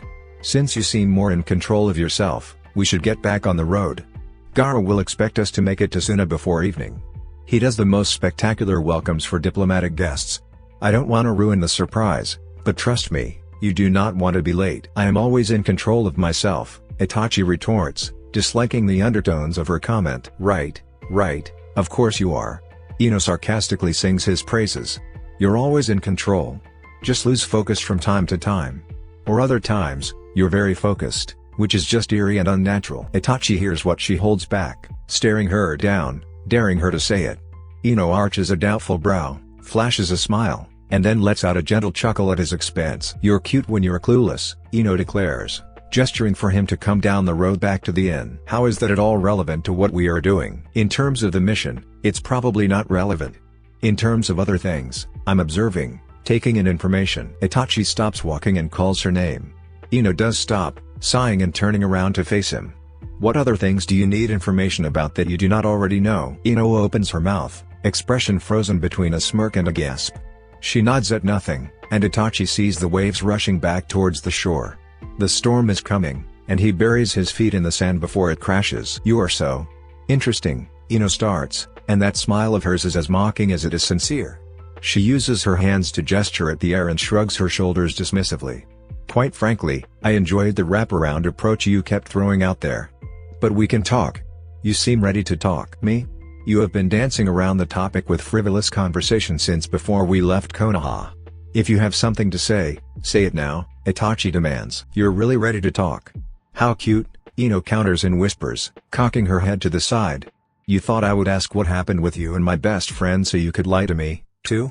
I've done that song and dance for years now. You and Sakura may be good at many things, but pretending to be in love isn't one of them." Avoiding, though, you do that well. Sakura, not so much. And it got me thinking. Why would Uchiha Itachi avoid anything? Do you want to know what I found out? Itachi shakes his head in reluctance. You'll say it anyway. I don't have to, Ino quips. We can dance around it, avoid it like you like. We can pretend like you and Sakura have for 5 years. I'll be there for her like I have been all this time. I'll play along with y'all's little game because that's what she wants. That's a hard pill for a best friend to swallow.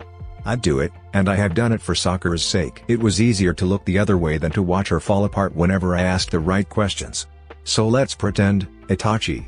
As much as you want. Ino's smile is gone, and there's hardness behind those blue eyes. Itachi counts the cost of what it could mean for Ino to feel the need to confront him now.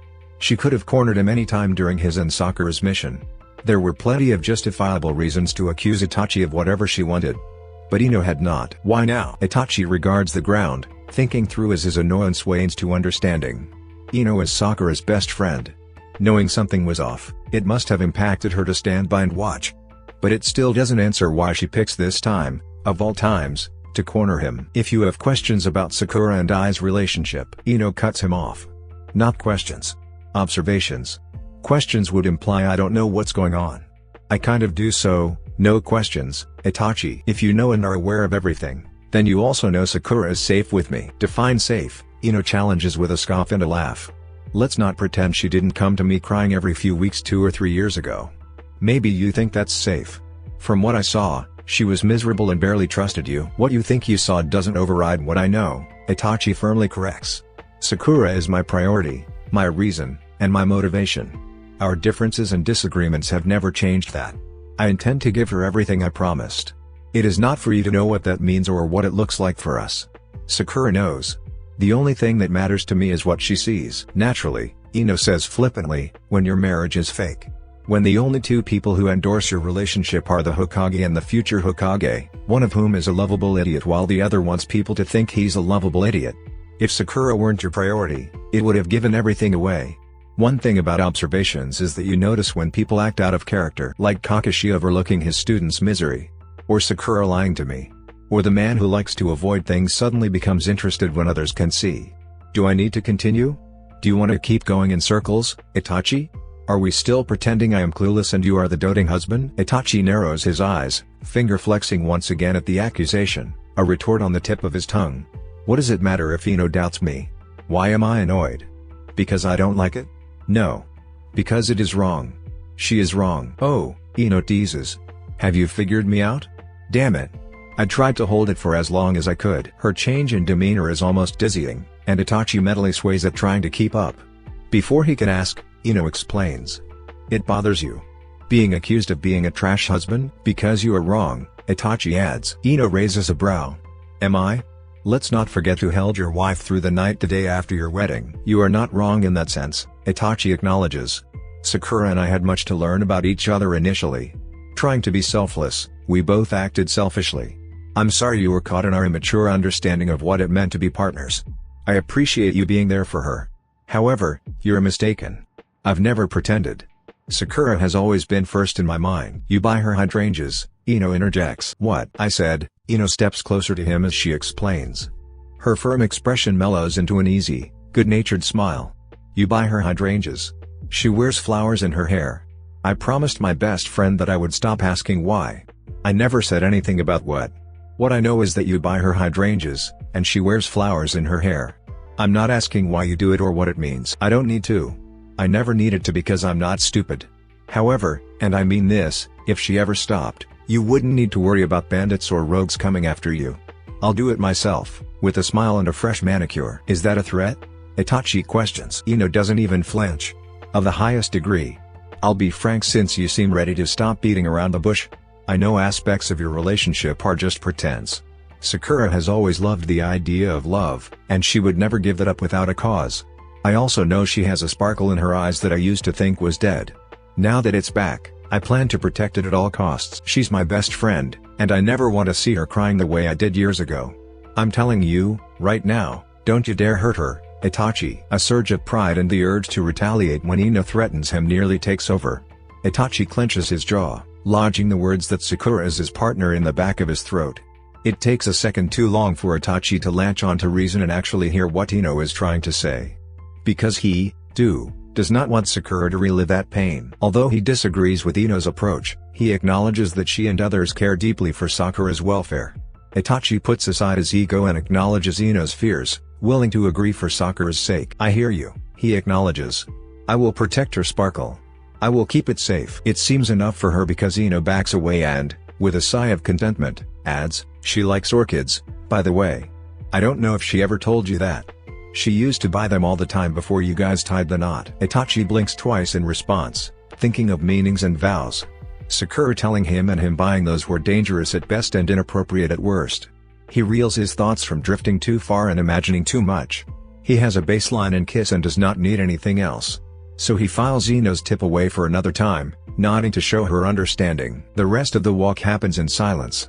Their unnamed escorts keep a safe distance, and Ino only points it out once they reach the entrance.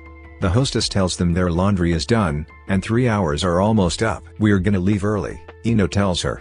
Your boys seem a little antsy, which is weird because Itachi doesn't bite.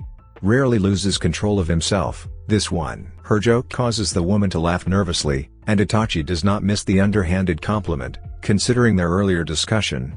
The woman checks them out, and they push through river country and into the sand by late afternoon. Ino doesn't ask any more questions, giving him a wide berth along their short journey. The sun begins descending into the horizon when they pass the first sentry checkpoint near Suna.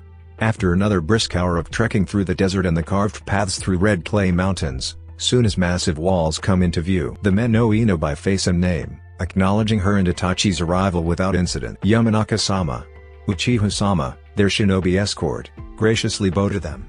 The Kazekage sends his greetings. Welcome to Suna. We hope your trip is a pleasant one. Oh, Akio, Ino coos. Don't you think we've passed the formalities already? Call me Ino, or don't call me at all. Yes, Ino-sama. She shakes her head, huffing, but accepts his greeting by looping her arm into his elbow as they walk through Suna's gates. I thought Kankuro would come to meet me like last time. I apologize that it's just me, Ino-sama. The Kazekage sent him to Iwakagura ahead of your arrival, Akio explains. He should be back by tomorrow. Ino cuts Itachi a knowing look before forcing a smile. Well, that's all right. I'm dying to get out of this heat and into one of those luscious milk, honey, and rose oil baths. Akio nods with a reassuring smile. As per your last request, we have arranged for your spikenard and myrrh massage before dinner, and the Kazekage highly recommends trying an aloe and kasha facial before bed. Additionally, we have prepared various supplements and relaxants in your room for your utmost comfort, Uchiha-sama. Itachi raises an eyebrow in curiosity. What kind of relaxants? Suna is renowned for its exceptional hospitality, and the Kazekage takes great pleasure in pampering his esteemed guests. We offer a wide range of teas, supplements, herbs, baths, and massages to help you unwind after a long journey. You may indulge in any of these amenities or none at all. If you have any specific preferences, please do not hesitate to let us know. Itachi casts a hesitant glance at Ino, who offers a comforting wink.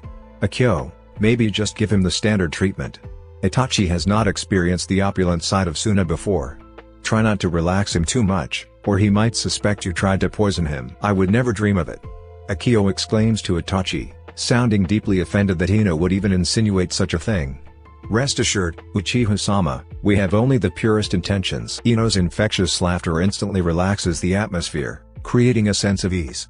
The walk goes much smoother, and Itachi settles into quiet contemplation while Ino and Akio converse politely. As night darkens the sky, the once barren and lifeless desert terrain is adorned with vivid and colorful lights.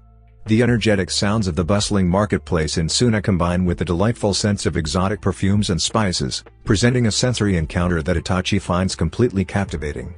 Awe pulls him away from internal musing. Suna made remarkable progress since his previous visit.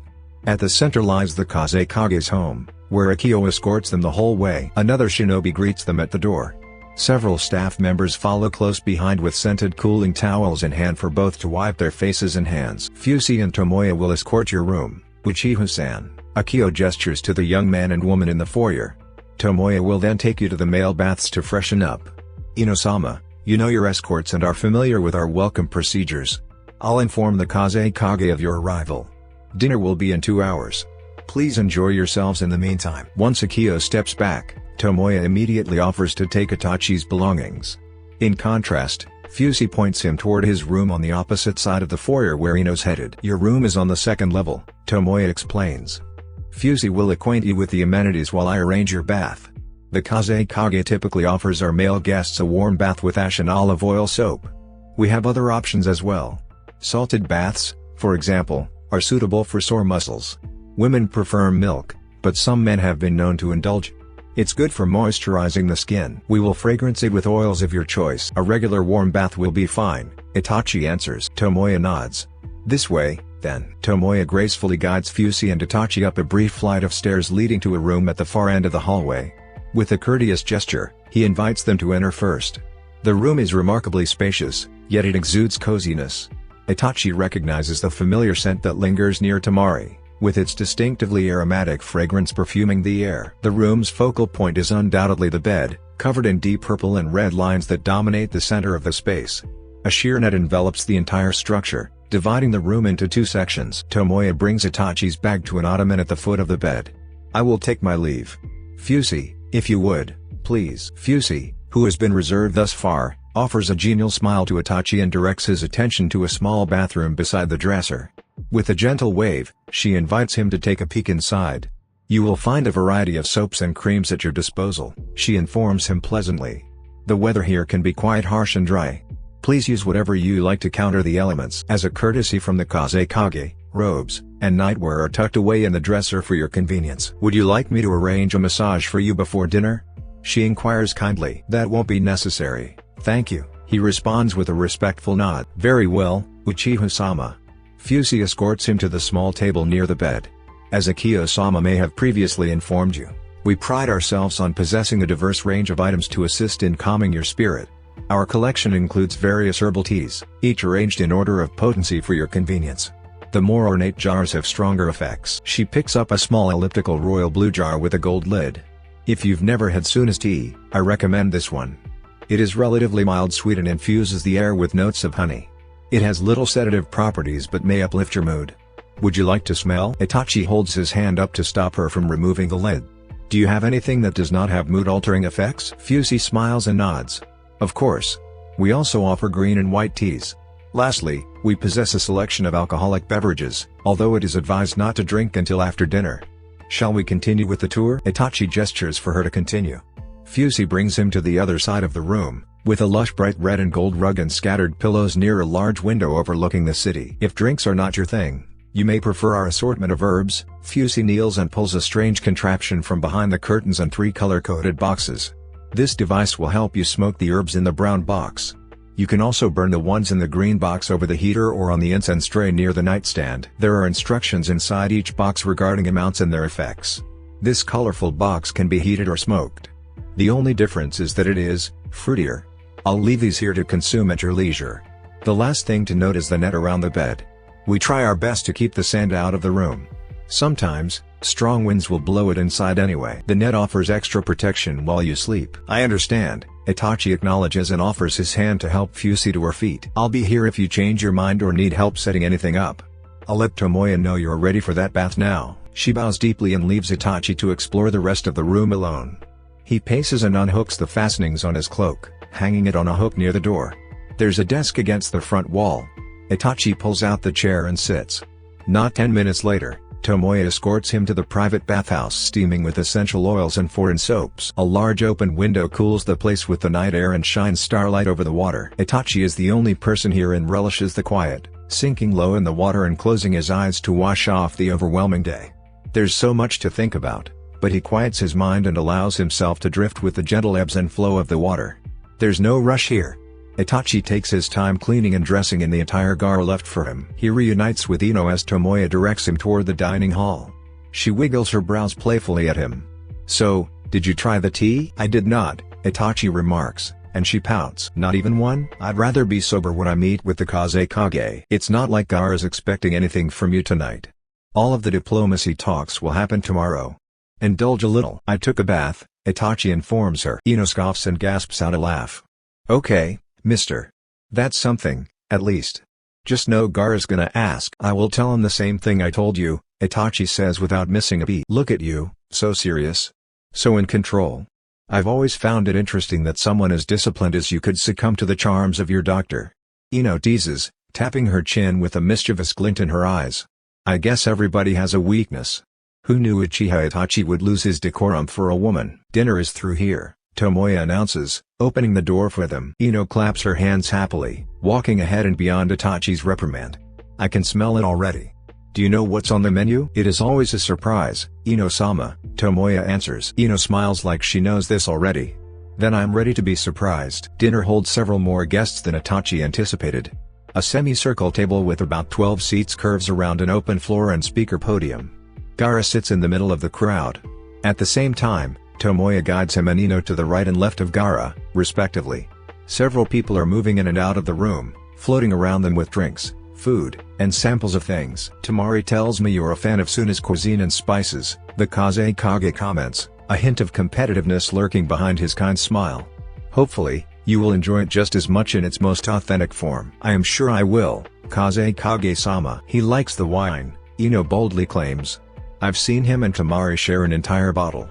Barely diluted. Gaara raises a skeptical brow, then, with curiosity, eyes the bottle sitting next to a tray of grilled meats.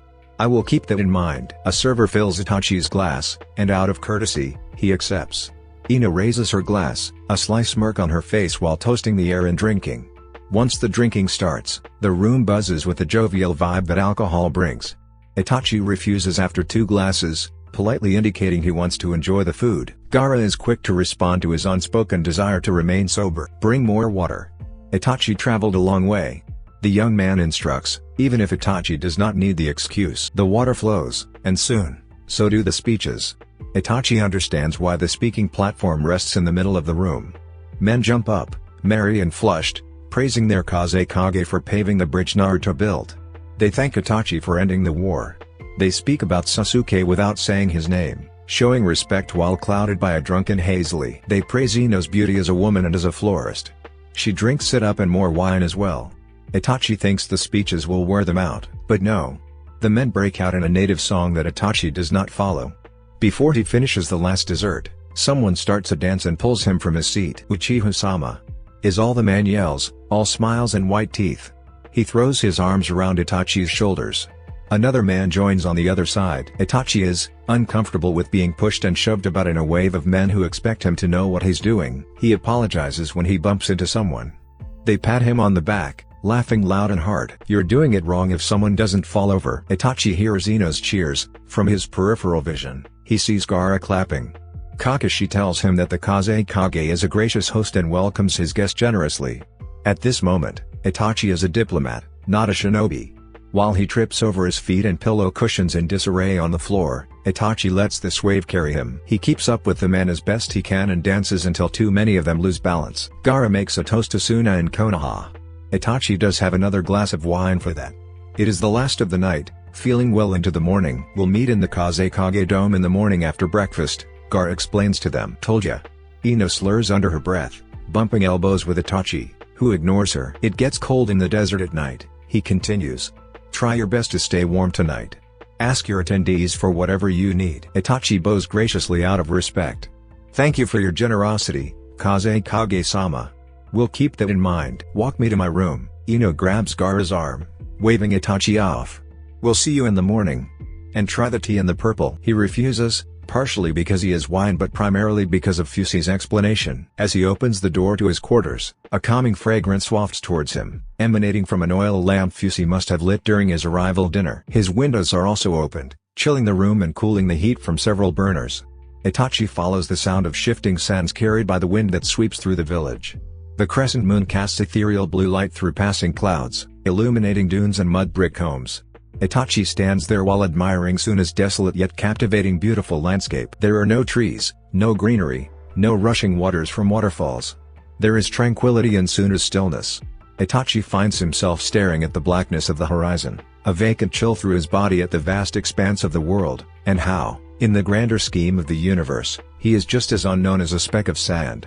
Just as alone as the nothingness in the distance. It's quiet. Itachi's gaze drops to the window sill. Inside his mind, he listens for Sakura.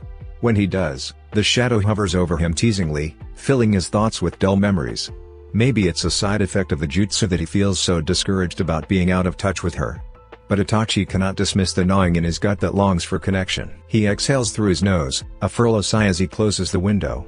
He needs to focus on his mission and deal with the consequences of everything else later.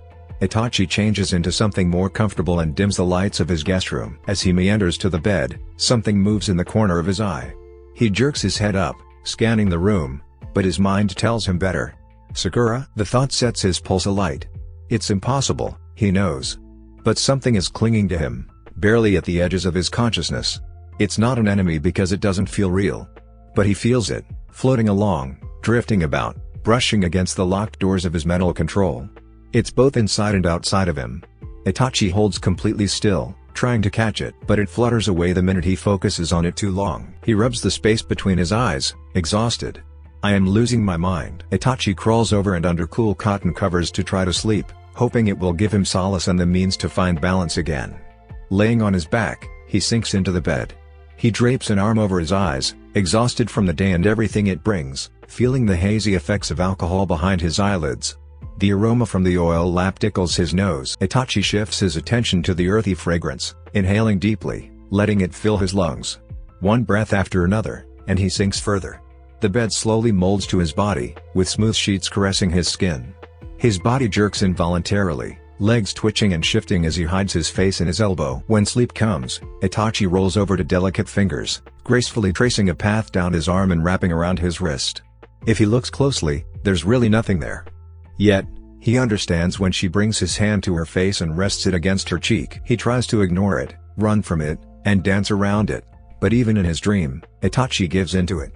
His inner voice warns him not to misuse their jutsu's loopholes, reminding him of the importance of caution and responsibility. Except, there are no rules in dreams. Itachi's fingers find pink hair. She smiles softly at him, encouraging him to come closer. Like that morning, he carefully kneads out the knots in Sakura's chakra with playful words and teasing scenarios. In return, Sakura mirrors his movement, tracing lines over his arms, down his side, and coming nearer. Itachi chases sensations, not for her but for himself. Imagination stirs his soul. Sakura's coy smile, eyes open and inviting, the deepest shade of green, steals breath and control. Artificial tingles rush under his veins. Sakura wraps her arm around his waist and pulls earnestly until he rolls over her. Itachi tenses, hiding his face between her collar and jaw. She laughs and brushes her nose against his cheek, calling his name. When he doesn't respond, she drags her nails up his back, up to his neck, and in his hair. Itachi groans, falling on his elbows and twisting the sheets in his hands. Sakura gasps when she's pressed into the bed. Itachi feels her pulse against his lips. She twists her fingers, and he tastes her skin, pleading with her. Phantom caresses, whispers of tenderness too far away to be real, making his stomach coil and breath uneven. Itachi answers with equal fervor because he wants to help, feel, and touch. Especially to touch. He likes it when she touches him. The Sakura of his dreams repeats the day's actions, beckoning him to look at her and placing a somewhat chaste brush of lips. But Itachi takes from the night, wrapping his fingers around her neck, angling her head, and deepening their kiss. She yields beautifully. I shouldn't be thinking about this. But she doesn't stop, burying delicate fingers in his hair, humming approvingly when his free hand moves down her side to her waist and further still. Before he can stop, she lifts her leg, pressing her inner thigh against his hip, breaking their kiss to make herself very clear. He chases her lips. She holds him back, tickling fingers under his jaw, down his neck to his shoulders. She grabs his hand and places it where she wants it to be, then glides it up her thigh, disappearing beneath her clothes. His whole world comes undone in 3 words. Touch me, Itachi. His thoughts reply over and over and over again. Itachi groans, lost in the heady fog he's ignored all day. He scrambles when the dream starts to fall apart because their connection is too weak for him to feel anything other than his needs. It's that reality that breaks the fantasy. Itachi jerks awake, shooting straight up, breathless, flustered, and uncomfortable. He scrubs a hand through his hair, then throws the sheets off to get up. He moves carefully, mindful that the fabric pulled around his waist is not helping the situation. Begrudgingly, he blows out the oil lamp that tempted him into seductive dreams, turns on the light, and confines himself in the bathroom. Itachi turns the shower on the coldest setting and thoughtlessly strips, then hustles inside before his mind can process the implications of why he needs to do this in the first place. The initial shock of cold temperatures does wonders. He grits his teeth, dreading that this is the second time he's gotten his hair wet today and the first time admitting how jarring it is that he misses the undercurrents of their jutsu. Not just that, Itachi misses Sakura and the steadiness of their connection. At the same time, he wonders if, remembers when, and hears Ino telling him that Sakura likes orchids. That can mean so many things. He grimaces, reeling back his thoughts before they get carried away again. Itachi stays under the showerhead until his fingers go numb and blood moves away from his extremities. A soft knock reverberates through the door while he's toweling his hair dry in the main bedroom. Itachi hesitates momentarily before Fusi's gentle voice filters through the cracks. "Uchiha-sama? I was doing my final rounds when I noticed your light on. Did you need something?" Did he need something? Yes. A safe way to calm his erratic thoughts. The solution he wants is in another nation, probably overworking herself at the hospital. "Apologies if you're already asleep." Fusi's muffled voice starts to retreat. "I'm not asleep," Itachi speaks up. "You can open the door." Seconds later, Fusi does as he asks. Her eyes glance over at him, patting down his hair. She lingers in the entry instead of coming inside. "Are you having trouble getting to sleep?" "Something like that, yes. I could show you how to use the smoker if you'd like." "No," Itachi grimaces. "The oil lamp you lit did enough." For some reason, his words make Fusi chuckle. She also nods, chews her lower lip for a second, and then speaks her thoughts. "You seem a bit uneasy." Itachi lays the towel across the back of the desk chair, gathering his hair into a ponytail.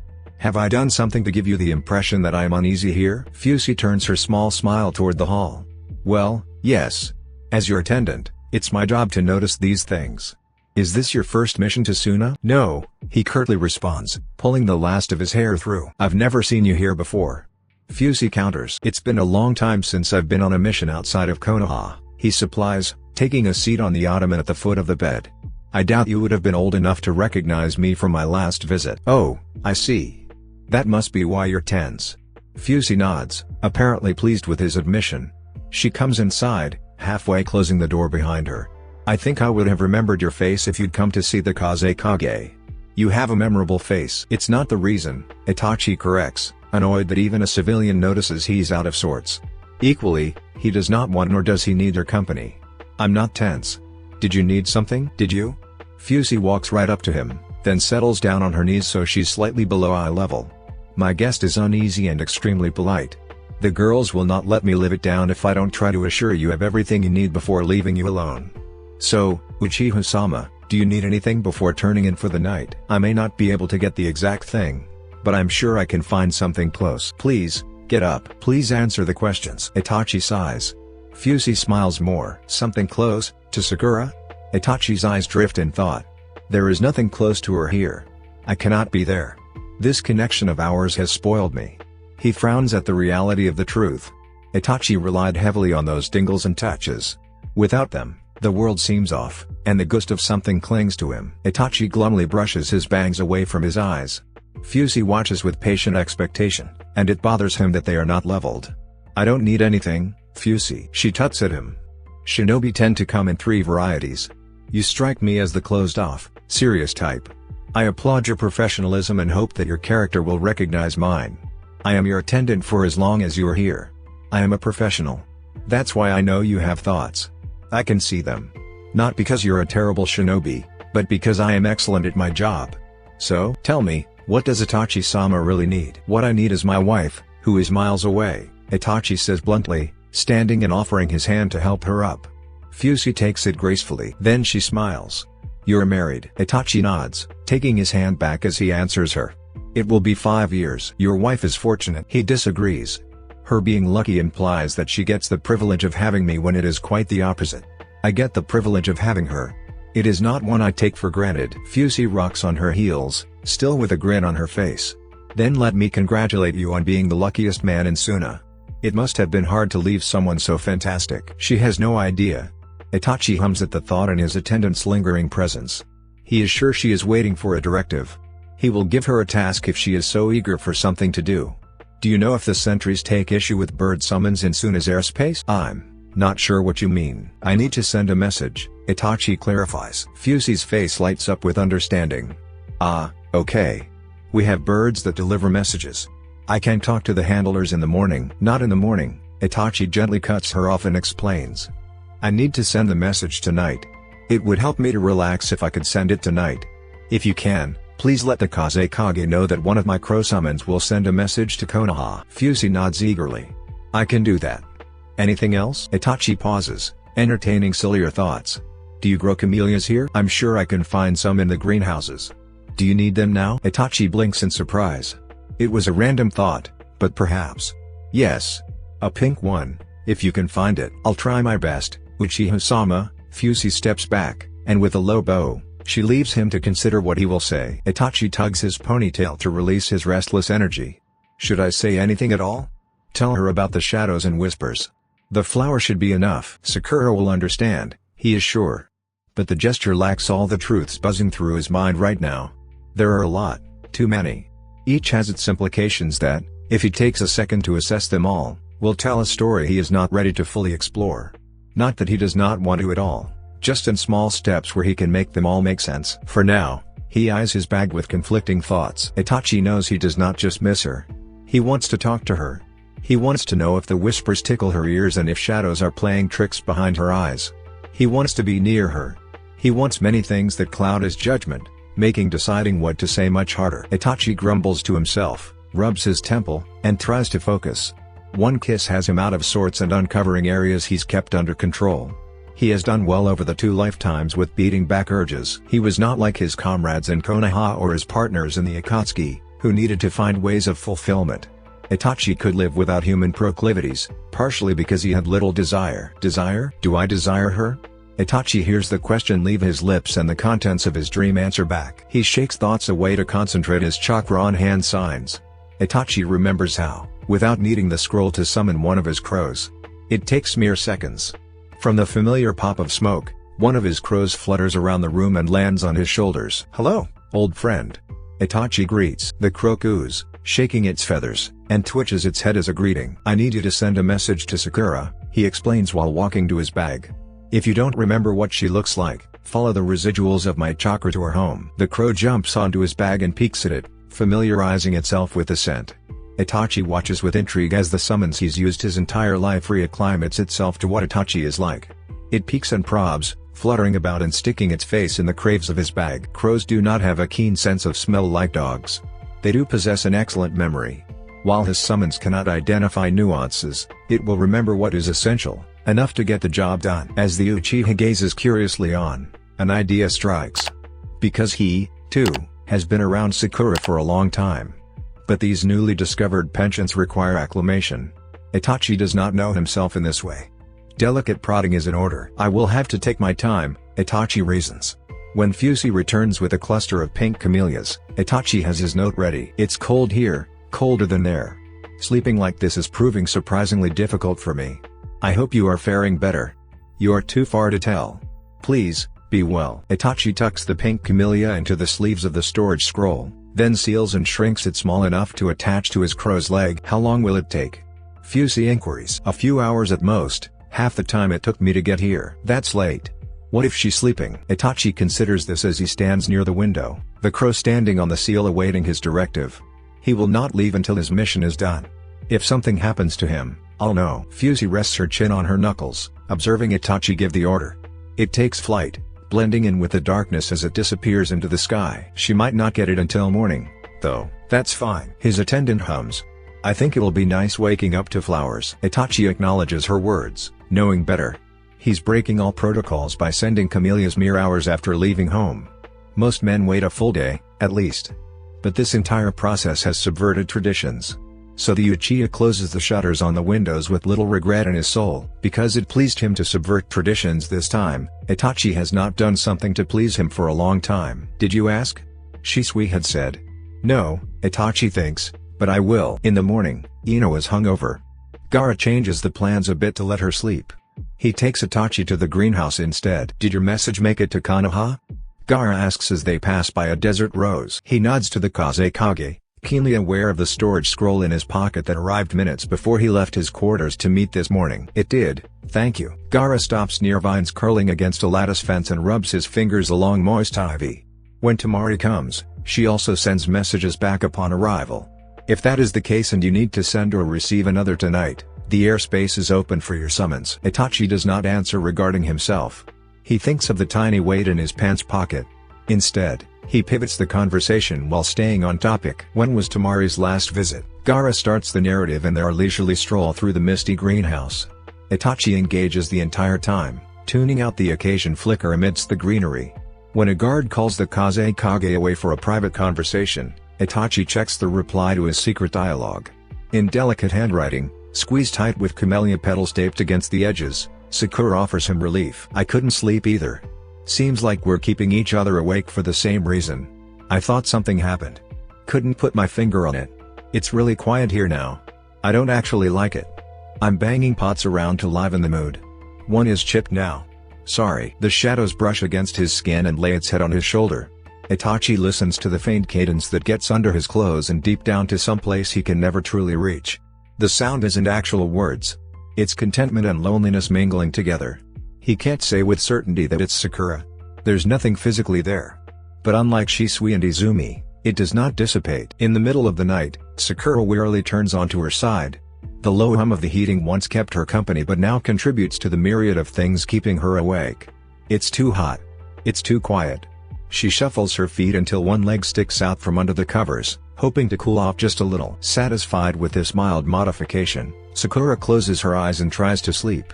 She waits absently, thinking of nothing for as long as it will help. Then, the sound of the heater kicks into her consciousness. It blows softly with a barely audible hum that usually goes unnoticed. Sakura notices the soft sound, almost as soft as Itachi's breathing when he sleeps. Then she thinks of him and them and everything else she's been trying to keep at bay. She wants sleep, needs sleep. As the thoughts compile one layer at a time, from nothingness to mundane to the complexities of life, her shallow musing turns to full-fledged mental happenings. When Sakura notices her failure at being mentally neutral enough to drift away in slumber, she groans, then shifts a second time and a third, doing a complete 180 until she's on her back again. The sheets cling to her shoulders.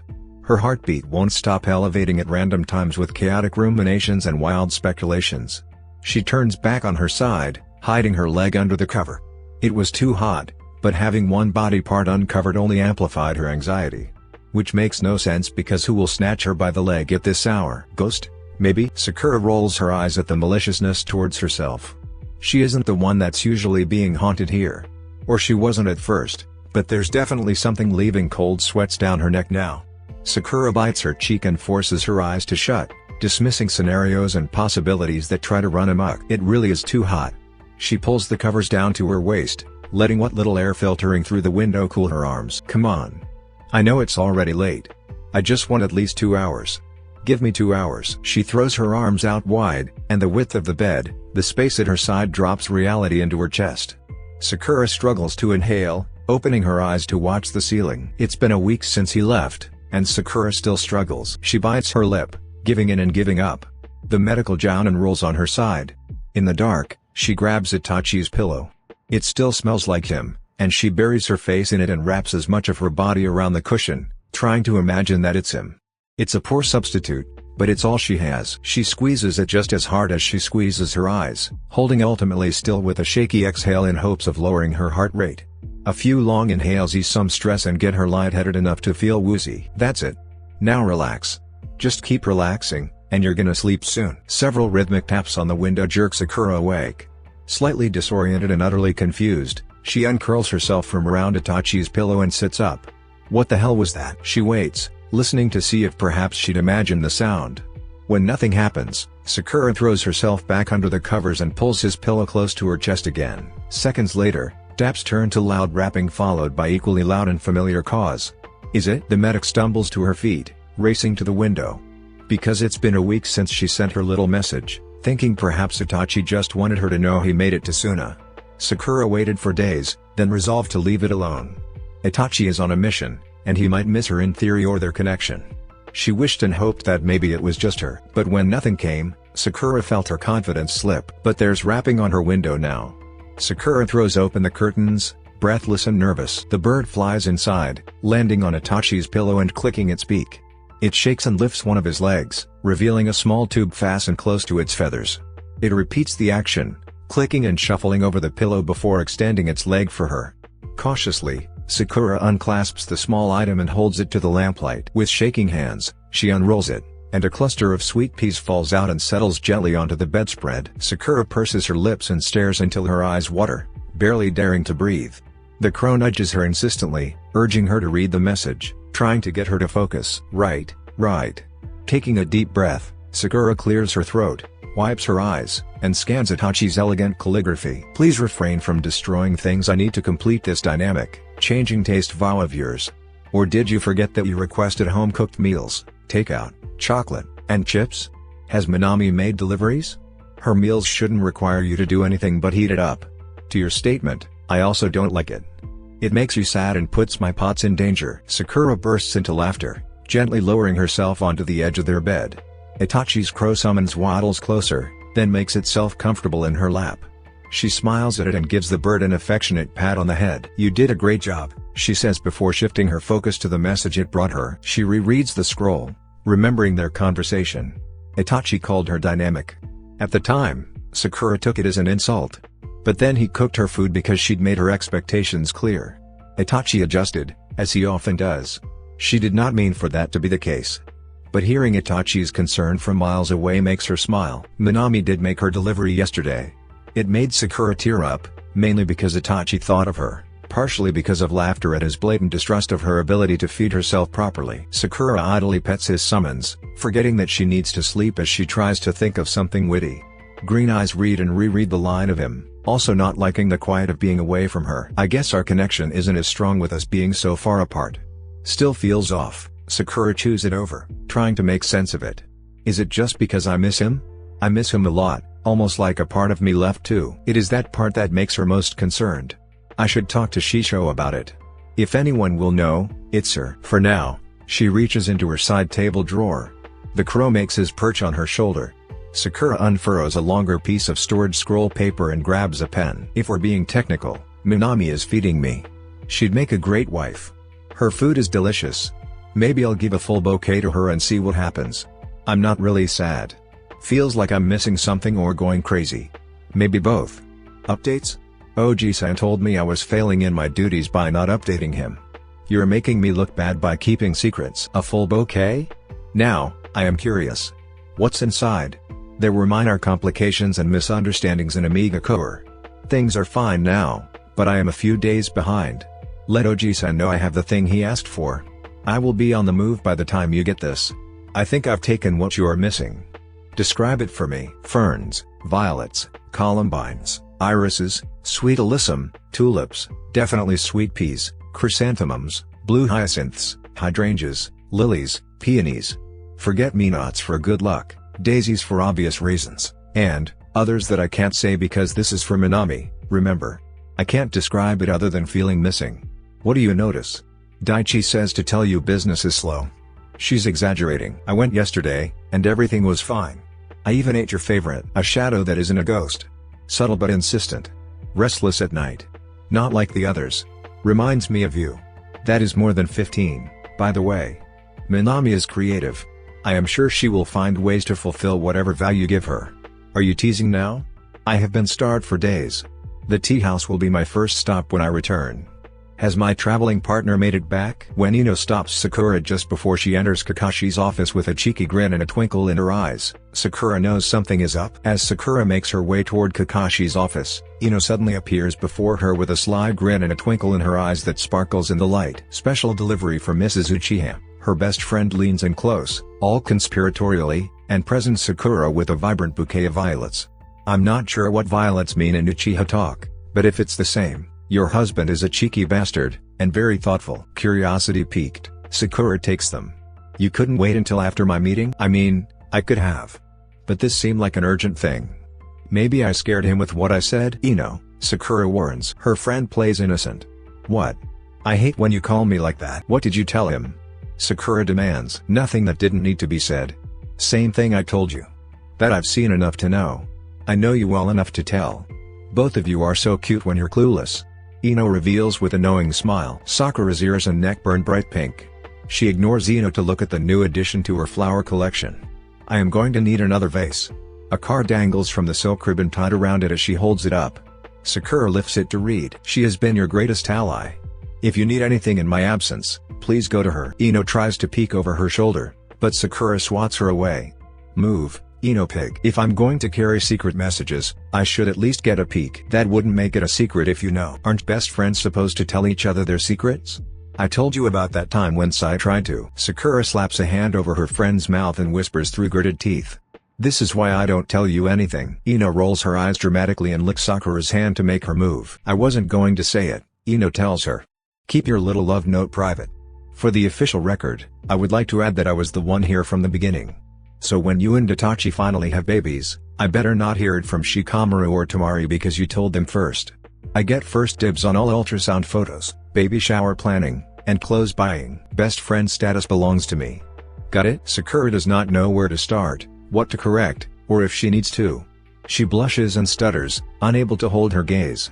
How did you go from flowers to babies? The blonde bites her lip and makes a face that Sakura can only describe as implying something that should not be discussed publicly. Just an observation, Ino finally says.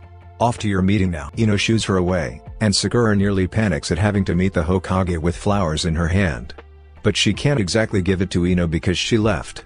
She hides it behind her back and opens the door anyway. Kakashi's standing by the large windows, hands in his pockets and gazing at the sky. Sakura isn't sure how and when to make her presence clear. So she closes the door rather loudly and clears her throat. Kakashi-sensei? You called for me? He sighs. The skies have been really crowded lately. Huh? Sakura gazes out at the nearly clear blue sky. Like with clouds? Clouds. Birds. Lots of things. Sensors have been going off over the weeks.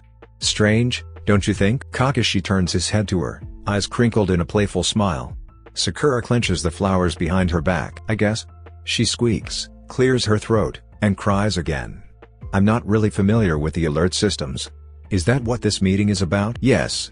Kakashi drawls. And also no. Tsunade delivered a message for you per your request to speak with her. It's on the desk. Itachi also delivered an update on his mission. Lots of messages flying around. I thought perhaps you'd like to read it. Something flutters in her chest as she approaches the desk. Her heart skips a beat, full of bubbly anticipation. She tries to conceal her emotions and whispers a quiet thank you to Kakashi for his thoughtfulness. The gesture is not lost on her, and she feels grateful towards him. Kakashi nods in response and turns his back, allowing her some privacy. Sakura takes a deep breath and settles into the nearby chair. She carefully places the bouquet on the desk. Her gaze then falls upon Tsunade's scroll first.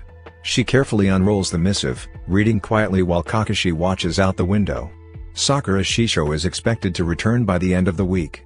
For now, her curiosity will have to wait a few more days. Once finished, she carefully rolls it back up and places it on the desk next to the bouquet. By contrast, Itachi's scroll is much thicker and covered in the velvety soft Uchiha blue that Sakura knows well. She crosses her legs at the knee and rests the scroll in her lap. Taking a deep breath, Sakura unravels the scroll one detailed line at a time. Itachi's writing is just like him, formal and straightforward. If she closes her eyes, she can imagine him sitting at a desk, meticulously detailing the circumstances of his mission and his delay. He recalls everything up to his journey through Iwa. As she reads, Sakura's heartbeat slows, but a gentle smile tugs at the corners of his lips. She knows her former sensei means well by allowing her to read this. Sakura does appreciate his consideration.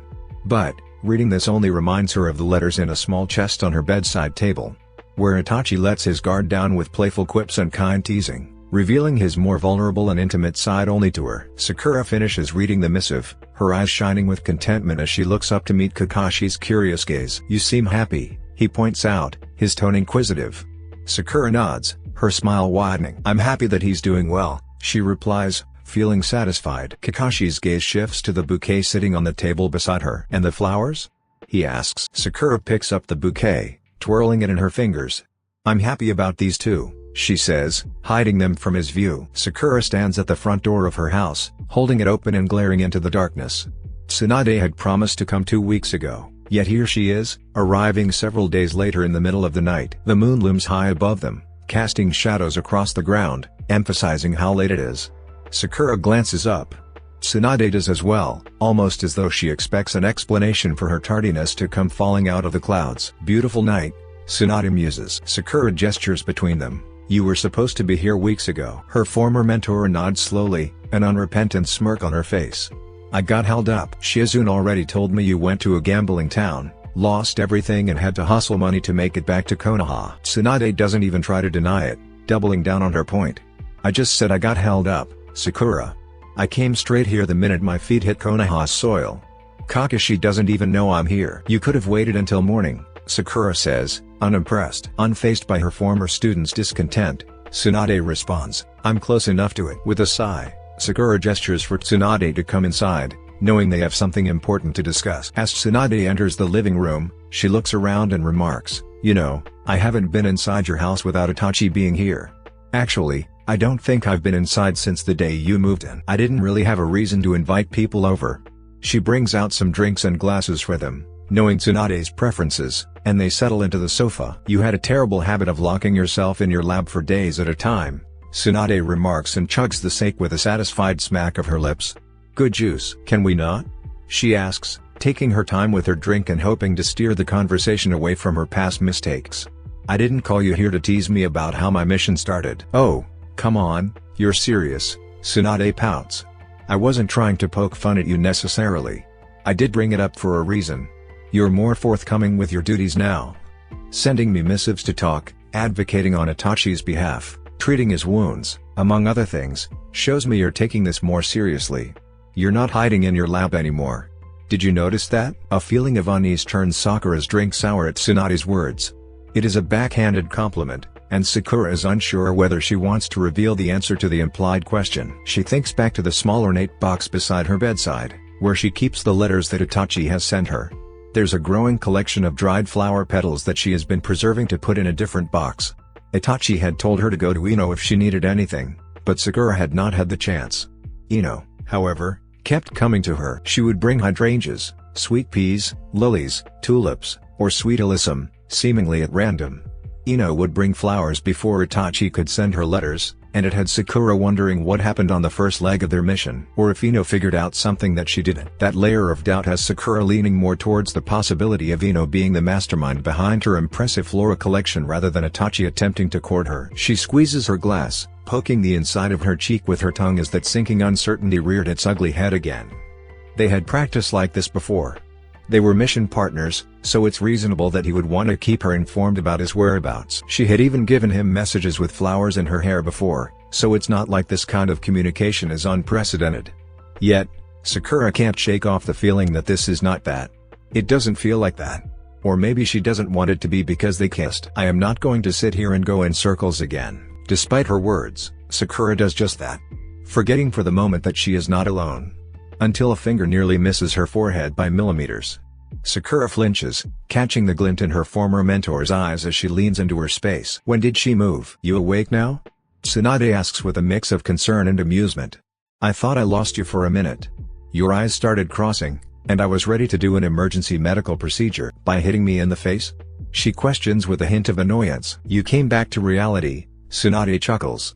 You were out of it for a while there. I was trying to think of how to answer your question, Sakura explains defensively, embarrassed. Tsunade's hearty laugh echoes through the space as she fills Sakura's empty glass to the brim with sake. With a wink, Tsunade reveals that she is more aware of what's happening than Sakura realizes. I know. You're just doing what I commissioned you to do. That sounds like something you would say to defend yourself. But I think it's because he means something to you. Sakura tries to hide her blushing face behind the sake, downing the entire glass to escape Tsunade's knowing chuckles. Her heart is entangled in this situation, making everything complicated and unclear. Sakura has been struggling for months, trying to do the right thing for Itachi's sake while battling her emotions. When her feelings take over, she tends to lose focus. Everything becomes a question mark, and things get blurry and unclear. But Tsunade presses further, finishing her sake and adding, you move fast when your heart is involved. Just like you did for Naruto, Sasuke, Kakashi, and me, you are willing to fight for him because he holds some significance in your life. Inwardly, Sakura scoffs because Tsunade is right but also very wrong. Itachi has gone from being a distant, almost mythical figure in her life to someone who occupies an increasingly significant place in her thoughts and emotions. She has more questions about him than she can count. Inviting Tsunade over to discuss Itachi is just one example of how she is grappling with the complexities of her feelings for him. Even though Itachi offered to break their connection, Sakura withheld doing so. I can't ignore it anymore. She thinks remorsefully, knowing the seriousness of the consequences. As much as she wants to fight for Itachi to remain tethered to her and his past, it's not in anyone's best interest. If Tsunade agrees to their plan, He may lose that final connection to both. Sakura exhales, feeling the weight of the decision on her shoulders. She licks the sake from her lips and braces herself. She knows what she needs to do, what's best for Itachi, even if it means letting go of her selfish desires. Is it that bad? Tsunade raises a questioning brow, concern flickering in her eyes. I haven't seen you stall this much in a while. Well, she clears her throat, then chuckles humorously. That completely depends on your reaction to knowing I found the answer to Itachi's problem before he left for his mission. Itachi knew the answer before me. I'm involved in some weird way. And, it has something to do with the reanimation jutsu. So, there's a lot to get through. There's a beat and then another before Tsunade leans back in her seat, crossing her legs at the knee with her hands in her lap. Her demeanor is much more serious than before, and Sakura belatedly wishes her playful and teasing Shisho would come back to make the situation easier. Tsunade speaks up, her voice low and measured. That changes things quite a bit, she says. Raises a lot of questions. I'll start with the first one. Why did you wait to tell us? Sakura takes a deep breath before answering, her eyes fixed on the ground. Because my heart was involved, she admits, her voice barely above a whisper. Because I make poor choices when my heart's involved. How involved? Tsunade presses. Sakura opens her mouth, but the words won't come out. Instead, she resorts to using her hands to express the maelstrom of emotions swirling around in her chest whenever she thinks of Itachi. Frustration, longing, and tenderness all mixed together in a wordless symphony of gestures and grunts. When she can no longer bear it, Sakura hides her face in her palms, her cheeks on fire. If she could articulate the thoughts and feelings running through her mind right now, she would admit to sleeping in Itachi's shirt the night before because she missed him so much. Sakura, Tsunade's voice is stern, and the young woman flinches, unsure if her mentor is angry with her for hiding the truth. You like him, romantically? Sakura shrugs helplessly. What can she say? Sakura. What? Sakura shouts back and erratically spills her closest secret. I wasn't trying to. It just happened over time. Itachi is kind, considerate, sweet, and funny. I didn't notice it before. I missed all of that. One day, it all just hit me in the face, and I couldn't unsee it. Then things, spiraled out of control, and I couldn't take it back. I can't believe I said it out loud. Sakura can feel Tsunade shifting around in her seat, and it is not encouraging in the slightest. How long have you felt like this? She's trying to find words but can't even think or breathe as her heart feels like it's sitting on top of her lungs, crushing them. Somebody else knows. Oh my god, I think I'm going to puke. I don't know, Shisho. A few months ago, you didn't tell Itachi that you liked him? No, I didn't tell him. I didn't even know what was happening or what needed to be told. Sakura exhales, frustrated. This is not what I wanted to talk about. This is about Itachi and what's going on. Do not change the subject, Tsunade sternly cuts in. Sakura, Mikakashi, and evening fucking Orochimaru have been scrambling to follow your lead on this mission because you refuse to be the one to carry Itachi's children. This entire time I've been fighting for you, rooting for you to find a replacement. As much as it may not seem like I've been on your side, I have. But you like him. Sakura's body quivers as the urge to cry is strong out of nowhere. Despite her efforts, tears bubble behind her eyes, betraying her vulnerability. Tsunade's words only add guilt to a myriad of emotions already weighing heavily on her heart. It's not something she expects to feel because of her sudden feelings for her partner, but she does. It stings to her bones, a feeling of disappointment that she was all too familiar with. I messed up again. I'm sorry, Shisho. Sakura exhales, wiping her eyes. Tsunade lets out a heavy sigh, her gaze softening. Why are you crying? She asks gently. Sakura's anxiety spikes and her voice rises as she tries to explain herself. Every time I feel like I've gotten something down or I did things right, it always goes wrong somehow. I didn't know how to deal with the feelings I had. Itachi already decided on someone else. Then you and Kakashi pulled me aside and made it seem like he was dying. I didn't want to let anybody down by getting in the way. I did my job, Shisho. I did my mission and supported Itachi and would have supported him in being with someone else if it meant the mission got done. I was going to deal with my feelings on my own, just like I had done before. I didn't mean to, I didn't want to. Her words contradict her thoughts, making her feel like she's lying. Sakura thinks of that kiss, how soft and gentle Itachi was with her. The memory of his eyes looking into hers, that unspoken longing that keeps her awake at night, desperate not to forget it. All she wants is to experience that feeling again, to have it all to herself. Feelings swell, threatening to spill over. She bites her cheek to hold everything back. I was telling the truth when I said I didn't want to be used by anyone, she says. But I guess, somewhere along the way, I fell for him on my own. In my own time." She pauses, taking a deep breath, and Tsunade reaches for the bottle on the table. The former Hokage pours more into her own cup and slides it across to Sakura. "Take a drink, girl," she says, kind but insistent. Sakura shakes her head, feeling a headache coming on. "I don't want to get drunk, she protests. But Tsunade won't take no for an answer. "Drink it slow and let it be your last. We still have to talk about the rest of what you said, but you said a lot, and a drink will help." Reluctantly, Sakura takes it, following the instruction of her elder by taking a tentative sip between snuffy exhales. "You like him now," Tsunade states, and Sakura makes a face but agrees. "Itachi is already considering someone else. You've poured your soul into making him better. All of this mess is happening at the same time." That and Itachi may have changed his mind. He might be pursuing her. Maybe everything will work out. "That's the bigger picture, I guess," Sakura concedes. "Then there's something about the reanimation jutsu. Tell me about that." Finally getting to the meat of why she called Tsunade back to the village in the first place, Sakura sits her sake down for this. Fishing for some semblance of sanity, she wipes her face for a good measure, refocusing on more important things than her muddled emotions. "That day when I performed the final steps of breaking the jutsu. Apparently, I didn't do it right. I don't know how or why, but Itachi is fully alive and still connected to me. He feels me." Tsunade's facial expression barely changes, a pinch in her brow but otherwise as serious as when Sakura spoke up about her solution. That only makes her appear more intimidating. Sakura braces for the myriad of questions hanging in the air. Honey eyes cant to the side, down at the sofa and back to her. Tsunade hums and the wrinkle in her brow eases to something akin to condescending admiration. To Sakura's surprise, Tsuan smirks. "That sneaky bastard." Sakura blinks. "Eh? Who?" "Your husband," the former Hokage accuses, scoffs, then leans back against the sofa. "The last time I talked to him, he asked me how the jutsu worked. I thought maybe he was fishing for ways to resurrect his family.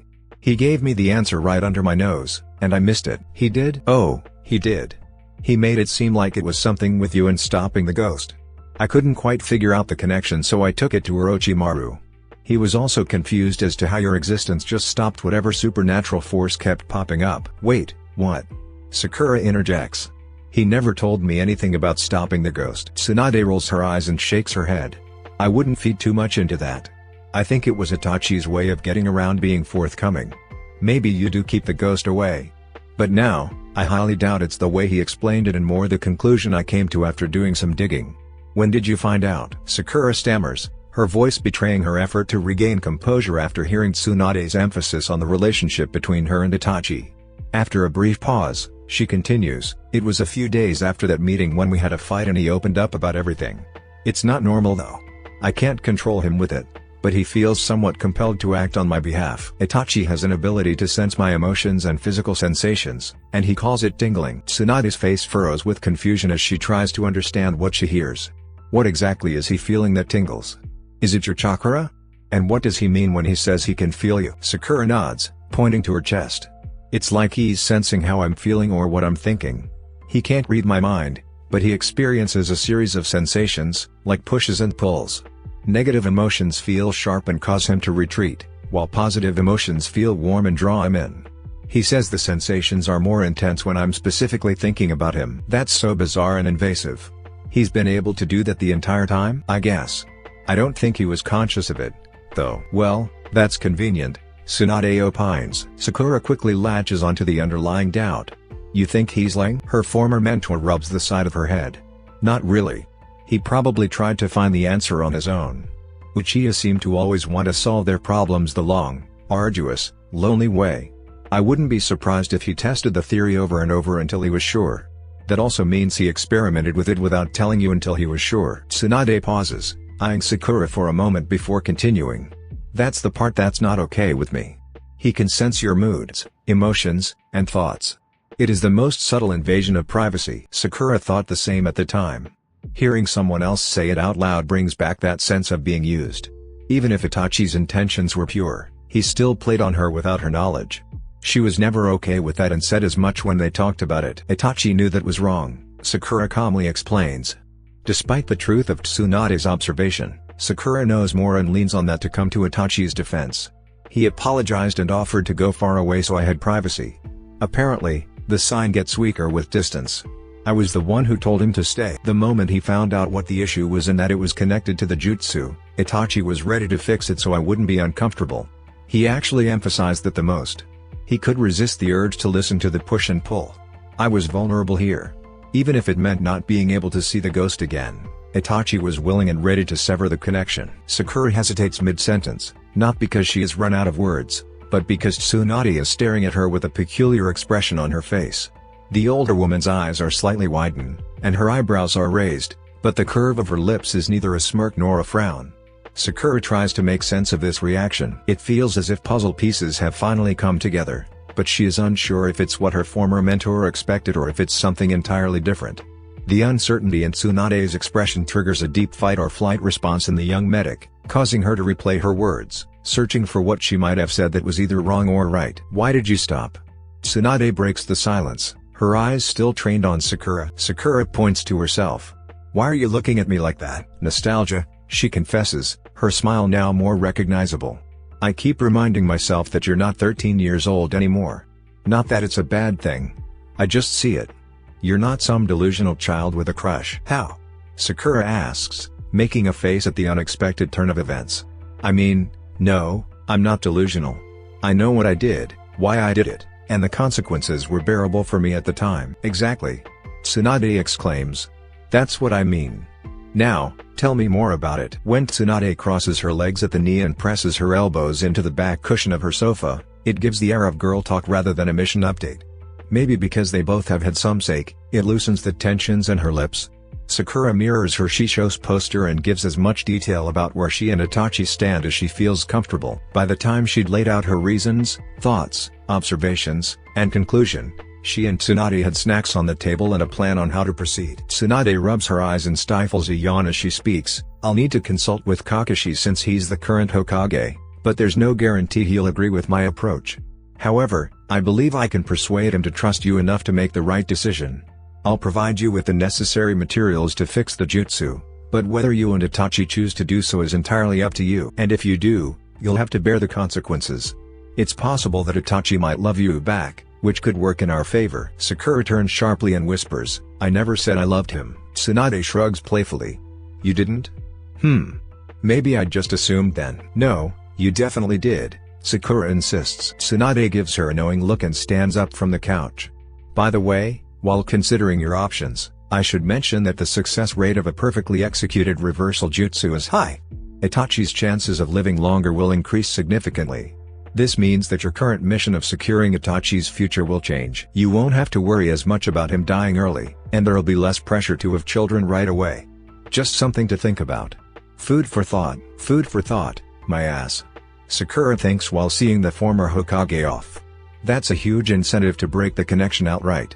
My mission would be done. Itachi can live a more normal life. We succeeded in a different kind of way." While all of that sounds good in her mind, Sakura knows the other side of the coin. As she cleans the living room and heads upstairs, she comes face to face with what could be a devastating blow. He'll lose them all over again. But he'll have time to grieve and form new connections. That's good, right? She goes to the bathroom to prepare for bed again. A splash of water on her face and a quick brush of her teeth before Sakura eases their bedroom door open. A rush of deja vu sets expectations that are not true. Itachi will not be curled up on his side of the bed. As she steps into the darkness, flicking on the light to an empty bedroom, the serotonin from early dips into a somber realization. Sakura rubs her eyes and shakes her head to keep the worries at bay. It should be good, so why do I feel nauseous? Thinking as much does not make her worry less or decrease the loneliness that lingers in her throat, stealing her breath. Maybe I really am drunk, Sakura laments. She wanders to Itachi's side of the room, fingers glossing over his untouched things until she gets to his dresser. A sudden feeling of uncertainty makes her hesitate for just a moment, but she pushes past it, shuffling his clothes until she finds a shirt he's slept in before. She changes into it and instantly snuggles in the warmth it provides. She's been wearing Itachi's clothes to bed for a few days. Each time, it calms the storm of her wayward emotions. Even now, she feels its effects against her better judgment. Her reason for doing it is the same reason that gives her butterflies when she thinks of how the jutsu affects Itachi on her behalf. "I know it's not right," Sakura admits to the empty room and pulls the shirt up to her lips to whisper her deeper thoughts. "Maybe I'm not as mature as Tsunade thinks I am. But if it makes him care about me, I don't want to lose that certainty. She pivots, staring at her bedside table on the other side of the room. I want all of those letters to be real. I want the flowers and vows and all of it. I want to be the one he chooses. If the jutsu helps me do that, then maybe I shouldn't break it. Dread creeps up in her soul. Sakura grimaces at her own dark thoughts and moments of weakness. I can't do that, she laments, sighs, and climbs into bed, drawing his pillow closer and holding it tight. Not to him or me. There'll always be questions if I did. If there's a chance for him to live a better life, with or without me, that's more important than my feelings. Even though Sakura knows that is the right answer, her heart still aches at the thought of Itachi having a better life without her. And the thought of every meaningful exchange they've had comes from a jutsu's ramifications. She muses options for the next few days, using work as a distraction. Some evenings, she passes by the compound, noting the changes in the past months Itachi has been away. It looks almost totally different. There are bits and pieces of what used to be, but Sakura always wonders how quickly the city planner moved when given the green light. Extra streets and added byways fan out into new construction. The main road is the same, and several shops favor frequent customers who like the vibes of the area. The cultural district is well on its way, and Sakura coasts through the crowd until construction signs redirect citizens down an alternate route toward the lake. But Sakura gets special privileges, crossing the warnings and heading toward the main house. She's the only one outside of the project managers with a key. When she gets the urge, like tonight, Sakura goes there to view Mikoto's garden. Nearly all the flowers are in bloom, and its beauty is unrivaled. Sakura usually enjoys watching from the veranda. Tonight, she goes to the gazebo for a different view. From this spot, it's like being in a sea, which she imagines was the whole idea. Flowers were everywhere to be seen, promises to behold. It really is beautiful out here. Sakura smiles, curling her legs under her to sit and admire. I can already see this place being some romantic getaway or where the girls want to end their dates. There's going to be so many. I had my first kiss in the garden behind the museum stories. Sakura thinks of her first kiss and how little to no romance was behind it. The ones that followed were a series of conveniences. If she tracks her love life on a plotline, it barely makes a wave, never hitting the level of true romance. I think I might be almost jealous of the people who will have that here. She laughs to herself and watches the sway of gardenias in a gentle breeze. To be loved like this must be nice. To know it is probably even better. Sakura's thoughts meander back to Itachi and this weird phase they're in. Maybe I'm uncertain because I haven't experienced real romance. Maybe I want it so bad that I'm scared. Maybe, and more maybe, has her biting the inside of her cheek. I do want this kind of love. I want a kiss in a romantic garden at night. I want all of that. What if I'm right, and this is courtship, and we end up kissing in a romantic garden? Almost immediately, Sakura's stomach drops, and she tucks her chin. What if I'm wrong? Courtship is supposed to be clear. Preferences are unmistakable. Itachi isn't sending anyone else flowers that she knows of. But she hasn't heard from him in a while. Maybe he'd only intended to let her know he was okay to ease her worry, not win her regard. I could ask. The thought pops into her head. I don't have to wait and keep myself in limbo. I could just ask him what we are doing. It sounds simple and to the point, but Sakura's heartbeat betrays her uneasiness, which she combats with a stern wrinkle in her brow. Why shouldn't I ask? If he prefers me and I'm unsure, I should tell him he's not doing enough. If he doesn't, and courtship is not the goal, I should tell him he's doing too much. I can make it vague.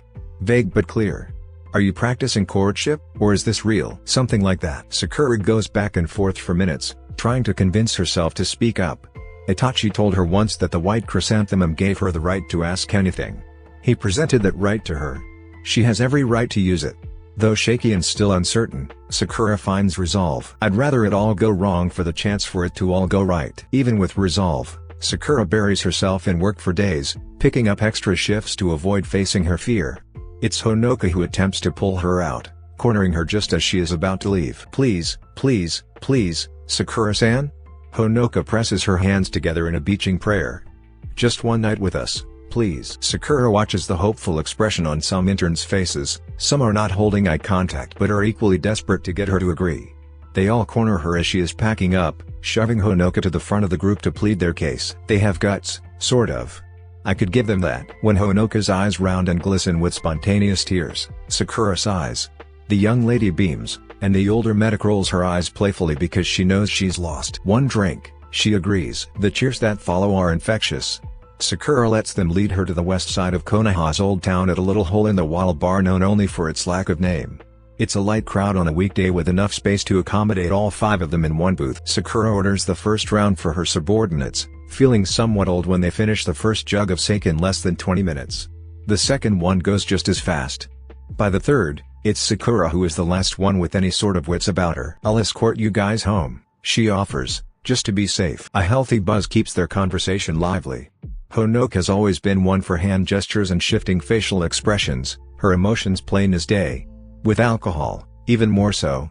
Sakura watches with a mixture of intrigue and observation. Even while drunk, Honoka is still good.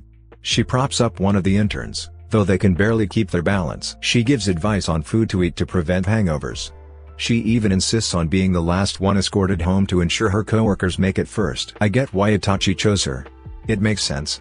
If anyone would do it, it would be Honoka. Honoka is a great doctor because she is a great person. Whoa, Honoka tethers, and Sakura catches her around the waist. "I got you," she says, keeping the woman upright. "You always do." Sakura only nods and fixes her eyes on the Hokage monument looming over the village. Under the moonlight, the faces look almost like ghosts braced against the night sky. Gray and stoic but equally serene, a slight promise to always watch over and protect. Sakura pulls to a halt, taking Honoka with her. Blue eyes gaze up and over and then sigh in amazement at the Hokage monument. "I bet the view of the village is amazing from up there." Honoka coos. "You've never been up there?" Sakura looks down at her friend, who shakes her head, then up to the monument. "You wanna go, eh?" Sakura points upward. "There. You wanna go?" How?" Sakura unloops her arms and takes a step in front of her friend. "Get on my back." Honoka hesitates. "Is this safe? I might be heavy." Sakura huffs. "I can break a boulder with a pinky. I think I can lift you. Come on." A moment's hesitation passes before Sakura feels Honoka scramble on her back. Seconds later, she takes to the rooftops. Then, she laughs at the woman's high-pitched scream at being propelled so high so quickly. The brunette wraps her arms around her neck, clinging to life for the few heartbeats it takes for them to land right on top of Kakashi's face. "You can open your eyes now," Sakura says. She knows the moment the woman does as her grip goes noticeably slack. "Wow." Honoka breathes. "It's so colorful from up here." She scrambles to stand on the cliff before easing down to a seat. Sakura stands, arms crossed, and watches as the wind kicks up around them. Looking at the village she loves and vows to protect, a sense of pride swells in her chest. New city lights and old buildings. The perfect mix of everything she loves. "I'll hold on to this for as long as I can. I'll protect this with everything I've got." "I don't think I've seen so much of Konoha at once," Honoka whispers in awe. It's hard to believe that just a few years ago, most of this was gone, isn't it? Their conversation lulls to a peaceful quiet before Honoka's voice makes Sakura look down. "What was it like, fighting in the war?" she asks. The kunoichi blinks, then looks out at the cityscape in contemplation. "What was it like?" "Nothing I'd ever done and everything I'd prepared for. There's nothing quite like war and the mindset accompanying such a task. She'd lost so many comrades but saved even more. War is a game of high-stakes decisions and strategies made under pressure. There is nothing close that can compare."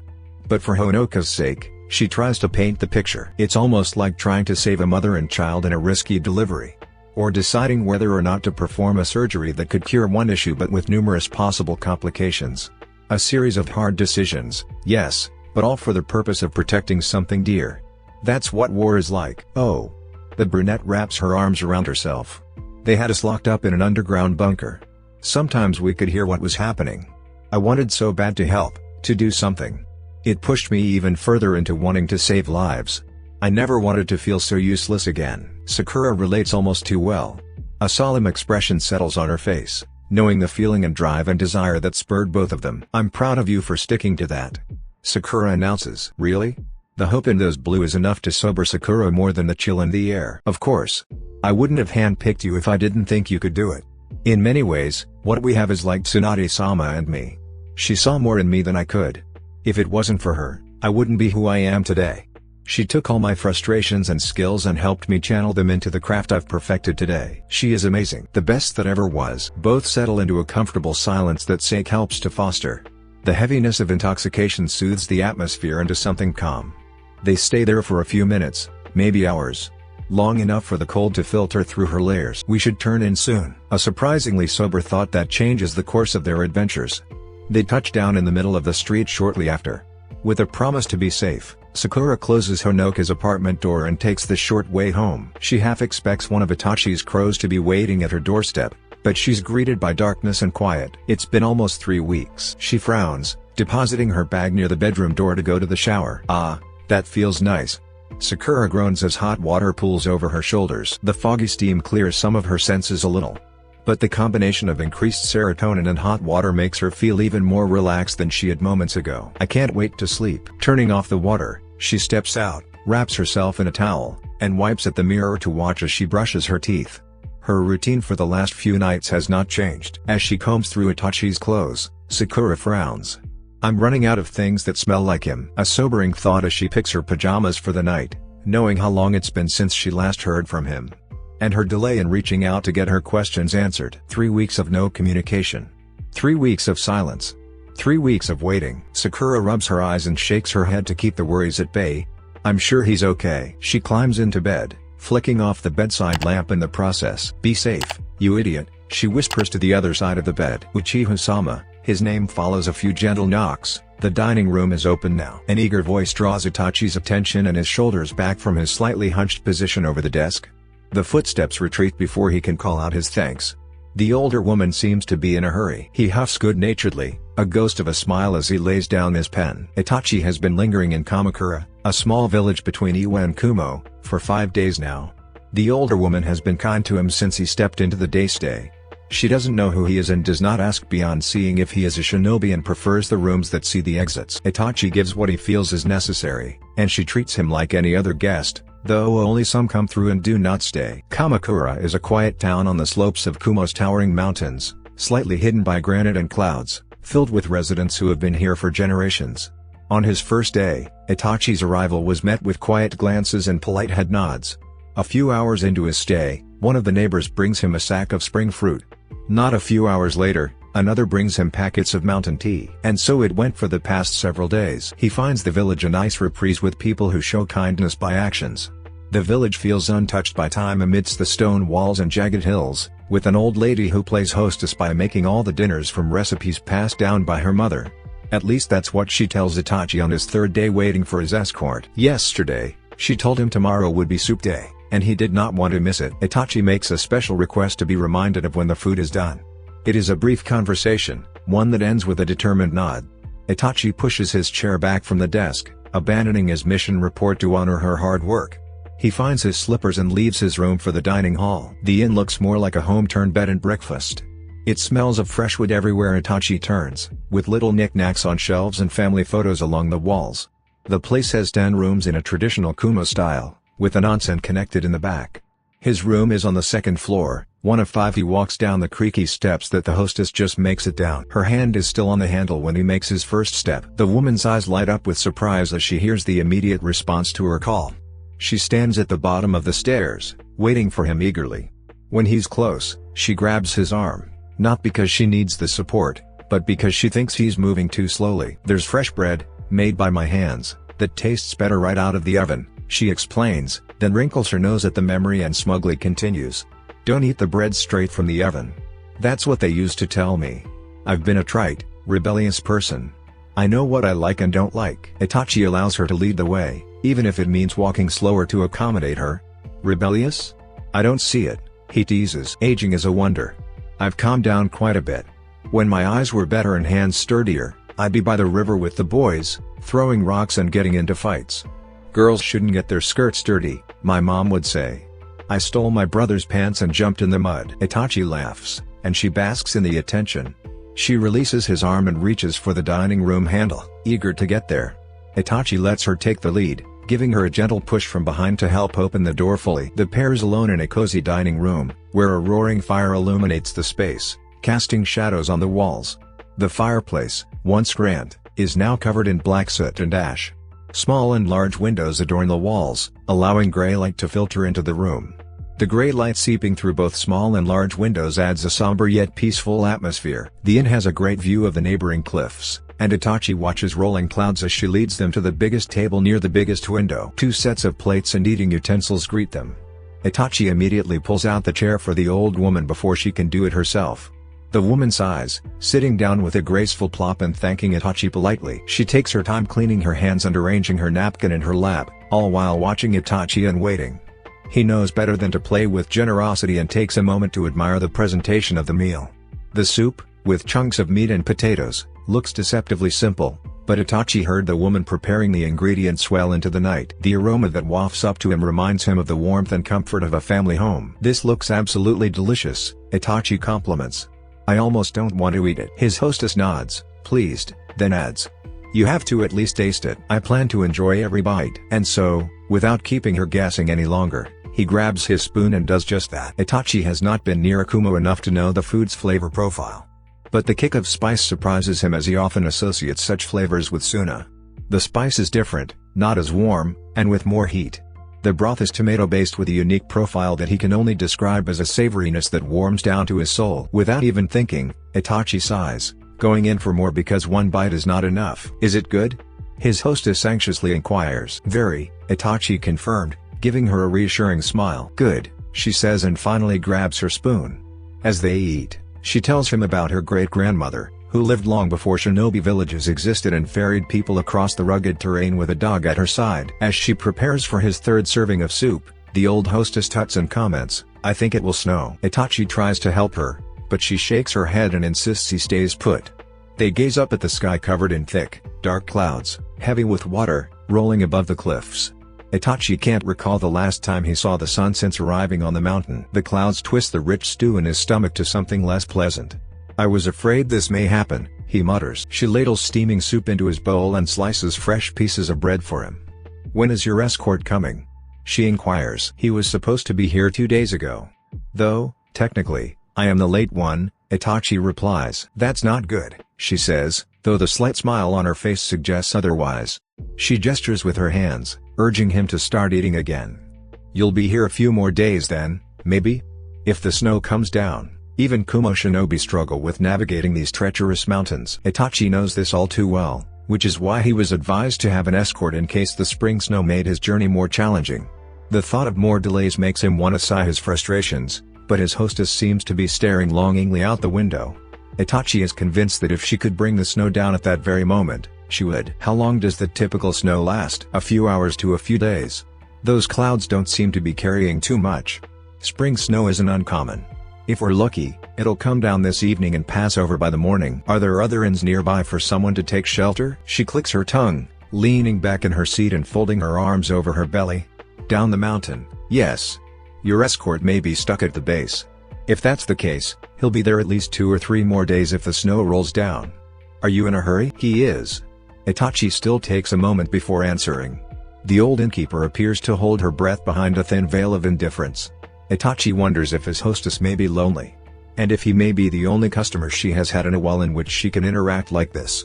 Even if he would rather be in another place, there's no point in dashing the hopes of a sweet old woman. "I can't travel far in the snow," he says instead and continues to eat.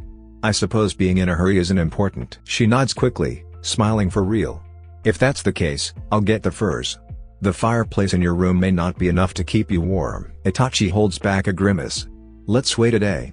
There's no need to overexert yourself." There is, in fact, a need.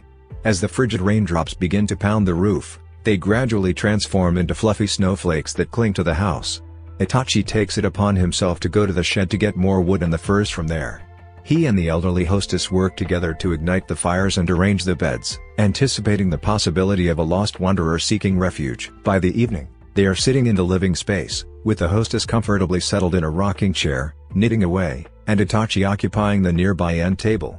Since the contents of his mission report require a higher level of confidentiality than what the living room can provide, he chooses to write to Sakura instead. Given their distance, sending messages is challenging, so he decides to write a more detailed letter. There are no flowers as far as he can see.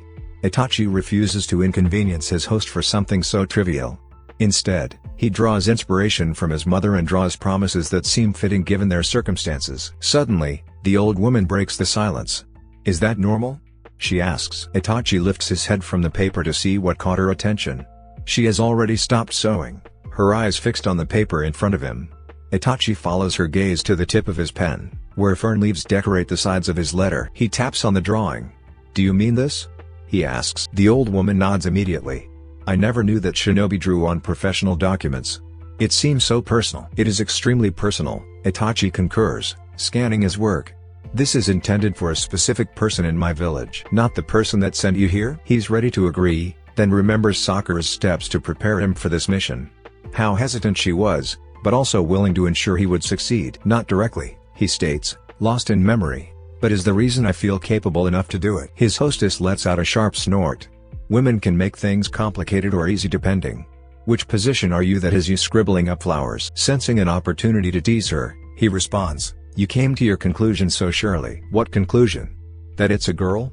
Tell me I'm wrong. Itachi chuckles at her straightforwardness and responds in kind, I am not a liar.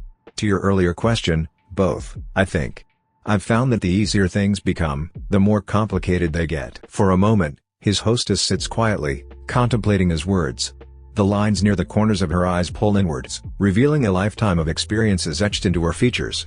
As she shakes her head, Itachi senses that her gesture is not directed toward him but toward some thought that surfaces and fades in her mind. You'll be alright, she says, encouraging him. Without further explanation, she returns to sewing. They return to a comfortable silence. Itachi includes his hostess's expertise in his letter before stopping for the night and relaxing in the roar of the fireplace. As the night falls, he heads to the old lady's room to check on her once again. He observes her from a distance, ensuring she is soundly asleep and comfortable in bed. Once he is sure of her comfort, he heads back to his room, greeted by the warmth of a crackling fire and the softness of a fur blanket on his bed. Itachi spends his evenings in solitude, reading through Sakura's messages and listening to the whispers that seem to come from the shadows. He stays awake until the last embers burn, counting the weeks. 4 days after the snow sticks to the ground, Itachi alerts to some presence nearby while gathering firewood from the shed. He takes several steps toward the inn, bundles of dried logs tucked under his arm. At the back door, a male and female wait for him. From the back window, the hostess lets the curtains fall with a quiet sigh that Itachi sees even from a distance. Sorry for the delay, Uchiha-san, the woman begins. It's been an unexpectedly hard journey. We weren't expecting the snow for another 3 days. Itachi closes the distance between them. I've enjoyed my wait in the meantime, so it's fine. Excuse me. They allow him through, closing the back door as he brings the firewood to the main living area. We can leave as soon as you're ready, the man offers while Itachi places the wood near the fireplace. Itachi calmly responds, leaving is fine, but not before lunch. As he turns to observe his escorts, he notices their quizzical expressions as they exchange glances. The woman, seeking support from her colleague, respectfully interjects, Uchiha-san, the raikage is waiting. Yes, he agrees and catches the tail end of the hostess's apron fluttering toward the kitchen. The raikage isn't has been waiting for us for some time. I am eager to greet him. But not before lunch. Perhaps you should sit. I am about to start the fire. His escorts do not move at his request. Itachi does not make a point of forcing them or changing his mind. He sits in front of the old fireplace covered in ash and soot and lights the fire with a spit and charcoal. When the first crackle sparks cinders, the hostess clears her throat, waddling over to Itachi, poking at the log. Satisfied that he'd done it as she'd shown him, she turns to their guest. Her arms cross over her chest, looking at her guests with a mixture of annoyance and impatience. What's all this? Why are we just standing here? She demands, gesturing for them to find a seat. Have you never been to someone's house before? The young man opens his mouth to speak, but the hostess cuts him off with a stern expression. Itachi suppresses a smile behind his hand. The hostess continues, with all due respect to my house and the oxtails that are currently in my roasting pan, I'm gonna need both of you to sit down. The two escorts nod their heads in agreement, not wanting to argue anymore. The hostess waves her hand dismissively before turning around to head back to the kitchen. Come on you, she says to Itachi, motioning for him to follow. I would have chopped the carrots myself, but my feet are already swelling, and it's just barely noon. Itachi, who had been helping out in the kitchen, dusts his hands and obediently follows her. Perhaps you should sit, he suggests. She snorts, shaking her head as he holds the door open. I'll sit once the potatoes are peeled. Don't start making me look handicapped in front of guests, she says with a wry smile. They round the corner together, with Itachi coming up with ways to alleviate her stress and the hostess shooting all of them down. He expects as much but tries anyway. When lunch is done, some 4 hours later, they take an additional 2 hours to eat and clean. It is nearly dark out when Itachi and his escort prepare to leave. The hostess sends them off with leftovers and extracts a promise from Itachi to send her a letter informing her that he made it safely. His escorts do not comment about the connection he made in under 2 weeks until they are far from the hostesses inn, setting up camp at a designating enclave. The young man unloads their camping gear, passing Itachi a small lantern while he looks for a comfortable spot to settle for the night. It's a good thing the rakeage is so chill, he mumbles loud enough to be heard. Or what? The young lady counters, hands on her hips and blocking the entrance. It's not like we were given a deadline. Everybody knows the snow causes hell for traveling. Couldn't be helped. And we got oxtails, which, in my opinion, was worth it. TSK. Is it worth freezing our asses off in the middle of the night? We could have stayed at the inn if we were gonna make camp so soon. Then you'd be complaining about leaving a day later. Itachi watches them go back and forth, not really placing the blame on him, which he finds interesting. They light a fire, and Itachi volunteers to take the first watch, given that they had been traveling since the day before. Neither companion refuses him. Itachi gets comfortable at the opening of the enclave, barely hidden in its shadow, with a perfect view of the cliffs and sky. He watches the night, listening for disturbances in the hillside. For the first 30 minutes or so, the night is mostly unremarkable. His mind drifts to meaningless things, zoning out as his companions take rest. An hour in, when the moon is high, Itachi senses the shift. He does not react, letting the shadows close, leaning in and wrapping itself beside his side. He shivers, finding the touch oddly comforting on a cold spring night. It does not say anything or really do anything. A part of him thinks he is dreaming up the phantom out of desperation.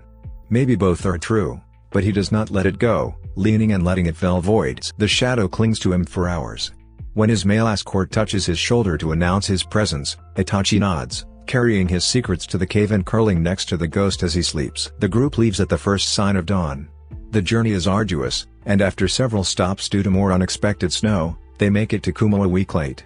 His escorts bring him straight to the rakeage's office, snow-covered shoes, cloak and all. Itachi shakes out his hair and rubs his hands to warm his fingers when the doors open, and they let him inside. He half expects the rakeage to be steeped in paperwork or some regal presentation of power.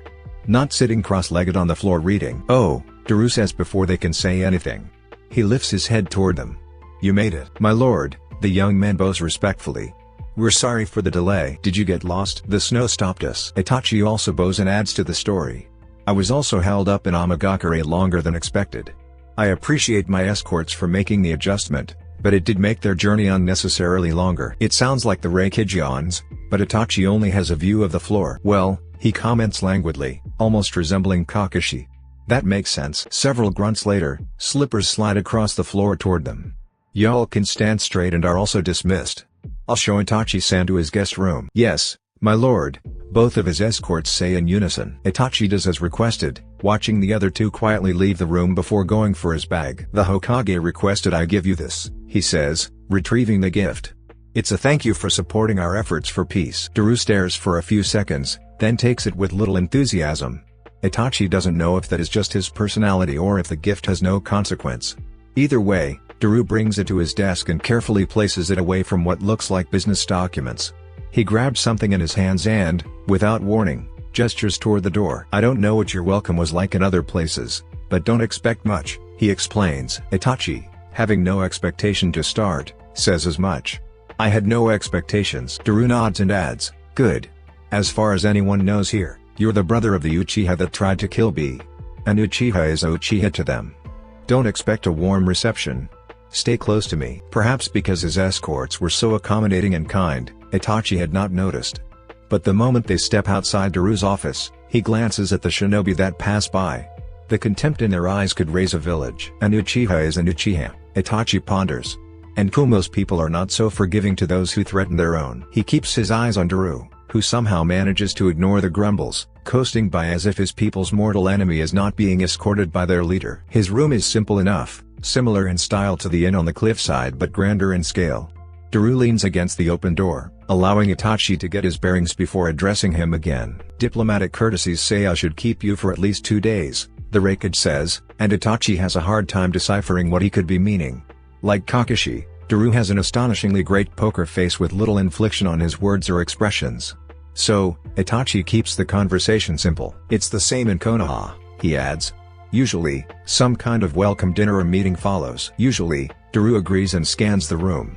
"We can do that here if you want it. You can leave early, too, if you want." "Oh, I see. That is entirely up to you," Raikage-sama. Daru winces a little and rubs his head, showing his youth. I don't mind either way. Diplomacy can look a lot of different ways, I think. We can do the whole shebang. Some people won't be happy about it, but I can deal with them. I just don't see a reason for you to have to deal with it. Itachi nods, having a better understanding of the young man's intentions. I've been in uncomfortable situations before, Raikage-sama. Amakagura is a good example. They were understandably leery about a former Akatsuki member being in their territory again. My delay there was due, in part, to reassuring them that I am working on behalf of Konoha and addressing the people's grievances for the past decade. They'd taken out the frustrations about the Akatsuki on me, and I allowed as much because I understood. By the end of it, we reached an agreement. I'd shown them that they had nothing to fear from me. I would like the opportunity to do that here. Even if it doesn't reconcile the rift in this one visit, I want to try. Daru accepts his explanation a lot quicker than Itachi expects.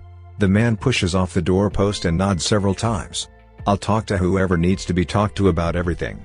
Feel free to attempt to fix the rift. There's none here between us, so maybe start with a walk around the village?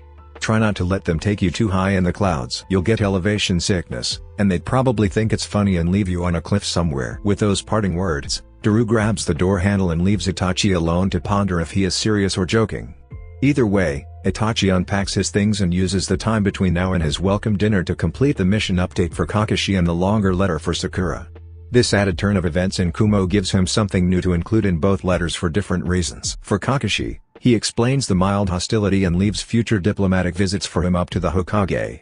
While he is open to building relationships here, Itachi can go either way. This is why he proposes building a foundation with Kuro to Sakura in her letter. It may not help at all. I suppose, on some level, this is wishful thinking and a bit of guilt.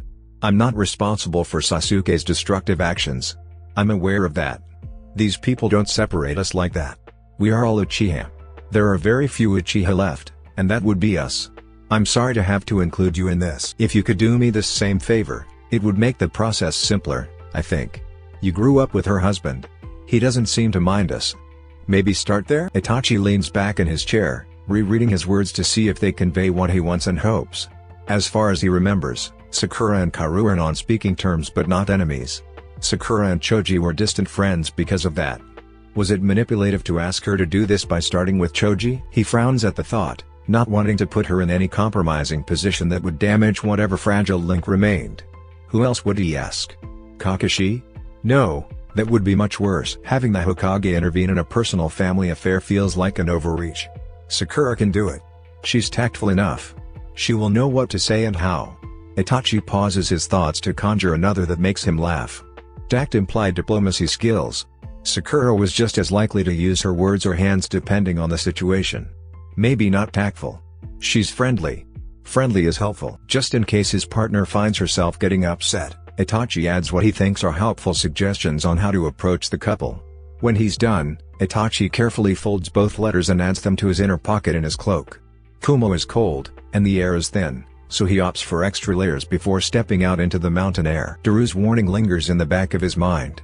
How to approach a group of people who have no intentions of forgiveness.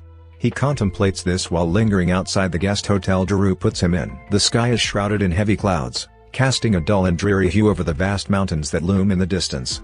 Itachi squints his eyes, searching for any sign of the elusive sun, but it remains hidden behind the thick veil of clouds. With no clear direction, he takes a chance and turns left, hoping it will lead him to the bustling town's heart. As he walks, he notices that the people of Kumo are much like those in Konoha, divided into three distinct groups. Some are aware of his presence and keep their distance. Then, some know him and show disdain through glares or harsh words. Finally, some don't seem to care from sheer ignorance or a lack of interest. Having experienced this before, Itachi finds it easy to ignore them all, mostly because he's trying to navigate the maze-like streets without having to ask for directions.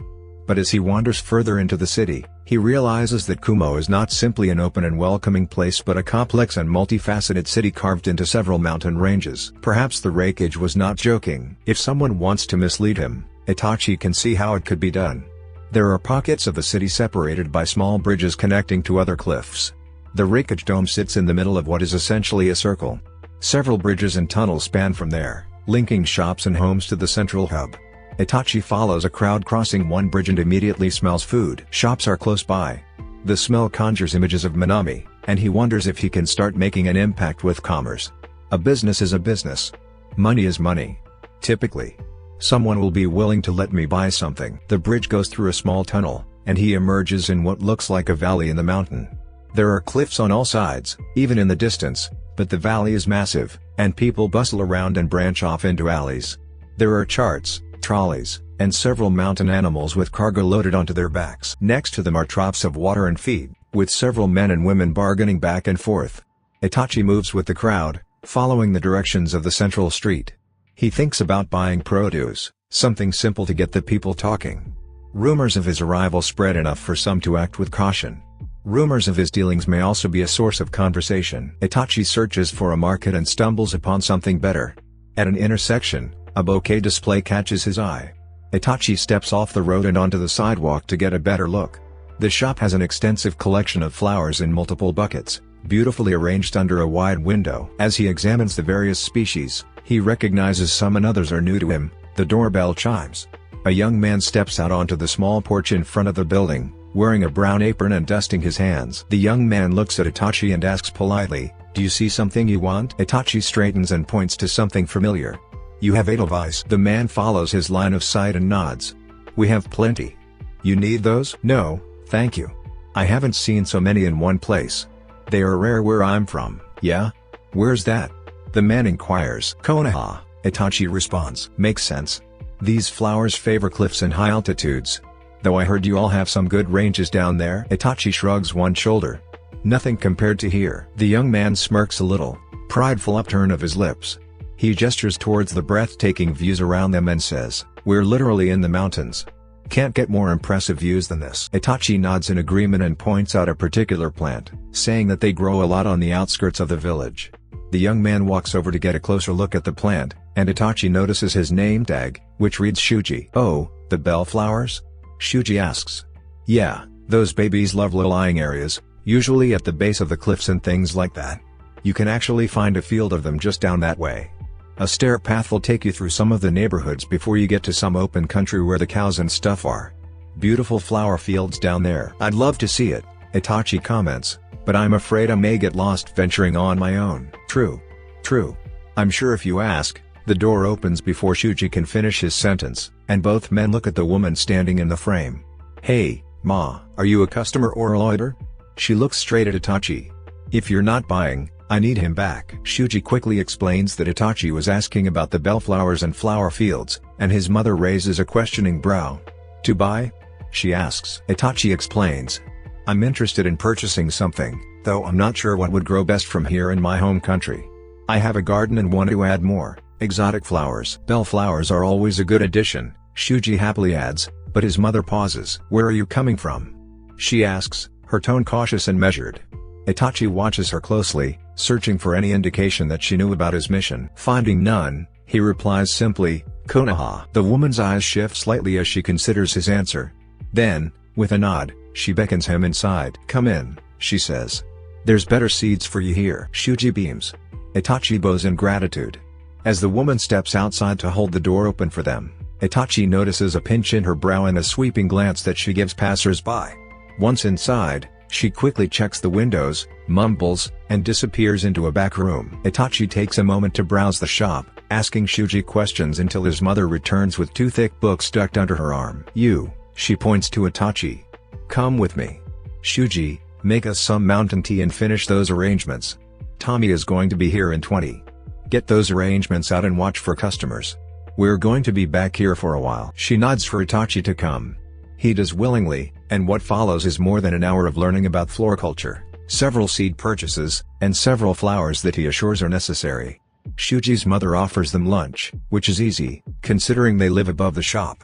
Apparently, certain shops in Kumo close for lunchtime, and the hospitality he received at the inn did not stop with the old woman. It's not enough to mend the rift, but it is a good start. When Shuji offers to get him to the stairs where the pastures are, Itachi gladly accepts. They set the day and time, and Itachi departs with more hope than he had when he stumbled upon the shop. "Flowers?" Daru's raised brow says more than the one-word question. Itachi lays out the last of his purchases on the bed. "I bought seeds and am scheduled to go to a pasture in 2 days." The Rikage's vacant eyes linger on the bed for a second, then shrugs and adds with a smirk. "At least it's not a mountain peak." You'll be hungry for dinner? Hopefully, Itachi admits. I had a rather large lunch. That's fine as long as you can eat in 3 hours? The Uchiha nods once. I should manage. Also, I need to send a missive to Konoha today. Is that okay? Do you need someone to carry it? Itachi shakes his head. I have crows. Daru looks dubiously at his solution. They might struggle getting out of the clouds. I think they can manage, Itachi counters. If you say so. I'll let them know. The rakage lingers a second longer and adds. I'm glad you found some kind people here. Our village is like one big family. You hurt one, you hurt all of us. I know it wasn't you, but I'm just saying. They'll come around. Just give them some time. I appreciate your kind words, Rakage-sama, Itachi bows respectfully. I also appreciate your hospitality considering the circumstances. Daru doesn't make a fuss. He leaves Itachi to unwind until dinner. The next few days pass without incident. Shuji takes him to the pasture as promised. By evening, Itachi, with 2 escorts, are well on their way to the mountain's base. Just as when he arrived, he and his escorts take refuge in a cave once they reach a decent altitude. As before, Itachi offers to take the first watch.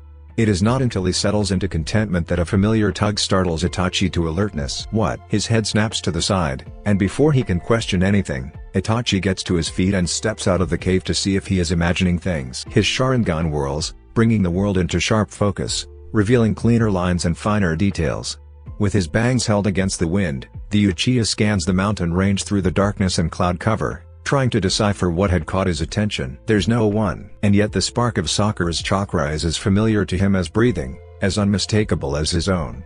She's close but not close enough to be more than a flicker. I'm sure it's her. By the feel of it, she is coming toward him at unimaginable speed. Itachi steps closer to the cliffs, bracing against the gust wafting from their height. He takes a moment to feel, concentrating inward to make sense of the mess.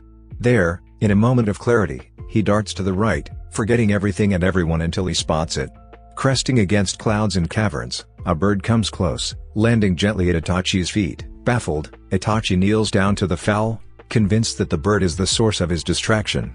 He notices the white color from under the feathers in its neck, followed by 2 antennas before a slug finally appears. Her summons? Sakura's chakra mixes with Lady Katsuyu, the slug, but teases Itachi nonetheless. Without saying a word, Itachi extends his hand to the slug, allowing her to slide off the bird she had taken control of to land securely in his palm. Having solved the issue, Itachi is both disappointed and relieved.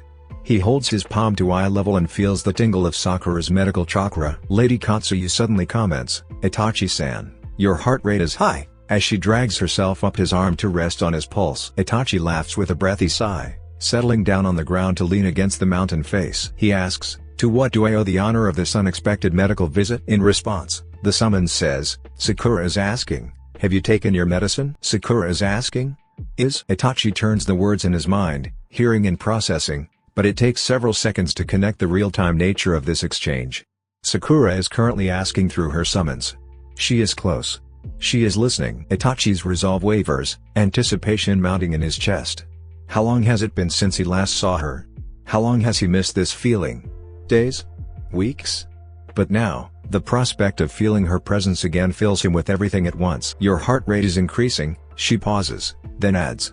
Sakura wants to know if you've taken your medicine for the... Itachi interrupts her, trying to clarify the situation. She is talking to you right now? The snail's ears wiggle, and she explains. She's communicating through me on her shoulder in Konoha. Itachi inhales deeply, his mind racing at this unexpected turn of events. He asks again, just to be sure. She's talking to you right now? She can hear us? No. I can't transmit messages between myself. I'm speaking to her like I am speaking to you. Did you want to tell her something? Plenty of things. Itachi stares ahead, exhaling to calm down. After months of communicating solely through letters, this is the closest Sakura has been. Itachi has so much to say, so much to do, so much he wants to express, and so much he feels, but he's unsure how to do it through Sakura's summons. He shifts his attention to the slug waiting patiently for him, pondering several questions before settling on one. Can you tell me what she's doing right now? Lady Katsuyu pauses for a moment, humming softly to herself before answering. Her heart rate is elevated, and she's standing near the work desk. Wait, no, scratch that. She's pacing back and forth and is asking you to answer the question. Hold on. Let me just repeat verbatim. Are you deliberately stalling because the answer is no, And you've been neglecting yourself? I've already worked 2 doubles, and I'm exhausted. Please don't give me another reason to be up all night. Upon hearing that Sakura is still working despite being tired, he can't help but snort softly. It's a typical Sakura thing to do, he thinks to himself. At the same time, he shakes his head in dismay at her apparent disregard for her well-being, even as she goes out of her way to check on his. Please let her know I'm doing okay, Itachi says calmly. I've already taken my injections. But why is she at work if she's tired? Lady Katsuyu nods understandingly, and Itachi waits patiently while trying to slow down his racing heartbeat. It's because she had to work a double shift, Lady Katsuyu explains. One of the other surgeons got sick, so she had to take his place. Those are her words, not mine. Itachi's mind wanders as he pictures Sakura in her pristine white coat and matching heels, standing tall near her desk with a look of defiance on her face. A faint chuckle escapes his lips as he closes his eyes, smirking and shaking his head at her stubbornness and determination. So, Itachi muses aloud. You think it's alright to keep a summon active for weeks while working countless hours at the hospital, expelling even more chakra? Sakura's response is quick and assertive, it was only 1 summon. Lady Katsuyu is excellent at managing her chakra levels. And the other one only appeared when you were close. It hardly consumed any chakra. It sounds simple, but Itachi knows better. He's been her patient and has seen her countless nights after working double shifts. It is more complex than Sakura is trying to make it seem. Something isn't right. Itachi carefully chooses his following words, speaking slowly and deliberately so she knows his seriousness. Why would you do that, Sakura? Kakashi said your communications were becoming unpredictably sparse. I haven't heard from you in weeks. We were worried. Concern pinches his brows. Itachi asks. What is the last thing you received from me? The 2 letters from Iwa. Kakashi hasn't gotten anything since you stepped foot in the smaller neighboring village. I sent a larger letter to both of you about a week ago. I suppose the crows have been hankered by the snow here. Is it bad?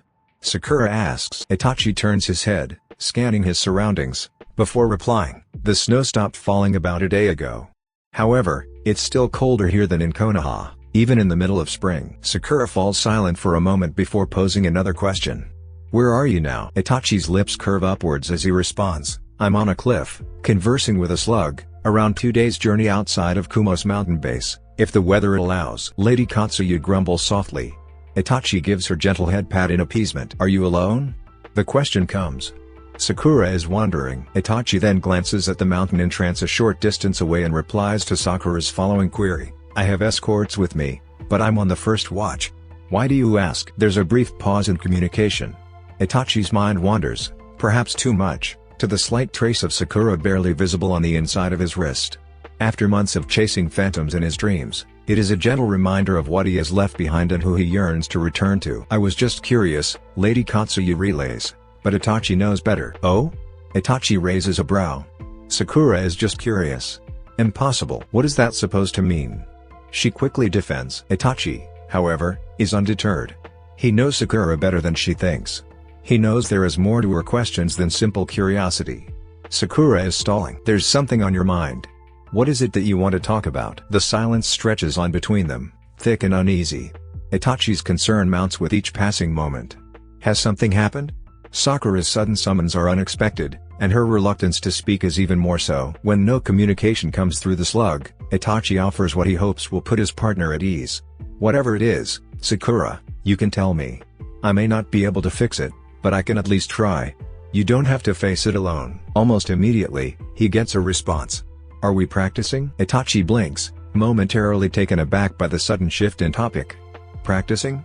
He repeats, trying to understand what she means. Sakura continues, I mean, I got your letters and the flowers. And the stuff that Ino sends. I'm just wondering if this is still training or training? Itachi's thoughts race in an effort to understand. When it clicks, he shifts uncomfortably in his seat. She thinks I'm still teaching her. Itachi rubs the furrow in his brow, sighing at the disastrous turn of events. Training? He thinks with bitter amusement. Itachi can almost hear Shisui laughing at him from beyond the grave. In an effort to be clear about his intentions toward Sakura, Itachi has only muddled the waters. Lady Katsuyu's voice breaks through his thoughts. Itachi-san? Are you alright? She asks. More or less. He tries to make light of the situation despite the unease he feels. He can sense Sakura's anxiety even in their indirect method of communicating. She has every right to feel confused. After all, she's well versed in the lore, and Itachi's actions may have sent mixed signals. Before addressing her concern, he takes a moment to ask, "Did you receive a larger letter from me?" Lady Katsuyu's antenna flickers again. She frowns, and the slug seems to be debating how to relay the reply. After several seconds, she says, "I only got the small ones." Itachi nods, sits up straighter, and spoils what was meant to be a surprise. "All right, then, let me address your concern now instead of waiting for the letter to arrive. Remember I told you that Uchiha have several flowers that convey preference? We've talked about daffodils before, but there are other flowers that are more appropriate depending on the context." He pauses to glance around the cave, making sure they're alone. When the only thing that stirs is the wind, he focuses on the slug again and carefully chooses his next set of words. For example, let's say a suitor is far away from the woman and wants to express his feelings. He wants her to that he finds her physically and mentally attractive, and she has charmed him in unnoticeable ways until she is no longer right there. He misses her in every respect that a man can miss a woman. That she is the only woman who has captured and held his attention. In this situation, daffodils would be too simple. They show preference but not desire. If you read the letter, you will understand. "I don't want to wait for the letter." Lady Katsuyu conveys the firmness with which his partner displays her disagreement. He shifts anxiously in his seat. "What do you want me to do?" "I want you to tell me." "To tell you what?" "That is what the flowers are for. They speak during the courtship and share what words can't." Sakura, however, persists. "I know how courtship works. I remember all of the rules you taught me. I just want to actually hear you say it." He clarifies. "You want me to tell you that I prefer you?" When Sakura hesitates, Itachi's heart softens as he realizes the gravity of the moment. This is not how he had planned to reveal his intentions. He had wanted to do it in person, to see every nuance of her expression and feel the fluctuations of her chakra. But here they were, communicating through a mediator. Lady Katsuyu was trying to convey his intentions, but Itachi knew something was being lost in translation. "I hear you, Sakura," Itachi whispers, even though she is not right there. He pictures her face and continues. "Are you listening?" A second goes by, and Lady Katsuyu answers for her. She is listening. "Good," he says. "Months ago, you asked me not to forget you and promised happiness if I followed through. I asked you to wait for my reply, and now I am giving it to you. If you'd asked me then what I wanted, I would not have an answer. However, I am quite sure of my wants right now. They are you. There is only you, Sakura. Tonight, my choice is you. In the morning, it will be you. The day after that and the day after that, every day as long as you let me. Preference is the bare minimum. I will always choose you. Because of that, I've spent these past few weeks trying to find ways to express how impossible it is for me to forget you." It is not the same because he cannot see her to know the impact of his truth. What would that matter if Sakura needs reassurance now? If Sakura is asking, then it is for him to answer. It is almost funny, considering she sweet challenged him to ask her how she felt. She asked him instead. Sakura constantly finds new ways to subvert his family's traditions, forcing Itachi to adhere to them more closely. What else could I do but oblige? If she is my choice and these are her terms, well, thank you and I'm sorry, I guess, she finally replies. I know that's probably what all of this meant. I've probably just ruined the whole reason you guys use flowers in the first place. I like the flowers, I really do. The whole courtship process is sweet. But sometimes, it's still nice to hear out loud. Don't apologize, Itachi says reassuringly. I hope my response has eased your worries. Yeah, it did. He nods. Good. This is new for both of us, I think. I'm willing to bend the rules my forefathers set to make sure you're comfortable. If you are uncomfortable or disheartened, tell me. I won't pursue anything you don't want. I've mentioned before that certain forms of happiness come with time. I will respect your decision if you say no. I'm not saying no. I've kept all the flowers in a safe place by my bed. I don't know if it counts as acceptance in terms of Uchiha etiquette. Itachi leans against a large rock, his eyes fixed on the moon peeking through the clouds. A small smile of relief spreads across his face. It definitely counts, he reassures her. Now, please rest and look for my letter soon. I rested plenty in the first 2 weeks you were gone. Kakashi made sure my transition back to hospital work was a gradual one. Itachi nods thoughtfully. I'll thank him when I see him, he remarks. I understand you've been working hard, but don't let Kakashi's generosity go to waste. Take some time to rest now that you're back. If Sakura were right in front of him, Itachi is confident she would roll her eyes. Don't you start. Itachi chuckles softly, enjoying the playful spark of her personality. I won't tell you what to do, he says. Knowing that you're sleeping will give me one less thing to worry about. Sakura concedes. Itachi feels a small creature poof away from his arm, taking the residuals of Sakura's chakra with her. Itachi sits in vacant silence that eventually settles into a quiet excitement. Sakura did not rebuff his attempts. She accepted his courtship. His mission could not end fast enough.